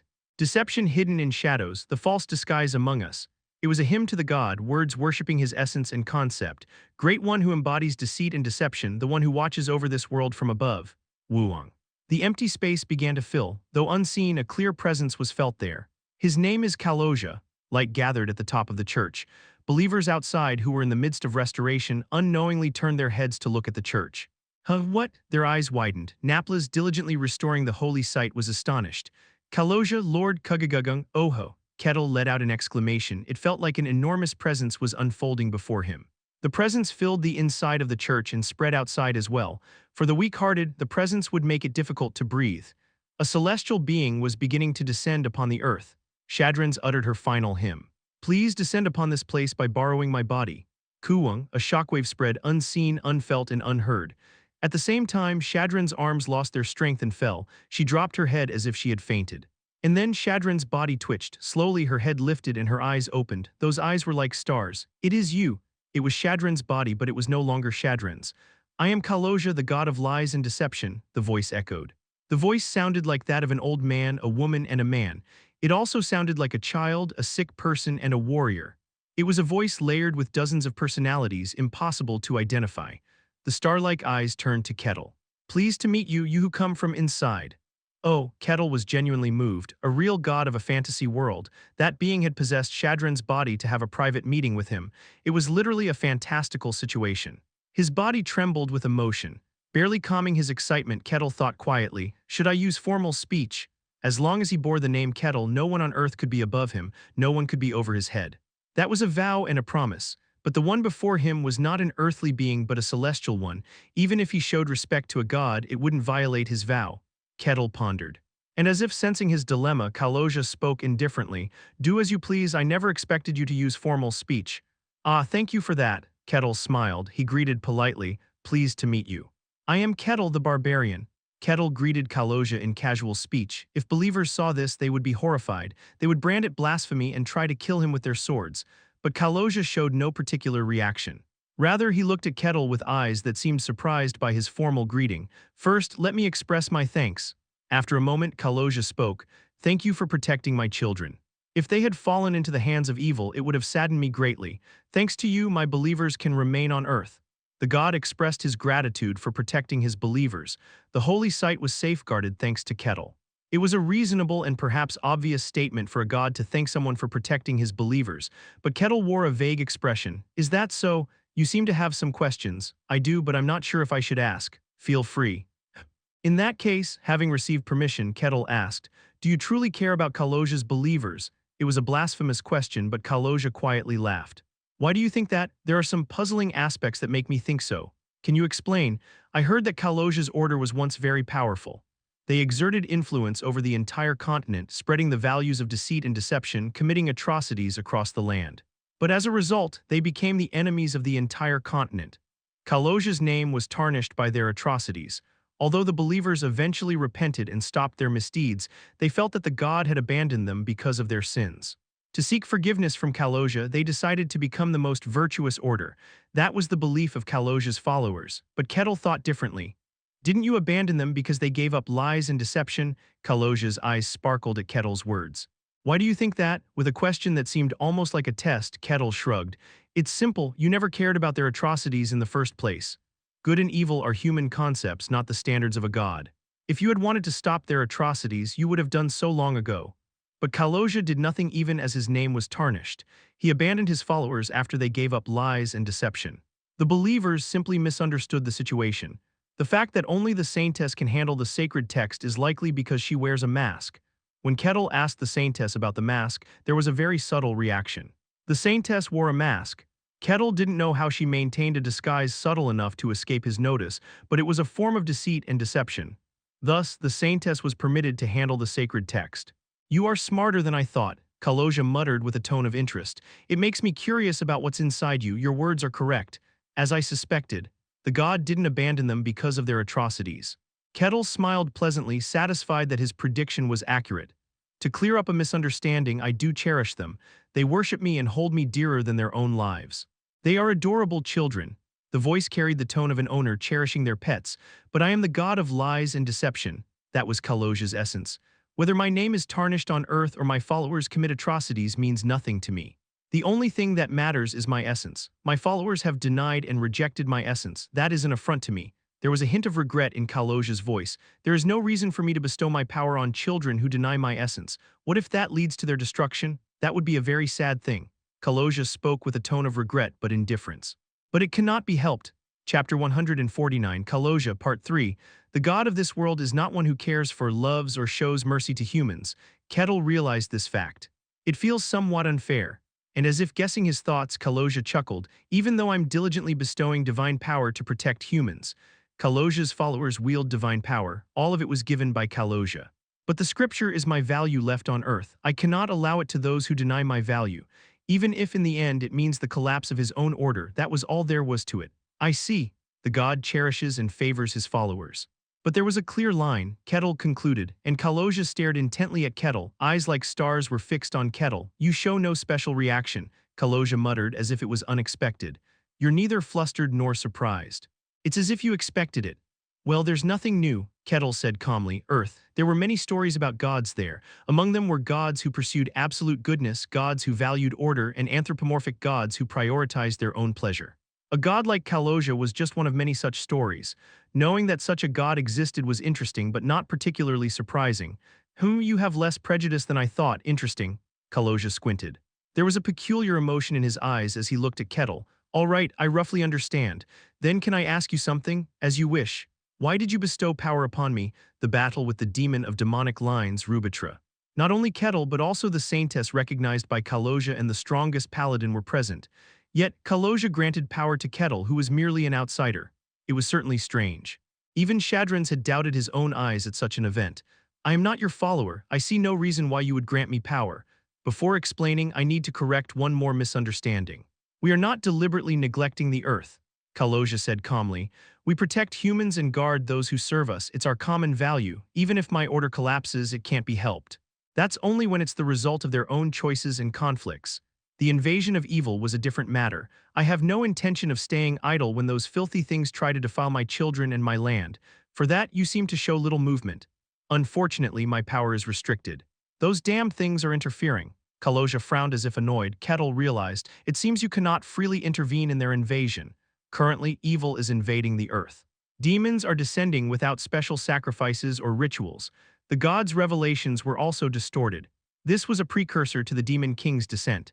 As the balance of the world collapsed, it seemed the gods' intervention was also limited. Kaloja confirmed this. There is a limit to the power I can wield. Even if I bestowed power on Shadrans, she would have lost. Aren't you speaking too frankly? If you think about it, he was admitting the gods' inadequacies. It was blasphemy committed by the god himself. It's not very significant to you, but Kaloja didn't care much. It was as if he didn't mind what he said to Kettle. So I chose you. Eyes like stars looked at Kettle. Multiple layered voices echoed. You are proving my value more than anything. At least the minimum condition was met. Kaloja is the god of lies and deceit. That is his value. I think you're mistaken. Who knows? Kaloja smiled. The fact that a being like you is pretending to be human here is proof enough, isn't it? A low voice echoed. Well, it doesn't matter. The result of driving those filthy things away is what's important. You seem to hate demons quite a bit. They are despicable. Both in the past and now. Kaloja spoke with mockery. They are like worms that keep crawling back in, unable to accept defeat. They know no shame. His voice had a clear sense of rejection towards evil. Their failure is a cause for celebration for us. You have done well enough. You have driven out the evil and protected my sacred ground. It was indeed a historic feat and an achievement. So I shall grant you a reward. Kettle's eyes lit up. A reward? My children are in no position to give you a proper reward. Consider it as me doing it in their stead. Oh, a reward given directly by a god. His voice trembled without him realizing it. What could it be? The thought was brief. Kettle spoke. Your scripture, I want to handle it. The scripture that recorded the journey of the god. Handling it meant directly wielding the power of the god. Naturally, what Kettle desired most was to use the scripture, but Kaloja quietly shook his head. That is impossible. Although you are carrying out my values better than anyone, the conditions are not met. You do not worship me from the depths of your heart. The scripture required two conditions, worship of the god and the fulfillment of his values. It cannot be allowed to someone who lacks these. It is impossible to grant it. I see. Kettle clicked his tongue. He had hoped, but it seemed impossible after all. After a moment of thought, Kettle spoke again. Then I would like to obtain something to deal with evil. Evil was invading the earth. And they had deemed Kettle as an enemy. Conflicts were bound to continue, but there was a major issue. Kettle could not handle the mystery. He had no way to countersummon demons. Until now, he had always relied on someone else's help to defeat demons. This time too, if Kaloja had not bestowed his blessing, he might have been overwhelmed but unable to defeat them. But he could not always count on someone being by his side. He needed to prepare for future encounters. Something to deal with evil, huh? Kaloja muttered as if understanding. He raised a finger. In my name, Kaloja, I declare you shall gain the qualification. Crying, a cross of light descended upon Kettle. Kaloja withdrew his finger. I have bestowed upon you my sacred relic. Although you cannot handle it without the proper qualifications, I am granting you special permission. With it, you will be able to wield divine power. What? Kettle's eyes widened. It was an unimaginable reward. There are some limitations, but it will suffice for dealing with ordinary evil. Are you satisfied? More than satisfied, Kettle nodded vigorously. Divine power, to be able to wield such a special power that only existed in fantasies. It was an unexpected reward. Kettle genuinely laughed with joy. Kaloja, who had been watching him for a moment, spoke. For details, you can consult my saintess. Do you have any more questions? I have many questions. What is a god? What are demons, and what are the myths known to humans? He wanted to know everything. Kaloja murmured as if it was unexpected. You are greedy. It seems you desire the Akashic records. I didn't realize you were the type to seek knowledge. He cast a curious gaze at Kettle. Kaloja's attitude towards Kettle had been very peculiar from the beginning, as if analyzing an unknown entity. As you might have guessed, I cannot tell you everything. Of course, Kettle didn't have high expectations. He would learn the rest by traveling the world himself. The conversation was nearing its end. It was time to wrap things up.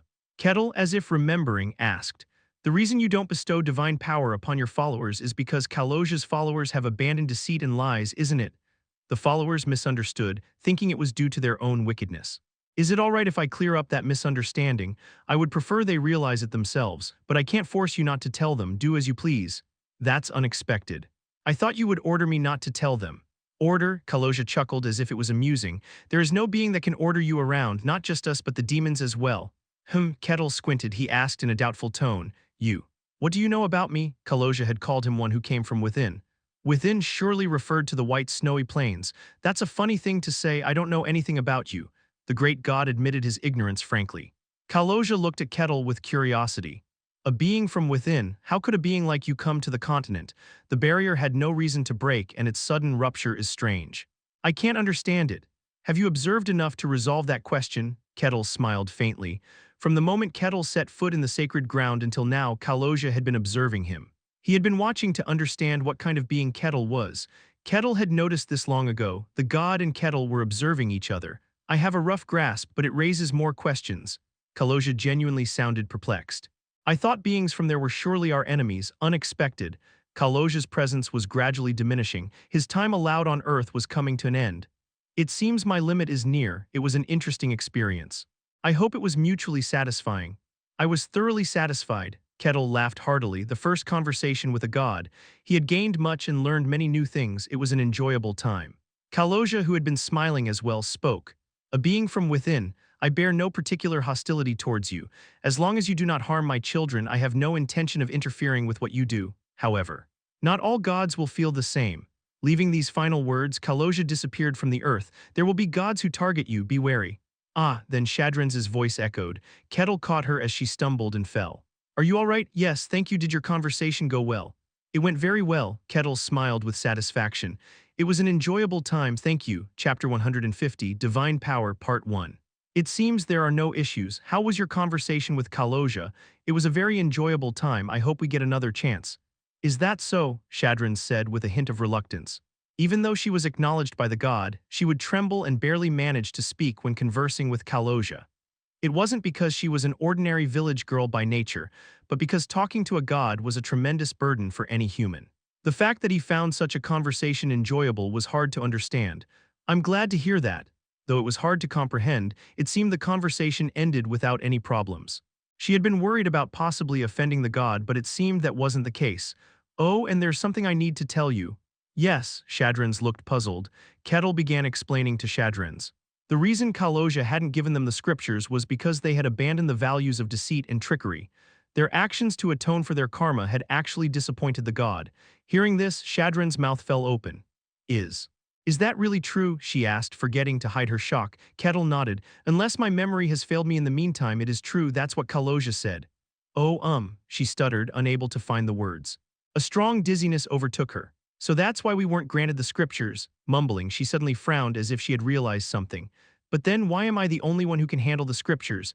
Perhaps it means the mask you're wearing has that much value, a peculiar smile and words. At that moment, Shadrin's realized. Did you notice? I was surprised too. I didn't realize at first. It's the first time I've seen such a perfect mask. Please keep it a secret. I have no intention of doing anything boring. Kettle smiled slightly. Shadrins let out a deep sigh. Now Kettle knew her secret, which only Hyes had known. She felt gloomy. However, the personal secret was not a major issue compared to the greater truth she had just witnessed. It feels so futile. They had made every effort to gain Kalosia's forgiveness. They had helped people and made many sacrifices to restore the reputation of the church, but those actions had actually disappointed Kalosia.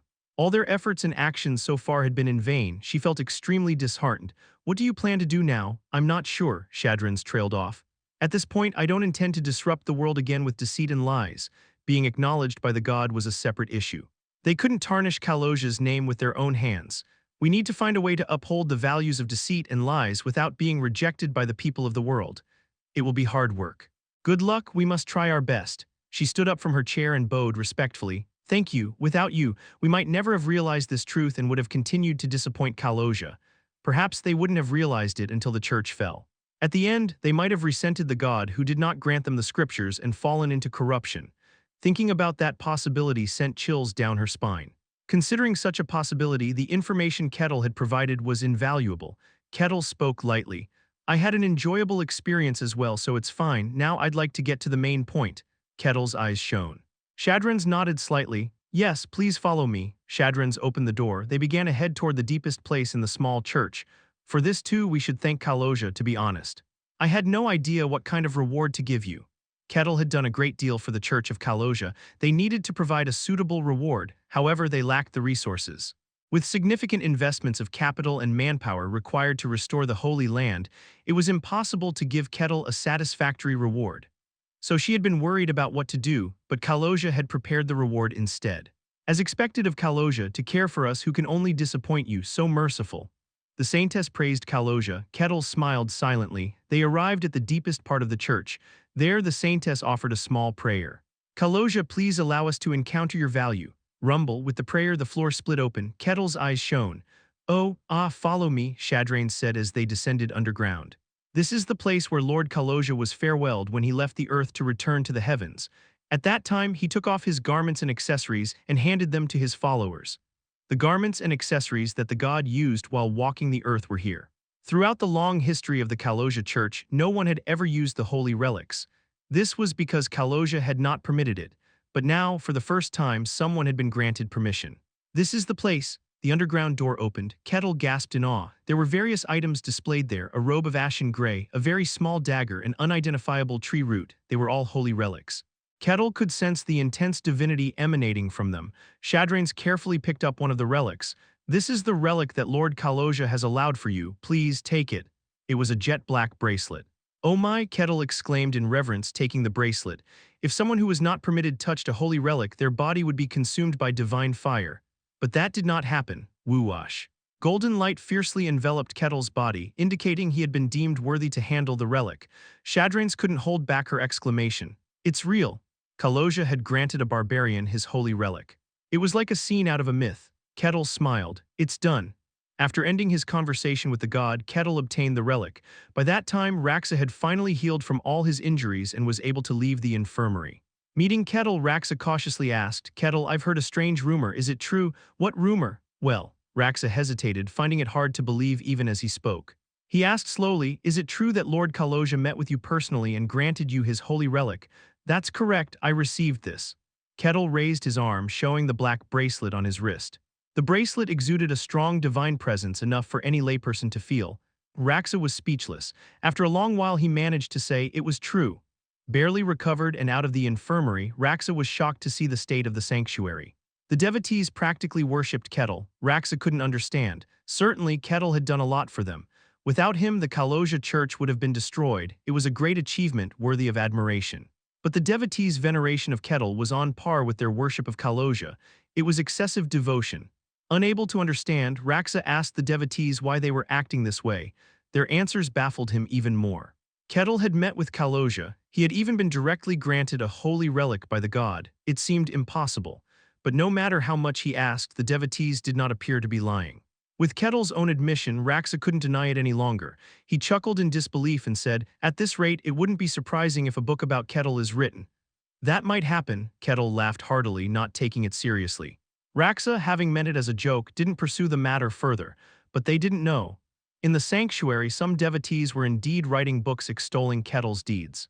Even before Kettle met with Kaloja, there were rumors about him being an incarnation or something similar. After he met with the god and was granted a holy relic, those sentiments intensified. Some even considered him alongside Shadranes as a messenger of the god. Unaware of this, the two continued their relaxed conversation. "Looks like you've recovered well, that's good." "Yes, just barely," Raxa replied with a bitter smile. He had narrowly avoided permanent damage. It had been an intense battle against a powerful foe. "Demons, they're strong indeed." "That was a top-level superhuman," Kettle remarked. After the battle, he had researched the demon they had fought. Rubitra, the demon of demonic lines, a top-tier demon with a name close to the highest level. 200 years ago, he had single-handedly destroyed an entire church. His power was considered the pinnacle of superhuman strength by earthly standards. Raxa nodded. "It's difficult to make detailed comparisons, but it's probably around that level." 200 years ago, a top-tier superhuman managed to defeat Rubitra, but he also sustained severe injuries. "I see, he was indeed formidable." It was the first time since coming outside that he had encountered such strength. Even the top-class spirits and nano he had faced were below Rubitra. "Strong, yes," Raxa said bitterly. In truth, Raxa was the most shocked. He had confidence in his own strength. Even without being permitted to wield the Holy Scripture, he had power that was top-tier among superhumans. Although he didn't reach the upper echelons, he believed he was not far behind. Since he had never faced a top-tier superhuman, Raxa's belief had never been shattered, but he was utterly defeated by Rubitra. Even with the absolute advantage of divinity, he couldn't do anything. He realized the stark gap between himself and the upper-tier fighters. His confidence and self-esteem were severely damaged. Kettle, curious, asked, "If a top-tier superhuman is at that level, how strong is a heroic-level fighter? Is it within reach?" "No," Raxa denied flatly. "Heroic-level fighters are incredibly strong, very much so. They split the earth, they cleave the sky, they shatter mountains. Heroes can single-handedly overturn continents. While top-tier superhumans are indeed strong, they can never reach the level of heroes." Kettle's face lit up with interest. "Are they that powerful? Their strength is beyond comprehension," and Raxa trailed off. "A top-tier superhuman can never reach the level of a heroic fighter. If they fought, they would be toyed with, like twisting a child's wrist." And the same was true for the top-tier demon Rubitra and Kettle's fight. Since Kettle couldn't handle mystic arts, it appeared as though they were somewhat evenly matched, but in reality it was close to being a complete mockery. Of course, Raxa was only at a superhuman level. He didn't know the true extent of a hero's power, it was beyond his understanding. But that was also true for Kettle. Kettle's strength was also beyond his understanding. Raxa swallowed hard. He looked at Kettle with awe-filled eyes. Chapter 151, Divine Power, Part 2. "Why do you ask?" "No, it's nothing." Raxa quickly came to his senses, shook his head, and began to explain. For instance, several hundred years ago, there was an incident where 4 demons descended at once. A grand summoning achieved by the Dark Magicians group, the Cradle of Darkness, at the cost of numerous sacrifices defying divine revelation. Each of the 4 demons that descended then was on par with Rubitra, who descended this time. 4 demons that could each annihilate a religious order by themselves. The entire continent was in a state of emergency. Numerous orders sent messages to prepare a response. Even the powerful empire felt the crisis and prepared to respond. But the demons couldn't do anything and were futilely banished back from where they came. Raxa said, "I heard that the Tower Master, who happened to be nearby at the time, handled all 4 demons on the spot." "Oh," Kettle's eyes sparkled. "If it's the Tower Master, you mean the current Tower Master?" "Yes. The Eternal Master of the Lone Tower, it's that person, an incredibly ancient hero. He alone took down 4 demons on Rubitra's level. The records have been cross-verified, so it's not a lie." "That's impressive," Kettle sincerely admired. Taking down 4 demons of Rubitra's level alone. It was an impossible task without having extraordinary power. Moreover, the Tower Master was a magician. Unlike believers, magicians didn't have superiority over evil and were generally disadvantaged compared to warriors in group battles. Despite this, the Tower Master achieved victory. It was a feat that required overwhelming power. Indeed, they seemed strong. Although he had seen a glimpse of that power in his battle with Nano, it was only a fragment. Knowing this, he felt regretful anew. "I should have asked for a proper spar." One of the strongest in the world, he was curious about the level of power such a hero possessed. Feeling regretful, Kettle clicked his tongue. After hearing the story, a question arose. Kettle asked, "I understand that a hero-level strong person can overwhelm a demon on Rubitra's level, but why were humans being toyed with on this land until the gods helped them? Before the Divine Demon War, the land belonged to the demons. Until the gods intervened, humans were mere playthings for demons. Wasn't there a hero-level strong person at that time?" That's not the case, Raxa shook his head. Rubitra is indeed among the top-tier named demons. The strongest that can descend to this land by ordinary means, but demons have those above them. Raxa continued, there are demons with hierarchies above their names. Hierarchy. Come to think of it, Rubitra mentioned something like that before being banished. Rubitra had said that it was impossible for them, and that a hierarchical demon would have to come to face Kettle. The tone was clear that there was someone definitely superior to them. Raxa nodded. There are demons with hierarchies among them.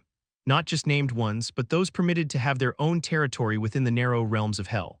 Demons directly given ranks by the great demon king. Throughout the long history of hell, only an extremely few of them existed. They possessed powerful strength and a noble rank. We don't know much about hierarchical demons either. Their immense power made it exceedingly difficult for them to descend to this land. They were demons recorded only in the far-off past during the Divine Demon War. But one thing was certain, their power surpassed human understanding. There are records from the distant past of heroes losing their lives to them. Oh, Kettle's face showed interest.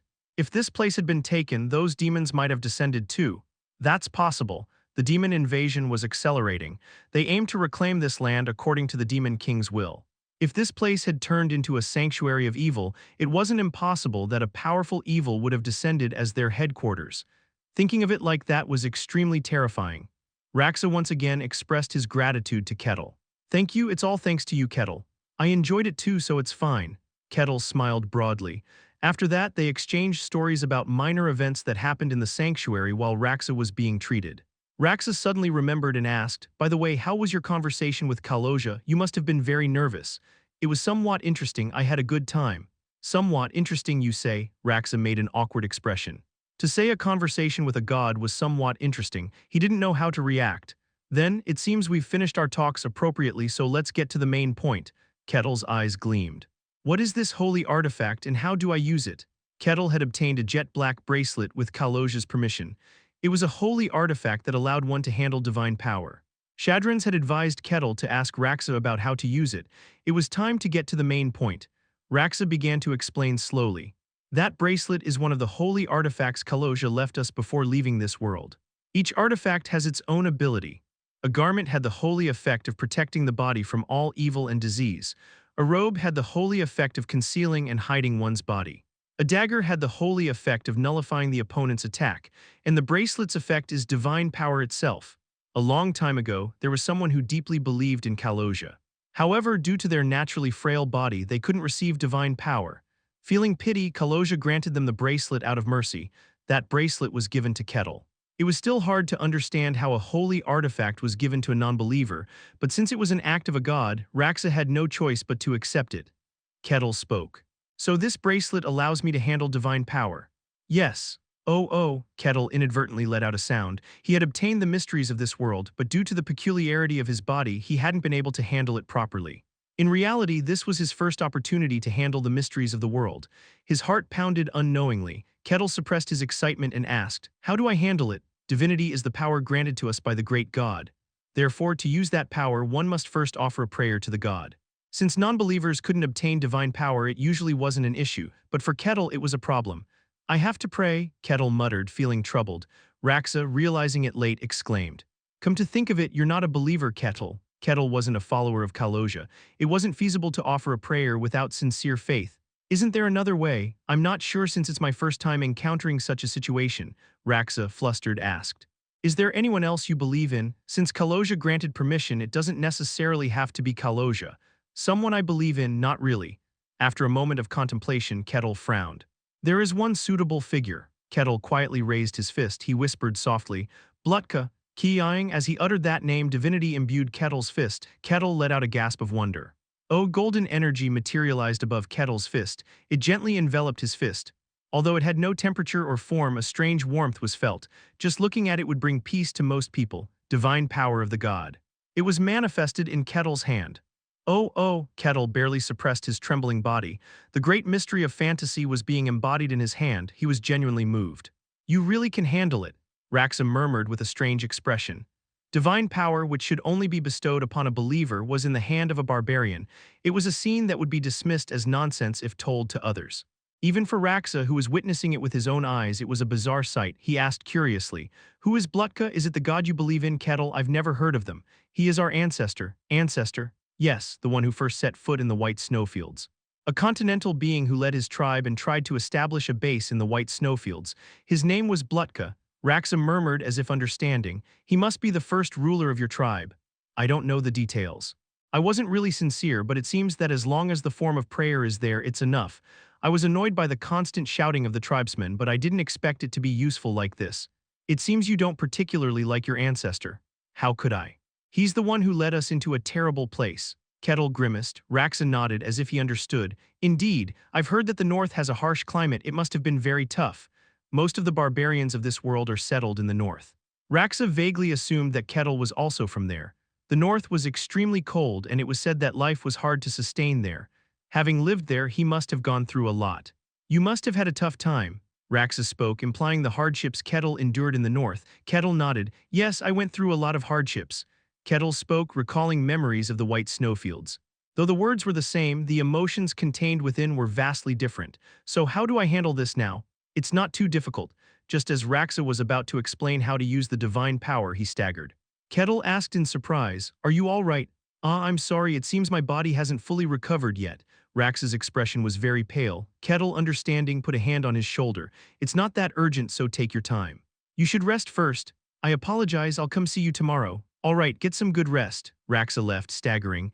Kettle also returned to his quarters. On the way back, he dealt with the many believers who approached him and then lay down on his bed. "This is good," Kettle murmured. He had obtained divine power and had conversed with a god. Many of his questions were answered in the process. It was a very satisfying journey. But new questions have also arisen. Kettle narrowed his eyes. Kaloja had referred to Kettle as a being from the inside. And Kaloja mentioned that the beings from there knew him as their enemy. It was as if speaking of an unchangeable truth, like a food chain established since the beginning. When they say inside, do they mean the Forbidden Lands? Or was it referring only to the White Snowfields? In that case, is the outside the continent rather than the Forbidden Lands? Typically, special places like the Forbidden Lands would be referred to as the outside, but Kaloja called it the inside. It was hard to grasp the exact meaning. Kettle smiled. "This is how it should be. Mystery and fantasy and unknown information, that's what makes it a fantasy." Kettle was satisfied, and above all, there was something else that satisfied him. Before leaving this world, Kaloja had said, "I have no particular feelings toward you. I have no intention of intervening or stopping your actions. But not everyone will be like that." Kettle laughed. He was immensely pleased. He recalled Kaloja's last words. "There will be gods who will target you, alien. I wonder when they will come," Kettle murmured as if in anticipation. Chapter 152, Divine Power, Part 3. "Is your body feeling much better?" "Yes, thank you for waiting." The next day, Kettle and Raxa met once again. "Then I will explain how to handle divine power." "Oh," Kettle's eyes sparkled. Raxa continued, speaking slowly. "Divine power is different from aura or mana. Both require considerable skill to handle, but not divine power. Divine power is a gift from the gods. Unlike aura or mana, it was not a power that belonged to oneself. As such, no special skill was needed to handle it.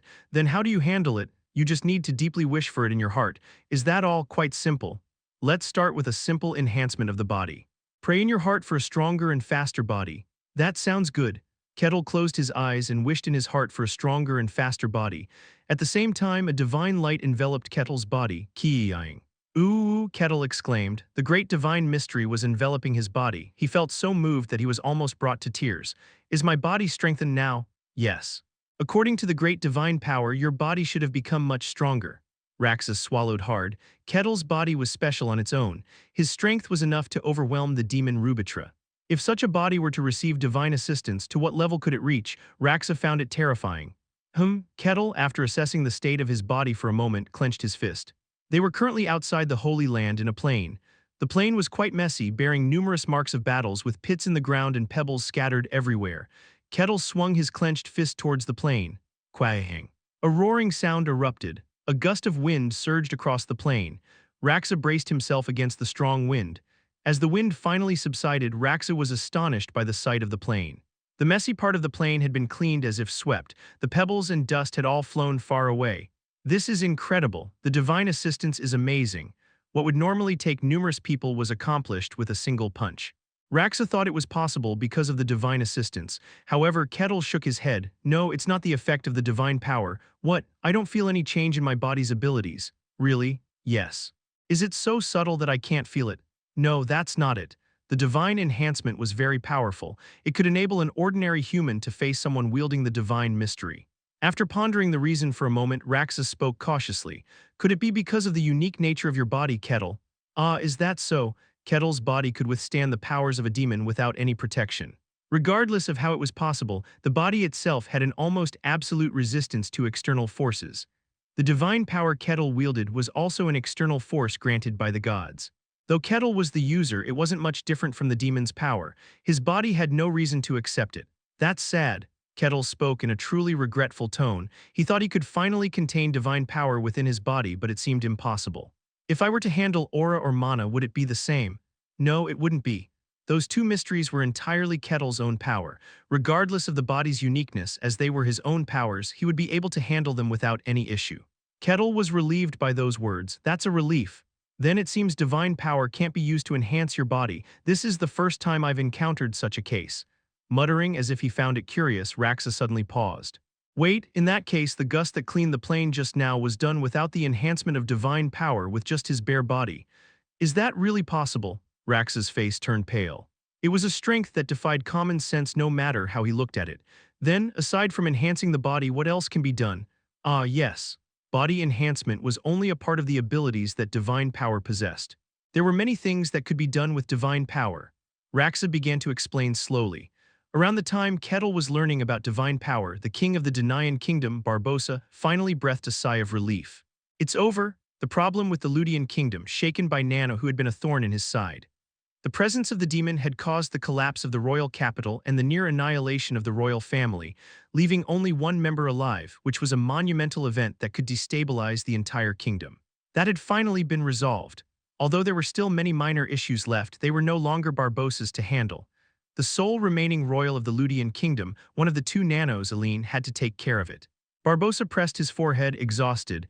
He had been so overworked dealing with numerous issues that he hadn't slept properly for over a month. He sighed gloomily. I wish I could take a vacation. But that was not possible. The world was still in turmoil. The capital, half destroyed by the demon, had not yet been fully rebuilt, so there was still much to be done. However, with the external problems resolved, he had more leisure time than before. Barbosa leaned back on his throne and closed his eyes. It was then, while he was taking a brief rest, that he felt a presence behind him. Your Majesty. Barbosa opened his eyes. Is that you, Maximus? Yes, Maximus nodded calmly. His demeanor was very subdued. Barbosa looked at Maximus with a curious gaze. Maximus was someone who had a very strong desire for recognition. Whenever he acted, he always considered whether he would be recognized or respected by others first. But at some point, that trait had vanished completely. Instead of seeking validation, he now remained silently in his place. From Barbosa's perspective, who had often been caught up in Maximus's unilateral actions, this was a very welcome change. I should be grateful to him for this too. The change in Maximus had occurred after meeting Kettle. Barbosa inwardly thanked Kettle. A barbarian, thinking of Kettle, brought back memories. Kettle had left the Denayan kingdom and headed towards the Kaloja church. I hope nothing happens. He couldn't predict what a barbarian arriving at the holy land of the gods would do. Shaking off his small unease, Barbosa asked Maximus, What is it? A priest of the gods has come to see you. A priest, the earth goddess's priest, show them hospitality. Barbosa spoke with a tone of assumption. The priest of the earth goddess had come to help them during the demon invasion. Since then, they had occasionally visited for follow-up matters. Barbosa assumed it was the earth goddess's priest visiting again this time, but Maximus shook his head. No, it is not the earth goddess's priest. Then who is it? Maximus spoke and Barbosa's eyes widened. They are from the Church of Federica. In the reception room of the royal palace, Barbosa sat down. He greeted the visitor with a respectful bow. Nice to meet you, I am Barbosa Denayan, king of the Denayan kingdom. Nice to meet you, a clear voice echoed. In front of Barbosa was a woman with black hair. She had long straight hair and cold red eyes. I am Liltara, a priestess of Lady Federica. Thank you for the warm reception, King Barbosa. Of course. First, I offer my deepest condolences for the recent events. Two named demons invading is indeed a significant ordeal. Thank you, the matter is already resolved, so there is no problem.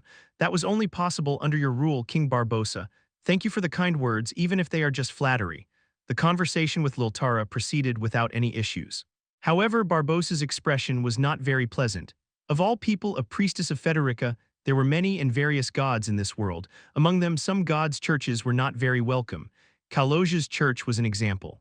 Valuing lies and deception, Kalosha's church had caused numerous atrocities and was ostracized by the world. Federica's church was another such church, even worse than Kalosha's. While Kalosha's church had been quiet recently despite past issues, Federica's church was an ongoing problem. Honestly, they were not visitors he could warmly welcome, Barbosa asked. May I ask why you have come? The woman stared at Barbosa intently, her blood-red eyes fixed on him. The Barbarian, Liltara began. I heard the Barbarian is here. Barbosa's eyes widened. Information about Kettle had not been disclosed to the outside world.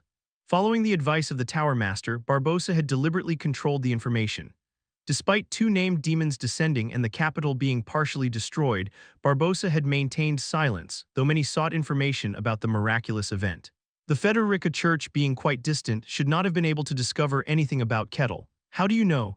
I don't think I need to explain that, Liltara narrowed her eyes.